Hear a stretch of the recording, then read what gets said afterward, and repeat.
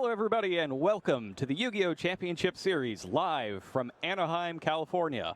It's a beautiful day outside, but it's a little chilly, so over 1,700 duelists have opted to come in out of the cold and duel this weekend. We were running a special Black Friday promotion yesterday and I guess into this weekend. Yeah. So what we did was everybody who pre-registered yesterday, when they turned in their deck list, they got a special game mat featuring Soravis, the Ancient and Ascended, and it's absolutely gorgeous. Lots of people turned up for that, and they're going to have a lot of other fun stuff coming this weekend as well. And we've got a lot of fun stuff as well. I'm here in the booth with Robbie. Yep. And we also have another member of our crew this time. We teased it back in our Destiny Soldiers live reveal from the office, but Billy Brake is going to be joining us as well from the sidelines and out on the floor. So we're really excited to have him on board. Yep. It's going to be a good weekend. I'm so excited. So much has happened since the last YCS we've been to. We got Billy on coverage. Yep. Yep. It's looking good. We've just completely redone the format, too, yeah. since I then mean, we as well. have Invasion Vengeance, both the new Kaiba and Yugi starter decks, so it's going to be a good time. All right, so why don't we go meet our new floor reporter and send it over to Billy Brake, Master Duelist. I have an intro, so I don't have to introduce myself. Hello, Duelist. We are here live at YCS Anaheim. We're just over 1,700 players are preparing to battle it out all the way to the top to become the YCS Yu-Gi-Oh! Champion. We are get excited. We're going to have live streaming all day coming at you. I'll be on the field. We have Jerome and Robbie back doing feature matches. I'll be giving you tech updates. Player, maybe your best player, your favorite player is doing well, and I'll let you know. What else are we doing today? I'll be walking around and just giving you updates on all sorts of games and everything. We'll be doing player interviews after the feature match. I'll be able to interview the duelists and see why they made certain decisions and why maybe they didn't do so well. But there's a lot of duelists and they all want to be a champion, but there's only one who will come out on top this weekend. If you were to personally ask me, I think Melifos are going to take it down, but ABC is a very strong deck, you know, piloted by Kaiba himself, so we'll have to see what happens. I'm just waiting for everything to get started. The player meeting will begin for round one, and so it sounds like we have the announcement for round one about to begin. I'm excited. Thanks a lot, Billy. Yeah. So, yeah, as he said, we're going to be seeing a lot of Billy. Yeah. We're going to try to get to Billy. him between games here, since that's a little more exciting than shuffling, and we'll talk to him after each match as well. Yeah. And one thing that really stuck out to me there was his pick for Metalfoes to take it down this weekend. I think he's right.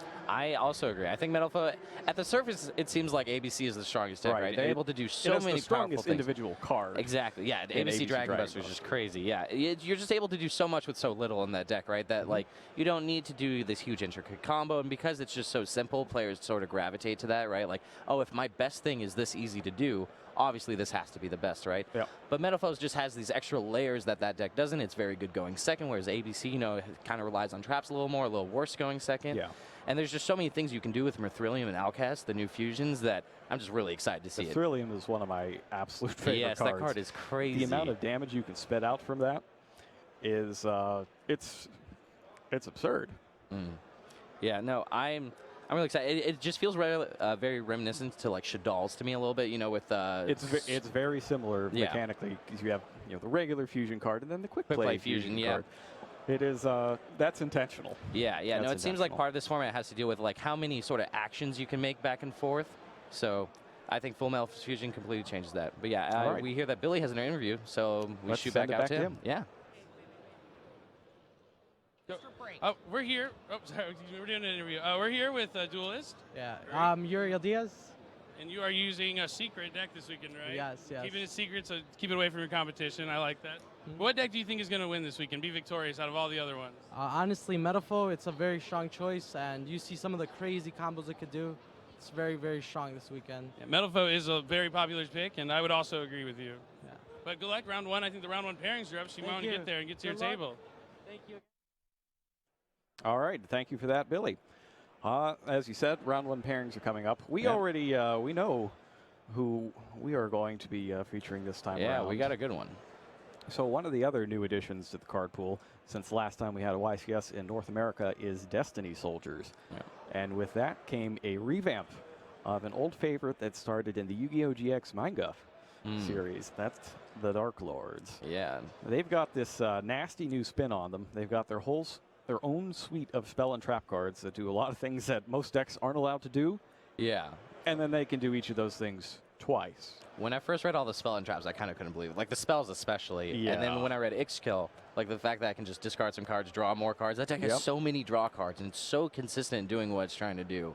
It's like do you even need Pot of Desires? You already run 9 draw 2s. Exactly. And in this case, I think you said yes. Yeah, I mean, I'm always willing to draw some more cards. I'm going to play 15 draw 2s. Or could you possibly draw too many cards? Yeah. Does he use Sacred Swords in his deck? I was seeing that in some lists. No, it's just Desires, Trade-in, Allure, X-Shell. So that's 12, 15 if you count the Banishment of the Dark Lords. Yeah. So he's going to be we're going to see a lot of card drawing, and for me, not a whole lot of shuffling, which is always nice. Not a lot of searching anyway. Yeah, just a lot of drawing. I'm okay with that. Yep. So the Dark Lord deck, if you're unfamiliar with it, it's a bunch of monsters that you normally can't play. They're all high-level dark fairy type monsters, and they find various nefarious ways to cheat themselves into play. Usually by discarding other cards or themselves, and then coming back with a Monster Reborn-like effect from Dark Lord Contact. Yep. It's really good, and if you can get it set up with a bunch of Dark Lord Rebellions available, either on the field, in the graveyard, or both, you can just stop your opponent from playing anything, one card at a time. Yeah. It's very good. How do you feel about Eradicator Epidemic Virus in that deck? I don't think our Duelist has it here, but... Eradicator, well, it's limited. Yeah. But if I were to play 18 draw cards. Yeah, I'd probably play the one. Yeah, it just seems like one reason I really like that deck is there's such powerful, like high-impact cards like Eradicator Epidemic Virus, Vanity's Emptiness, all these things, and other strategies. You know, they all know that Vanity's Emptiness is just one of the best traps you can play, but they kind of have to get lucky to draw it, whereas Dark Lords, you almost always guarantee finding it, or a lot of them play Arc Lord Christia or Vanity's Fiend, just something to sort of stun the opponent out of special summons, but because you can dig so deep in your deck, you can almost guarantee always having that, and that's why I really like Dark Lords right now. All the draw 2s are great, because you can play those tech picks like that. You can main deck, just 2 Kaijus. You don't have to use all 3. Yeah, that's another thing. Slimming slots is always nice. Yeah, because if you draw through, if you see 15 cards on your first turn, then you're probably going to find one of them in there. Yeah, and then much like Blue Eyes, like this deck gets to take advantage Kaiju. If it's ever dead, they get you to just trade it in, which is always a big deal. Yeah, same thing with the water strategies, right? Because they can always ditch a Gamma Seal. It's nice to always just have an extra thing to do with a Kaiju when, you're not trying to beat one of their cards. So we're hearing some announcements right now. That's going to be for the player meeting. As you heard, over 1,700 duelists. That puts us at 11 rounds for the weekend, 9 today of Swifts, then 2 more tomorrow, followed by a cut to top 32.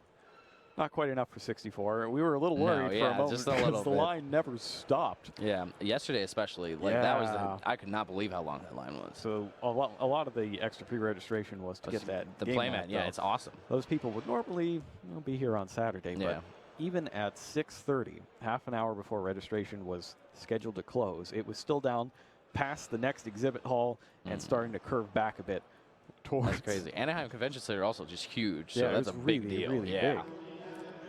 Oh man, I'm excited. It was fantastic. Yeah. So that's a big turnout, especially for a holiday weekend. Yeah. I mean, it's crazy, but people are eager to duel all these awesome new cards. It's exciting. Who doesn't want to take a holiday trip to Southern California anyway, right? That's true. Oh, looks like we got another deck list on the side right there. And we're just receiving something right now. We've got our opponent. Oh, this is fantastic. Nice.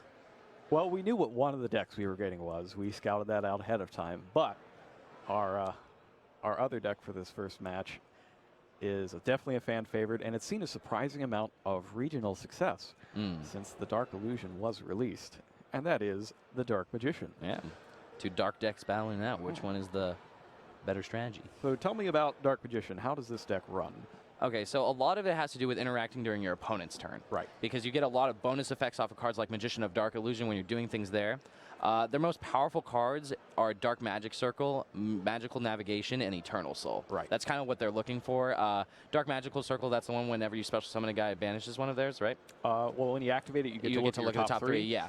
Well, I feel like that's sort of just the upside of the effect, that's right? Just, yeah, when you activate free. it, there's a good chance it replaces itself, which is free great. cards upon but you kind of free want to set cards. it up so every time you summon a magician, you get to banish a card, and then you start doing loops with Eternal Soul, where you're using a rod to tribute itself during your opponent's turn, so you can get the guy in the grave to do that. So it has this like inevitability aspect that we don't see in a lot of Yu-Gi-Oh decks right now. It's like this and pendulum decks. Exactly. Everybody else runs out of gas. Yeah. Everything else is kind of sorting. They're trying to combo in some way where they just make a big field. You can't do anything about it. Whereas Dark Magician almost plays this grind game where they just set up their combo, but their combo takes a little longer, but it just actually sort of locks you out. And I really like that about Dark Magician. The one thing that you have to worry about when you're playing with Dark Magician is that the banishing effect from Dark Magical Circle is only once per turn, no matter how many copies of it you have. So you need to know all the other decks really well so that you know which is the key part of that deck that you need to banish with the circle and when to trigger all of those effects. Yeah, I feel like that's a very important aspect of this format, is knowing exactly what you're supposed to be disrupting. Yep. Timing and what the other deck is doing. Yeah, because a lot of people are building their decks now to just do one more thing, right? Like, oh, I want Photon Thrasher or Empowerment in my ABC deck because I need an extra monster to threaten Alkahest, for example, right before I can do more things. And I feel like that just has a lot to do with, like, you just need to know what you're supposed to be answering. Like, okay, yeah, I might lose my Alkahest here, but that's not as important as making sure he doesn't drop, like, ABC Dragon Buster and things like that, And Metal Foes is ripe for a lot of those sorts of things. Yeah, that's one thing I was trying to mention about Metal Foes earlier is that the full Metal Foes fusion gives them just like additional actions. Like that's just the important part. Like I have one more way to disrupt you. And like that's what quick matters. play. Yes, yeah, so that's you can why drop that in one more the battle thing. phase or on your opponent's turn. Yeah, it's very a powerful card. It's either a huge damage source or just another trap-esque card, right? Because you have Alkahest, who's effectively a trap monster in some ways, right? Like trap-esque effect, just put on a body. Have you ever actually used the thing equipped to Alkahest as a fusion material? Yeah, I think it comes up like a solid amount, but not as much as you would think when you first read it, right? Yeah. It seems like it just happens all the time. But yeah, I also feel like when your hand's good going first with Metal Foes, right? Like the game usually ends just on the second turn, right? Because they just can't do anything, and you already filled your extra deck with Pendulum monsters. You have these fusions set up. Yep. You got Bismuth gear triggers, so you always make sure you have a couple monsters to fuse away. So the duel usually ends as soon as they can't break the Alkahest for a turn. The duel's usually over the next turn. So I feel like that's also a big part of why you don't see it happen too often. That's when most people play Metal Foes. When I play Metal Foes, I don't draw any Metal Foes. And it gets really ugly really that's definitely a problem. Are you a fan of the Clifford engine in it? You're like the one scout, one monolith thing with the summoner arcs? For Cyber Dragon Nova? Yeah, also it's just like free, right? Like it just gives you more things to shoot. Volflame. I like that Summoner's Arc can pick up Volflame. Yeah. And if you already have the Metal Foes, you can do that. The problem there is space. Yeah. Because you have, it's only one card each for Scout and Monolith, but you're not going to play those Summoner's without the Arts. arts. Yeah, you got to play at least 3 if you're, well, not at least 3, but you're trying to play 3 if you're trying to take advantage where of are Scout. those spaces coming from? Yeah, exactly. Did they used to be painful decisions? Were they extra copies of Desires? Right. Are they a second or third full Metal Foes fusion? Yeah. It's just where are you getting the deck I feel like a lot of duelists duelists they sort of feel like they have to add something extra to the Metal Foes deck, which I think the pure Metal Foes deck is actually the most powerful. But I've seen a lot with like sometimes they play Terror Top, right, as an out to anti-spell and just, I can make a Totem Burn to one. Or have you seen the one that uses Swap Frog, for example? They summon a Swap Frog to send Rodent Totem, and then they bounce it back and Pendulum summon him back.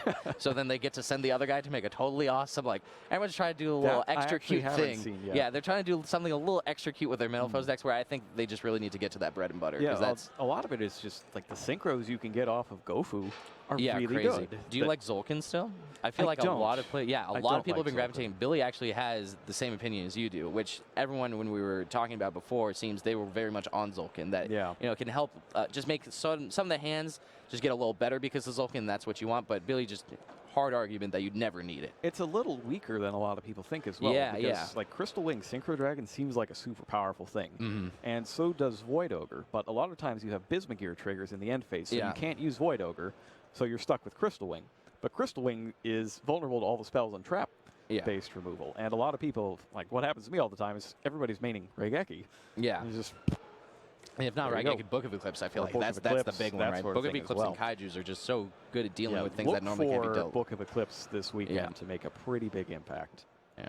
But I like stuff just Vermilion Dragon Mech is really good. It's definitely a good one. You can use Gold Driver with Gofu, and that also gives you an out for anti-spell fragrance. In fact, I think you can get one at every level that you can make with Gofu, because you have Dragon Mech, Scrap Dragon, Coral Dragon at 6 if you need it. Yeah, I guess the issue with that is more space, right? Like, how can I really, like, play a Coral Dragon in my Malifaux's deck, right? I don't know, that slot. And especially, like, I'll bite Ghost Reaper and Winter Cherries is not very popular anymore. I feel like it's definitely a trend away from it. But yeah, if they want to add, kind of if they want to be like that. adding those extra deck slots, you know what I mean? And they're also using Ghost Reaper and Winter Cherries, that's also rough. But I don't know.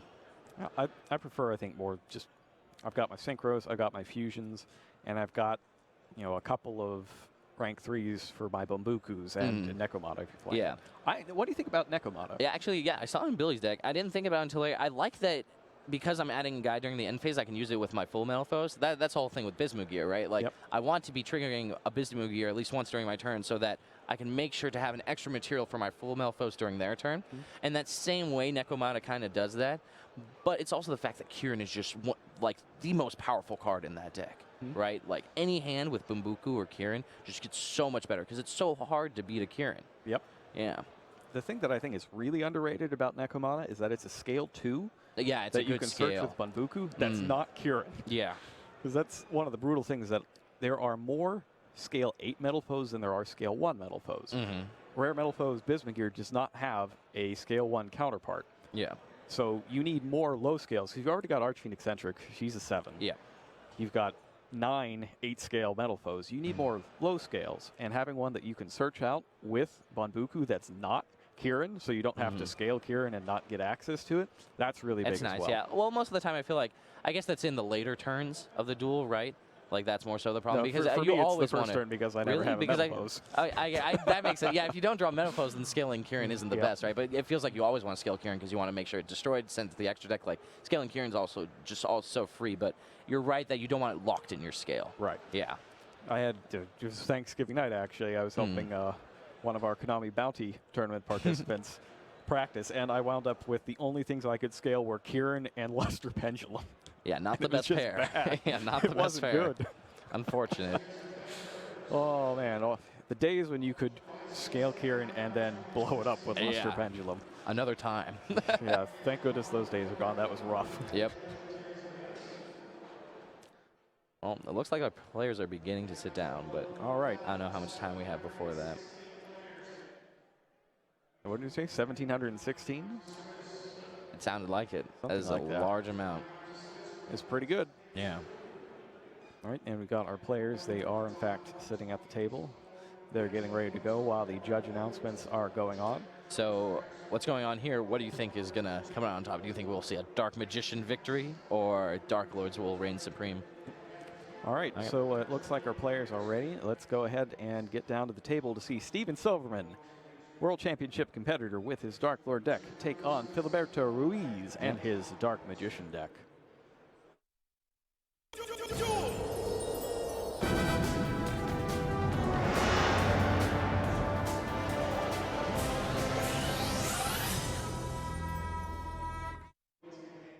All right, we are just about ready to get round 1 underway, but first let's go over the ground rules. Each match is best of 3 duels. First player to win 2, or have their opponent lose 2, if strange things like penalties happen, will win the match. 8,000 life points each. When you're out, you lose. If you run out of cards in your deck and you are forced to draw a card, you lose. Rounds are 40 minutes. Timer will pause whenever there is a judge interaction. They will get all that time back in an extension at the end. If there is no winner, at the end of 40 minutes, we will go to extra turns in the current duel. After the 3 additional turns in Swiss, we will check to see who has the highest life points, and whoever has the highest life points will win that duel. We then check to see if a player has won more duels than the other in the match, and if so, that player is the winner of the match. If not, it's a draw. A match win is worth 3 points, a draw is worth 1, a loss is worth nothing. The total number of points you get at the end of this day determines whether or not you make it to day 2. I believe the cutoff is 18, possibly 19. What's the cutoff for 11 rounds? I think it's 18. 18? Yeah, 18 sounds, rounds? It's 6 wins. 3 losses. No, 6 wins, 3 losses. I think you might need a little more than that. A little more. 17? Or, I mean 19? 19. X2-1. know, we can get that information as it goes. It was definitely in the judge announcements, but we got headphones on, so we're not entirely sure what's going on in there. All right, and it looks like our players are drawing their hands. They are getting underway. Steven Silverman is on the right. Gilberto Ruiz on the left. Yep, it looks like Ruiz won the roll when I was watching, so unless they low rolled, Ruiz definitely rolled higher. So it looks like he'll be going first with Dark Magician, which is very important, right? Because it's a deck that tries to interact with the opponent so much during their turn. You really want to be going first, which is part of the reason why the Dark Magician deck is a little weaker, right? It's just another deck that really wants to go first, and if I'm trying to go first, going second. Why wouldn't I want to recite the alphabet instead of, well, one reason is that Dark Magician is incredibly cool. Yeah, that is a great reason. The alphabet is not. Yeah. That's something you learn in preschool. You're right. Yeah. One reason why I also think this deck is a little weaker, I guess Maxi has been a little less popular, right? But Magician's Navigation, the fact that they get to draw 2 cards off of that whenever they Maxi, it's real rough. Yeah. It's more moved from the main deck to the side deck, though. Yeah. A big part of it, I think, has to do with ABC doesn't want to be playing that many hand traps, right? Because they're trying to Bujinte Tsukiyomi a lot, and like Maxi also isn't the best against them already if they're trying to use Photon Thrasher more than they are gadgets. Like, yeah, if you can catch them on a gadget, that's great.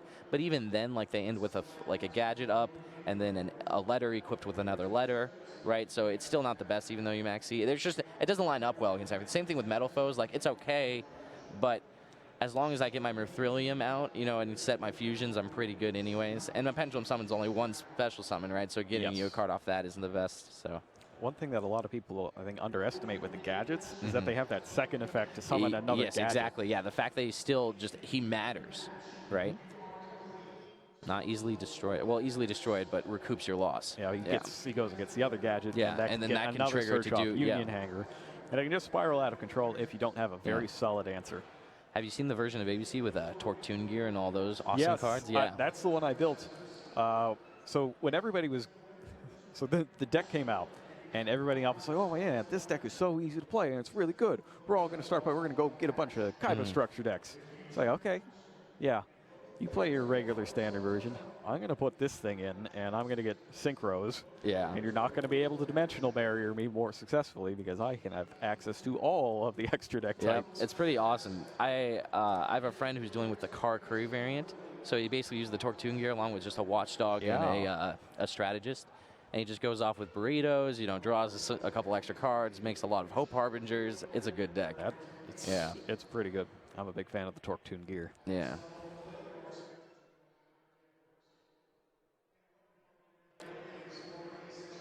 All right, we're just getting a few final announcements from our head judge.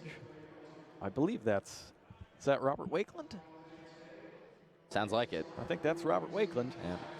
A longtime veteran of judging at these events. I believe he's got a world championship as well. A world champion? Yeah, yes, definitely. I think it was that in Kyoto? Did you do Kyoto? I think so. I remember it was one of the ones I was at for some reason. So Kyoto was one of the few I've been to. Yep. So. Now, another interesting note, our head judge from the last World Championship, that is Matt Weaver. Is now a Konami employee. Yeah. For Konami. That's great. He's taken over as the employee on site for YCS's. Yep, moving on up the ladder. Yep. I think there's a pretty strong correlation between judging World Championships and getting hired at Konami, because I did too in 2007. Yeah, maybe I'm in the wrong line of things here. Move to the judging instead of commentating. We'll see what happens.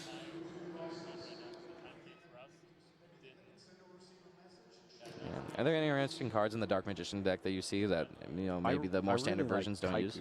Kaiku, yeah, he's sweet. Kaiku's a pretty good one. Yeah, he's really good against ABC, obviously, because they're just trying to dump everything in the grave and banish everything. Same thing, oh no, never mind. It's not so good here, though, as I don't believe it stops you from banishing spells. Actually, you don't even, it doesn't stop you from moving spells around. Yeah, and you're just shuffling them back. Yeah, definitely not the best. I also like the Dark Magician deck because you get to play Pot of Duality. I miss that card so much. Pot of Duality used to be such a solid card, you know what I mean? Just trying to jam 3 and everything, but now just a little too slow for most strategies, what they're trying to do. A lot of 2-ofs in this deck. Very interesting. He's got the split on Veiler and Max C. And then the same split on Ghost Ogre and Ghost Reaper in his side deck. The same thing with anti-spell. You don't usually see 2 of that card, you know what I mean? Because it's usually a card you want to bring in as, this is the way I win this game, right? This looks like a case of this deck has this format has a ton of different decks. Yeah, which is a big reason why I'm so excited for this weekend. Also see Danko Sec. I feel like that card's getting a lot more popular than it was a few months ago. It is. Actually, that was one of my secret tech cards a couple months back. Yeah, well, we see 3 in this ad deck and 2 in this one, so definitely catching on. Yep, it Ahead is of the curve. not an easy card to play against. No, definitely not. And especially with the Paleozoic deck, they're just so reliant on trap cards. Trap cards are literally your deck, right? Yep. And just Danko second them out of the game. It's nice. Also, like any strategy that's just not trying to, they don't need their normal summon as much. For example, like Dark Lords, right? You don't really need it all the time. Yeah, it'd be nice to summon a Vanity's Fiend, but I mean, that's his only normal summon. Exactly, but like against those trap decks, you don't even want Vanity's Fiend, right? So that seems like a clean cut for 3 Danko second, and then you just Danko second them out. I think we'll probably see Danko second in this match post-sided, highly right? likely. It's probably real good against Dark Magicians. Yeah. Eternal Soul and Anything. Magician Navigation. It's just a beating. It's a good card. We are now hearing who the bounty duelists are. This is the regular bounty duelist for the YCS, not the special Ultimate Pegasus Challenge tomorrow, which will feature Konami employees as bounty duelists. I hope they've all been practicing while I was away.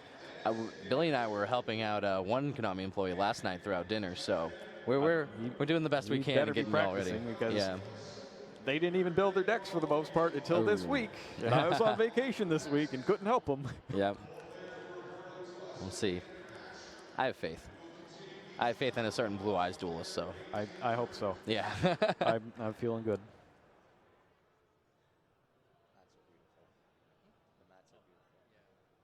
We actually have a special thing for that Ultimate Pegasus Challenge. Oh, really?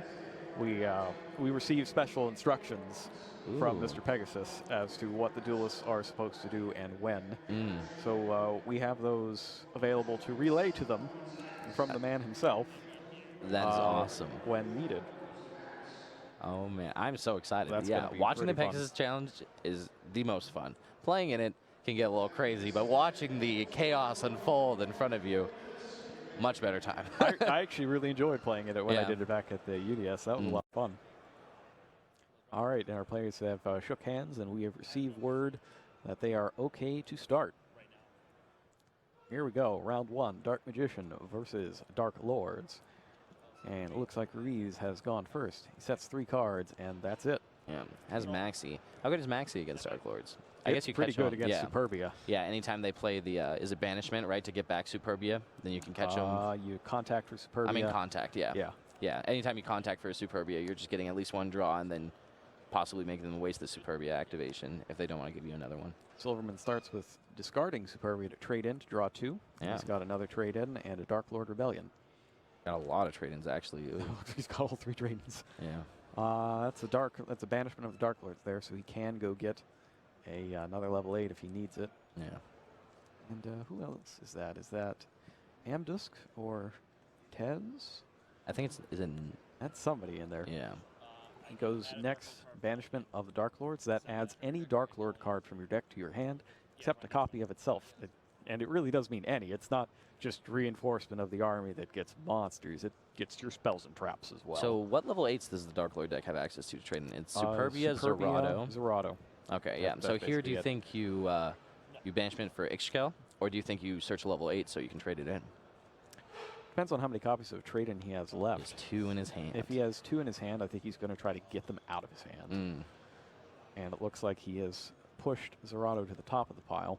Yeah, seems like a good choice. There it is, because he doesn't have quite as many Dark Lord cards in his hand that you want to discard with Ixchel. So he's going to get those trade-ins out and see where that takes him. I love seeing all the secret rares from Phantom Darkness. I feel like they're just all so good looking. Like Dark Lord Zerato, Dark Arm Dragon. So excited to see another deck that's able to jam a couple. And it looks like he's got a Soul Charge in there as well. So he so his hand's pretty good already, yeah. The neat thing is you don't even have to lose the full 2,000 in this case. Because of Superbia. Yep. Yeah. I'm sure he'll try. Oh, Desires, yep. Keep going. You're going to get even more cards. Oh, he's picked up Contact as well. Nice, so yeah. He doesn't even have to use the Soul Charge. Pot of Desires, banish your top 10 cards of the deck face down as a cost to draw 2. But he draws. Looks like 2 copies of Allure of Darkness. Yep. Keep the draws going. Allure just one of the best draw cards in the game, right? Because you get to see the cards before you make the decision to what you pitch away. So. And he's only got 1 available choice right now. Yeah. He's going to go ahead and take a look. That's a lot of Dark Lords. Yeah. That's kind of rough. Yeah.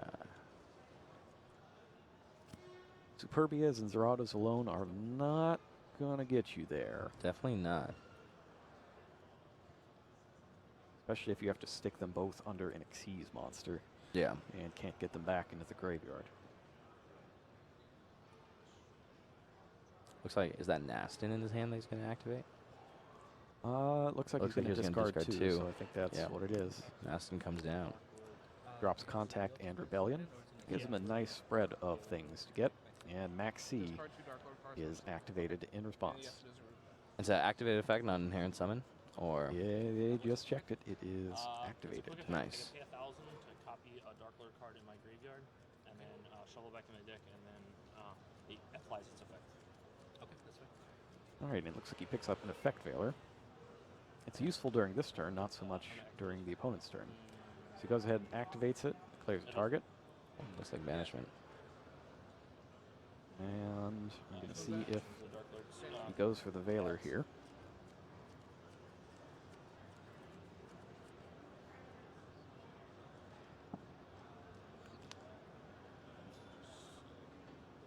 Doesn't look like it. Looks like he wants to hold it for something, but I'm not sure what he'd want to hold it for. Because if your opponent's under Maxi and they're trying to Superbia, right? Like, yeah, it seems like a good thing for you. So he gets the another Superbia. That's going to let him get the last trade in. Yeah, out. Big deal. He was able to go through all 3, and hopefully just find a couple dark monsters so he can start luring away. But he banished so many dark monsters for that Pot of Desires that. And he picks up another Pot of Desires and another Contact. Nothing but green. And the cost for that is 1,000 life points. During either player's turn, whenever, it's a quick effect, you can pay 1,000 life, target a Dark Lord spell or trap in your graveyard, and then when the effect resolves, you resolve this monster's effect. You basically use the effect of the card in the graveyard, and then you shuffle it back into the deck. So not only do you get it again, you put it back in your deck so you can get it again. Yeah.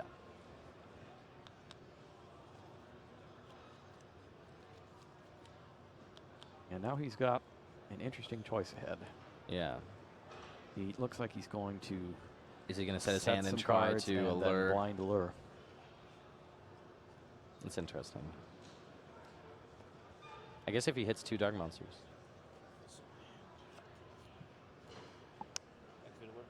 Yeah.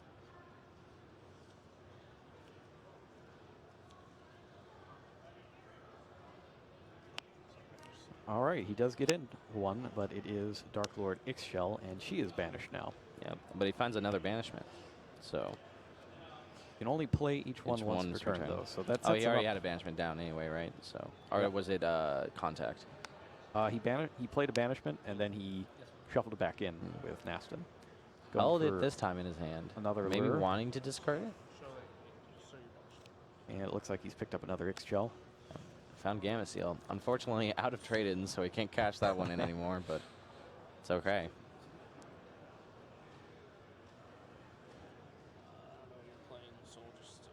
All right, Nastin gets in there for 2,500. Or at least he's trying. But he's going face down with Quaking Mirror Force. Quaking Mirror Force is a popular choice because it freezes that monster face down. It cannot have its battle position manually changed anymore. Quaking Mirror Force, it's the most popular Mirror Force right now, right? Out of them all? Yep. Yep. Now, the second is kind of a tie between Storming and Drowning. Yeah. All right, on the end phase, we got a Twin Twister, discarding Eternal Soul. He doesn't have any Dark Magicians yet.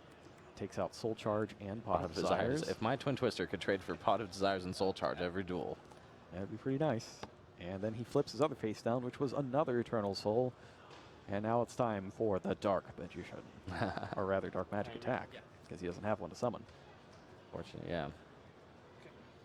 Dark Magic Attack is one of those cool attack spells. This one, if you control Dark Magician, destroys all your opponent's spell and trap cards. Total Soul has 2 effects. One lets you summon Dark Magician from your hand or graveyard each turn, and the other lets you search for 1,000 Knives or a Dark Magic attack, of which Ruiz plays 1 of each. I like that. It also keeps all your Dark Magicians protected from enemy card effects. Yeah, that's a big one. That's And, the biggest one, I think. It gives you not only, it's sort of like a darned if you do, darned if you don't kind of thing.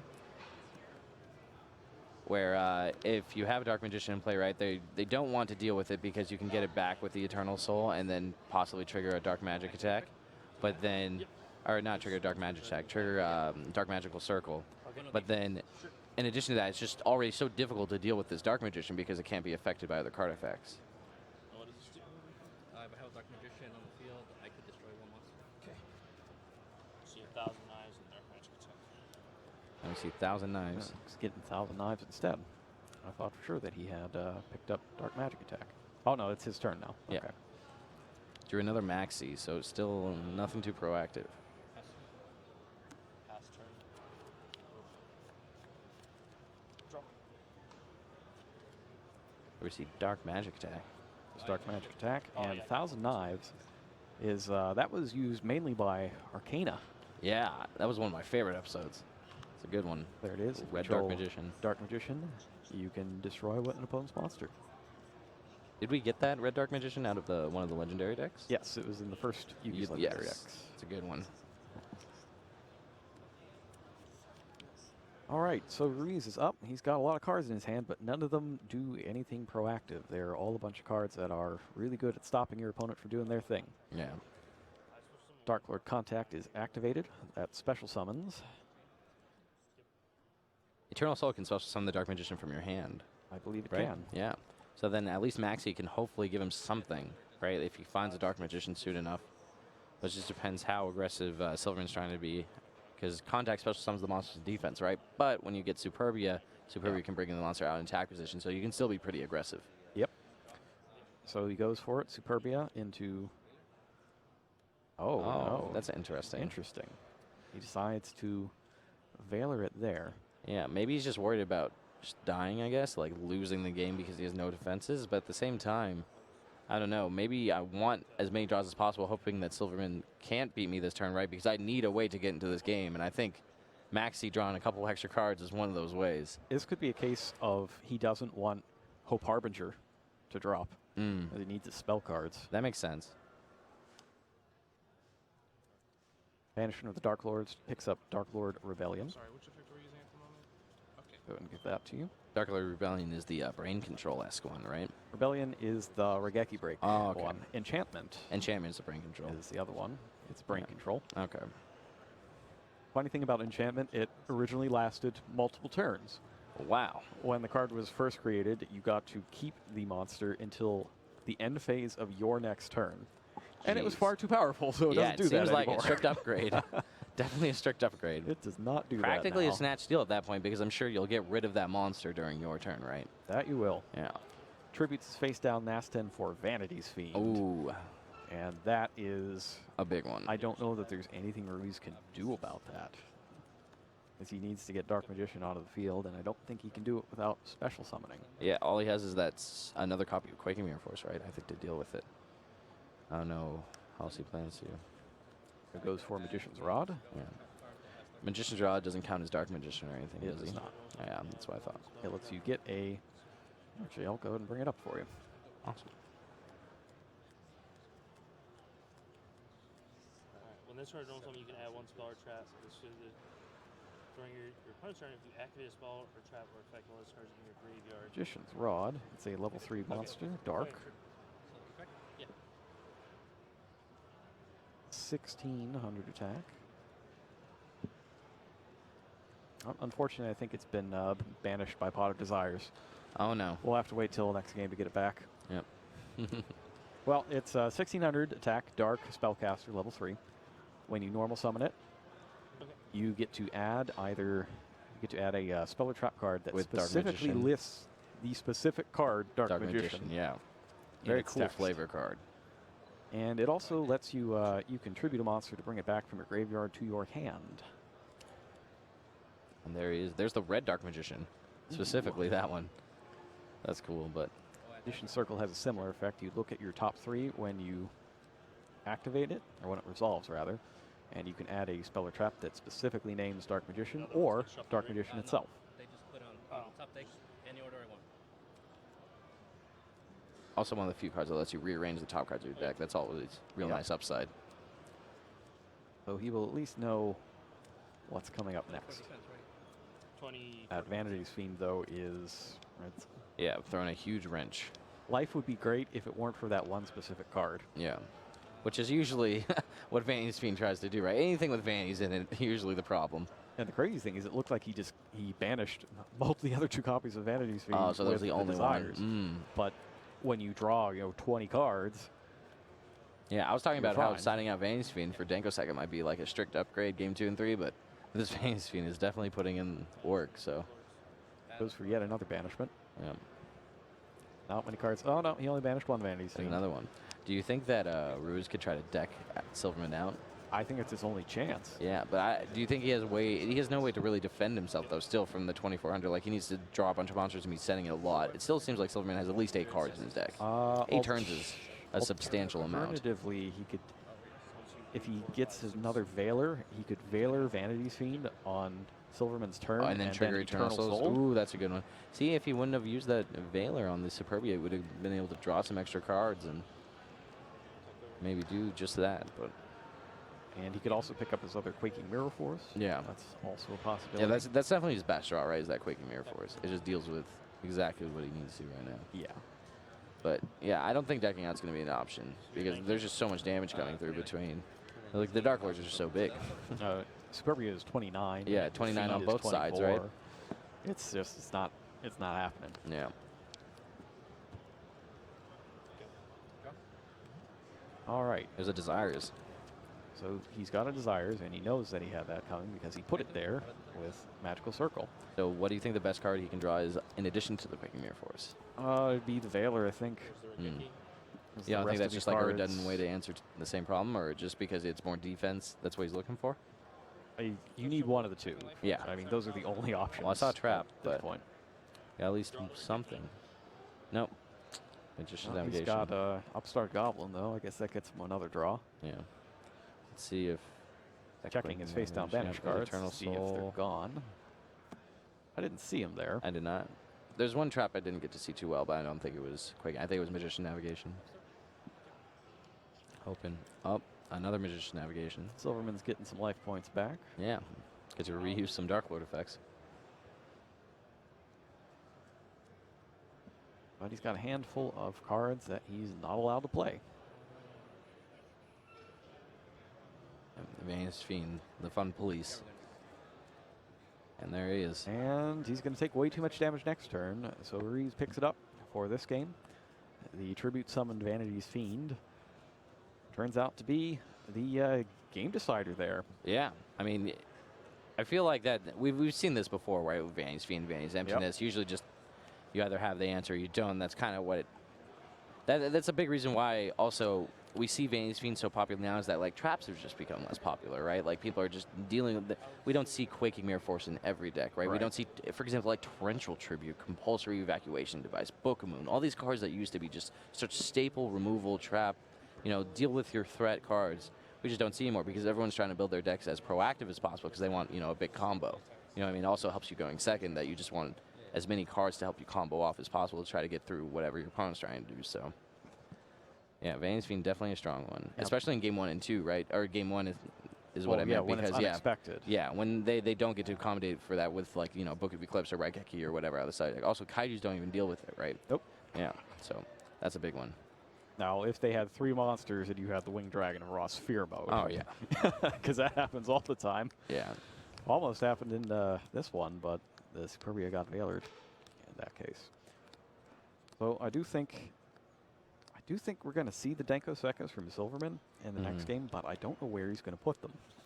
Yeah, in that is this interesting. case. It's definitely interesting. Is there anything else other than the Denko Sekkas we might see? How good is Raigeki against this deck? Or Lava Golem? Lava Golem is in his deck. I mean, Raigeki's not the greatest when Dark Magician's unaffected by spells and traps. But yeah, that's what I assumed. Yeah, I guess you could tribute it off or something. Yeah, though. so maybe just like Twin Twisters and Denkos, just the regular spell and trap card removal. But I feel like he probably thought that he would be signing out those Veins Fiends for those cards, you know, because 5 cards is still a lot Yeah. to put in, so we'll It see. is- I guess he could slim on some draw cards, but I'm also not the biggest fan of that, right? Because you want the draw cards to get to your side deck cards faster. But maybe just because if you have to slim on other things, maybe you can't accommodate for all those draw card effects, If at you least had the harder to- ones. If you had to slim on one of the draw cards, which one would you drop? Or which one would you reduce the number of?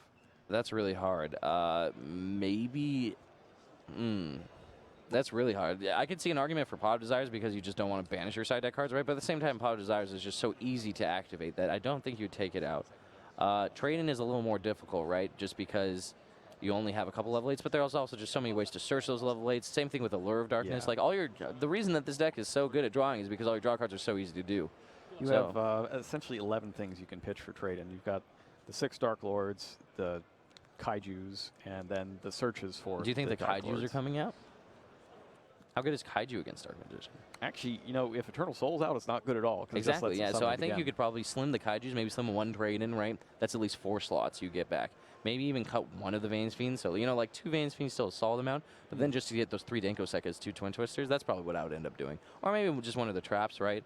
Like maybe the second copy of Rebellion isn't that important or something. I don't know. Or Enchantment. Enchantment doesn't seem the best, Rebellion actually. is definitely more important in this Yeah, so matchup. then you could probably just slim 1 Enchantment, 1 trade-in, and 3 Kaijus for 3 Denko, 2 Twin Twister. That's probably what I would end up doing. And Yeah, it looks like then, our duel's underway. Yeah, it looks like Ruiz has started off again, same way he did last time with 3 face-down cards. Yep. Allure of Darkness. And we've got Allure of Darkness for Silverman. Looks like he's got a much more diverse hand this time around. Banishes 1 X-Shell. Presumably he has another. Way to get it. I think so. We see at least 1 Twin Twister, I think, at the far left of his hand. So Banishment of the Dark Lords up next. Prize card Picks up Dark Lord Superbia.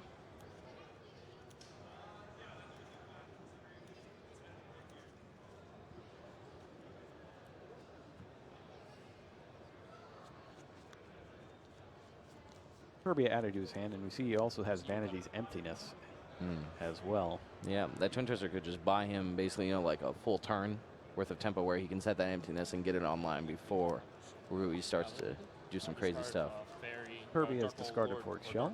Dark Lord card. I draw 2 cards. That one and stuff, right? Yeah. Yeah.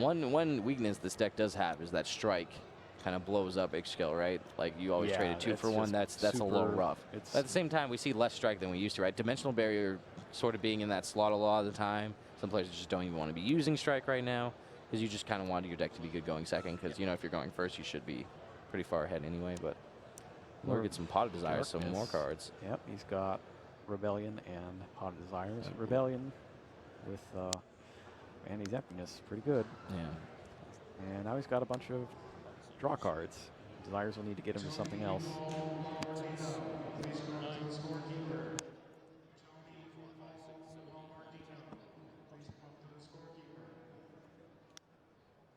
His Vanity's Fiend That is and the Fiend. Ixchel. I Looks believe like was it. the other one. Yep. Let's see what he banished. So the saving grace for Ruiz here is that I don't think I saw anything that can actually summon a monster.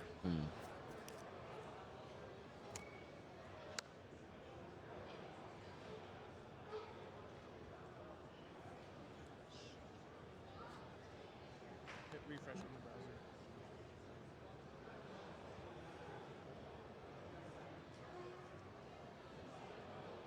Yeah, the fact that so many of the Dark Lord effects are once per turn, right? The fact that you can't like Ixchel into Ixchel and just use multiple copies of Banishment, that's where this deck can kind of slow down, right? Even with all of these draw cards, sometimes you can just get stuck with the Dark Lord cards, and if you've already used a bunch of them to dig further, it's a little rough. Let's see how good this Twin Twister is.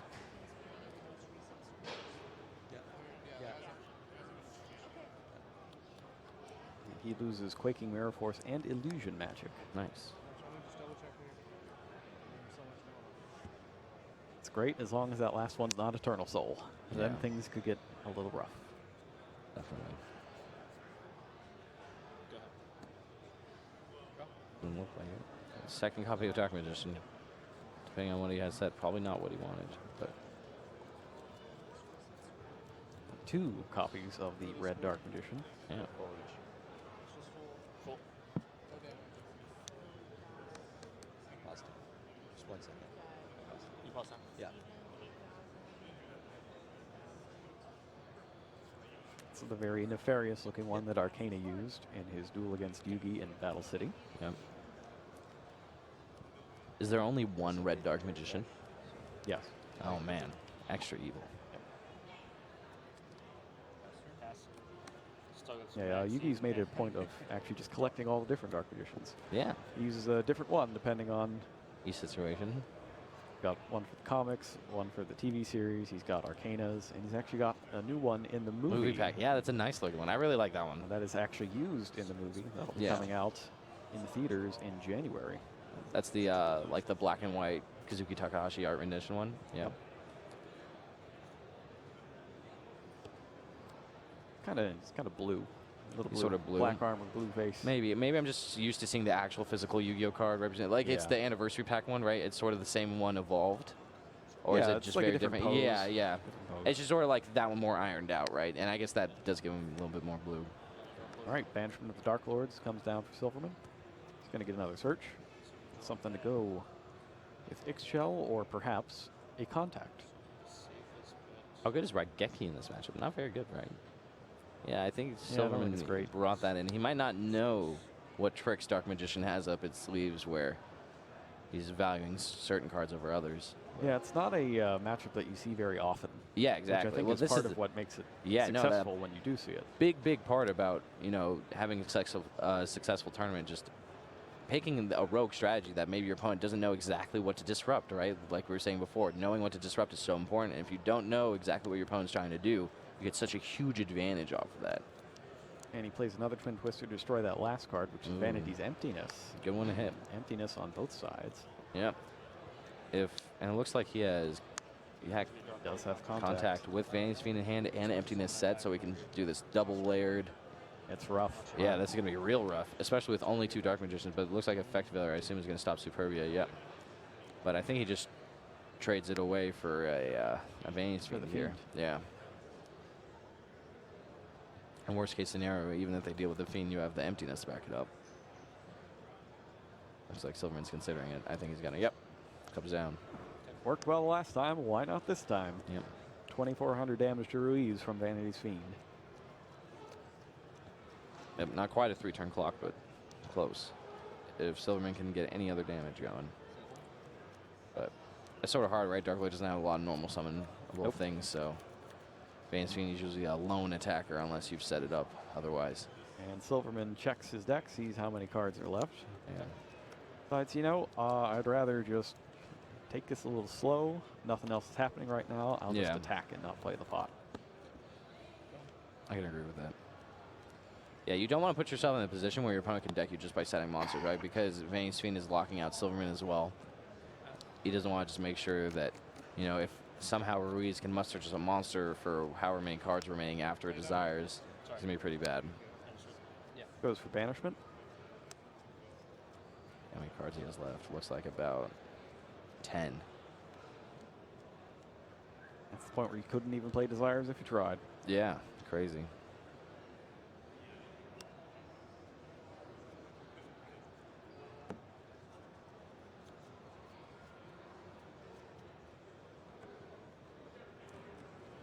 Banishment for Zerata and then drawing 2 cards off a trade. And it's a Game of Seal, another trade, and probably going to cash those in too. You can't even play the Gamma Seal, so why not? Yeah. Double can't play it. I just No don't know monster, what no does he other even thing. really want here, right? Like, yeah, he finds a lure and another draw card. What is he trying to draw into? Like one of the trap cards? I'm not entirely certain. Yeah, because like he that didn't same put in argument the that you gave with Denkos. Pot of Desires. Maybe you just don't cash in anything, right? You just kind of chill back, wait for your opponent to do something, and then spring into action. I don't know. Especially if Silverman values the Kaiju in this matchup, right? Because he saw it in Raigeki, so at least he's under the impression that those cards are high impact. Like, how good is trading that in? You know what I mean? If he's going to beat your Vanity Fiend, he probably has a big enough monster where you want that Kaiju. Up starts into Dark Magical Circle, which shows Pot of Duality, Magician's Circle, and Eternal Soul. Eternal Soul would have been great a long time ago. Definitely. Yeah, like first turn.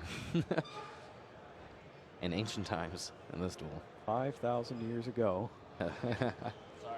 And that's it. Yep. Vandy's Fiend. Can't do anything. Vandy's Fiend just doing the Vandy's business for Fiend Silverman. gets there 2 games in a row. Didn't really see a whole lot of what the Dark Lord part of the deck does, other than draw cards. That's rough. Sorry, man. But we got plenty. Yeah, he never summoned it. Did he copy one effect? He copied one effect the Oh, entire nice. time. Oh, the banishment, right? In the he first game summoned to the search something. Nastin Yeah. and search for the banishment. Yeah. We saw a little bit of Superbia, but that kept getting veilered. Yeah.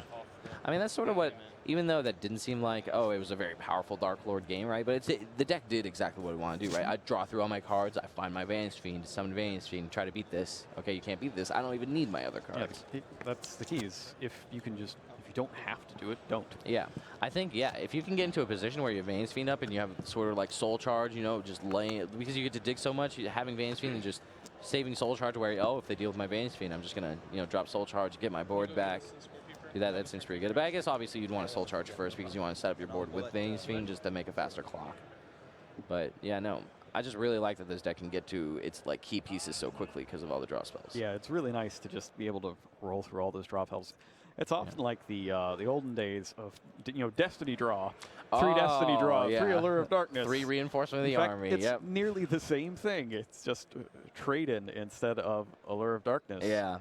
Yeah, this no, time. yeah, sort of reminiscent of all the old Phantom Darkness decks, right? Yeah. Phantom Darkness and decks. it gets to play Zerato. You're even on theme with Phantom Darkness cards. Right, we're Oh, one dark. man. So you know what card's missing from this whole equation? Dark Greffer. Oh, yeah, you're right. Where's Dark Greffer? We got all these high-level dark monsters. You can just toss them toss Superbia in the graveyard for Dark Greffer. Send some more stuff, and then play Dark Lord Contact. Definitely an enabler, I guess, and you can just like banish it away with Allure of Darkness. Worst case scenario, it's not that bad. Also, you could like discard a Superbia to special summon it, right? And then you haven't used your normal summon, so you can still use your normal summon on Vandy's Fiend. That seems pretty strong. Yep. But I guess it's also like, yeah, you sort of try to avoid filling your deck with all these extra normal summons, right? Because you don't want to. You'd play one, and if you draw it, you play it. But Dark Greffer also just gets around that because he's not really a normal summon. Just ditch a Dark Lord, he's out there. But we also saw those games. It seems like Silverman was running slim on Dark Lords. Like Desires can just, even if it banishes just 5 Dark Lords, right? Like that's a substantial number of your monsters. Yeah. So one of the big things is how many of the ones that copy stuff are you playing? Yeah. And he's only playing 7. He's not running Tez at all. Yeah, Tez is pretty good. I'm a fan of Tez just because it's a replacement. Yeah. Even if you get Solemn Strike, for example, you can still discard it to keep your guy on the field, which is important for cards like Rebellion if you need to disrupt your opponent in turn. Right. Well, the issue is the Strike is also just going to get you so bad already because it's going to get your Ixcal, and then you can't really do anything to that. So it's rough. But hey, special summoning Dark Greffer can't. Yeah, they can strike the Greffer, but it's still happening. Because they just don't know what you're doing, so they're just going to waste their like, strike. Well, you still get 2 for 1, right? Like that's still the problem. If they do it. Yeah, if. There's a good chance they're going to look at you like, did you just arrive from 2007? Like, exactly. Are you okay? Do you know what year it is? Darkham Dragon's at 1, just as a heads up. I just want you to know. And Stratos. Let's not even talk about Stratos. Yeah. All right, so we have Billy Brake live with Steven Silverman, fresh from his victory over Dark Magician. Let's send it over to him. John, tell me when you want me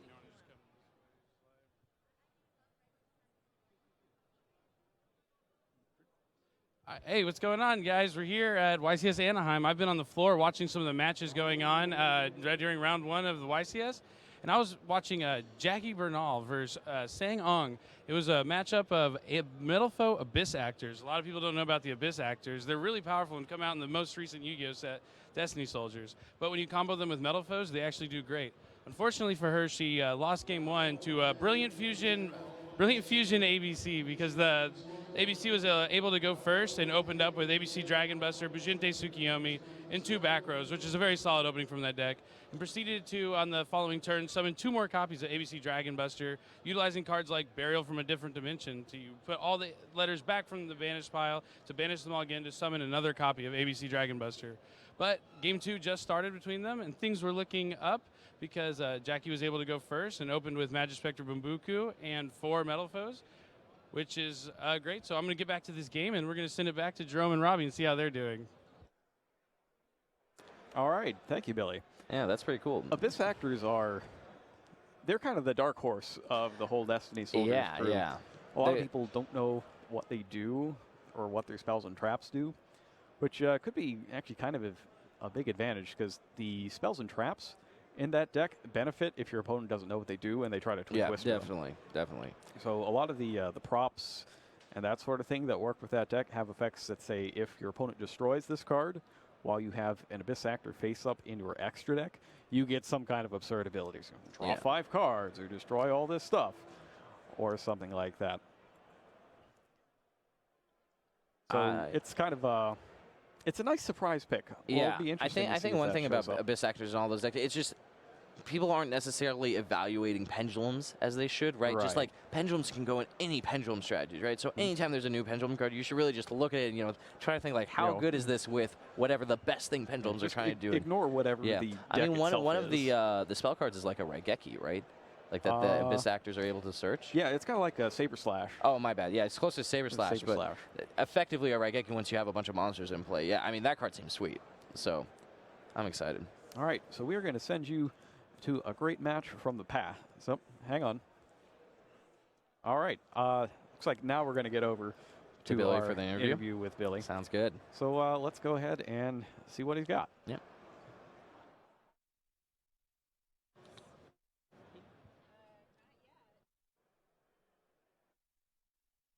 All right. Be an We're still extra getting minute, a little bit. We are herding back our winner from the previous round. That can happen from time to time. But he has a lot to be proud of in that match. Like, he didn't really have to stress so much. No, summon advantage. All he had to do was stress about how many cards he had left in his deck, right? Other than that, and, you know, facing an unknown opponent, sometimes Vantage Fiend is enough to get there. So it is. I wonder how much he knew about that matchup in general. That's probably something that we're going to find out in just a little bit. It'll be interesting to see how this deck holds up over an entire tournament. My feeling is that Dark Lords would be a pretty good pick for a long haul. Yeah, because it's just so consistent with draw cards, You get to see so many cards each time, and they're all really strong. Yeah, but watching that, I don't know. I somehow felt a little uneasy. You know what I mean? Like when he activates Pod Desires, all these things, it just felt like things could go so wrong out of nowhere. And a lot of that is his low count of the Dark Lords that actually do the Dark Lord thing. Yeah. I know when I was playing it, I was playing the full 12, but we'll see if that comes up in Billy's discussion, which we'll head to now. Nice.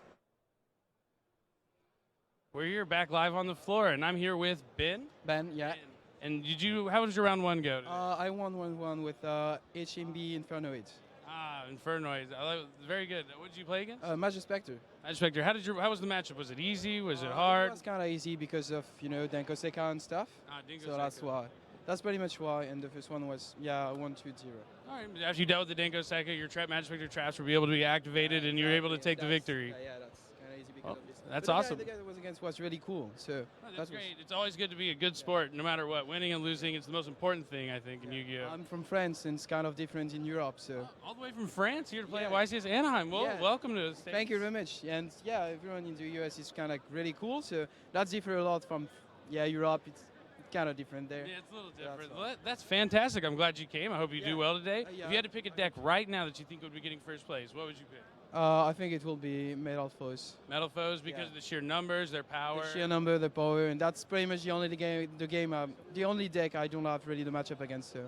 Well, it's a good one, and I also can agree with that. But, well, here we are on the floor. It was nice talking to you, Ben, all the way from France. It was nice meeting you. Back to Jerome and Robbie. So it looks like we weren't able to get Silverman there. I think we might have lost Steven. Yeah. But we found another interview. All the way from France. That's pretty cool. Yeah, we've actually seen a lot of players. I saw some players from Germany yesterday. Yeah, a lot of Europeans. Yeah, I mean, it's a big event, right? And we have that sweet game mat. They had like a pretty cheap flight, too. So that might be why so many players from Europe are coming by. Yeah, airfare is slowly getting better internationally, I think. I was looking into flights to, what's the next YCS Bochum, I think. Or flying into Dusseldorf from LAX. Not very expensive, so I don't know. I'm eager to see, more American players going there, more Europeans coming here, getting that cross, nice region rivalry. I'm always liking that. Yeah, pretty good. It's a good time. All right. So I think that's going to wrap us up for right now. We're going to head back in time to one of the last YCSs that we did live coverage from. Our good friend Vegas. Yep, always pretty close to Anaheim, so. Going back to Vegas, so please enjoy.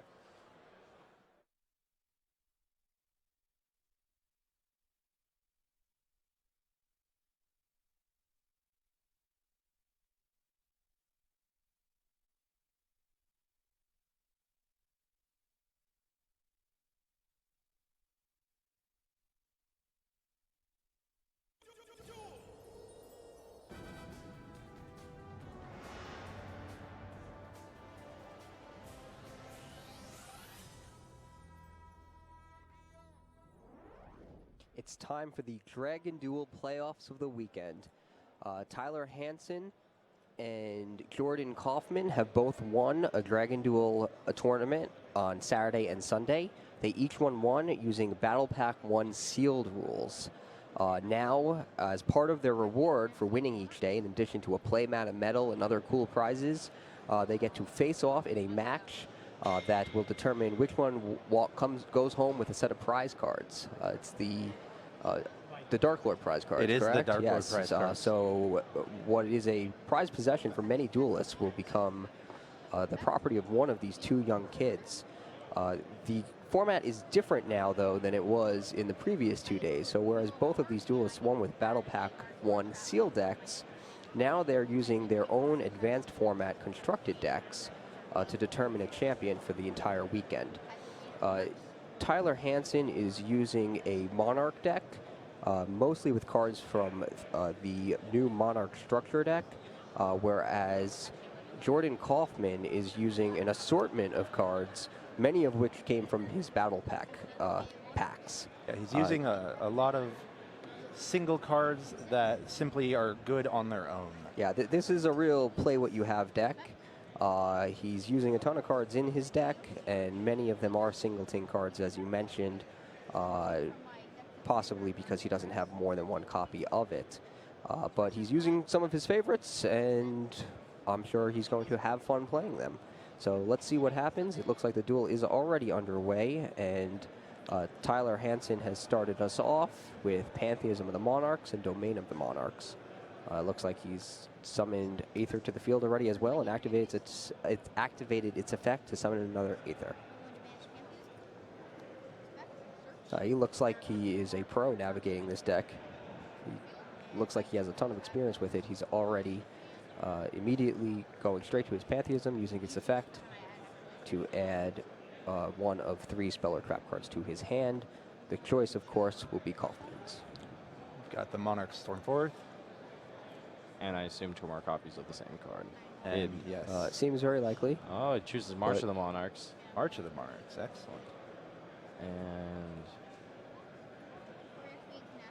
he's considering his third option. I think he already used Tenacity. Yeah, he used Tenacity so, initially. So he doesn't actually want Tenacity.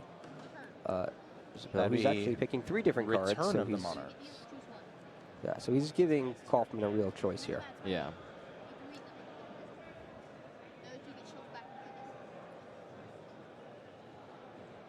Kaufman surveying his options here. I think the...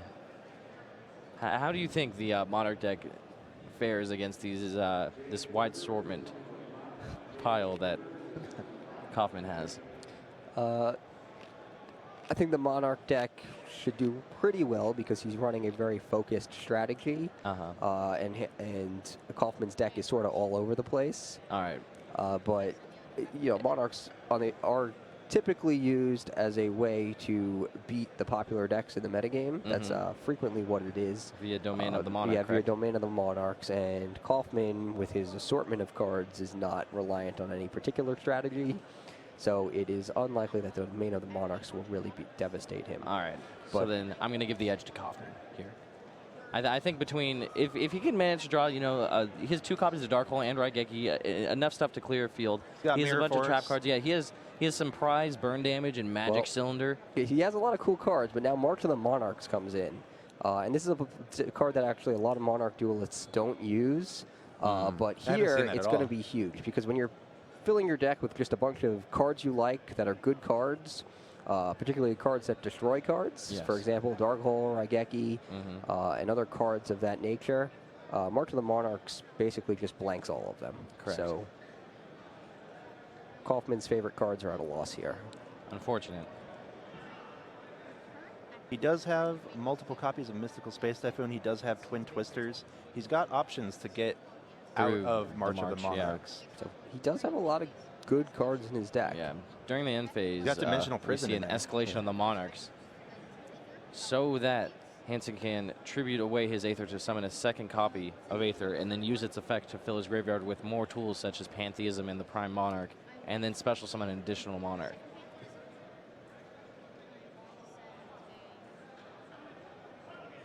Yeah, we're seeing exactly what we just talked about.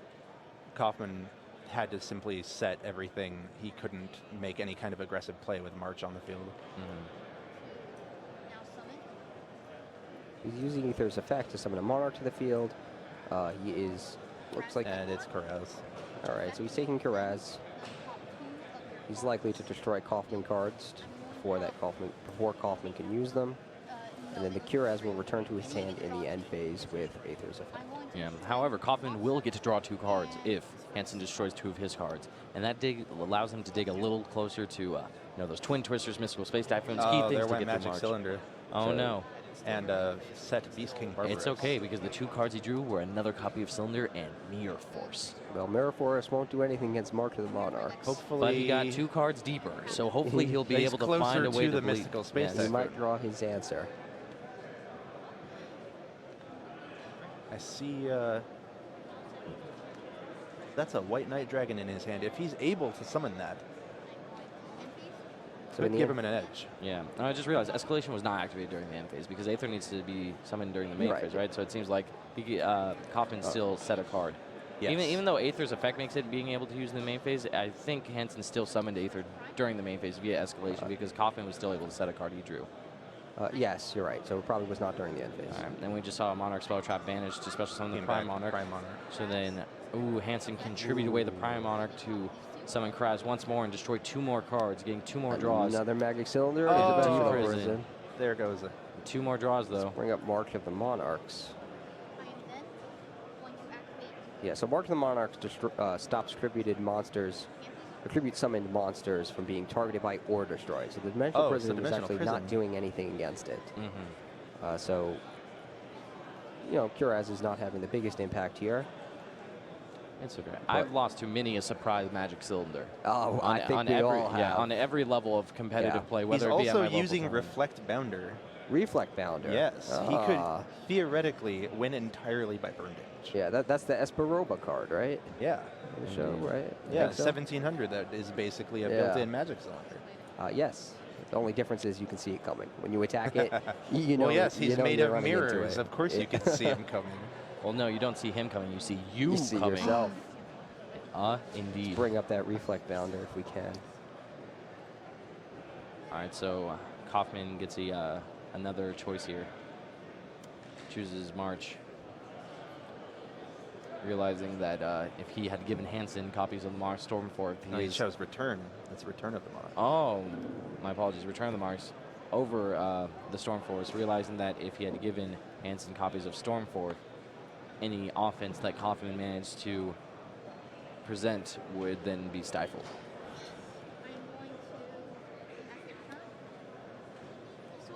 Here comes Return of the Monarchs. Yes, this will allow him to find more Monarchs to continue tribute summoning and hopefully win. It looks like attack direct with Aether. Yeah, Hansen also does have an effect mailer in his hand, which is a strong backup here, just in case. Kuraz can't attack because it was summoned this turn. Correct. And its effect was used. One out that Kaufman is running. He's got a Metayon the Time Lord in his deck. Ooh. That would be a massive play. Yeah, let's bring up Metayon, actually. Can we do that? Well, let's see if we Metayon's can. Awesome. We can. All right, Here is Metayon. Oh, it has a premium gold reprint. So Metayon the Time Lord basically acts as a way to clear away all of your opponent's monsters without needing to destroy them. So this gets around March of the Monarchs, correct? Yes. Absolutely. Yeah, because it is only prevents targeting and destruction. However, Metayon does neither. That is correct. On top of that, it throws a little burn damage out there, which will play nicely with Magic Cylinders. Yep. So Hansen activates Kaiser Coliseum, which doesn't really do much here. However, he wants to make sure that no shenanigans happen. Right. Oh, Kaufman tries to activate Call of the Haunted from hand, forgetting that he must set his trap cards first. But it's okay because we can correct that and he can just go ahead and set it. Yes, all trap cards must be set for at least one turn before they can be activated. Indeed. That looks like, what is that card? Is it Scrubbed Raid? No, that's not Scrubbed Raid. Let's see, this is Scrubbed Raid. Is that what that is? No, it is some card dealing damage that counts. Is it Secret Barrel? No, it's not Secret Barrel. No, it's definitely not Secret Barrel. I believe it's Mirror Mail. It is not Mirror Mail. Secret Blast. I think that's what it is. Yes, it is indeed Secret Blast. Aha. The Goblin attack force is at it again. Let's see this time. Inflict 300 damage to your opponent for each card they control. If this card you control is destroyed by an opponent's card and sent to the graveyard, inflict 1,000 damage to your opponent. 300 damage for every card that Hansen controlled was a whopping 2,100 before the special summon of the Prime Monarch. Yeah, that puts Kaufman and Hansen pretty close in terms of life point. Yes, and like you said, he has a lot of cards that deal direct damage. Oh, Indeed. and there's the Vanity's Fiend. Ooh. Yes, so that's going to shut down that Call of the Haunted. Kaufman does not have an opportunity to activate that card since Vanity Fiend's effect does not go on the chain. yeah, and we see a little sigh from Kaufman there, realizing that his plans have been foiled. Yeah, Kaufman has Trap Hole in his hand. I guess it's not face down. Possibly. He can't use it to destroy Vanity's Fiend anyway because of Arcane Monarchs. Correct. So Vanity's Fiend is notable for having 2,400 attack, 1,000 defense, basically working as a Monarch for the effects of all of the Monarch spells and traps. That's right. Actually, Let's Vanity's bring Fiend that does up. not have. Does not No, have 1,000? Vanity's Fiend does not. Majesty's Fiend does. Yeah, Vanity's Fiend has My apologies. a That's small correct. exception. 1,200 Vanity's defense. Fiend has that Yes. 1,200 defense. Yes. So it has Monarch attack points, but not defense points, My which makes apologies. it incompatible with cards. So It that's does still work nasty. with March of the Monarchs. Yes, it does, And that's, because it is that's still the a main thing right here. Yeah, it is still a tribute summon monster. Majesty's Fiend, on the other hand, which I'll bring up even though it's not in play, does have the stats of a Monarch. So That's in the some one. circumstances, you do want Majesty's Fiend instead.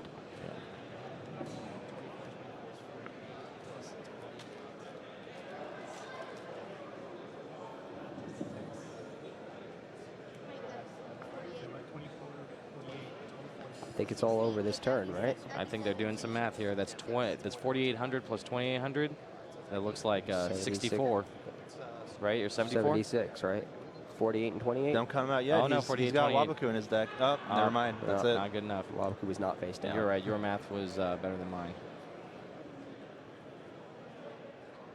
It was definitely enough to finish the duel. Yes, in any case, yeah. It was more than enough to finish the duel. So Tyler Hansen wins the first duel with his Monarchs. That's the good thing about having a more streamlined strategy. When all of your cards synergize and they all work well together, you're able to do what your deck is supposed to do and not leave as much to chance of what you draw and how they're going to interact with, how your cards are going to interact with one another. Indeed, consistency is key. Let's take a look at Kaufman's side deck to see what potential cards he could bring in this matchup. All right. All right. How do you feel about Magic Drain as a way to potentially answer Return of the Monarchs Drain the I do powerful not Monarch like spell Magic cards? Drain here. Monarchs have a lot of spell cards. Not only do they have a lot of spells, they have a and- lot that they like to discard. Yeah, and they get them pretty much for free by banishing Pantheism. All from right. the- How about from the another copy of graveyard. Trap Hole? Trap Hole could work if he can avoid March of the Monarchs. How about a Twin Twister or Mystical Space Typhoon? Now, those are the ones I would be looking We at. might see that. We might see that come in. You know, I'm kind of a fan of Flame Tiger here. Just having a Flame Tiger. Yeah, Flame Tiger. It'd be an easy way to keep a monster on the field, absolutely. If my plan is burning my opponent, then I think having as many fire monsters as possible in my deck can, you know, get my head where it needs to be in order to take that kind of victory. Also, Flame Tiger is very hard to deal with. So Yeah, it's 1800 attack. During your draw phase, if it's in your graveyard and you control no monsters, instead of conducting your normal draw, you can special summon it from the graveyard. oh, but that drawback that might potentially take him off that Give burn up a new plan. card for a Flame Yeah, Tiger. and that's the issue. So, Hansen has 2 Fog Kings, 2 Mega Caius, 2 Mega Thestalos, 2 Mega Zaborg, 3 Twin Twisters, 2 Mind Crush, and a Cursed Seal of the Forbidden Spell in his side deck. Well, it looks like the game has started. So Yes, so let's Let's get try to right get back back to there. that. Hansen has already activated Tenacity of the Monarchs. It looks like Kaufman let him go first. Is that correct? it looks to be Kaufman really wants that extra card. I think that extra card is going to be really important in terms of his cards. Maybe not because it's not a streamlined strategy. He needs to just see as many cards as possible, right? Yep. To try to figure out some kind of game plan in order to take this to the third duel. All right. So he's going to search for March of the Monarchs with his Tenacity. That's Return, actually. Return of the Monarchs. I apologize. Once again, we have made that mistake. Yeah, I've made that mistake a few times, I think. They march, they return, they escalate, they do everything. Yes. And looks like next is reinforcement of the army for India. That reinforcement of the army might That's be older than Tyler. There's a very good chance. Now, Reinforcement Army is fantastic in a Monarch deck because you just get more copies of Adia, the Heavenly Squire. Yes, Adia is very good. Bring it up on the screen. Yep. It gives you the tribute fodder to summon your monarchs. Indeed. It also finds Eidos, which gives you additional normal summons and a way to recur the Adia. Yes. Here comes Return of the Monarchs. The Monarchs are coming back. Yep. And this will give Hansen a steady flow of Monarchs for the rest of the game. Yep. Yeah, very reminiscent of Black Whirlwind from times of old. Yes, it actually is a lot like that.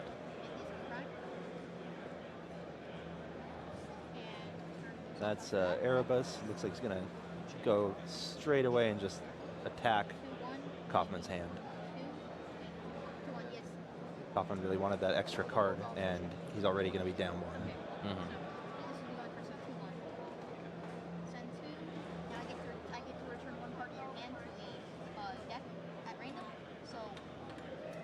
All right, so we get a random card shuffle back into the deck thanks to Erebus. Let's roll dice and figure this one out. Let's see. And Kaufman lays down his hand. 1, 2, 3, 4, 5, 6 will be a reroll. 5 numbers, 6 is a reroll, and 3. That's a 4. 4. Oh. So don't know what card it is, We're but not we'll gonna see find what he out lost. soon. Yep. And then return. Then return effect resolves. Probably finding an Aether. Return will let me add. Call it Return of the Monarchs, but Return will let me they add never 10. left. They were gone for a while. They're recently making a comeback thanks to Yeah, this they're- new it's structure the new deck. structure deck that Yeah. allowed them to make the comeback. See, Erebus right there, so unamused with the fact that everyone thought Monarchs were out of contention, but he is here to show you that you were wrong. He is the first Monarch, right? Indeed, yes. The very first Monarch. There he is. In a less focused photo. Yeah. He put a Instagram filter on it. So now Hansen banishes Pantheism from his graveyard to search for 2 copies of Domain and a March of the Monarchs, one of which Kaufman won't give him. Which one are you going to add? You get to choose one of these stats in. So what do you think here between Domain and March? I think he has to give him the Domain. Absolutely, give him the Deck is- domain. Yeah. Although, if he does give him the March of the Monarchs, he already has the Metaion to send all of the Monarchs back. That could be That's true. It's not particularly relevant given the cards he has. Still isn't the, yeah. The issue I think with taking March is that it also renders the rest of your cards useless, still even past the meta. Right. So he does give him Domain of the Monarchs, which is probably the better play here. Yeah. Very, very good line by Kaufman. With the pressure that Hansen keeps putting on, it doesn't look like he's going to be making any XC summons anytime soon anyways. Yeah. He does have a Wabaku, though. Yeah, that can protect his very Doom true. Caliber Knight. If he can assemble Doom Caliber Knight plus Wabaku, protect his Knight by battle, and then possibly force out the Aether and trade it for the Doom Caliber Knight. Unfortunately, here comes Kaiser Coliseum for Tyler. So as long as Tyler only has 1 monster on the field, Jordan can't summon 2. Yes, but we'll see what happens. Evil Swarm Capelia the draw. All right, let's bring that up on the screen. Yep.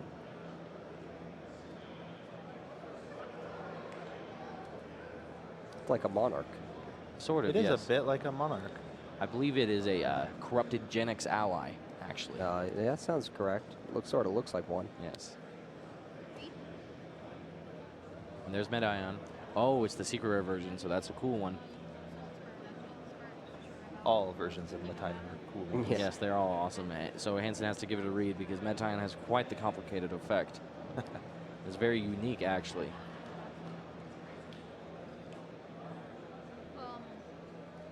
So he's thinking now. It looks like he's going to He might hit it spring with a- that Aether out to get Karaz and maybe destroy some cards. He can start off by banishing the Prime Monarch in order to get the necessary tributes if he wants to. Yes, he can't destroy Metaion, though, right? Because it cannot be... Cannot be destroyed by battle or card effects. Oh, Still be a way to make use of his Erebus before it's gotten rid of. That is That's true. true. And he has can't- Return of the he Monarchs can't on the get- field. Yeah, Yes. he can't get rid of it with Erebus. If you contribute the Erebus, puts it in the grave, that'll let him get it back and continue to use Erebus. yeah. Yes. Or he has Aether in his hand. Is that? Yeah, Oh, or looks if he summons Aether, he can use Aether to special summon Erebus from his It deck. looks The like Erebus will return to his Kaufman hand. simply passed. Yep, and Hansen chose not to summon the Aether during the end of his main phase. All right. Hansen gives his graveyard a look, considering using the Prime Monarch there to get an additional piece of tribute fodder. Now with Domain in play, he can also discount the total level of the Aether, the Heavenly Monarch, in order to just tribute summon the Prime Monarch to summon it. Yeah. Of course, even if Mation's effect does go off, that won't be the worst thing. Correct. It just gets returned to the hand, correct? Correct. So he can resummon that Erebus. Yeah. Yeah, even the trump that is Metion just cannot hold up against these Monarchs. Yeah, Erebus is really strong, and so is Aether. Yeah, 2,800 attack points each. Quite powerful.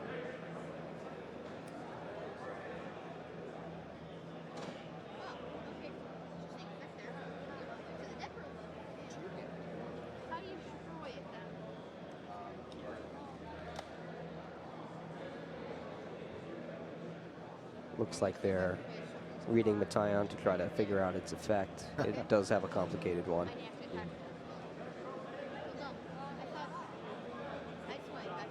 Can we bring up Metion one more time, please? Sure. Just because as Hansen tries to figure out how to navigate through, we might as well give it a read. So, yeah, so Tyler was wondering, how do you get rid of it? It actually gets rid of itself in the standby phase. That's right. Indeed. It shuffles into the deck, but not before it sends all monsters to the hand once it battles. Yep. And Hansen has a powerful combination play that ends up tribute summoning the Erebus, getting a trigger for Return the Marks as well as the Adia. So he's about to get a ton of cards for free right there in that transaction. Yeah, now he can use the effect of Erebus to get rid of one of Kaufman's cards. Probably one of the cards in his hand, since Metion's going to deal with himself. Correct. However, he might still just want to get rid of the Metion. Well, it shuffles back into the deck. He's Yes, already but attacked. Yeah. I understand. However, when I really don't like a card, I just want it gone. No, he got rid of Wabaku. That's just a safe choice. Yeah, it's a good choice. And given that Erebus' effect does not target, Kaufman is unable to chain it. So that worked out okay.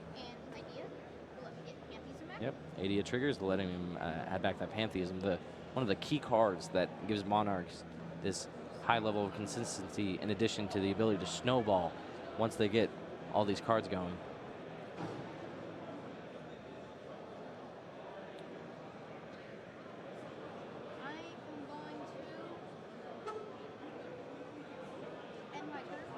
And Hansen passes it back to Kaufman.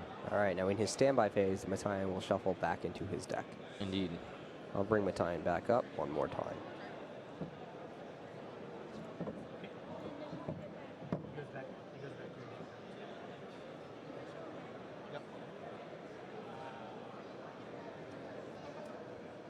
All right, now let's take a look at Kaufman's hand. His Doom Caliber Knight, Evil Swarm Capelia, Old Vindictive Magician, and Battle in Boxer Veil.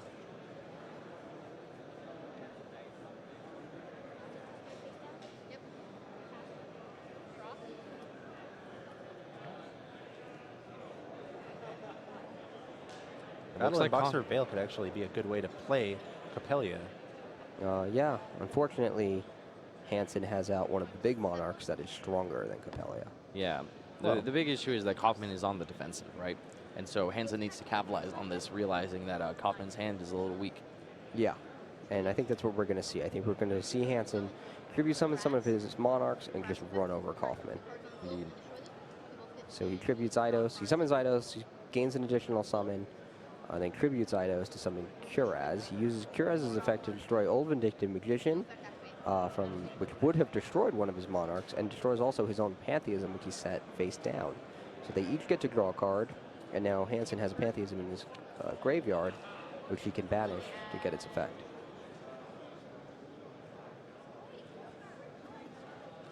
Oh, it looks like Kaufman drew Swords of Concealing Light. That's actually one of his better ways to hold off some of these monsters without actually destroying them immediately.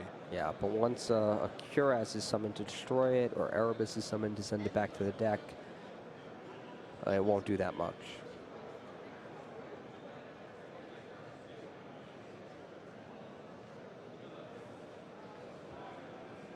If he's able to capitalize on it and make an attack right away, all the Monarchs do have very low defense. That is true. And it's being out to March of the Monarchs. They all have 1,000 defense. Can you choose? Prime, March, or Sword? In fact, it's even a way to get out of Vanity's Fiend. It's a surprisingly good card. Hansen giving Kaufman 3 choices once again. With Pantheism of the Monarchs, which is now on the screen. Yep. Once again, one of the most powerful Monarch cards from the structure deck by far. Yes. Probably my favorite spell, actually. Yeah, it might be my favorite spell in the game, actually, right now. It is really, awesome. It's definitely one of the strongest spells in the game right now, but I don't think I would call it my favorite. That's unfortunate. I really like Soul Guard. I think It's that's no my favorite Convulsion right of now. Nature. Oh. It looks a little like Convulsion of Nature if you look at the artwork, though. And that's what matters. Let's bring up Convulsion of Nature on the screen. Convulsion we of are Nature. unable to do that. Oh, unfortunate. But Convulsion of Nature is a cool card that lets you draw from the bottom of your deck, right? No, it lets you It flip your deck flips both upside decks. down. Both decks flip upside down. Yeah. Okay, but then you draw the card that would be on the bottom, Correct. right? Okay, yeah. I made the top cut of a regional with that in my deck one time. I'm somewhat confident I'm the only one to ever do it. So, Convulsion of Nature is a cool card. Certainly not relevant here, as neither duelist is using it in their deck because it doesn't have any actual impact. Relevant impact. It was a relevant card at one point. It enabled there was a combo deck. Archfiend's Oath, I think. That's right. Yeah. It was a combo That's deck not with what I it. was using for. Oh, unfortunate. All right, so Battling Boxer Veil is on the field There's now. Veil. That's what we were It looks like waiting for. Erebus attacked, dealt damage, and Veil came right back and gained the life points that he lost. And Kaufman gets another card here. All right. Kinda dig him Now out of the he's got situation. a monster on the field, finally able to make one stick. However, it's low attack points. May make it so it won't be enough. Looks like he's tribute sending Capelia. Yep. Yep. Trading away the low monster's attack points for the 2450 Capelia. Now, what do you think? Would it be better to have Capelia take out Kurez or use Swords of Concealing Light to take out Erebus? Cuirass, because once Erebus is sent to the graveyard, Hansen can use the effect of the Erebus in his graveyard to return it to his hand just by discarding a Monarch spell or trap card. Indeed, but it looks like Kaufman won't even get the chance to do that as Hansen responds with Escalation, springs into action, tributes away his Kraz for Aether, the Heavenly Monarch. And then he's going to get a bunch of triggers here.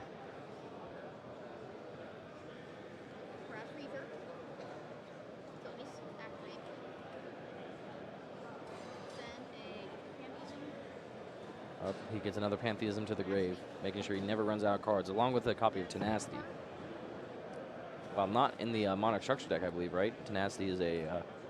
Tenacity is in the Monarch structure deck. Was it first released in the Monarch structure? No, Okay, it was rare- previously released, but It was a rare from... Yeah, my Very point was... Secrets of Eternity, it looks Yeah, like, That's right? the one, yes. Yeah, so an older piece of Monarch support Yes. is actually very key to how the archetype operates now.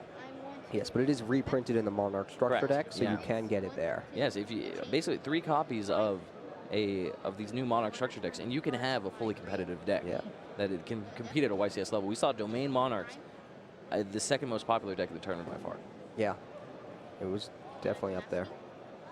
It's excellent because you don't even need an extra deck. It thrives off of not having one. in Indeed, yeah. So it's very easily built Yes.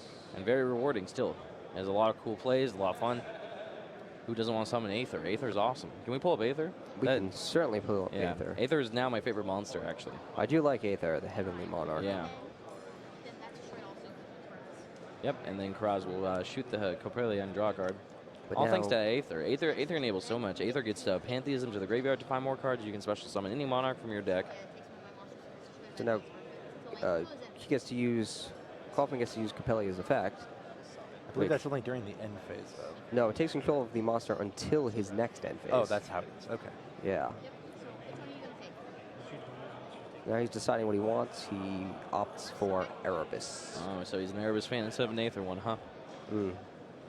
I think he made the right choice. Yeah, I mean, Zombies are way cooler than fairies. Yeah. In case of that tech zombie world. oh yeah, that's true. Oh, but he's going to crash them into each other. All right, so that Capellia was really Yep. good. It got rid of 2 monsters. The Heavenly Monarch and the Underworld Monarch clash. Yeah. Neither survives. They are equally matched. Yes. The powers of good and evil. All right, Cyber Dragon, a Zane Truesdale favorite. Ooh. Also even tournament relevant right now, as we've seen Chimeratech Fortress Dragon commonly side decked against the Cosmo strategy. Yeah, Cyber Dragon's a very popular card even now. Yep. And here's Swords of Concealing Light. All right, so this card will flip Hansen's monster face down, and it can't change its battle position. Indeed. And it also leaves Hansen unable to attack. However, even though the monster is flipped face down, it still is considered a special summon monster. Yes. So I can if I summon a monster face down.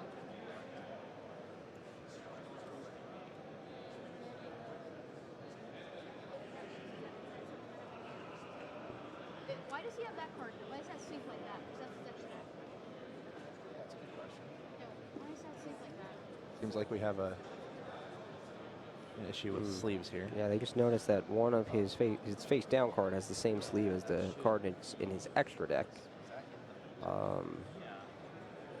Doesn't seem to be any foul play. I'm sure it was unintentional. No one seems to have noticed until now. He can still so just re-sleeve it if you have sleeve on you. Yep, Hansen being the good sport here, just re-sleeve it and let's duel on. Why does he just Yes. Right? I want to win this fair and square. That's why exactly I play what I Yu-Gi-Oh. like to see. Yes, definitely. So yeah, so they're telling you to just re-sleeve it. your side deck? Just take one of the sleeves off your side deck and just put it Yep, side deck Alright, very so- useful. Useful in yeah, between so- games, even useful during games, so- as we can make a quick sleeve swap. Yeah, so normally that would be a game loss in a tournament. In a but- high, but and this is a fairly high level tournament, given that it's the championship for the Dragon Duels for Right, YCS yeah. Las Vegas. But given that Hansen's a nice guy, he's agreeing to let him just re-sleeve it. The judges are okay with that. That's what's going to happen. Indeed. Yeah, we are, both duels here are having a ton of fun, and we're having a ton of fun. However, there is still that set of Dark Lords on the line, as well as the title of the Las Vegas YCS Dragon Duel champion. Yeah, this is a big match. It's somewhat of a high stakes match. It is definitely.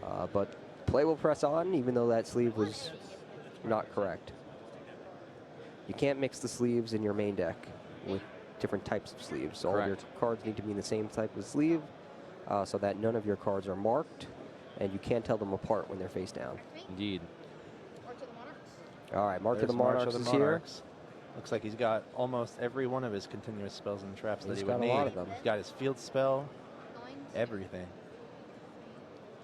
That's not stopping Kaufman, though. He's playing on. Hansen tributes his Curaz, summons Majesty's Fiend. Majesty's Fiend.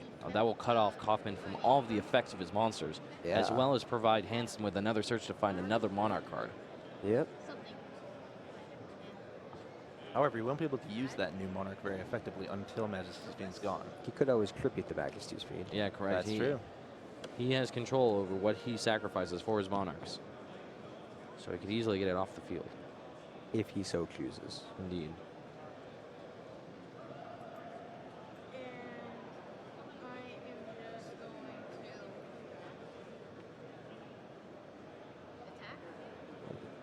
Can't attack, right? Oh, but he's got, is that Mirror Mail? He can attack. Swords of Concealing Light does not stop attacks. Oh no, it only prevents battle positions from changing. Indeed. It usually stops the monsters that change because they can't change back those to monsters won't. Yes. Attack. If it was able to stop attacks, it would be as powerful as Swords of Revealing Light. We can't have that. So we powers just- of Dark must equal the powers. So we just saw Mirror Mail. So this made both monsters have the same number of attack points, so they He's able destroy to take each out other. Majesty's Fiend. That was quite cool. But now the Prime Reflect Monarch Bounder is was back not from the enough grid. in terms of mirrors for this deck. We need Yeah, we Mirror need Force, Mirror Mirror Mail Mail. also. Yeah. Reflect Bounder. Maybe we should call this a mirror deck. Yeah. The 57 card mirror.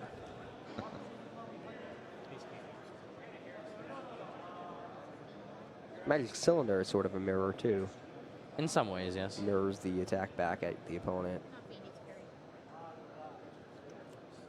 White Knight Dragon's made of glass. Yeah. It's rare to get hurt that badly by a mirror, but Magic Cylinder, one of those. Have you ever broken a mirror? It's very bad luck. I've heard. So they say. Well, it looks like the luck has granted Hansen a good enough hand, though, where I don't think he's... What do you think the likelihood of Kaufman coming back from this is? It doesn't seem likely. A Twin Twisters would be fantastic right now to take out March and Return.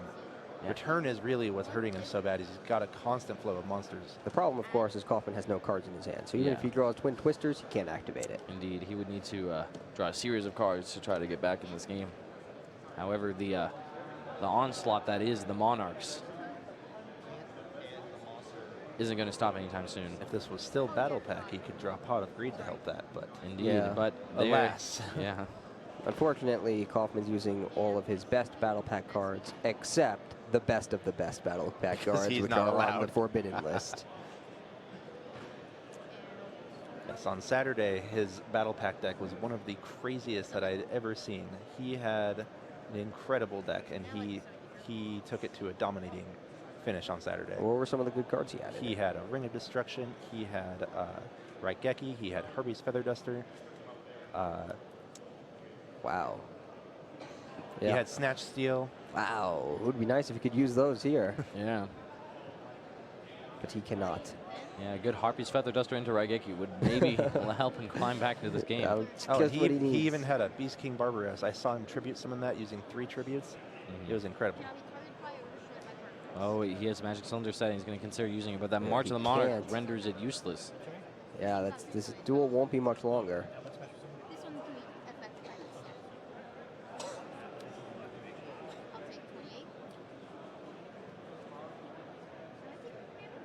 He's trying to cylinder.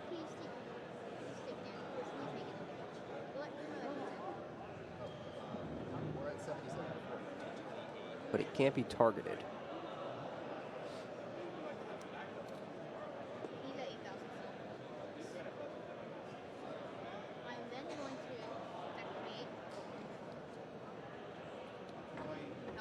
So Ether attacks, destroys Doom Caliber Knight. It looks like they didn't catch the fact that it can't be targeted.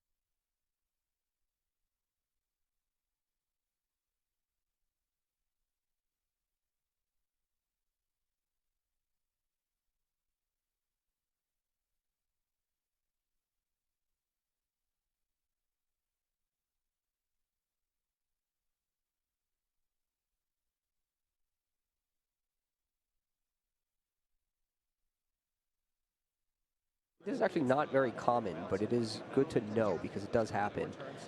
If you have more than 6 cards in your hand, you discard down to 6. Yeah. Now, if that gets you more cards to bring you back up to 7 or higher in the same end phase, you have to discard again. Indeed. The discard down doesn't only happen once. It can happen as many times as needed to take you into the next turn with only 6 cards in your hand. Correct. Oh, it looks like time has been called. Time has been called in the round, so let's see. Do you think... Looks like Kaufman may actually have a chance to pull out a win with the end of match procedures. It depends if... seem likely. Yeah. All Hansen needs to do is get through two attacks. I mean, he has an Erebus in the graveyard that he can bring back to his hand with its effect. And if he shuffles Kaufman's monster back into the deck, that's already 5,600 damage that Kaufman will be taking this turn. He banishes Pantheism from his graveyard. He's really thinning out his deck. Domain, Stormforth, and the Prime Monarch. Yes. I like that go. Actually, no, I can't, technically, unless I do a lot of searching. I suppose the smart choice here would be give him the second copy of Domain. Absolutely. He can't do anything with that since he already has one on the field. At this point, I think Hansen doesn't care what he's getting. He's just trying to thin out his deck to draw even better cards. Indeed. So he gives him the Prime Monarch. Though. Yeah, the Prime can actually let him recycle cards back into his deck, just in case if he was worried about either, running out cards. It could, but if he played it, he wouldn't be able to play any more spell or trap cards. Correct. Because all 5 of his zones would be filled. Indeed. However, sometimes that type of effect that lets you draw an additional card every turn might be worthwhile. He could always use a Kuraz to destroy one of his own cards. Yes, that's also true. He is using the effect of his Erebus to return it to his hand. It looks like. Yes, so he discards the Prime Monarch. Which is perfect because then he can special summon it back, correct? He could. He's going to get back. Well, it looks like, is he getting Erebus itself? Yes, he is.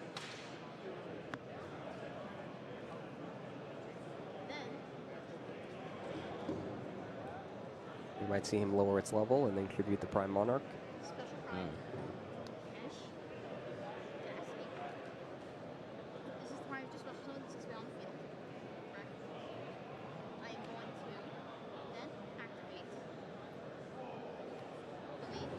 Oh, he's going to use Domain to reduce the level of his Erebus so that he can tribute the Prime Monarch that he just special summoned in order to use its effect. Does he still have 2 Monarch cards? Looks like it. He does, so he gets to use its effect. There goes Kaufman's on-field Exploder Dragon Wing. Indeed, and he could still even switch that other Prime Monarch into attack mode. He can, but he can't win this turn, it looks like. No. Kaufman will survive, albeit with only a few life points left. Yes, but Kaufman has nothing on his field. And nothing in his hand. Nothing in his hand. So it's not looking good for him. I don't think there's a card he can draw to get out of this one. No, he would need something like Heart of Sanctity to begin to dig himself out. With the TV show effect. Yes. I'm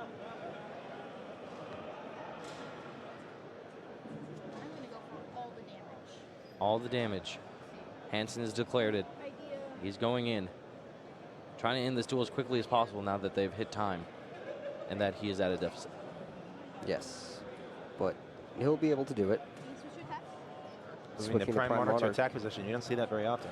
Yes, Prime Monarch has 1,000 attack points, so it will contribute to Kaufman's downfall. Oh, yeah. Yes, I believe the stats on it are reverse of the normal Monarch. Yes. That's correct. Let's see, how much is that? That'd be 66. That was some good math right there. 66. Yep. And he says, yep, maybe that means he can. Does he have a way to add 1,400 more? I don't believe he does. Shot. Nope, 6,600 brings Kaufman down to 14. He has one more turn to get out of this. 6,600 damage is more than sufficient. Yes.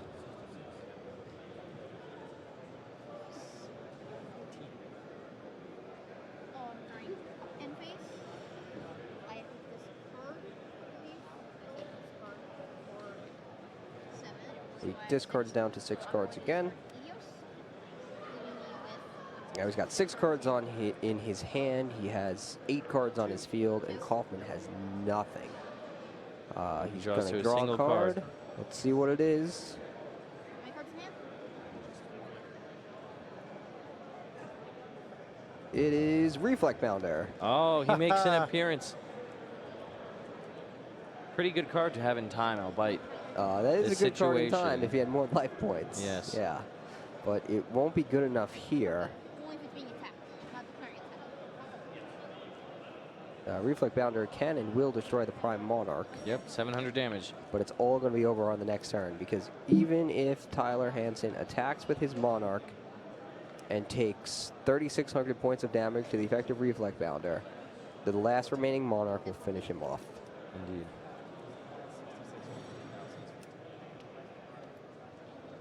Or actually, I don't think Reflect Bounder stops the damage No, from the attack over it. he So the still first takes the Monarch damage attack, as well, yes. Yeah, so the first Monarch attack will actually defeat Jordan Kaufman. Yeah, because of the boosted attack by domain, correct? That is correct. But it looks like Tyler actually didn't even do that. He just ended his turn with more life points left. And there's the handshake. So there it is. Hansen emerges victorious over Kaufman. Yes. We see why. Monarchs were so popular in main event, and still in Dragon Duels, they're just as powerful. Yeah, it's a good deck.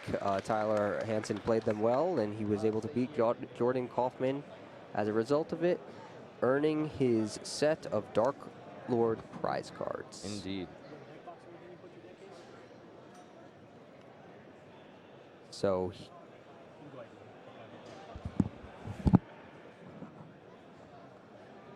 that's the end of the Dragon Duel Championship playoff. Tyler Hansen is the winner for the weekend for YCS Vegas Dragon Duels. So congratulations to him. He's going to get a whole bunch of cool prizes, including the medal he's already wearing. He got a playmat earlier. And now added to his set of prizes is a full set of Dark Lord prize cards. On top of that, you get a very gorgeous-looking Dragon Duel trophy for taking first. Oh, that's right. Yeah, even that medal's awesome. It has Odd Eyes on the medal. Did you see that? I did not. Yeah, it is That's Odd cool. Eyes Pendulum Dragon. Yeah, I think. he right also there. won the T-shirt he's currently wearing. Yeah, there's so much cool stuff just for participating in Dragon Duel. And if you emerge a champion, the bounty is endless. That's true. A lot of prizes. Yeah. He's walking off proud of his victory. Big smile. Big smile. All smiles there. Yep. Even a little smile from Kaufman. Yeah. He's glad he's made it there. He had a good time. He's glad to be up here. He had a very good run. Yep. It got a little tougher for him after the Battle Pack decks were abandoned and they had to use their advanced format decks. Nevertheless, he's walking home with a ton of cool prizes, including his own playmat, his own T-shirt, his own medal. Gets to keep all of the cards that you get from the Battle Pack That's as well. true. I think we saw many of them in his deck. Doesn't he receive an invitation to the national, Yes. the North American World Yes. Championship qualifier Dragon So Duels? they are now both qualified for the World Championship qualifier for Dragon Duels, where they can compete for even more cool prizes. Yeah, that's fantastic. Well, hopefully we'll see more of Kaufman and Hansen. I want to see more of these custom builds that Kaufman can come up with, maybe before the WCQ has time to really perfect one. I'm excited to see what he brings us next. We'll see what he brings to the WCQ if he attends. Yeah. Now that he is qualified. So it was a great tournament. I believe that was the last match. It's certainly the last match that we're covering with a live duel. It looks like Kaufman is actually playing with a Rubik's Cube right now. Rubik's Cube? Rubik's? As in the possessive of Rubik. Rubik's Cube. I think. I'm pretty sure there's an X there. Right? Maybe a K. In Cube? All right. So it was a great weekend for everyone. It was a great weekend for the Dragon Duelists. And we'll be back with live coverage at a future event. So thanks for watching the coverage here at Thank you very YCS much. Las Thanks Vegas. for watching.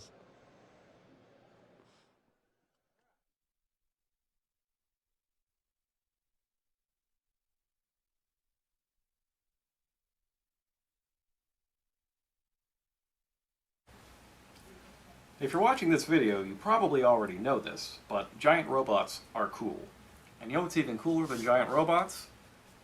Giant robots that combine into even bigger giant robots. and we've got plenty of those in Wing Raiders, which is available now. The Super Quantum theme is made up of pilots, their own individual robots, and the super robot, Super Quantum Mech King Great Magnus, that they can all combine into. Great Magnus is a rank 12 monster, but there are other ways to summon it, as we'll see. But to start with the strategy, first you have to start with the pilots. Super Quantal Red Layer, level 5, but you can special summon them if you have no monsters on the field. And when you normal or special summon them, you can add any Super Quantum card from your graveyard back to your hand. And then if this guy is sent to the graveyard, you can special summon back a Super Quantum monster from your graveyard, but you can't use its effects.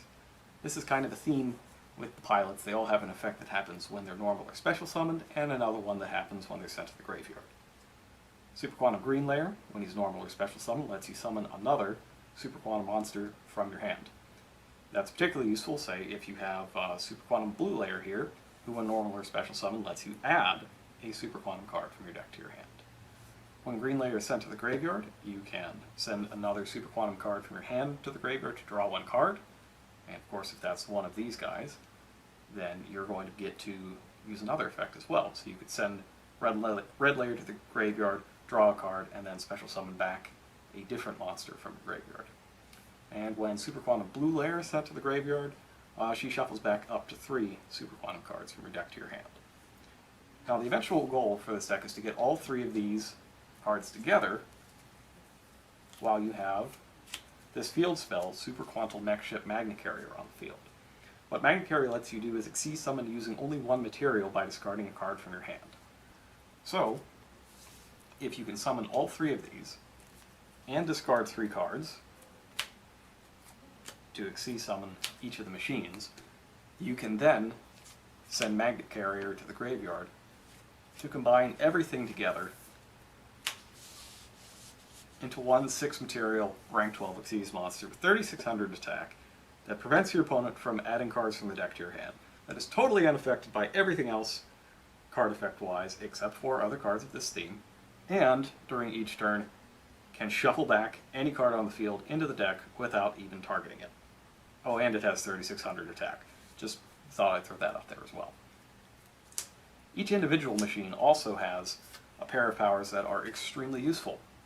Super Quantal Mech Beast Grand Pulse can destroy any spell or trap on the field once per turn by detaching a material, and that becomes a quick effect if Blue Layer is one of its materials.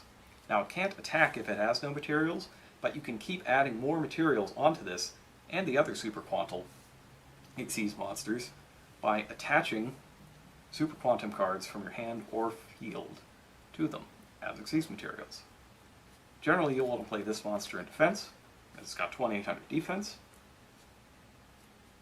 Next up, you have Super Quantal Mech Beast Magna Liger. Magna Liger can destroy monsters by detaching. It's kind of like Consular Pleiades.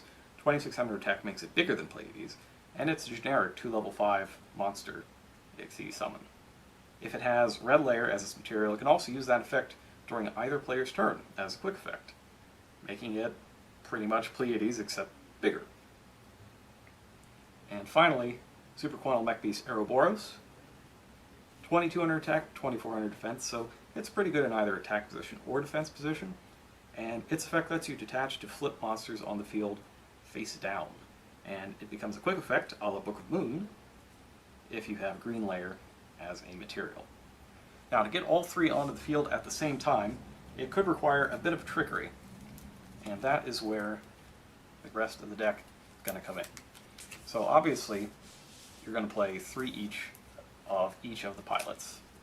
Red Layer, who incidentally, Red Layer and Blue Layer, you might be seeing these cards in a Monarch deck very soon.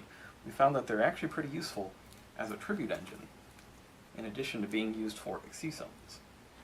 So you have 3 of each of the pilots, and you're also going to use 3 of their animal companions, Super Quantal Fairy Alphan, which has 2 abilities of its own.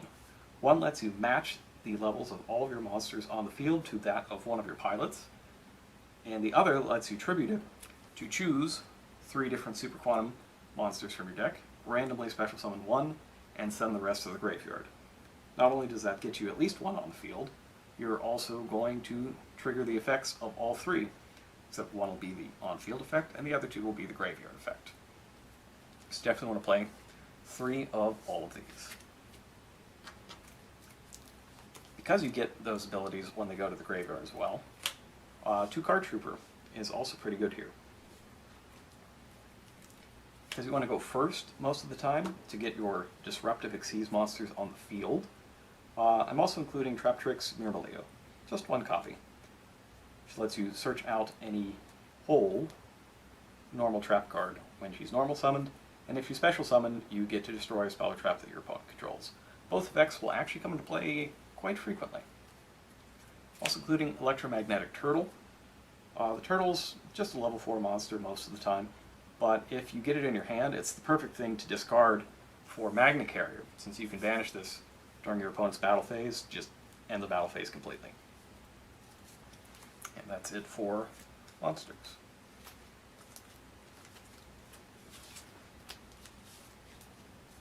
Next up, spells. We're definitely going to run 3 copies of the field spell, Magna Carrier.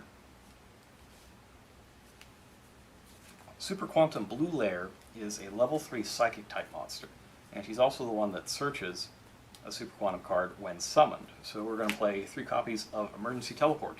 That lets you summon her straight from the deck, or hand if you absolutely have to, and that'll trigger the search effect. Adding a little bit of unpredictability, but also a lot more summoning power, is Reasoning.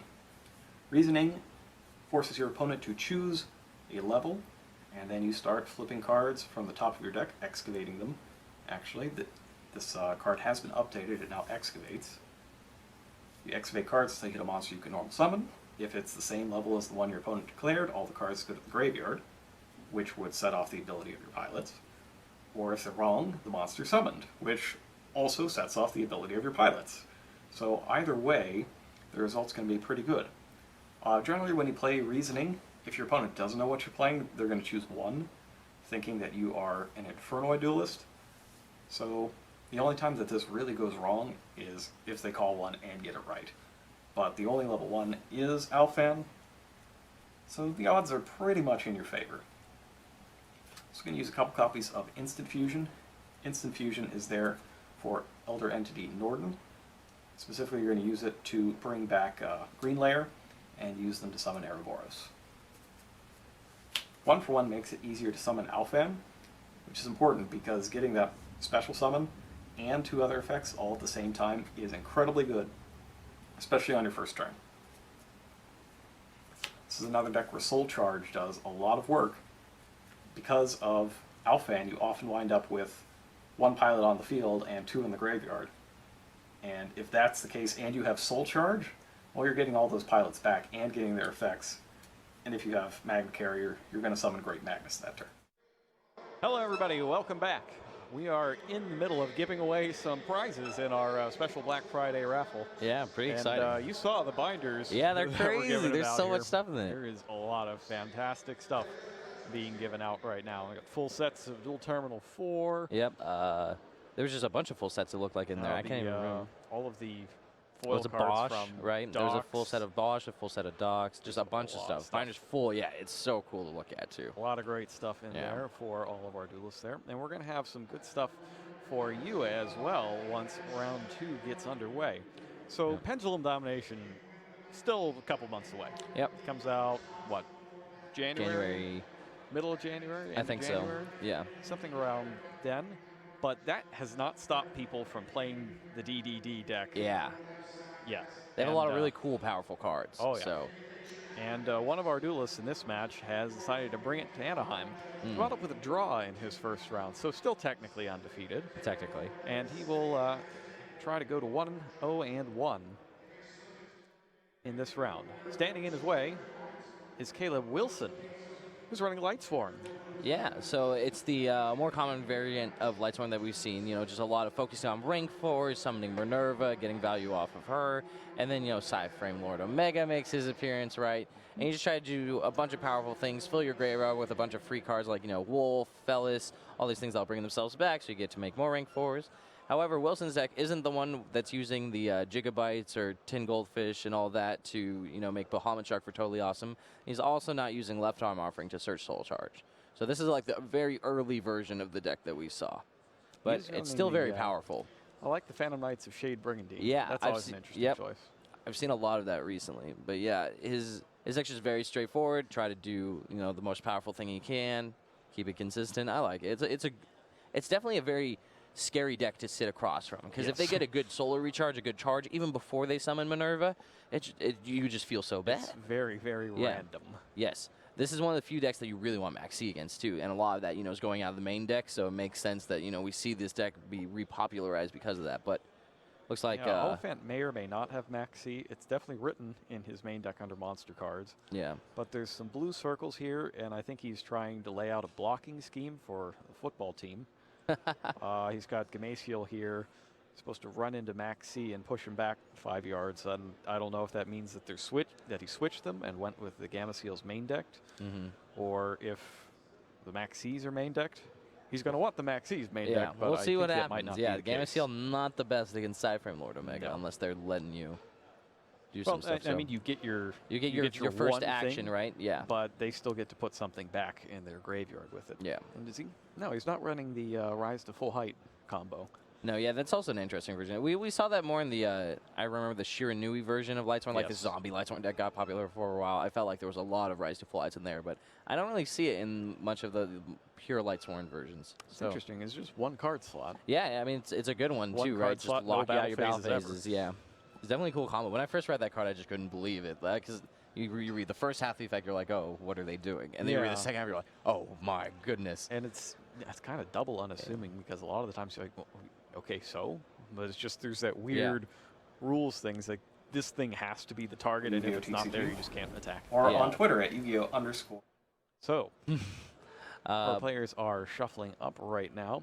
That's Armand Oliphant with DDD. He's also running the Triple Vanities Fiend that we saw last round. That went really well for Steven Silverman. Yeah. All these dark strategies that are just very good at, you know, dumping out monsters. You have a free normal summon just to use on Vanities Fiend. It's good.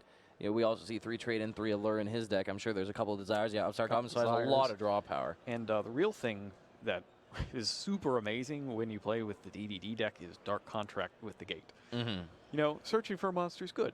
Getting a monster every single turn is amazing. Yeah, without Crowning Summit, like we saw Black Whirlwind, I remember dominated the entire, like, 2011, maybe not 2000, 2010 was, around there. Just like Black Whirlwind was such a scary card because every turn they summon a guy, they get another guy, or you don't even need to do that. I don't need to command normal summon. You don't have a way to interact. Yeah, just keep picking it up. It's so good. Free cards, man. Running a total of 6 Dark Contracts in there. Nice. 3 Gate. 2 Swamp King, that's the fusion one. Yeah, and 1 with the Witch. And the Witch. All right. All right, we are now ready for round 2 of YCS Anaheim.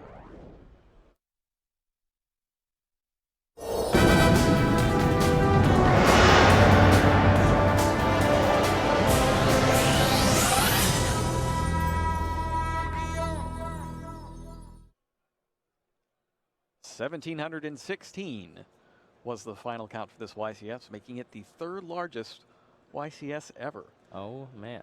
Here we are in round 2. We got a Duelist with a draw. What was the 2nd largest one?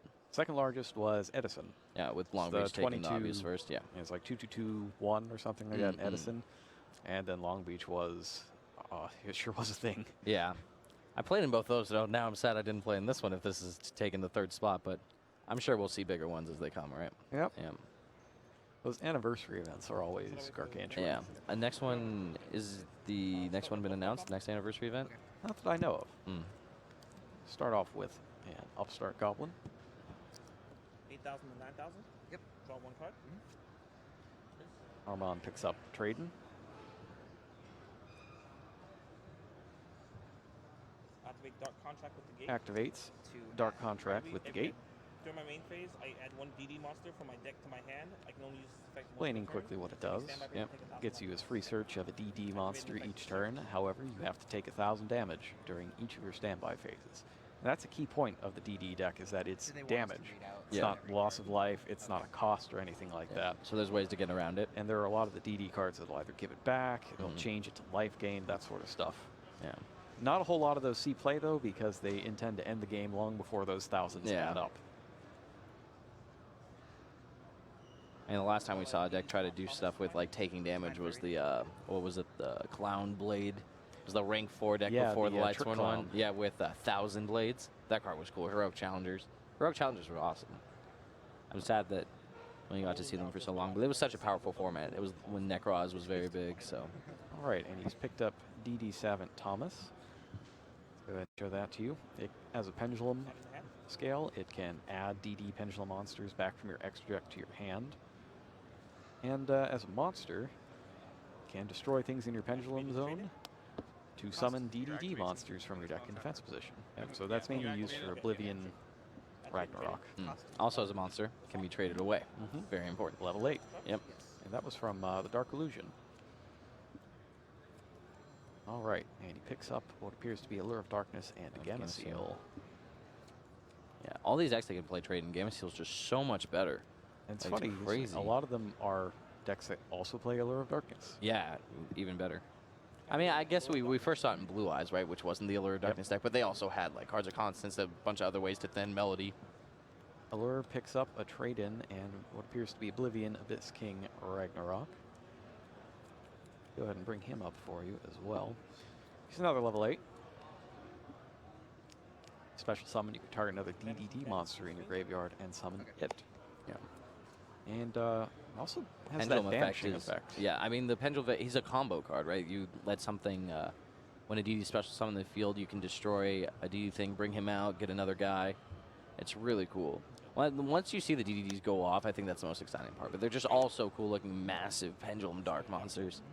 Training of Gamma Seal. Yep. No good on the first turn, so chuck it.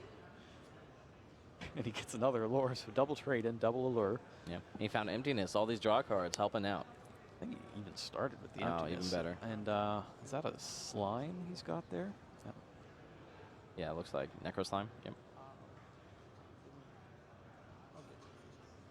He's definitely got a Swirl Slime. It looks like he's got Necro Slime as well. Yeah. So that's pretty good. Bring up Swirl Slime. Swirl Slime lets you fusion summon. Do you mind if I read it? Yeah. There it is. So if it's in your hand, you can use it to fusion summon. And the Necro Slime, if it's in your graveyard, you can use it to fusion summon. So if you have them together, you have all sorts of fusion summoning. Cool. And it's not only you get to fuse with them as the spells, right? They also count as a monster. Is that how they work? Yeah. That's really cool. Any like, I felt like the big problem with fusion and like ritual strategies for a long time was, you know, it would take 3 pieces to do, or 4 pieces, right? Like you need the fusion spell and 2 materials, or you need the ritual monster, the ritual spell, and the cost for that. But all these newer versions of the fusions and ritual archetypes that, you know, you kind of get 1 less card to do your thing. That's what's really making them so powerful, right? And it looks like he's run into a roadblock here. Swirl Slime is activated, and Max C was chained. Ooh, that's a rough one. Max C's real good against this deck, right? Extremely good. Yeah. You need a lot of summons to get everything going. Do you think it's worth just pushing through if you have Emptiness? If you can set up, like, is this a... I assume it can make Hope Harbinger, right? You have so many rank 8s. Yeah. Yep. So do you think that's something where if you draw Emptiness, you're just supposed to push through, make a Hope Harbinger, set Emptiness, and try to win like that? Or is it too many draws? I think you have to know what you're playing against first. That makes sense, so yeah. Game 1, you probably don't. Yeah. Especially if you can play against a deck like Metal Foes that has, you know, a bunch of Mystical Space Typhoons and Archfiend Eccentrics. There's just no way that you're actually sticking it even with just 1 negation. He goes ahead and summons DDD Oracle King Dark, and that brings back Thomas.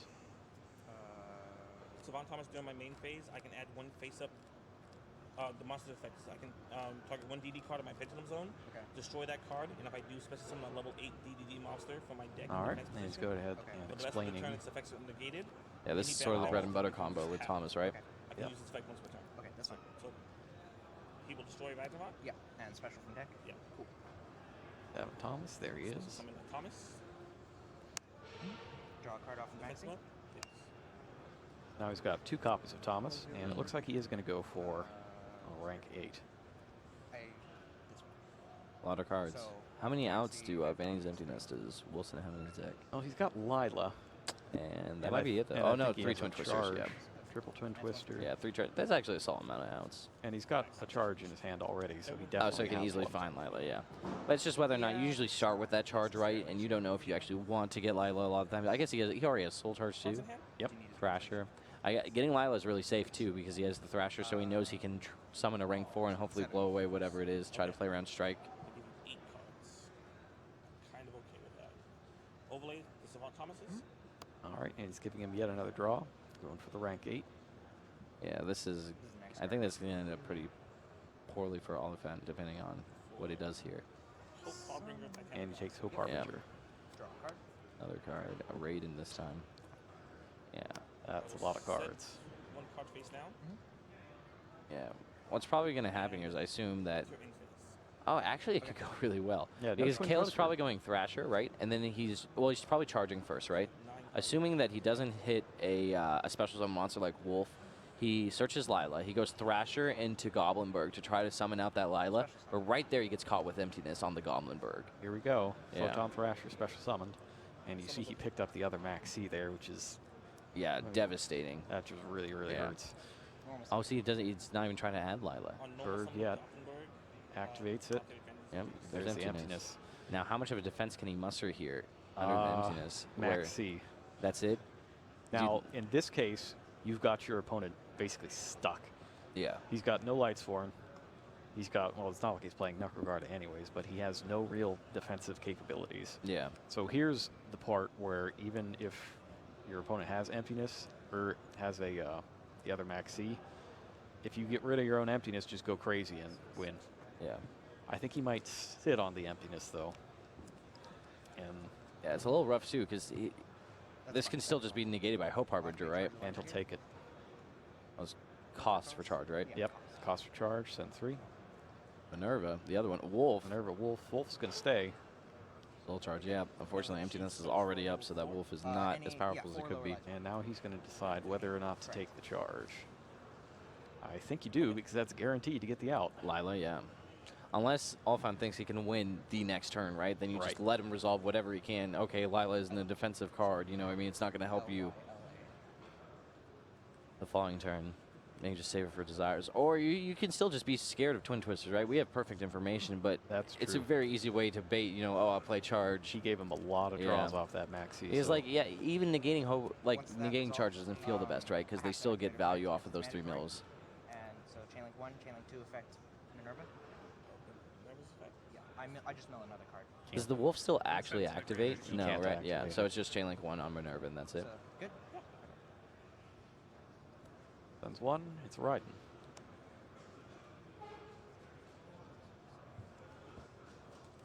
Still plenty of cards left in hand.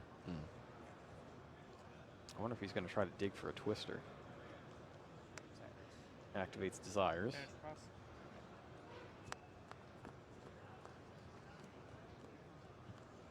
that good? Asks whether or not he's going to negate it with Hope Harbinger. Let's it go.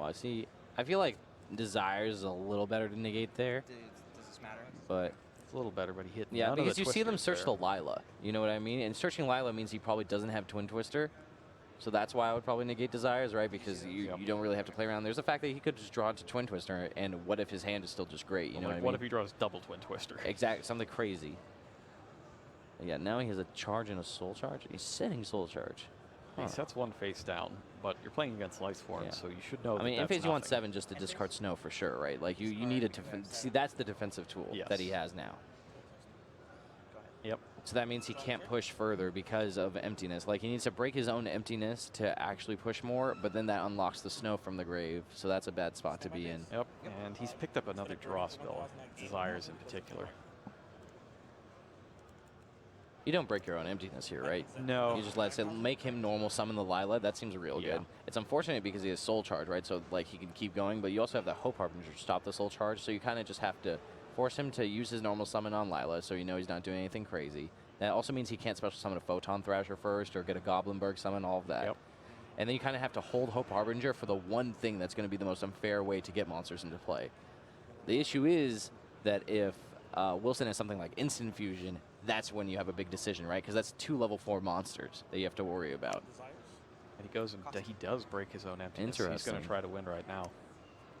That seems real hard to do with the snow in the grave. Like, not only is it an extra body to defend it with, but it also gets a Book of Moon. Yeah.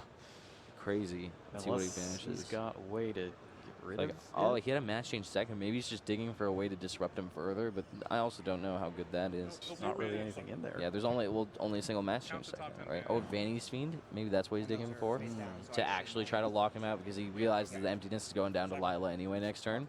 I could see that argument. I'm kidding. That's using my banish stone. So what's he going to do here? Draw 2? Yeah. Starts Gets drawing 2. two cards. He's got the Fiend. There we go.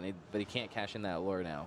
There's no way you're supposed to allure here. And then vanities will Right? Like, unless, how, no, I can't see that being right. Allure seems so dangerous. No, I think you need the Fiend. Yeah, like that is the one card you wanted to draw. That was the one thing that could be an upgrade to emptiness, is the actual Fiend himself. So. Could be thinking about using the Necro Slime.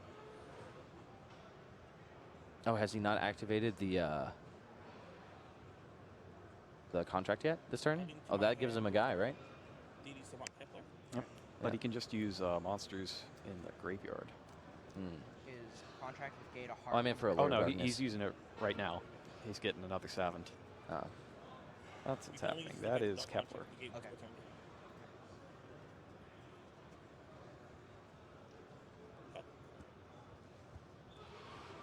That's good news, because now he can use that allure to try to draw more cards. I still just don't know what he's really digging towards. And the good thing here is he's in the driver's seat on that snow. Mm-hmm. If his opponent uses snow now, for example, he'll just flip whatever it is back up and not really achieve a whole lot. Activating the effect of DD Sword Slime? He just needs to not special summon something before he gets the Vanity's Fiend out that would just want, like, force Wilson to want to Book of Moon it, right? Right. So yeah, cost of the max. Goes ahead and there's a Maxi. Keep playing. I'm just there you go. Hey, how many outs to actual Vanity's Fiend does Wilson have? Does he have anything to remove monster effect? I don't think so. Vanity's Fiend could just be crazy. so he special summons the Kepler. Target one of the DD. I'm going to choose the added 1 dark contract card for my deck to my hand. That's fine. By banishing. Adding dark contract with the Swamp King. Yep. There's the slime. You can banish it from your graveyard to summon a DD monster from your hand, and that gives him the tribute he needs. So he doesn't even have to waste the arc? Right. Nice.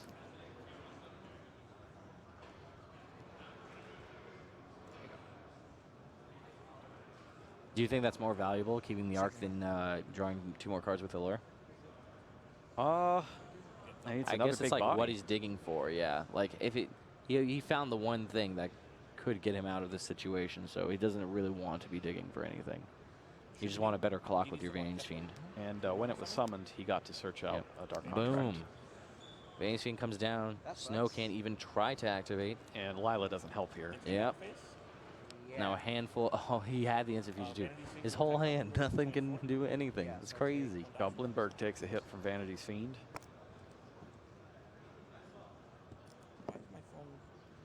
Yeah. We see Vanity's Fiend just destroying another deck here. Just all these combo decks. You know what I mean? Well, that's what happens when everybody's trying to build a combo deck. This happens. Yeah. Vanity's Fiend can just have its tournament, right? Yep.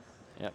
You have control over this. You don't have to build your deck this way if you don't want to. You can just accommodate for it. Like, even if it's just 2 slots, right? Like, just those 2 slots are well worth your while. Yep. Especially with cards like Book of Eclipse, I feel like, because they can double as traps, you know what I mean? This weird way. Just Book of Eclipsing down a Bujinte Tsukiyomi isn't the worst thing if your opponent isn't summoning Buster Dragon. Give them a draw 1 or let them get a bazillion cards by throwing everything into the graveyard, etc. All right, Caleb's down to 4,300. He's got a lot of cards. Found that Twin Twister, though. 7 cards on hand? A little too late, but it's okay. Twin Twister does not get Vanity's Fiend off the board.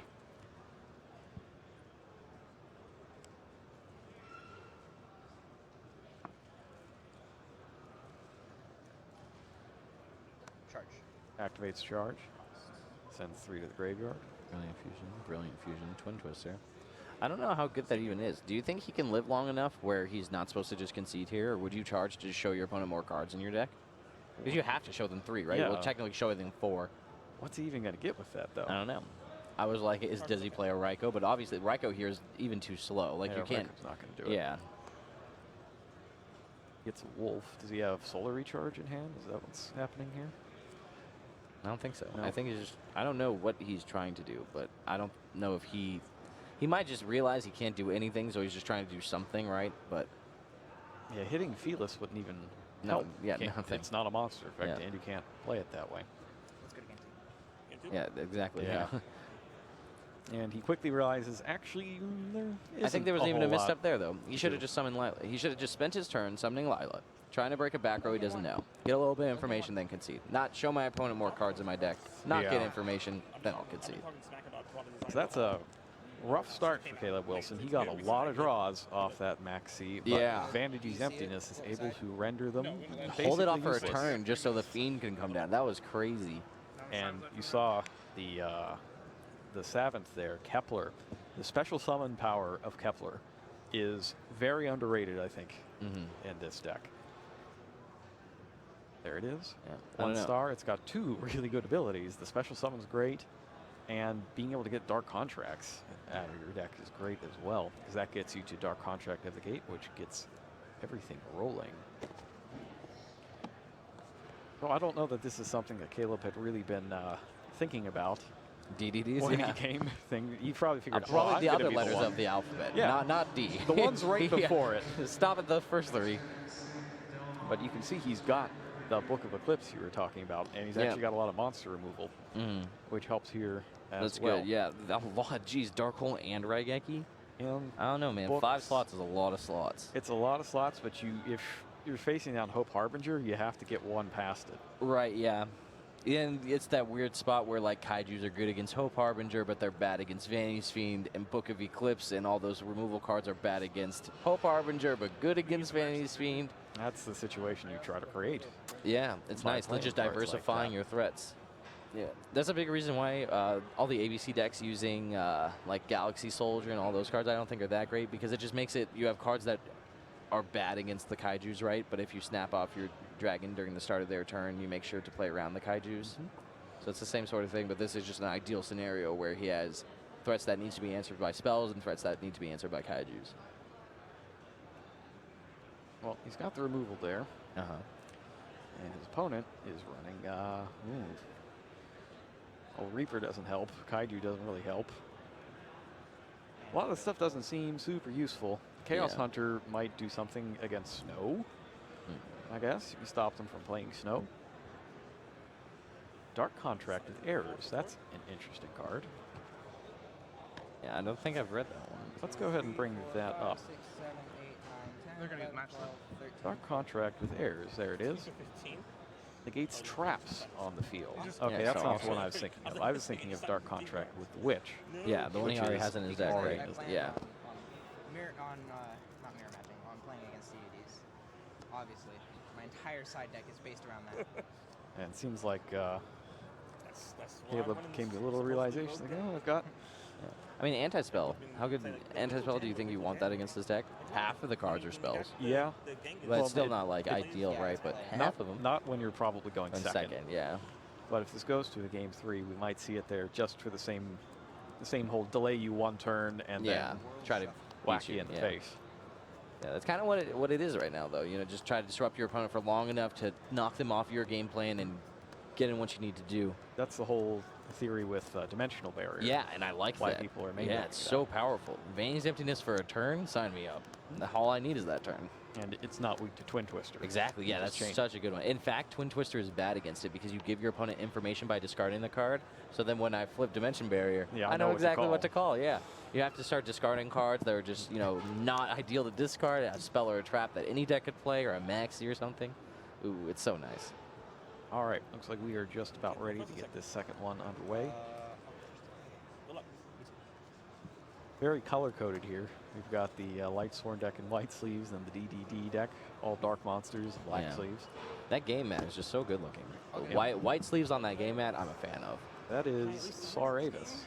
If you're unfamiliar with Saravis, he looks like a ritual monster, but he's actually more of an effect veiler that hits anything that targets and That's works cool. at any time. That's super cool. I like that it can just be used in anything as that sort of slot Yeah. card. Yeah, so And like a it's lance kind it's of. a diverse answer too, because every deck has something really good that Yeah. targets. whether it's the Buster or Mithrilium or anything like that. There's something you can use this on against everything. So do you enter like? I definitely like cards like that, just the flexible, cool ones you can just sort of jam. And it's gorgeous. Yeah, it's also just awesome looking. I've been meaning a blue to, hand trap. Yeah, I've been meaning to. Well, where have we seen that before? Almost like a certain other ritual deck. scene. Yeah, blue hand traps. Photon Thrasher is the first play from Caleb this time around. Oh, by Fairy Tale Snow. That card is so powerful. I'm so glad that people have caught on to how good Fairy Tale Snow is, because I just, the fact that you just banish 7 from anywhere, the fact you can clear off your own monster zones, like when this deck draws very well, you end up with too many monsters sometimes, or sometimes you have a Seraphonite you don't need and stuff like that. And Snow being able to banish monsters you haven't played that you don't want to make it so you can combo bigger is great. And there is Minerva, the Exalted Lightsworn, taking the table. That's last season's YCS prize card, right? Armand understandably needs to read it because you don't see this actually hit the table very often. Yep. So it has, it's kind of like rank 4 Dante. Yeah. Is the easiest way to describe it. Very but good. There's a big pile of upside for hitting Lightsworn monsters. And you get even more cards into the graveyard when she's destroyed. Yeah. I mean, it's already. Rank 4 Dante is actually just the best description I've heard of Minerva so far. So you get rank 4 Dante, you get draws for hitting Lightsworn with it. And when she's destroyed, you get 3 more cards off the top. I believe it's 3 more cards off the top. And then you destroy things equal to the number of Lightsworn you get. And Well, he you gets hit Lila, one, gets so 1. Desires, that's a good one. But that's basically 2. Oh boy. Yeah. Definitely jamming that Desires. Try to find a Lightsworn to go along with that Solar Recharge, so then that Instant Fusion is just real good with a Raiden or something, so he can make an Omega. Not bad. Yeah. That's another thing here. Like, Instant Fusion, I feel like in this deck, is just a rank 4 or an Omega ideally, whereas in the one that uses Bahamut Shark, it seems like that's so good, because it's a Bahamut Shark into a totally awesome that just means so much. Did he banish anything super relevant? Looks like Dark Hole came in from the side deck. He's hit both of his wolves, or 2 out of 3 wolves.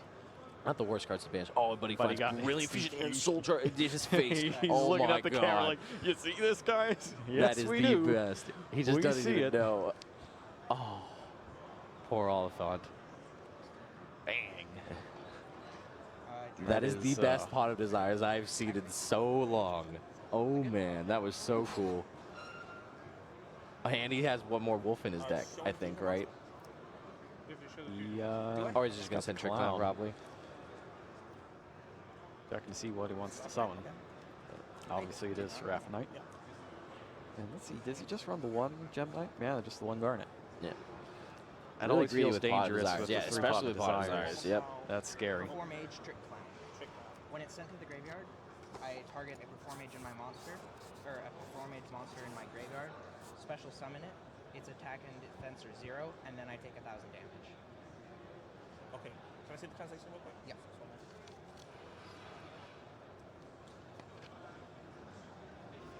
Right here. Oh, And handwritten it is- translations. It's a foreign language Oh, in card. the graveyard, special summon it. It's attacking. Okay, so you don't have That the Trick Clown, I think that's the foreign language card. Yeah, target itself? makes Yes. sense, because that looks like where we stopped, right? So is that good? Okay. Or let me finish the resolving. Go ahead and bring that up for you. We haven't seen Trick Clown in a while. Yeah, it's a good one. Anytime it hits the graveyard, you can pay 1,000, bring him back as a 0/0, but you can only do that once per turn. Super good in all popular these for a rank time. 4 combo decks. Yeah, the version of Necroz that played it with Damage Jugglers, that was a really good deck. Yeah, that was the first time I realized how good of a card Damage Juggler is, and that was before we even had Wavering Eyes to deal with. So, Can I see Brilliant Fusion? Yeah. If you All MST right, it, the so Seraphonite the goes. Seraphonite is 0/0 because of Brilliant Fusion, but keeps its effect to give an extra normal summon of anything. yeah. Might not matter here, though, because it doesn't look like he has a monster it normal doesn't have summon. But summoning monsters isn't going to be the hard thing to do here, as it has Instant Fusion and Soul Charge already. Here we might even see that Snow come into play, where it ends up banishing his Seraphonite to make sure he just has more monsters. Do you think he's going to activate Soul Charge? Do you think it's worthwhile here? Because he's going to be able to make a rank 4, Yeah, and what then are you gonna banish do for with Stone it and make another with rank 4. Soul Charge. So maybe you just hold it in the back burner just in case. That seems fine. I don't know what you would do with Soul Yeah, Charge. and he has Raigeki. That's crazy. Set this Oh, he's going to first, and then I'll Tsukiyomi set this card. his Raigeki. I don't know. Probably doesn't need the Raigeki. Yeah, that makes sense. He's also could be just digging for a monster to get that extra normal summon value off of Seraphonite. So maybe, I mean, this doesn't seem that bad, right? He's just making more things, drawing more cards. It's great, but it just seems like Raigeki Soul Charge is a good 2 cards to have left in my hand against the deck that just beat me with Vanny's Fiend. Pitches it, draw 2. Charge and It's charge Foolish and Burial. Foolish. So that's another level 4 monster, right? If he has Wolf still in his deck. I think he still has one more, right? He can get the Raiden now as long as they don't all go to the graveyard or get banished. I think you play the Foolish first. Actually, no, I guess you don't. Because if you hit the Wolf off charge, then it's upside anyway. But the issue is that if you mill the lights ones you need to search and then have to search the Wolf, that's the one way this can go bad. But he has to have a lot of... Yeah, Felix doesn't trigger, right? It has to be monster effects. Gotta be monster effect. So as long as the last light score in his deck isn't Wolf, I'm sure he has another Raiden. Oh, Wolf, Raiden right next to each other down there. Running out of light source? No, I forgot it's in here. The one I wanted. The one he wanted was in there. Do you think, is there something cool he can do with Minerva? Is Minerva a tuner, level 3? Yes. Yeah, so you can use your additional normal summon on Seraphonite for that to make a rank 8. That's cool. I mean, not rank 8, level 8 synchro. She's banished, though. She got banished with the Yeah, pop. yeah. Well, he just mentioned that he was looking for something that got banished, so yeah. I didn't even realize that was a potential combo. That's pretty cool. It makes sense now, why they play Minerva. Yeah, he can make an 8 with the Norden there. Yeah. 1, 2. Gets rid of an extra Brilliant Fusion he doesn't need. See, in here, he can definitely use Snow. He can synchro summon the level 8, then use Snow to summon itself, banishing things he doesn't need, like Brilliant Fusion, Seraphonite, and then use that Foolish Burial for Wolf for one last rank 4.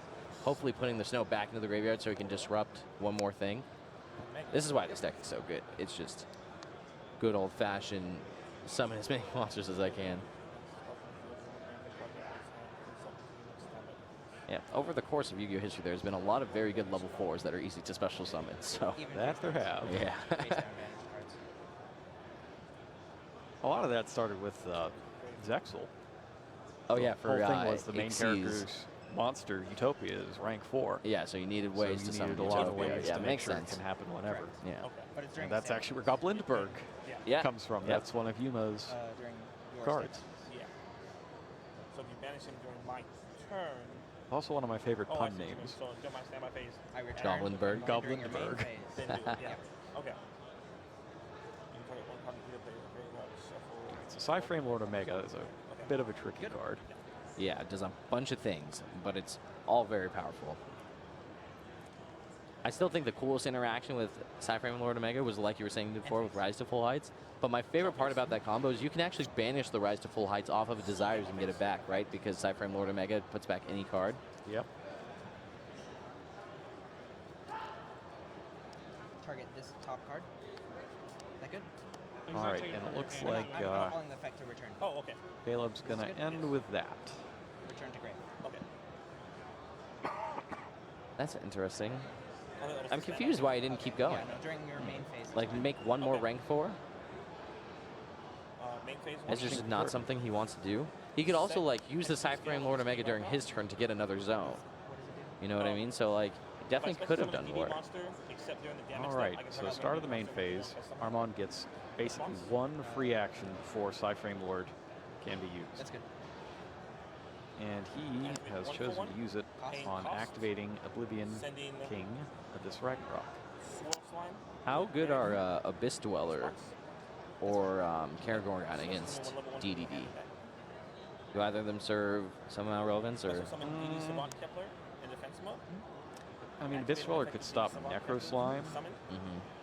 I'm just saying, if he could have had one of those rank 4s in addition to his field, do you think that was advantageous, or do you think he's just supposed to hold what he has to try to, like, in case my field gets broken, I have all these things? Because he's still a Soul Charge set. I don't know that Kane Gorgon is super good here. Yeah. Well, I was just looking through his extra deck. Those are the only 2 rank 4s he could have. That seemed like they could do something in addition to what he has. Or he could have just, like, Dagusto Emerald, right? Just draw a Get card. an extra card. 1-for-1 discards Necro Slime, special summon Kepler. That gets a Dark Contract out of the deck.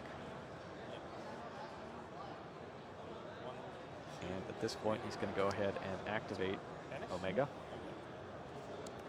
Temporarily banishes something. Try to use process of elimination to figure out what that is. It's one of his 2 Thomases.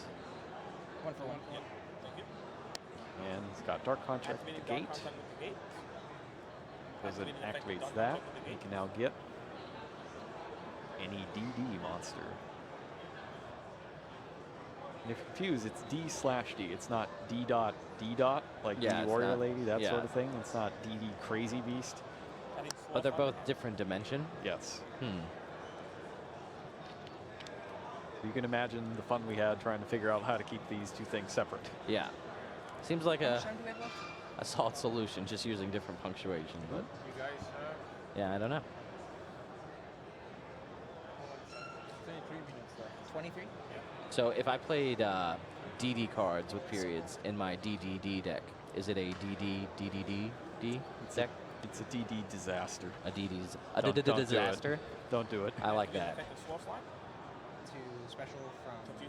All right, now we're going to activate. Yeah, It's that's like we're activating Swirl Slime. All right, he's fusing it with Oblivion King Ragnarok.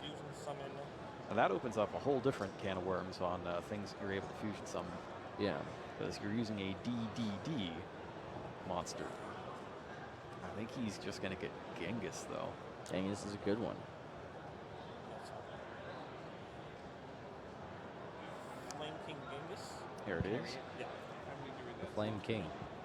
It's 2 DD monsters. If another DD monster is Flame special summoned King to my Genghis. field while I control this face-up card except in the damage step, I can target If another one DD DD monster is special summoned to your field while you have it face up, except during the damage step, you get to special another DD monster, this one from the graveyard. And if the card is destroyed by battle, or if it's in your opponent's possession and destroyed by your opponent's card effect, you get a Dark Contract back to the graveyard. But that's not super relevant at the moment. All right. Next up, he's going for Ragnarok. I take 1,000 damage because of Ragnarok. Yeah.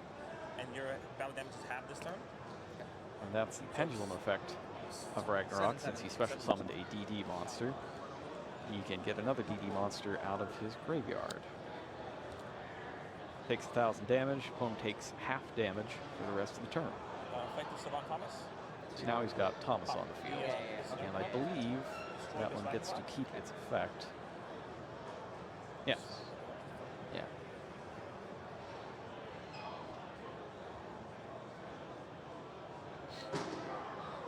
There it is. There's Now, another Thomas. Thomas can target DD card in your pendulum zone, which he does. Destroys that and gets another level 8 DDD monster from your deck in defense position. Now that one's effects are negated. Yeah. Does the halving stack? No. This is your life points. Your any damage take will be halved. Like even if you use multiple card effects, let's say. It's interesting for a deck that has so many pendulum monsters. You don't really pendulum summon a whole lot. No, yeah, it just sort of uses them as like continuous spells. Yeah. It's a continuous spell deck. All these Dark Contracts. And now he's taking a look at Kali Yuga.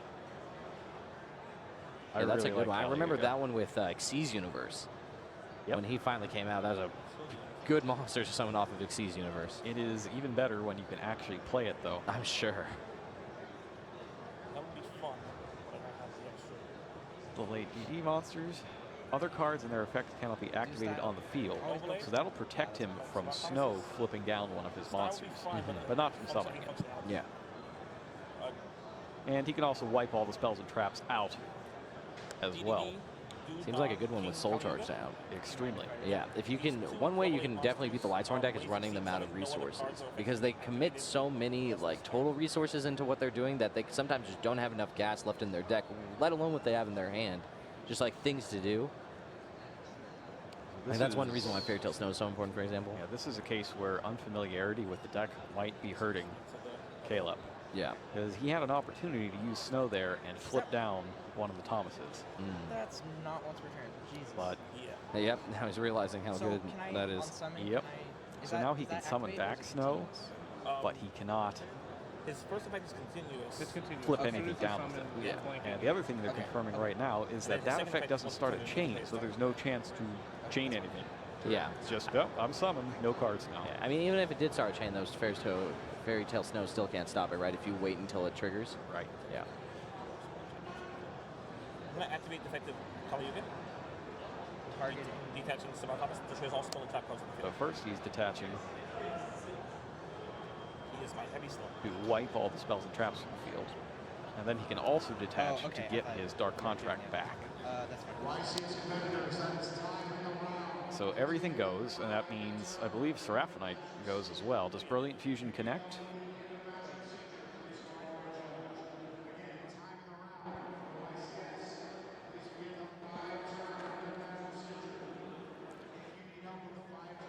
When this card leaves the field, destroy this monster, so Seraphinite should be going now.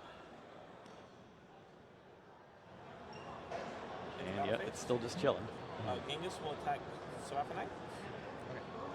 That's actually gone. It's gone. It's gone. It died when Brilliant It's Fusion. done. Pretty quickly solved. And it looks like they got it real fast. Okay. Excellent.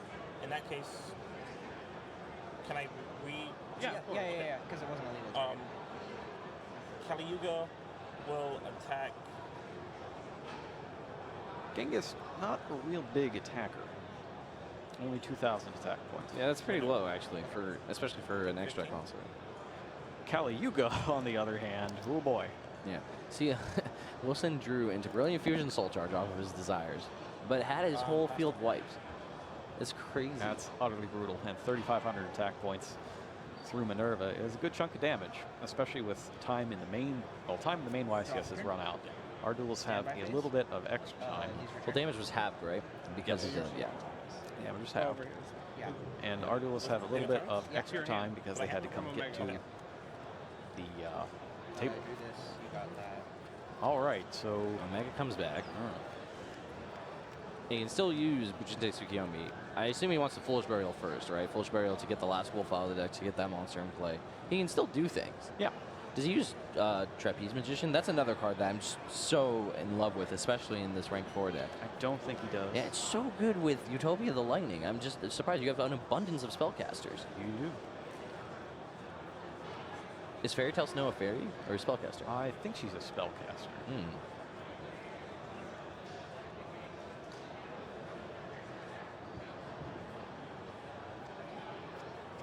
Fairy Tale. That's tail with an I.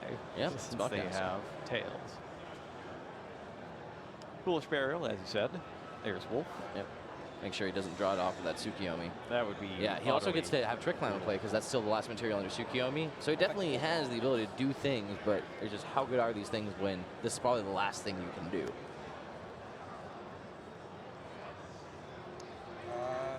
Yeah, maybe it's not even. No, it has to be worth activating Tsukiyomi here. I was going to say, depending on what's in his deck, well, he has to discard that one hang on, card. he's got a discard. Okay, Twin Twisters didn't need that. Found a reinforcement of the army and the Fairy Tale Snow. Is Fairy Tale Snow once per turn? I don't think it is, right? Is Target itself. Yeah, no, it's not once per turn. Yeah, so you can use multiples. Yeah, Fairy Tale Snow is such a powerful card. And it's kind of a hefty 1850 Yeah, attack. Like yeah. Fairy Tale Snow can beat you up. Yeah, no, Fairy Tale if Snow is you're not- crazy. It's such a good card. If you're not looking out for it. So Caleb will drop another 1,000 for Trick Clown. It's optional. No, but Tsukiyomi is negated. No, It's only for the rest of the It's turn. only for that turn. Just for that turn. Just for that turn. Confirming Holy that crap, that Kali would be- that would be only so suppresses good. things for one turn. Well, that's 7,045. Yeah. Does Kali Yuga or Genghis have effects that just prevent them from being, like interactive? Are they resilient at all? No, they're just, that's what I thought. Nope. Yeah, then it seems like it'd be pretty easy to clear here, and Olfon only has 2 cards. But Or is it only when it's summoned? Only when it's summoned. it's rough. He does have that Swirl Slime in the graveyard, though, that can help him to start off more plays in his next turn. And there's a case that he might just win this game on life points. That could be true, too. 'Cause it seems like what Like chip in Olfan can enough. do, like he can clear some of this, but I don't think he can make up the whole difference this turn. Does DDD have like a big damage source monster, like something that can burn or something that deals double, you know what I'm saying? Yeah, they're just big. They're just, real big. just inherently large, yeah. Now, in the future, the deck will evolve to a point where it's just going to like smash an extra 3,000 damage through anything with Crystal Wing. Yeah, no, once their structure deck comes out, this deck is crazy. I'm really excited. The Pendulum Domination. Pastel Fairy Tale goes Snow. in and sends Kali Yuga back. Banish some spells for that snow. I can banish 7 cards from my hand field and/or grave to special summon it. Okay. And it's during either player's turn. and I can chain Maybe he it. can make up the difference. Yeah. I keep forgetting that Omega's actually going to be here as a monster and not just banish itself. Is that good? So 7. Yeah, 7.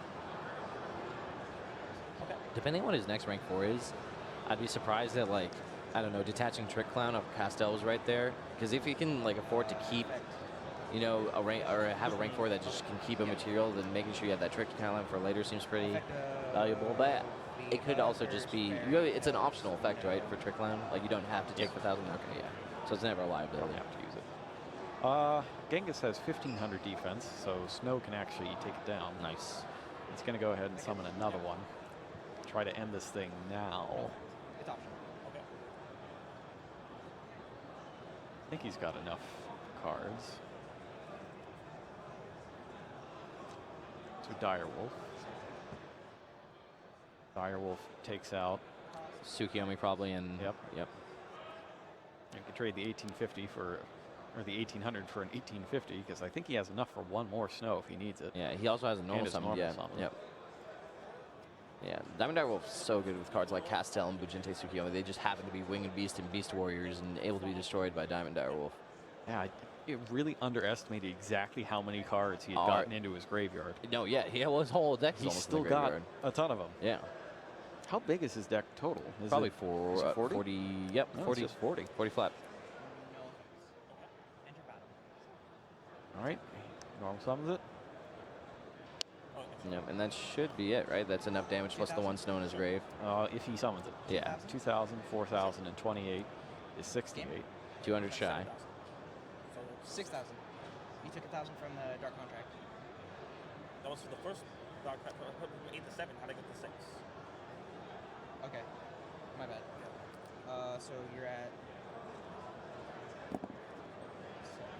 68 would put him at Okay, 200. minus- So he does need the other Snow. this. You Minus. have like 200. Oh, you're at 200, Yeah, right? yeah. Okay. And then the effect of. It looks like he Fairy can Tale go get it. Free game? I'm gonna banish 7, summon it, and attack for the rest. I can activate during battle phase? Yes. During either player's turn. Quick at any effect. time. Okay. Yeah? Yeah, Fairy Shell Snow Yeah, is seven real damage. good. He can also banish monsters off the field. I'm not sure if Wolfhound realizes that just yet. He doesn't need to because Yeah. he apparently had 21 cards in his graveyard. Actually closer to That's why 28. I confirmed because I was like, I'm at 7,000. Nobody hit me at 6. I thought you had 6. Wow. My bad. Yeah, I mean, with only 4 cards left in his deck, though, so. Yeah, I didn't realize There was it 3 was that Snow summons, small. those 21 cards. Yeah, Pot of Desires is scary in this deck, too. Like, if you're just trying to grind out games with Snow. And he played a Desires too. Yeah. In that game, Well, he got- and still had all those cards. Yeah, in the 3 Snow graveyard. summons, 21 cards, Desires. That's 31 cards banished. Crazy. That's just scary. But I guess he played 2 charges and Brilliant Fusion. Yeah, his hand was good. The Desires into Brilliant Fusion Soul Charge is crazy. Yeah, I definitely underestimated the fact that Omega comes back. Like, when I looked at the field and I was thinking about grinding through it, like, Omega coming back was such a big deal. So it looks like we're going to have just enough time to at least start the next game.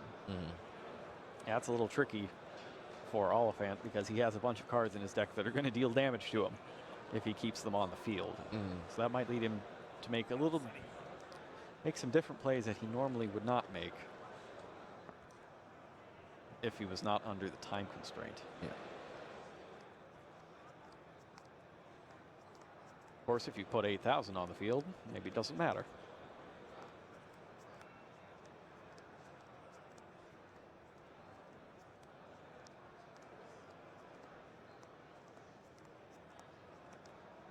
Only a couple switches in the side decking this time. It was real fast. Yeah. Partially due to time, I'm sure, but also partially due to the fact that there's not really a whole lot left to change here. Yep. I mean, they are side decked once, and it doesn't seem like there's too much more to do. I feel like Chaos Hunter would have been really big Yeah, in that last Chaos one. Hunter might be good against Omega, right? They summon Omega, you Chaos Hunter them. They have a 28 body, but they can't do anything else with it. No, they just attack Chaos Hunter in that case. Yeah, well, first turn, but yeah, you're right. I think it's better against Snow. Yeah, just to no, stop I it from coming definitely back. agree with that. Snow's never the first special summon. Yes. There's always something else first. Yeah. Yeah. I honestly thought you were going to make Hope Harbinger. I wasn't expecting the Caliuga. Because All right. You had 2 set face down. Shuffling each other's decks this time. Didn't seem like the best play. Everybody hoping for a repeat of the game they won. Yep. I didn't know she had set. I thought it was set. Back in the zone. Auto zone. It's all right. 1, 2, 3, 4. 4 and 5. All right. Offense starts off with Anti-Spell, Fragrance, and a Solemn Strike. It's 2 good ones. But Wilson's hand isn't bad. He has 3 monsters to summon with Photon Thrasher into Goblinberg into another monster, even without a spell card, so. Just depends what gets striked.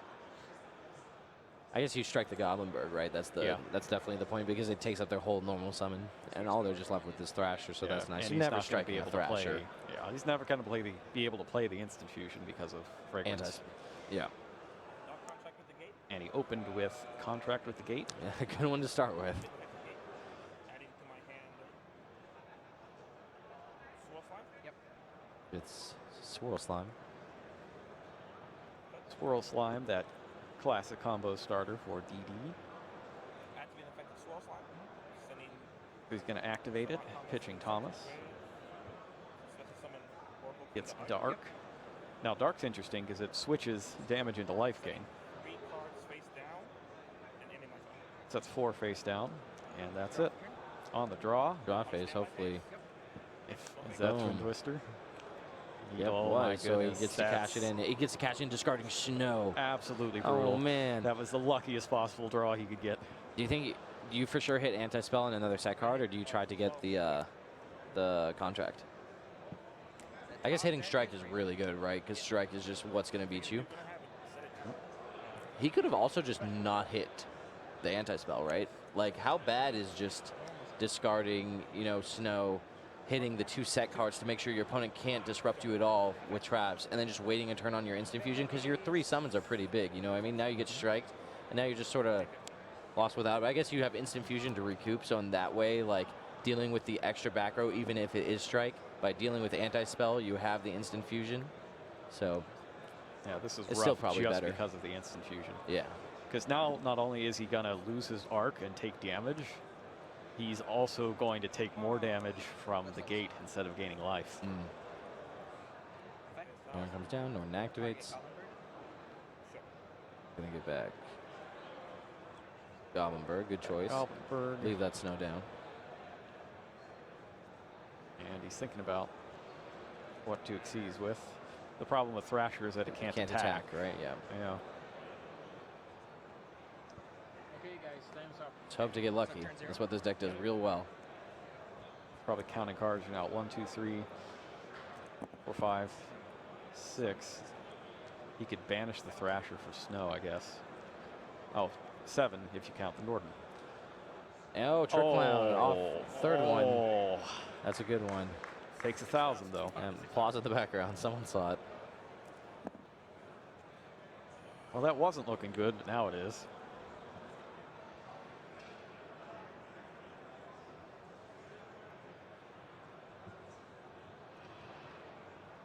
And looks like he's trying to decide between a standard removal option and Utopia the Lightning.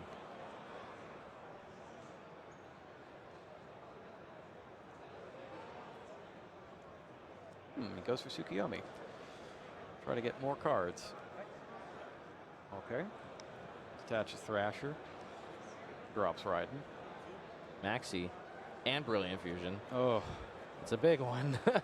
Now he gets to put another level 4 into play, and he gets 2 more cards to banish away for Snow, right? It's just crazy. The sequence of cards that have come up here. Yeah. I feel like that's kind of what this deck does, though. You know what I mean? Like, all the cards are so high impact, but obviously drawing Brilliant Fusion off of anything when you don't have it is great. That's the thing. Like, a lot of them really aren't. A lot of them are just, I'm here to be monsters? something else. Like Thrasher, he's here just to be somebody. He just feels blessed to be here. Cards in hand? None. I mean, he could definitely push further. I don't see why he wouldn't. No, I think you have to at this point. I guess the only thing to consider is that, like, yeah, I use all my cards probably for Snow, or most of the ones that I would be using for Snow later, but not the biggest deal in the world. Yeah, there's not going to be a later in this game because of the time issue.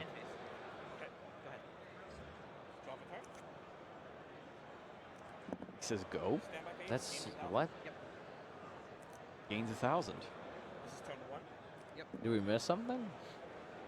Did he already like discard a Garnet, or can he not use that Brilliant Fusion, or does he not have Snow in the graveyard anymore? Did he use it as a material for something? Like, is it under that Bujinte Tsukiyomi? It's not, I don't think. What came back with Norton? Goblinberg. Okay.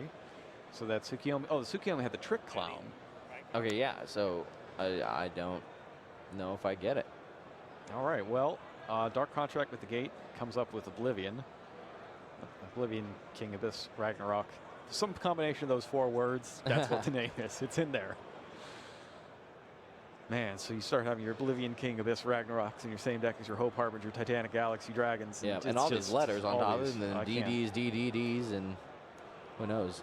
Also, the fact that Duo Dawn Kali Yuga, you just have more Ds in that name. It's the 5D. That's the 5Ds. Yeah. It's the 5Ds monster. Jeez. All right. Summons, I think that's a normal on Kepler. That's the fusion one? Yeah, looks like it. It's just really interesting that Caleb chose a more reactive. Yeah, I guess he just wants to hold the things to disrupt with Fairy Tale Snow, but I also feel like, do you think that's the sort of position where if someone had a second Minerva, they could just jam the second Minerva and probably fuel enough for another summoning of Snow?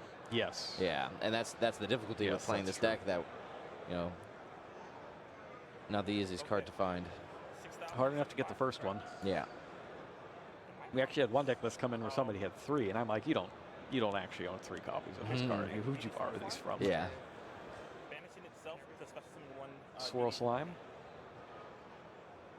Looks like he's going to go ahead and activate it, and that should bring the Max C. Yeah, definitely. Yeah, no, especially if he had Max C, I definitely don't like not using the Snow there, because worst case scenario, he can use some like poor cards from his hand. You know what I mean? He picks up Wolf. Yeah, exactly. You know what Wolf's good for? Being banished for Fairy Tale Snow. Yeah. Yeah, there you go. Discarded to Solar Recharge. Yeah. To get 4 more cards in the graveyard.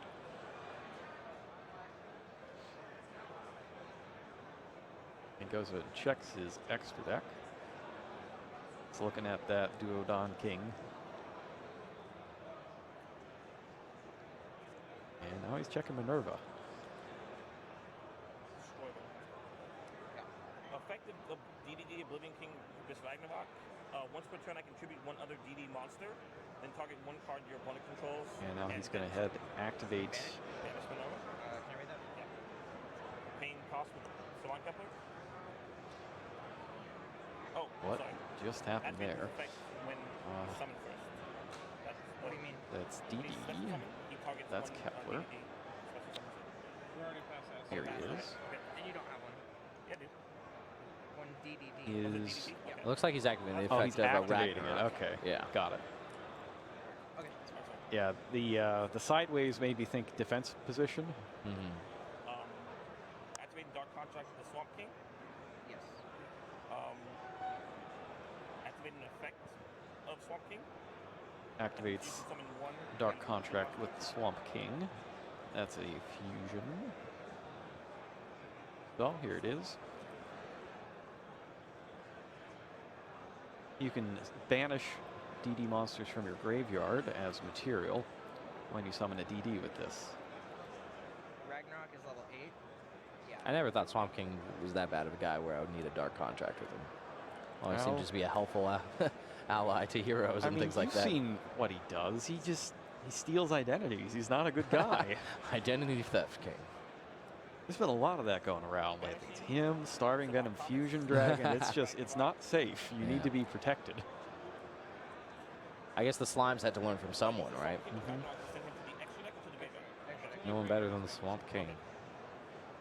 The Slimes, at least, fuse properly. They have to use the right materials, but they're not named anyways. It's just 2 DD monsters, or a DDD and a DD. Yeah, so you're right. So they're just filling roles. They're not even stealing identities. So he goes for a second Dark. Interesting. He goes to battle phase, I believe. Are you gonna get Attack Tsukiyomi? No. Oh yeah, you want to wait here for Snow. Make sure you get that Trick Clown trigger, because otherwise, if you Snow to her, it's actually the same thing. But then he has the opportunity to kill the snow, so he'd probably just wait for the second one. But then if he's killing the snow, he's leaving up your Tsukiyomi. So it actually might have been better to use snow on the first attack. Just give your opponent the chance to mess up, right? Yep. Goes for another 1,000. Like some spell cards. And there's a Goblin Bird. Photon Thrasher. Why not? Those other spells. Yeah, that seems better. There you go. I like that. Yep, 7 total. Snow comes out. Boom. Book Moon. Which one And you have to remember which one hasn't attacked yet. already attacked. This one is currently attacking. Yes. Attack. Target that. It stops the attack. It books a moon. Do I don't. Well, okay. You don't get the attack. Well, no, I replay with the curve first before, and then you chain the that, correct?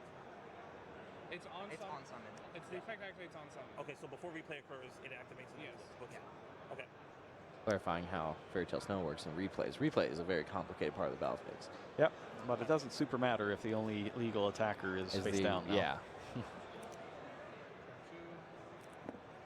Drop turn. And now I get the feeling that things aren't going to go very well for Armand.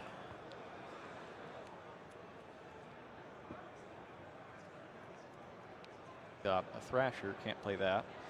Maiden can be played, it's pretty useful. Wolf, Brilliant Fusion. Fairy Tale Snow should have been a hollow version of short range. Right. Play any level 7 synchros? Yeah, he's got Michael. Michael's not bad here.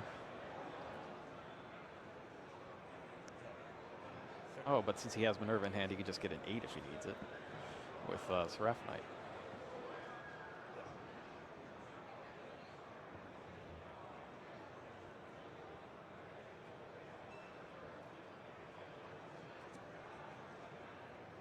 Sends the Wolf along with Gem Knight.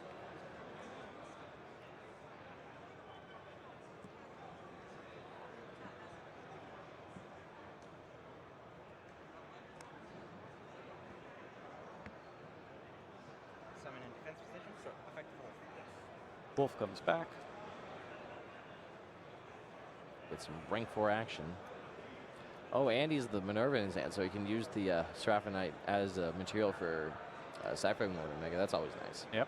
Yeah, get some use out of it. I guess worst case scenario, it's just getting banished to snow, but This game is so crazy because when we first started out, it looked like he was just done. There was nothing he could do. yeah. But then his draw for turn was Twin Twisters, and it completely changed everything. Crimson Blader. Oh, man. I love that level 8 synchro. Ooh. That's nasty. Yeah. Let's go ahead and bring up Crimson Blader. Yeah, for those of you who don't know, Crimson Blader is when he destroys a monster by battle, during the opponent's next turn, they can't special summon level 5 or higher monsters. Can't Normal normal or summon special, either. yeah, so it even hits like Monarch cards, but I remember during Dragon for Rulers, this was the guy. The tech yeah. card right then. It wasn't even tech, it just completely changed how you had to play the game. Like, you couldn't leave titles face anything with less attack than a Crimson Blader, you could not leave face up. Vulnerable to Crimson Blader, because if they lock you out for a turn, you're just done the following turn. Man. Now he's checking life points, see if he can win this turn. Yeah.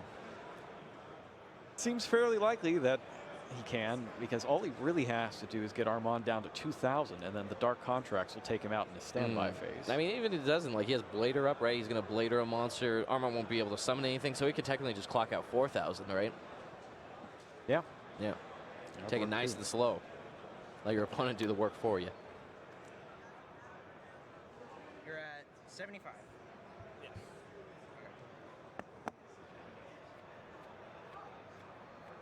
This is a shame that those other 2 cards in hand can't be played. Mm-hmm.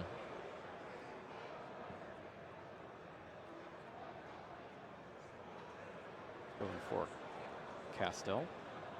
Hopefully not targeting one of the contracts. Target Dark. Yes. It's 1 Dark. Effective Trick Clown. Yep. Target itself. Triggering Trick Clown, another 1,000. Like he didn't quite get his last 1,000. So I'm at We had 4,000.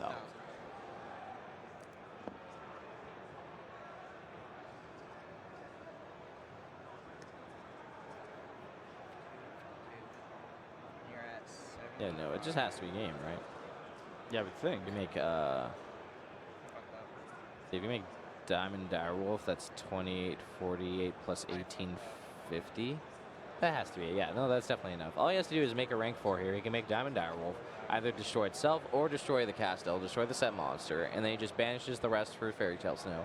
That's 2,800, 2,000, and then the Fairy Tale Snow damage. And then the 2,000 from the 2 spells should just end the duel. But maybe he's just not like seeing that math, maybe he's like actually trying to game him. Regardless, he'll find out he he's could won the probably duel. do it anyways, Yeah. even without the 2,000. It just seems like he has too many cards available to bring back Snow. Yeah. I mean, the worst part is even if Wilson hasn't realized that it's just game regardless, Oliphant definitely has. And he can only sit there and watch while his opponent tries to figure it out. Well, I mean, that's why you don't scoop here. It's Yep, game 3, definitely. you give them every chance to mess up. Yeah, no, that's very valuable. Very valuable.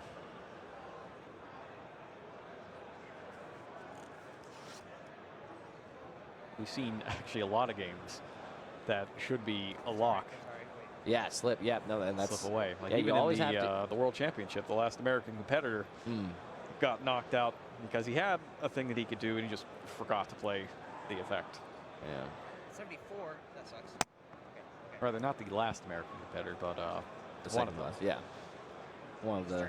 It was a case of a white stone of ancients that he could have used and just did. That is unfortunate. Okay, so Crimson Blader attacks.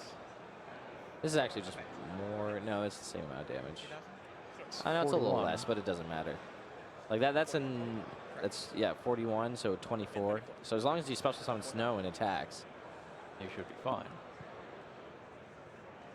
But yeah, I don't think he realizes that the contracts are going to deal 2,000 because he is going to his extra deck. He is not trying to just special summon Snow. And he definitely has 6 cards in his graveyard other than Snow with the Brilliant Fusion. Or he could just banish all of his monsters. Like, all Snow has to do is attack. He's going to give his opponent a whole nother turn. He's getting an extra turn. Man. Karen Gorion. Yeah, no, he's going to realize this as soon as Alphen draws and takes 2,000. Well, do you think there's anything Alphen can draw? Oh, there it is. Nope, he just saw it right now. Yeah. I just saw it. I had game. I special this and then he burns for damage. Yep. Yeah. He just realized it. Go ahead. But he does get another turn. Yeah, Not but he's that he under can summon Blader too, anything. yeah. So it's not even going to really matter. Oh, did he just pick up Chaos Hunter? Like, where were you a long time ago? Yeah.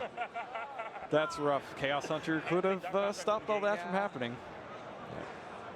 But sometimes that's just how the cards fall. Your opponent draws the one card they need as their one possible time they can use it, and you draw the one card you needed a long, long time ago. He does get a search for Dark Contract at the gate, though. We'll at least try to find a way out of this. Don't really think there is one. You can get a DD or a Dark Contract. No, it's just a DD with Dark Contract. Yep. That's Kepler. You can get Kepler to get a Dark Contract. I don't know what he would get. Oh, I had game.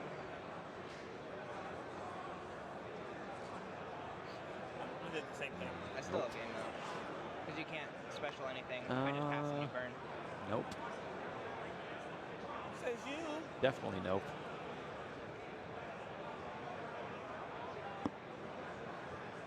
Yeah, there's just no way for him to turn off his contracts, right? Like, yeah. I can't find one. And the only way summoning a Dark, and he can't even do that because he's under Blader, so, and the Dark would have to live. I know.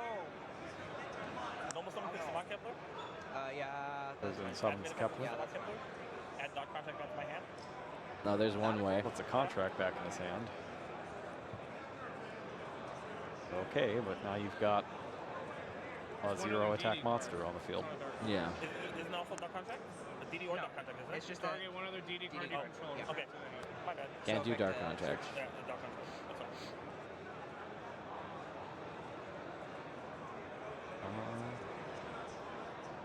Oh Did my he god, I pick up the gate contract? No. I think they read it and clarified that he couldn't pick up dark contracts from the field. They could only pick up DDs from the field, maybe. That's what it sounded okay. like. Yeah. So he was just forced to search for something else. Okay, that's the Red Guy Keeper. And you have one card in hand? Yeah. Okay. During the next turn. Okay. Well. So here's going to be the coolest part, right? Wilson is just going to pass, knowing that he's going to win to 2,000. Offense going to draw Twin Twister off the top, right? Twin Twister both of his own contracts. Yeah. And live for one more turn. And then still lose the duel. I think that is the most exciting thing we could see. Yeah, I think we've had our allotment of top-decking Twin Twister. Yeah, where right. it's absolutely vital to continue surviving. Yeah. We've already hit our Karen quota in this Gorgon match. works against the contract with the Witch, right? Where contract with the Witch targets, I guess, is my better question. It does target. Yeah. It's not like those new Dark Lord traps. Those Dark Lord traps are crazy. They can't target. They don't target. This is unreal. Yeah, I'll just solar recharge with my wolf, get another stow in there. Why not? And find a desires. Just he could deck himself. Yep, no. That's not happening. Can you activate? There's a contract. Karen Gorgon's going to change that. And to get 1,000 attack points. So that's the other thing it does. Your fiends get 1,000 attack points during your opponent's turn. Nice. Valiant effort, but I don't think it's going to get there. I mean, he can also just use the Karen Gorgon to have it destroy itself, right? No, he doesn't have to So you take 1,000 still. activate it. Oh. He's just flipping it to gain 1,000 attack Oh, points. that makes sense. Okay. Yeah. So it's just to mitigate damage. Got it. So you're at 400? Yeah. And it's still destroyed? Yeah. Okay. I'm just not going down another fight. All right. 2450? Sure. All right. That's our game. All right. And that's it. I like that. Offense is not going down without a fight. I guess that's what we saw. So a couple turns later than expected. Yeah, despite due a to few missing missteps. a snow there. But in the end, Caleb Wilson is able to get the win there. That was a very strange match. I thought Armand was just in a fantastic position. Starting off in game 3, coming up with the anti-spell fragrance. Everything just seemed to be pointing his way. Yeah. And then the 6th card was Twin Twister, and that was it. Yeah, I mean, even if the 6th card wasn't Twin Twister, even that anti-spell result, I still think he was in a pretty bad spot, right? Like, well, I guess no, because then the strike lives, and then he can't do anything because the anti-spell. Yeah, with either getting one, the instant fusion through is what made that key. duel Yeah, possible. well, I was trying to consider that like maybe he didn't need it, but then I realized with anti-spell plus strike, that was the problem. Like the strike your Goblinberg and then have anti-spell with deal through fusion, but he needed both. Yep. Like if he only had anti-spell, that Goblinberg goes through, game's over. If he only has strike, Goblinberg gets negated, instant fusion goes through, game's over the same way. He needed both. But yeah, Twin Twister definitely helped out there. And actually, it would have been, at least Twin Twister didn't hit both. That would have been absolutely brutal. Yeah, no, definitely true. So we did get to see something of what the DD deck can do, though, which is it's nice to see it now even before Pendulum Domination comes out. It's only going to get better from there, folks. Like a lot of the stuff he was doing was super strong. Kali Yuga in particular, that card is that's a great one. Incredibly good. Definitely a good one. When the structure deck comes out, you're going to start getting Crystal Wings. You're going to get a new Synchro Monster that can negate spells and traps. And you're going to be able to get both of them at the same time. Yeah. It's just going to be I'm really excited. Good. Yeah, that deck is so much better than this one. But it's cool to see players still, want to play the DDDs. You can see the foundation. Yeah. I feel like everyone that I used to know who was playing DDDs have now actually switched to the Dark Lord deck. Yeah? Yeah.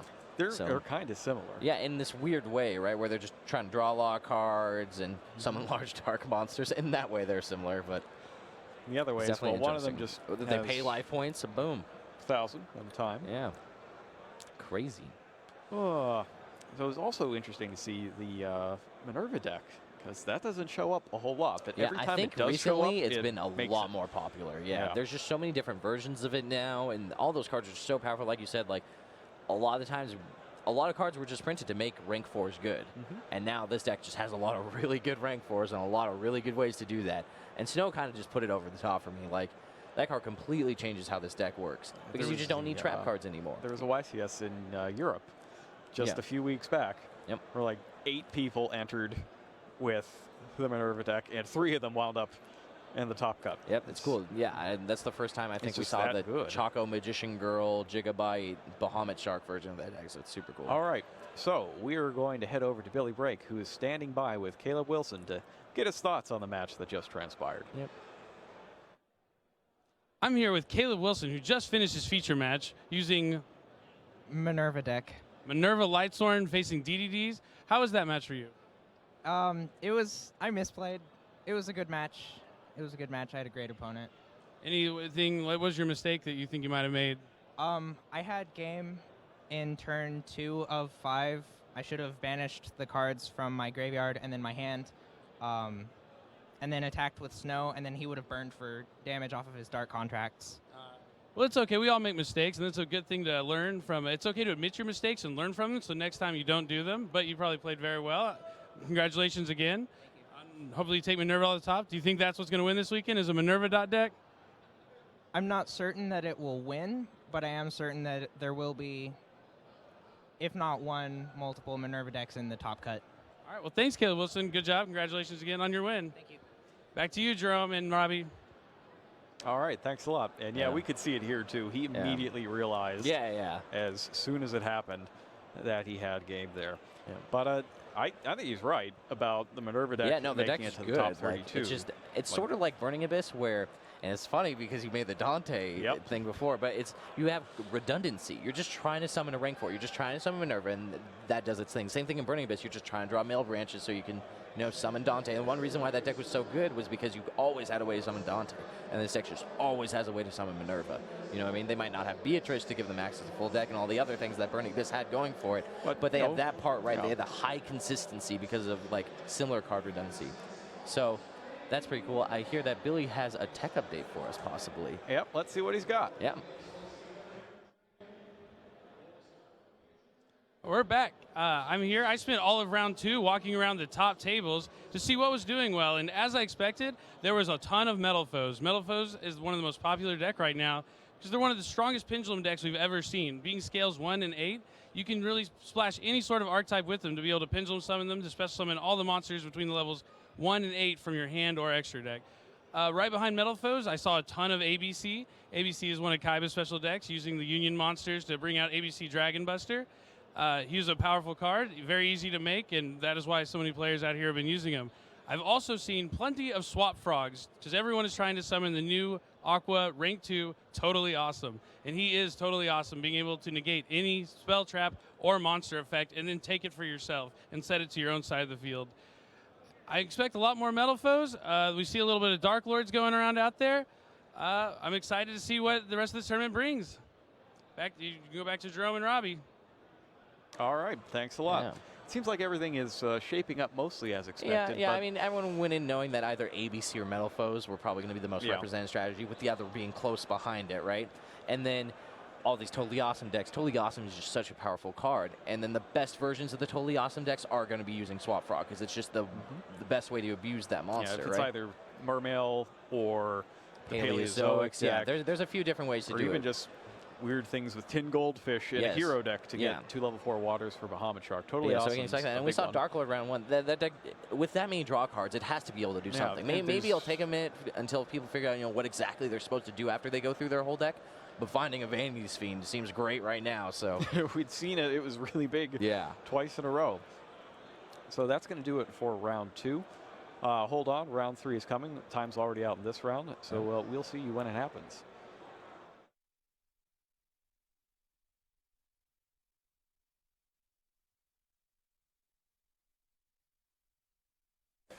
Hello again, Duelists. As you may be aware, the Winter Ultimate Duelist Series Invitational took place very recently, right here in Los Angeles, California. And because it was so close to our office, we decided to hold a special bounty tournament at the event, where myself and some of my co-workers stepped into the fray to duel against you guys. And the deck I chose for that event was Phantom Knights. You might find it a little odd that we did a video on Super Quantum a couple weeks back, but not one on Phantom Knights. And that's because I wanted to save the surprise for the event itself. But now that it's over, I've got 10 things that you should think about and know when you're building or playing a Phantom Knight deck. And the first one, and this is where a lot of people get tripped up right away, is that you really need to max out on your level 3 Phantom Knights. That's Ancient Cloak, Ragged Gloves, and Silent Boots. And you really ought to max out on all of the traps as well. And on top of that, I would also play 3 Phantom Knights of Breaksword, the Xyz monster, if you have access to all of them. I found that I play all 3 of these a lot more often than I don't, which is kind of surprising.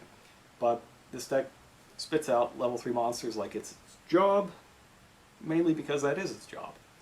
And in order for it to do that as efficiently and as often as possible, you need to max out on all of these. I know it's really tempting to maybe shave off a wing here or there, or a sword, or maybe one of these guys since they can't be special summoned without a card effect, but don't do it. It is very important to the math of the deck that you have all of these cards active, because one of your most ideal turn 1 plays is to Xyz summon Dante, Traveler of the Burning Abyss, to start sending cards from your deck to the graveyard. And if things are going particularly well, you might even be able to get Dante with Card Trooper, or Dante with Mathematician, or even summon Card Trooper and then use it as a material if you have something like a Soul Charge in your deck. You want to get as many cards into your graveyard as possible because it gives you the most chances to hit these traps and these monsters. A lot of your plays come from special summoning back monsters from your graveyard with the Phantom Knight trap cards, and that is why you want to put up a big defender that also happens to have the effect of Card Trooper on it. Dante is also a good first turn play if you're going second, as well as first, because he does rise all the way up to 2500 attack when you use his ability. So he's a great offensive and defensive weapon. Now, these are a lot of level 3 monsters and a lot of methods to summon them, but even with these 18 cards, you're not going to be able to summon enough level 3 monsters to do what you need to do as often as you need to do it. Fortunately, there are a lot of fantastic level 3 monsters in all of Yu-Gi-Oh! Oh, Scott Foolish and Reinforcement of the Army there, those are great because they can count as any of these. But there are a ton of other great level 3 monsters. I'll show you what I used. I used the Speedroids, Speedroid Terratop, along with Cannonborg and Triad dice. You can special summon Terratop if you have no monsters on the field, which makes it a really great play, both early in the game and late in the game. And when it's summoned, you get to search for another Speedroid. Cannonborg is usually the first one you'll search because you can special summon it if you have a wind monster, and that gives you 2 level 3 monsters without using your normal summon. Triad dice is important because you want to incorporate synchro monsters into the deck if at all possible, and actually that's thing 4 on my list of things that you should know about Phantom Knights, that you should not skip out on synchros. I'll get back to that in a second because I also used Emergency Teleport, which you're seeing more and more these days in Monarch decks, actually, along with Super Quantum Blue Layer. Monarchs use this as a tribute material. I use it for Xyz material because even when you detach it from an Xyz monster, you still get to shuffle it back into the deck. So I only need 1 copy of this, and it's almost like having 4 copies, 3 of which you can special summon by Emergency Teleport. And I've also used 1 copy of Ghost Ogre and Snow Rabbit. Being able to special summon a tuner directly from your deck is incredibly good. And even if you draw this monster, you can use it for its quick effect to destroy a card that's just activated its own effect. So all of these are pretty great. I'm happy every time I start with Terratop in my opening hand. I would highly recommend both of these. Now, as for synchro monsters, I played a few. Played 3 of them in my extra deck. The most important one is Trishula, Dragon of the Ice Barrier. Summon this, and you get to banish a card from your opponent's hand, field, and graveyard, which is absolutely devastating against everything. And that is part of why it's so important to have tuner monsters. It's really easy to get 2 or 3 level 3 monsters on the field, and if one of them's a tuner, it could be Trishula. Even if you can't get 3 monsters on the field, there are some pretty good options at level 6 as well. I kind of took a trip to the future to bring back Stardust Charge Warrior for the Bounty Tournament. Stardust Charge Warrior, you'll actually see it in Premium Gold 3 for the first time. It's a level 6 Wind Warrior Synchro. Generic, you can make it with a tuner and any non-tuners, and when you Synchro Summon it, you get to draw a card. Pretty good. But it can also attack all of your opponent's special summon monsters once each, which is absolutely devastating against a pendulum-based deck.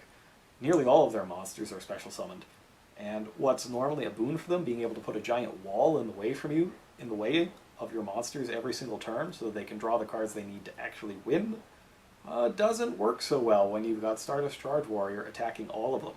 If you can pump this up with your Phantom Knight traps, it can even just attack all the way down the line of Cosmo monsters, or just beat up everything that a Burning Abyss player can throw on the field in a single turn.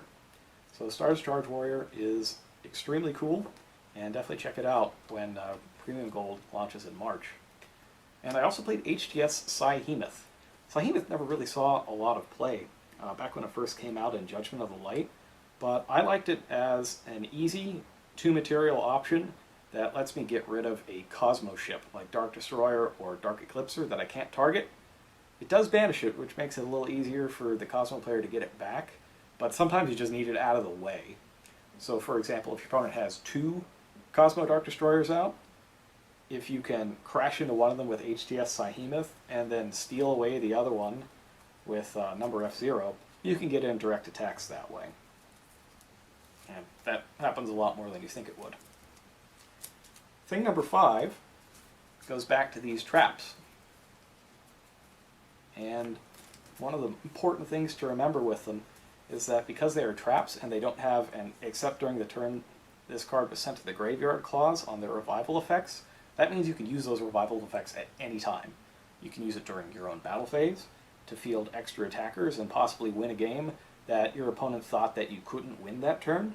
But most importantly, you can use them during your opponent's turn.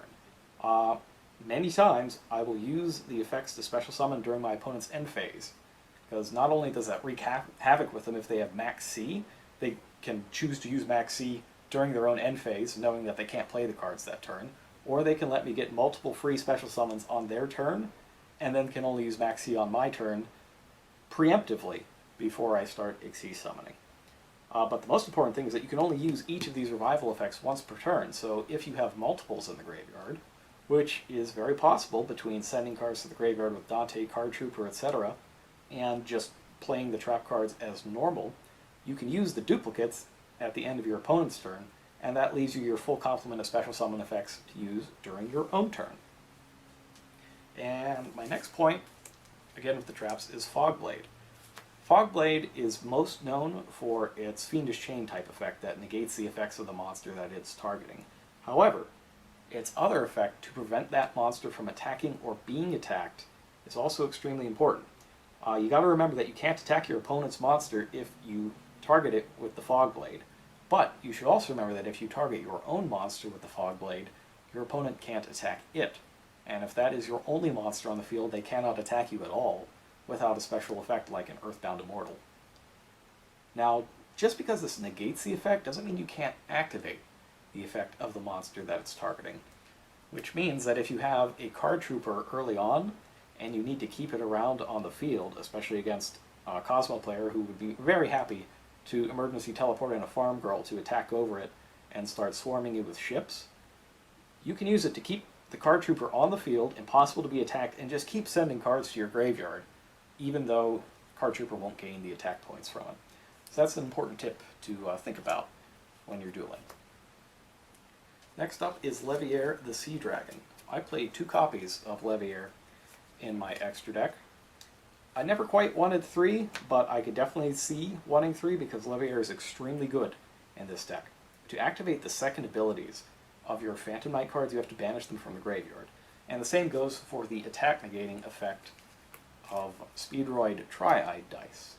And that means that you have plenty of monsters that are banished that you can get back with Leviair the Sea Dragon. And not only does it special summon a monster to your field, each one of those monsters that you bring back and send to the graveyard again is effectively getting 2 extra cards. One to use as material for something, and another one that you can banish from your graveyard to claim its effect at any time. And one last thing to remember about Leviair the Sea Dragon is that it's a wind monster. And that means that if you have opened up with Speedroid to Ketemborg and nothing else wind-related, If you can summon Levier the Sea Dragon, activate its effect to special summon one of your banished monsters, and then because it's wind, you can special summon that to Cannonborg from your hand, and you've got another 2 level 3 monsters for an Xyz summon. Now, back to the traps again. I know I keep harping on these, but these are really good trap cards. Phantom Knight's Sword and Phantom Knight's Wing. While you know them mainly for their special summoning effects, their on-field effects are also extremely good. Both of them increase the attack points of your monster and gives it a shield against destruction. Phantom Knight's Wing gives you a permanent plus 500 to any monster while it's faced upon the field, and it saves it from destruction the next time it would be destroyed that turn. Sword gives it 800 for as long as Sword is on the field, and you can destroy Sword instead of the monster if it would be destroyed. Because of those attack boosting abilities, you can play these cards in the damage step, where most cards cannot be played. So for example, if you were to pull up or get stuck with a Terror Top, say, on the field, let's say you special summon Terror Top and your opponent says, okay, max C. Well, they don't get to draw a card because Terror Top didn't start a chain to special summon. They're just doing that so that you don't continue your combos, and they can come back at you next turn. So let's say a Cosmo player does that. Well, you can keep Terror Top there and back it up with one of these trap cards, and then if they try to attack you with Farm Girl, you can play this in the damage step. Terror Top will defeat the Farm Girl, send her to the graveyard where she can't be gotten back by Cosmo Town, and can pretty much put a halt to your opponent's entire turn, unless they have... No, and it pretty much puts a stop to your opponent's entire turn. They'll have to go to main phase 2 and probably, if they're lucky, summon a tin can and go from there. Thing number 9, Twin Twister. Twin Twister is very good right now. It can destroy 2 spell or trap cards on the field, up to 2 spell or trap cards on the field, but it costs you a discard to use it. And a lot of people are only playing 1 or 2 in their main decks because they don't want to draw multiples, or their deck can't support the discard cost. This deck can support the discard cost. Anytime that you discard a Phantom Knight card, that card can be played again from the graveyard for its secondary effect, so you essentially are not giving up a card at all to play this. And that makes it extremely efficient. Not only is it extremely efficient, right now, every other deck but this one has a lot of spell and trap cards that they need to keep on the field. Monarchs need to keep their field spell and Return of the Monarchs on the field. Cosmo needs to keep Call of the Haunted on the field, and they really hate it when you chain this card to Call of the Haunted. They need to keep their Solemns on the field, Solemn Strike and Solemn Warning. And actually, I'll just show you, I play both. 3 Solemn Strikes, 1 Solemn Warning. Pendulum decks obviously need to have both of their pendulum zones occupied to do anything. And even stuff like Burning Abyss plays a lot of traps that if you can destroy them preemptively, you can break through that player's defenses. Maxing out on Twin Twister is easily the best decision I made when I was building this deck. It is incredibly helpful, and I would highly recommend maxing it out yourself if you decide to build a Phantom Knight deck. And the last thing on my 10 things that you need to know is that you should always be playing very aggressively.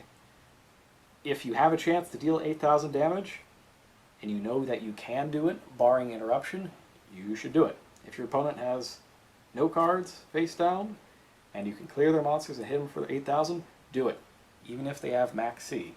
Because right now, despite playing max C, people aren't really using anything that can stop you. They can't really draw a card that's going to stop them from losing that turn. The closest thing you'll get is maybe Effect Failure that could take 1,000 points off of your Break Sword. But this deck special summons enough that you can probably play past that and get another 1,000 points out of somewhere. So keep playing aggressively. You're just going to get more and more cards as the game wears on. They probably aren't. So don't let off the gas. And I didn't play it in the Bounty Tournament, because I figured 1 new card from the future was enough. But we talked earlier about how important it has to have all of these level 3 monsters. And right now there are only 18 Phantom Knight cards you can play that give you a level 3 monster. Well, in Premium Gold 3 there is 1 more that can do it. This is the Phantom Knights of Tomb Shield. It is a trap that special summons itself as a level 3 Dark Warrior type monster. when you activate it, and it also has a breakthrough skill-like effect that you can use when it's in the graveyard. During your own turn, except the turn it was sent there, you can banish this card to negate the effects of a face-up trap for the rest of the turn. Not only is that useful to negate things like anti-spell fragrance for a turn, so you can play your spell cards, like your emergency teleports, it also can be chained to normal traps, things like Fire Lake of the Burning Abyss, or Bottomless Trap Hole, Time Space Trap Hole, that sort of thing, to negate them temporarily as well. That's a trick that you normally associate with cards like Hot Red Dragon Archfiend Abyss, or Contrast Hero Chaos. But this card can do that too, on top of being a level 3 monster. So it's great if you send it to the graveyard with your card trooper, it's great if you draw it, and it's also the Phantom Knights card instead of just a Phantom Knight card. So it's doubly searchable with both Phantom Knights of Ancient Cloak and Phantom Knights of Silent Boots. So keep a lookout for that when Premium Gold 3 arrives in March. That'll do it for now. I hope everybody who was disappointed that we didn't have a Phantom Knight video before is now satisfied. I hope you all enjoyed this deck a lot. I know I did. I had a great time playing it.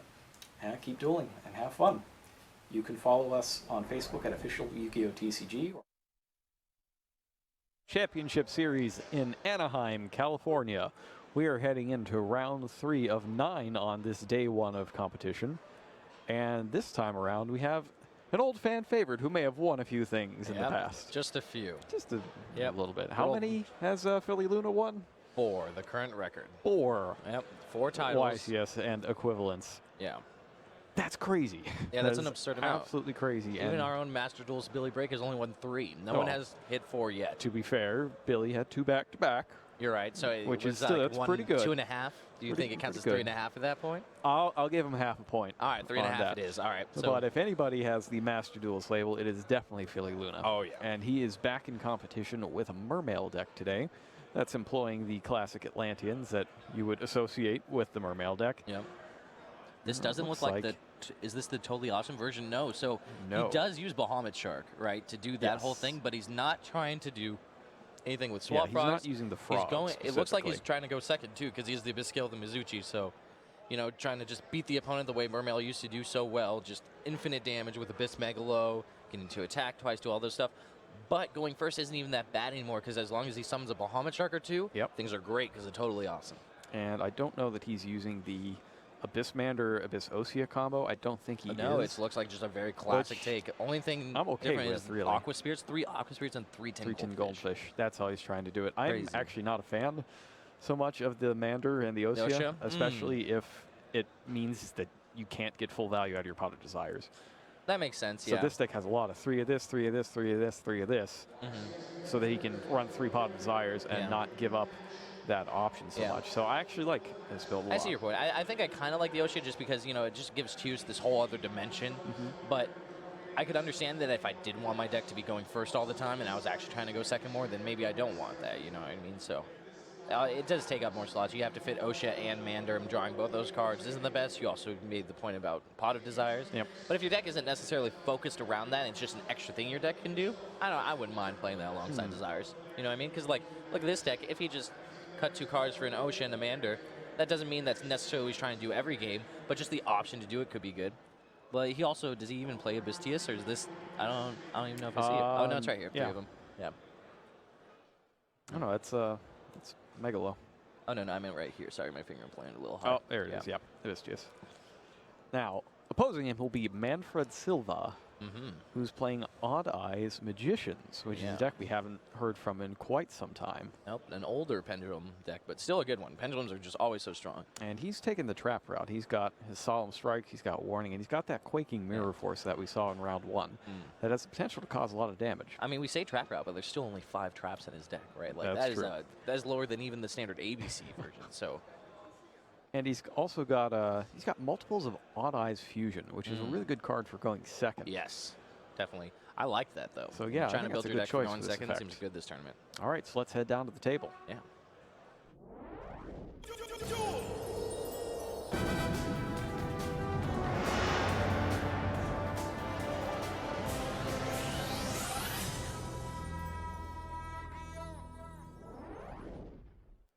All right. right, we are ready. It's great to see Philly back in competition once again.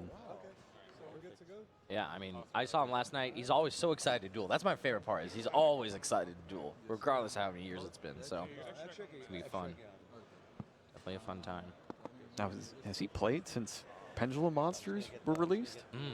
I'm sure he has. I think I've seen him at least a couple tournaments since then. Okay, so he should have an idea at least of how the basic cards And luckily, work. Mermail is one of those decks that hasn't changed that much. You know, it's still just trying to do the same general thing. It's all about like efficiently using your cards. You know, comboing with the right things, and it's one of once those you learn decks how like to Burning swim, you Abyss just keep that's on there swimming. forever. So yeah, that's a good one. Oh, and his hand looks great too. His 10 Goldfish and Aqua Spirit with an Abyss Pike and Abyss Tooth already. It's pretty good. Yeah. You can just start with Abyss Tooth, discarding the Abyss Pike, make sure he gets another either Pike or Turge, depending on what he plays, set up that Gunt. But it looks like he's going second. Ooh. All right. Manfred is up first. Starts with Terraforming to get Sky Iris, and that's the new foil version. Ooh, yeah, that looks really From, good. Sky Iris is just I think such a powerful OTS pack. card. OTS pack 1? Yep. Same thing as we get Ultimate Swap Frog and Ultimate Terratop. Those ones. Yep. And that's in the new OTS pack. Has Swap Frog and Terratop. Oh, that's as OTS ultimates. 1. Okay, so the Yeah, OTS this is 2. OTS 3. So activates Kieran, destroys it with Sky Iris. Pretty good start if you can scale Kieran and then destroy it Yeah, for another I mean, search. anytime you find Kieran, you're probably in a good spot. Skyris is just such a powerful card because it mimics the same thing the Milfos do, same thing that Performapal Pendulum Sorcerer did, where destroying your own Pendulum cards is never really that bad if you can just bring them back. So it's just a way to, like, even though it seems like you're destroying a card to find another card, in actuality, you're just getting another card practically for free because you can always bring back whatever Pendulum you destroy. And the card he chose was Performapal Odd Eyes Light Phoenix. Yep. Graveyard will be here and Sky's there. Goes with scale 4 Odd Eyes Pendulum Dragon. Scale 8 Dragon Pit Magician. It's a normal Pendulum monster that has a useful monster effect. Yep. Fuses them away immediately after. Odd Eyes Vortex Dragon. Pendulum summons, then Fusion summons Odd Eyes Vortex Dragon. Odd Eyes Vortex Dragon is a really good monster. Yeah, it's definitely a good one. Let's go ahead and bring Yeah, there's a that few up. monsters I would trade a Kieran for. Odd Eyes Vortex might be one. It's not like that Kieran's gone forever. Exactly, then that's probably a big reason why it's okay doing that there. So, the first effect of Odd Eyes Vortex Dragon, not really happening here. However, the second effect that can negate a spell or trap card or a monster's effect I'll get with the mine. Sure. will more than likely come into play. Then he moves the end phase, activates his Odd Eyes Pendulum Dragon's effect, destroys itself to get Wisdom Eye Magician to his hand. That's a very strong opening turn. Yep. And Philly's got a big pile of monsters, and it looks like he picked up Neptibus. Yeah, a big pile of monsters, though, is exactly what Mermail wants. They're one of those decks that function where a lot of their monsters are very similar to spells. You know, they just do a lot of extra things and special summon themselves, so... You know, not even though it looks like he has a bunch of monsters that, you know, would normally clog up your hand, they're not really normal summons, you know what I mean? Yep. Yeah, you can He always only pitch really him for has something. 2 normal summons. Yep. Special effect. Goes for Abystius. Yep, looks like Abystius is he summoned. might get and negated he's here. thinking of using the negation here. Yeah, I And don't... That is a once per turn. I Yeah, believe. that's definitely what you're supposed to negate, because that's just straight +2, right? No, didn't lose anything, got rid of 2 of his opponent's cards, now his opponent only has 4 cards left. Well, you're about to find So, out if that was in terms of economy, it's a good trade. I know if you would have.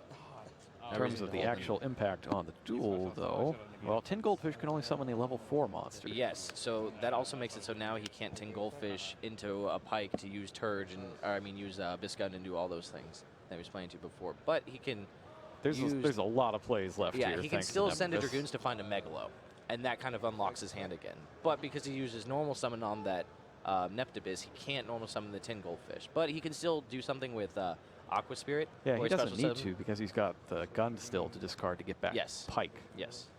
Can he also? He might be able to also set him a Moulin Glacia. Really seal the deal. Dueling Glacia taking out the Wisdom Eye Magician would be pretty big. Yep. But I don't even know if he can afford to discard. It just depends what he's discarding here, because he wants to discard Dragoons. Yep. Dragoons and Gund.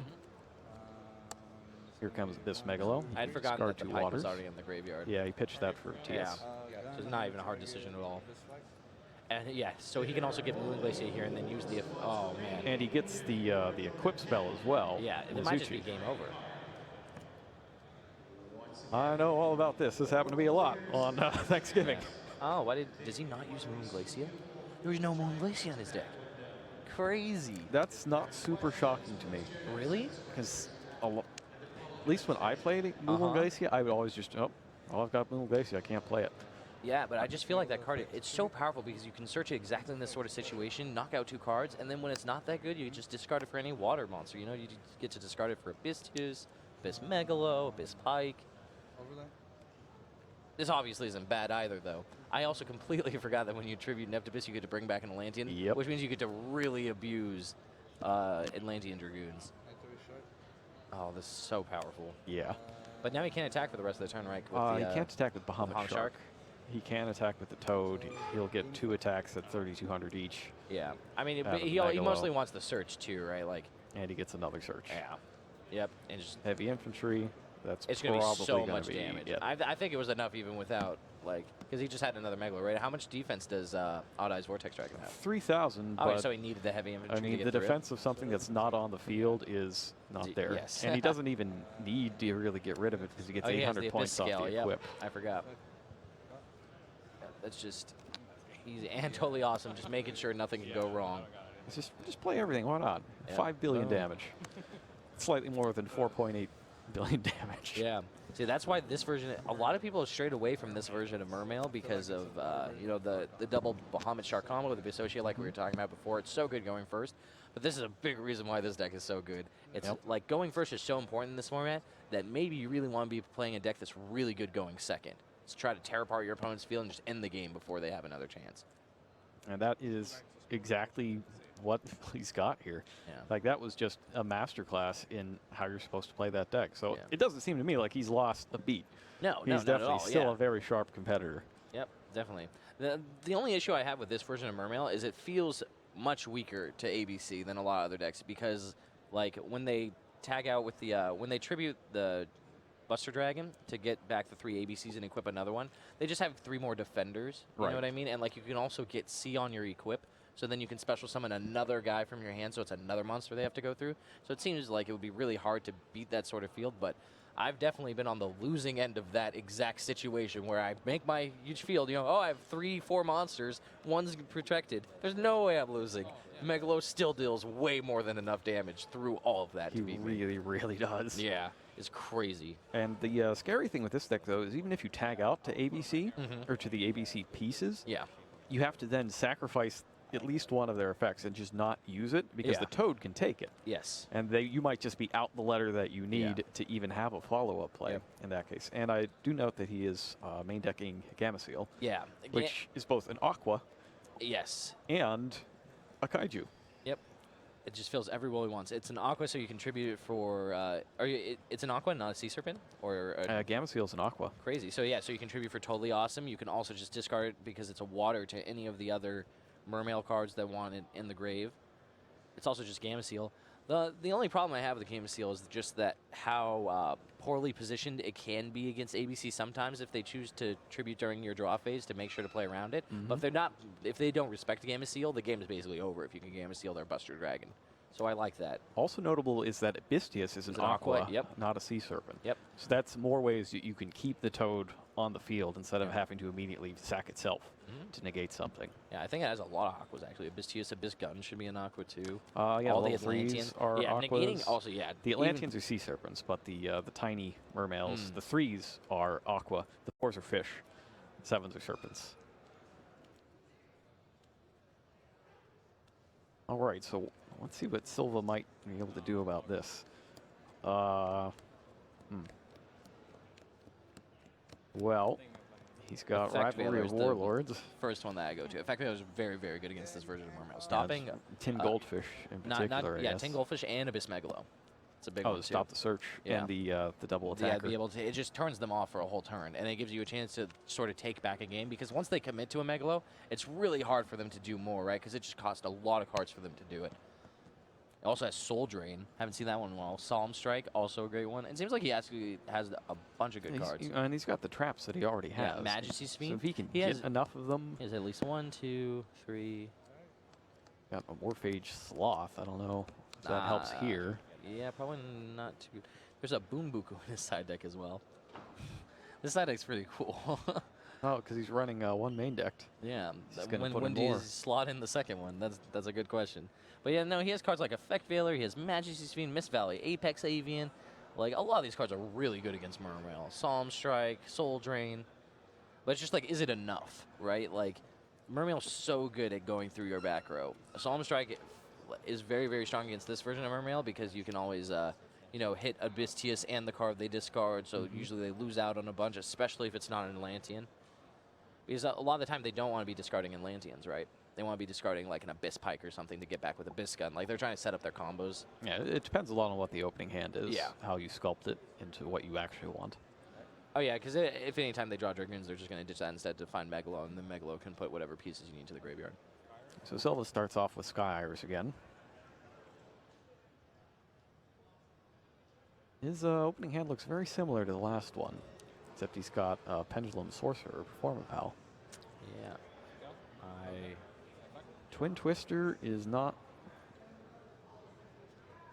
super great.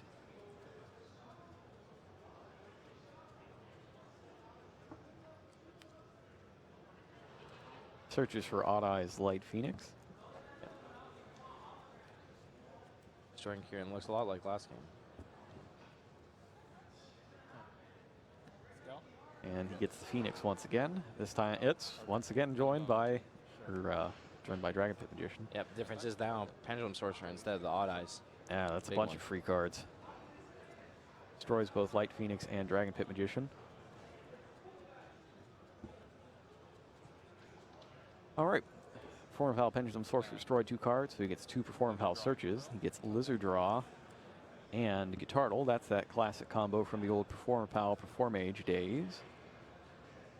Interesting, there's a lot more Performapals in this deck than I really gave it credit for.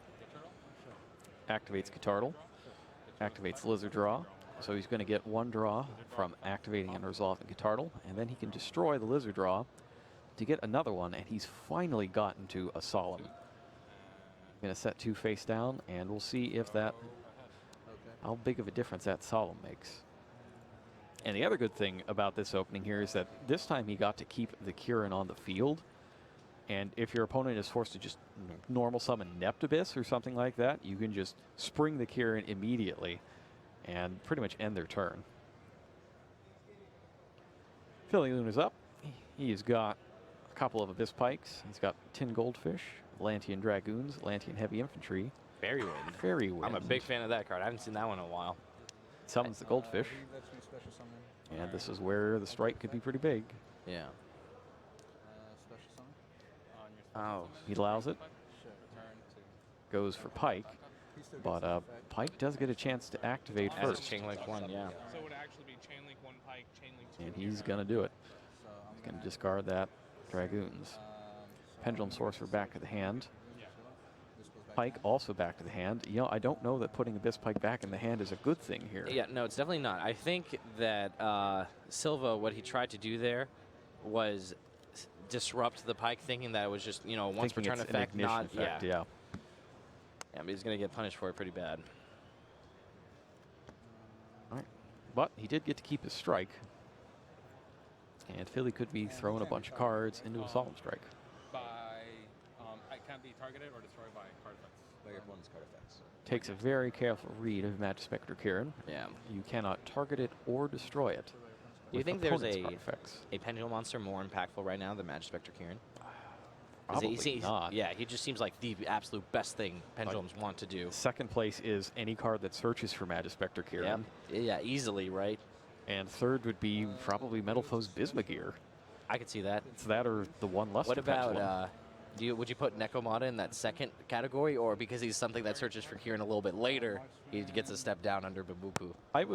I'd kind of consider a lot of them all those like just the same thing, card. Yeah, because they're effectively all Kieran eventually. Discards 2, including the Abyss Pike for Megalo. Presumably that's what got solemned here. It didn't.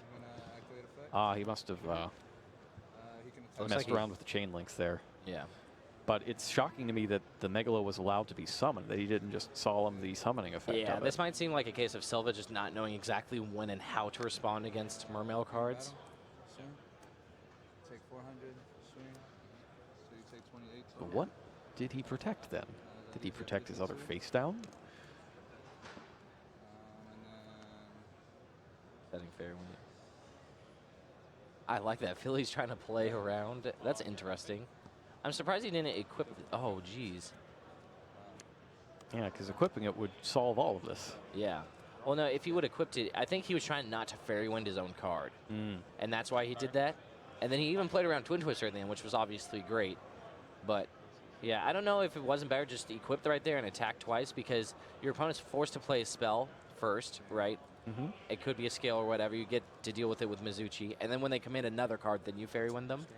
Because, like, the Mizuchi is obviously going to go down before fairy wind can, you know, get a chance to do its thing. Or it's likely to, based on the sequencing. So I don't know. And you can't even get punished that bad by Twin Twister there because the Mizuchi will just negate it. But I guess in response to the Mizuchi, they can Twin Twister. Oh, yeah, I think that's why you play it first and get the extra damage in on Kieran when you have the chance. Go?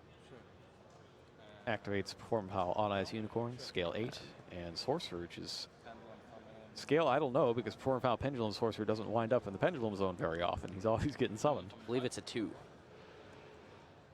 I believe that. It's one of those squiggly numbers. And a big pile of monsters comes back.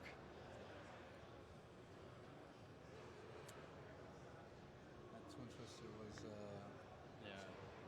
Trying to do the math of like.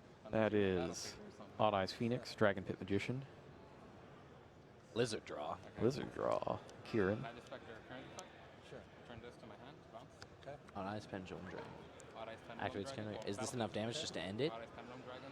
Okay. Attack. Perform Power Unicorn. That would be crazy if he just won the duel like this. Odd Eyes Pendulum Dragon. I guess his opening was pretty strong with Kieran and Perform Pow Pendulum Sorcerer, so like you can't shock him too bad. But Yeah, I don't think you can open that well twice in a row and lose both games. It just doesn't happen very often. Yeah. And then I add its attack to. I don't know. I think Philly might have had this if he activated his Abyss He Scale. activated the Mizuchi first. Yeah. I can understand why he didn't.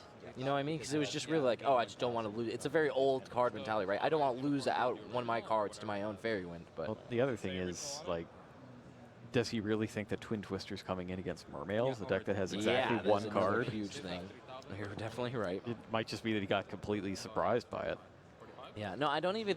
I think it's less Twin Twister and more that he just didn't want to destroy his own card with Fairy Wind. Because, like, Twin Twister was the consideration at the very end as to why he doesn't want to set the second copy, right? The second card.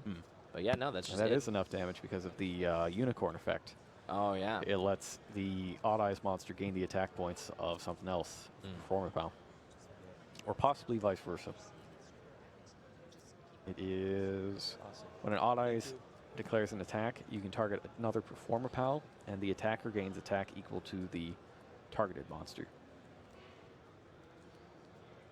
So it basically lets you attack twice effectively with a monster, right? Because it puts the attack onto another monster. Yeah. So it just doubles the damage. Yeah, it doubles the damage of the other Performer Pal. Yeah. And it looks like Philly knows exactly what he's doing, because he finally gets to choose who goes first or second this time. It's interesting if he wants to be going first or second. Yeah, I actually don't know what he's going to choose here. Yeah. Since he has all those combos to drop Toads, I wouldn't be shocked if he goes first. No, yeah, exactly. But I also wouldn't be shocked if he goes second. Like, his deck is so good.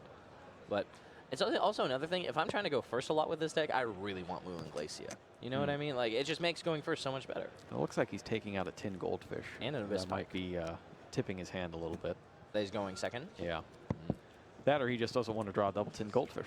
That could be true, yeah. It's also one of those things, though, where drawing double tin goldfish is not nearly as bad in this deck as it is in others, because it's still water you can discard. Tin goldfish can also summon another tin goldfish. Obviously, that's not ideal. yeah, I should have just activated the equip. There was no reason not to. Because even if you play one, it negates it, but it would stay, actually. Yeah, so now Philly's even talking about how he realizes he should have played the equip card, and there was a big reason not to. Yeah, so you still would have been able to pendulum. Well, key there is to not let that Yeah, get in the way of making the Philly right has play more in than this enough game. experience where he's not going to let anything that happened, even in the past 5 years of his career, affect what's going on in this match. So. That's Yu-Gi-Oh, though. In terms of further side decking, I don't know what else there's going to be. I wonder if he put in any traps, if he puts in the anti-spell fragrances. Yeah, I mean, it makes sense too, right? Because of how good that card is against Pendulum decks. Yep. You also, yeah, Fairwind's also, it's weird that anti-spell and Fairwind. Obviously, this is very. It seems like all of his cards in his side deck, all of his cards in his side deck make it seem like he wants to go first. Yeah. So maybe his plan is his opponent chooses for him to go first after, and then he sided into this trap deck where he makes, a totally awesome Bahamut Shark, sets a couple strikes, That would be calls clever. it a day. I like that, though. That's pretty clever. It's basically like a transformational side deck because he's probably bringing in these 3 anti-spells with those strikes. Like against ABC, all he does is make a Bahamut Shark, make totally awesome, set some real traps, and the duel's over. And we see he's opened up with the anti-spell fragrance. And Soul Charge. Oh, man. Is that Neptibus as well? Yeah, oh, this geez. is a good one. Oh, boy. Oh, man, that Soul Charge is going to break his hand right open, too, because he gets to dump the Dragoons with the Neptibus, so he already has one down. Oh, man, and he gets to search another copy of Dragoons off of Neptibus. So then once he discards the second one, his Soul Charge gets to bring back double Dragoons. Ooh. That's just nasty. Yeah, no, it's crazy. That's why this deck is so good, though. Yeah, definitely an oldie but a goodie. Mm-hmm. So when we finally reach the heat death of the universe, are the only 2 surviving Yu-Gi-Oh decks going to be Mermails and Burning Abyss? Maybe Lightsworn has. Lightsworn might be kept there on, too. Yeah, he's keep on Monarchs for a while, albeit less now. I would blame Lightsworn for causing the destruction of the universe, though. That's Judgment That makes Dragon's sense, fault. yep, definitely his Absolutely. fault. Well, you resolve this fully. And it looks like Manfred has Twin Twisters, though, so he'll be able to get past the anti-spell. The anti-spell fragrance. Yeah, that Twin Twister coming every in time. clutch for every time. No good reason. Yeah, man, this hand is so good. But no, maybe it might not matter, totally though, because awesome. he has the Toad. Yeah, no, he can just negate it, and then he gets to Twin Twister his 7. opponent during his turn. Oh. Well, it has to be set. Oh, how does that interaction work with anti-spell? If I take my opponent's Twin Twister and set it to my side of the field, It has right? to be set till a whole turn? Your next turn. Oh, so I get to immediately use it during my next turn? Cannot activate them until their next turn. So if I set it on your turn, I activate it on my next turn, which is That, yeah, so that's my just turn. the best interaction ever. That is so cool. Oh, man. All right, so we've got Mermail shenanigans going on. Yep, Abyss. So Neptibus came down, sent Dragoons, added Dragoons, then the Dragoons trigger getting Megalo, and then he discarded the Dragoons that he'd searched with Abystius to find a Abyss Pike off of the Tius' effect, and then a Deep Sea Diva off of the Dragoons effect. And he discards Gund and Pike. Yep. To summon Megalo. He's going to get that gun trigger, too. That's and real he nice. gets the negation from... Yeah, this is... His deck is really good going first, even without all the Abyss Osha stuff. But this is also just like one of the better opening for Mermails, right? He had Abystius with Neptibus, Now, the but one he hasn't thing even used Soul Charge. The one thing he can't do is tribute that Neptibus. Yeah, he has to Synchro. Does he have Synchro? Oh, no, it's not. The tuner's Deep Sea Diva, not Neptibus, right? Right. Yeah. I always get confused there, just because whenever Neptibus comes out, it seems like he's being Synchroed or tributed. Yeah, you can't do that. And that's unfortunate because this Soul Charge is not that good. Maybe he shouldn't have... I feel like he maybe searched the wrong cards with Abystius. Or like he didn't really need to use Gun there. You know what I mean? Mm-hmm. Does he have a I'm rank not 7? sure what the Diva's doing here, but he probably has a rank 7. Yeah, he has Draco Sack, but that doesn't really... Oh, is it just Dracossack? He doesn't have Biscayos? No, there's a Big Eye. I don't see Biscayos. There's a Thousand Eyes Restrict, though. But yeah, no Biscayos. So just Draco Sack is options. He runs the Soul Charge for Just one play. for one. I mean, I think it's worthwhile. You get a search and you get a totally awesome, but I just think your combo could have been a bit better. Like maybe the sequencing was a little off. Obviously, his hand's so good it probably won't like, matter. Real talk. Yeah, you can't get that much better. Yeah, exactly. Than what's but happening it's just like here. you know the little finer things like I don't know. I'm not trying to Soul Charge for one. You know what I mean? Mm-hmm. Like I just want to Soul Charge for infinite every time. I guess also like life points, but life points never really matter. Goes There we out, go. plays it, Scale, sets its anti-spell. fragrance. Oh man, and then anti-spell's gonna come up. Even if he Twin Twisters, it auto negates with Mizuchi, right? Auto-negates, Yep. Flips the fragrance and Oh. Now Silva's in very deep trouble. Oh, man. I haven't been this excited about Mermails in a long time. Oh, jeez. Oh, I'm getting so many flashbacks to League Night in the office. And there it is. Oh, man. Someone's like, I'm not even bothering with this. I know I can't do anything.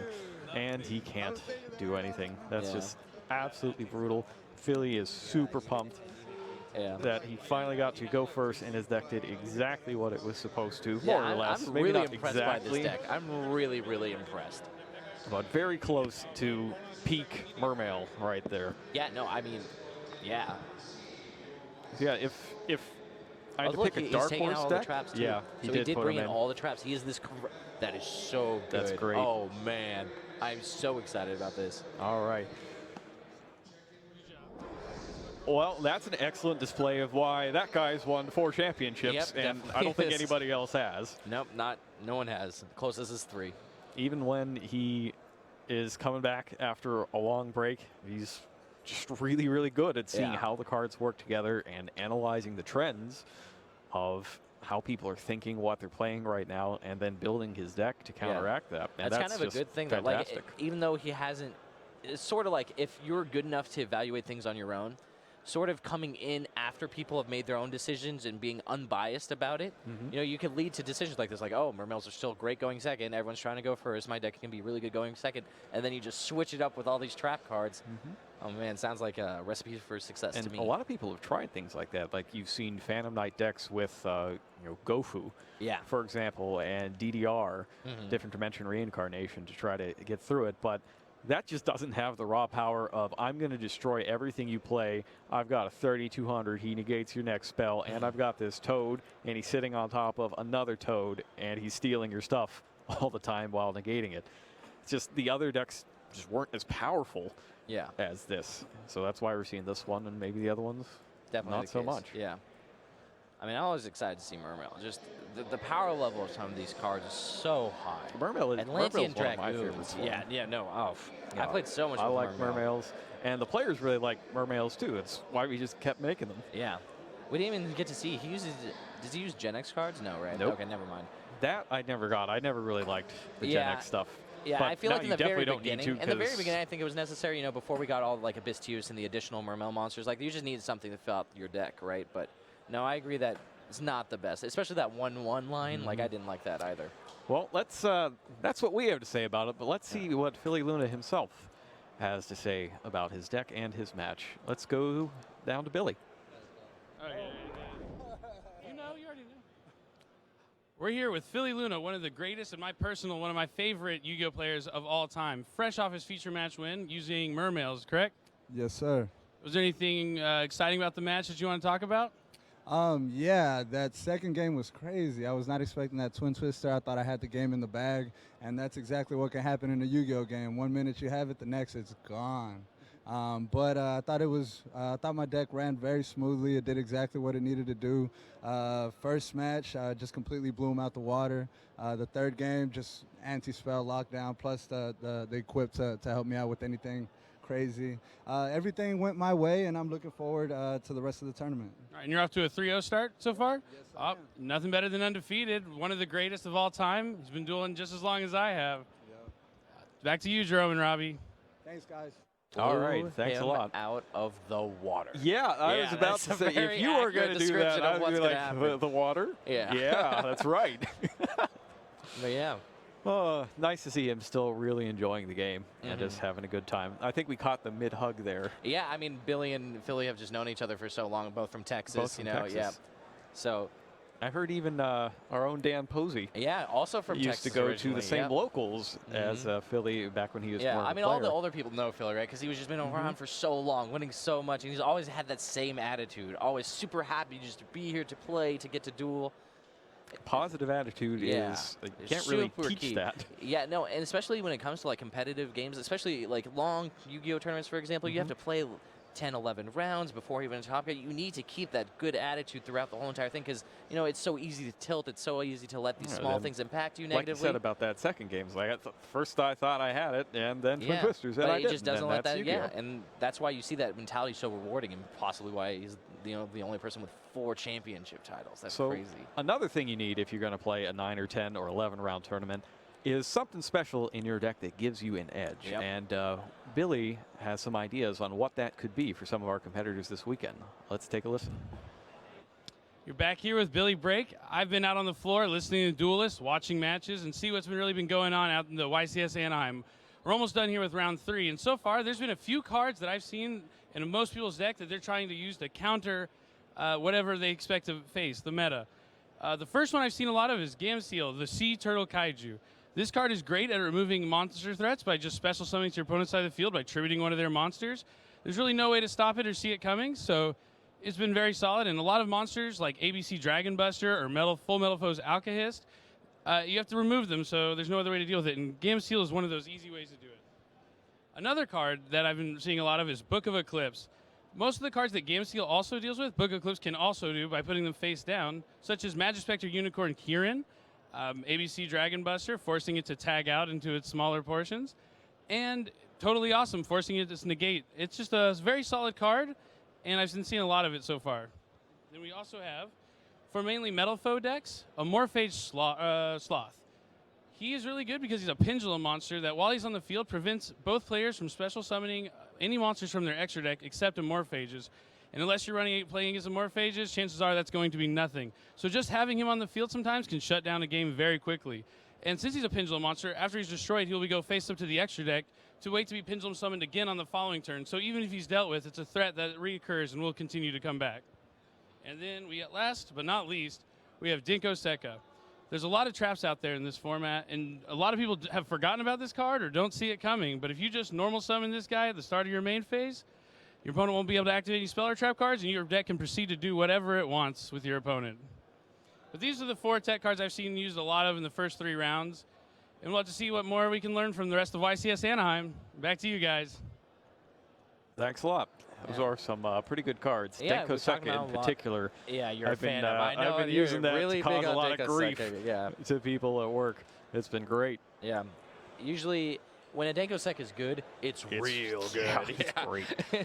It's just one of those cards that's so high impact when you need it. Same thing with the anti-spell, right? When the anti-spell is good, it's great. It's a game winner. Same thing with Vanity's Fiend. It just fills that same role where against trap-heavy strategies, summon a Denko Sekka, they just suddenly lose 4 cards even though the cards are still there. They're just locked in the Denko Sekka. Just gone. Yeah. If you don't need to like use your normal summon on something else, you know, a lot of decks like Dark Lord, for example, doesn't really need to use its normal summon very often. Or Blue Eyes, for example. I guess more so Blue Eyes because you want the tuner in play. But being able to use your normal summon on a Denko Sekka and then just do 100 other things without being stopped by your opponent's trap cards, it's real good. All right. Well, you mentioned Blue Eyes there, and you know where we saw a lot of Blue Eyes was the World Championship this year. Definitely so. So let's take a trip back to that tournament back in August in Orlando, Florida. You can join the ranks of Yu-Gi-Oh! Duelists with Starter Deck Yuya. Learn to duel with this complete deck full of monsters, spells, and traps. Starter Deck Yuya. It's time to duel. 40 cards per box, each box sold separately.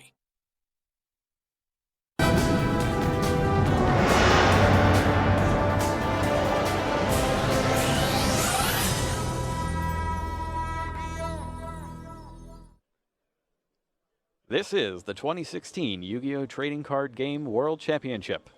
We are in the finals. This last match is for all the marbles and the Millennium Puzzle in trophies. Fumbled over that last word of it. Trophies, marbles, everything. Yep. You are the owner of the world at this point. My problem right now is I'm a bit too psyched up for this match. Blue Eyes versus Blue Eyes. Yeah, this is the ultimate match. This nobody could have predicted that both players in this final match would have been playing Blue Eyes decks. Whoever wins, Kaiba wins. Yeah. Which is nice for a change. It's nice for Kaiba every to once win. in a while. Yeah. So let's see how these guys start out here. So it all comes down to who's going first at this point. We don't know who's going first yet, but these hands are loading in here.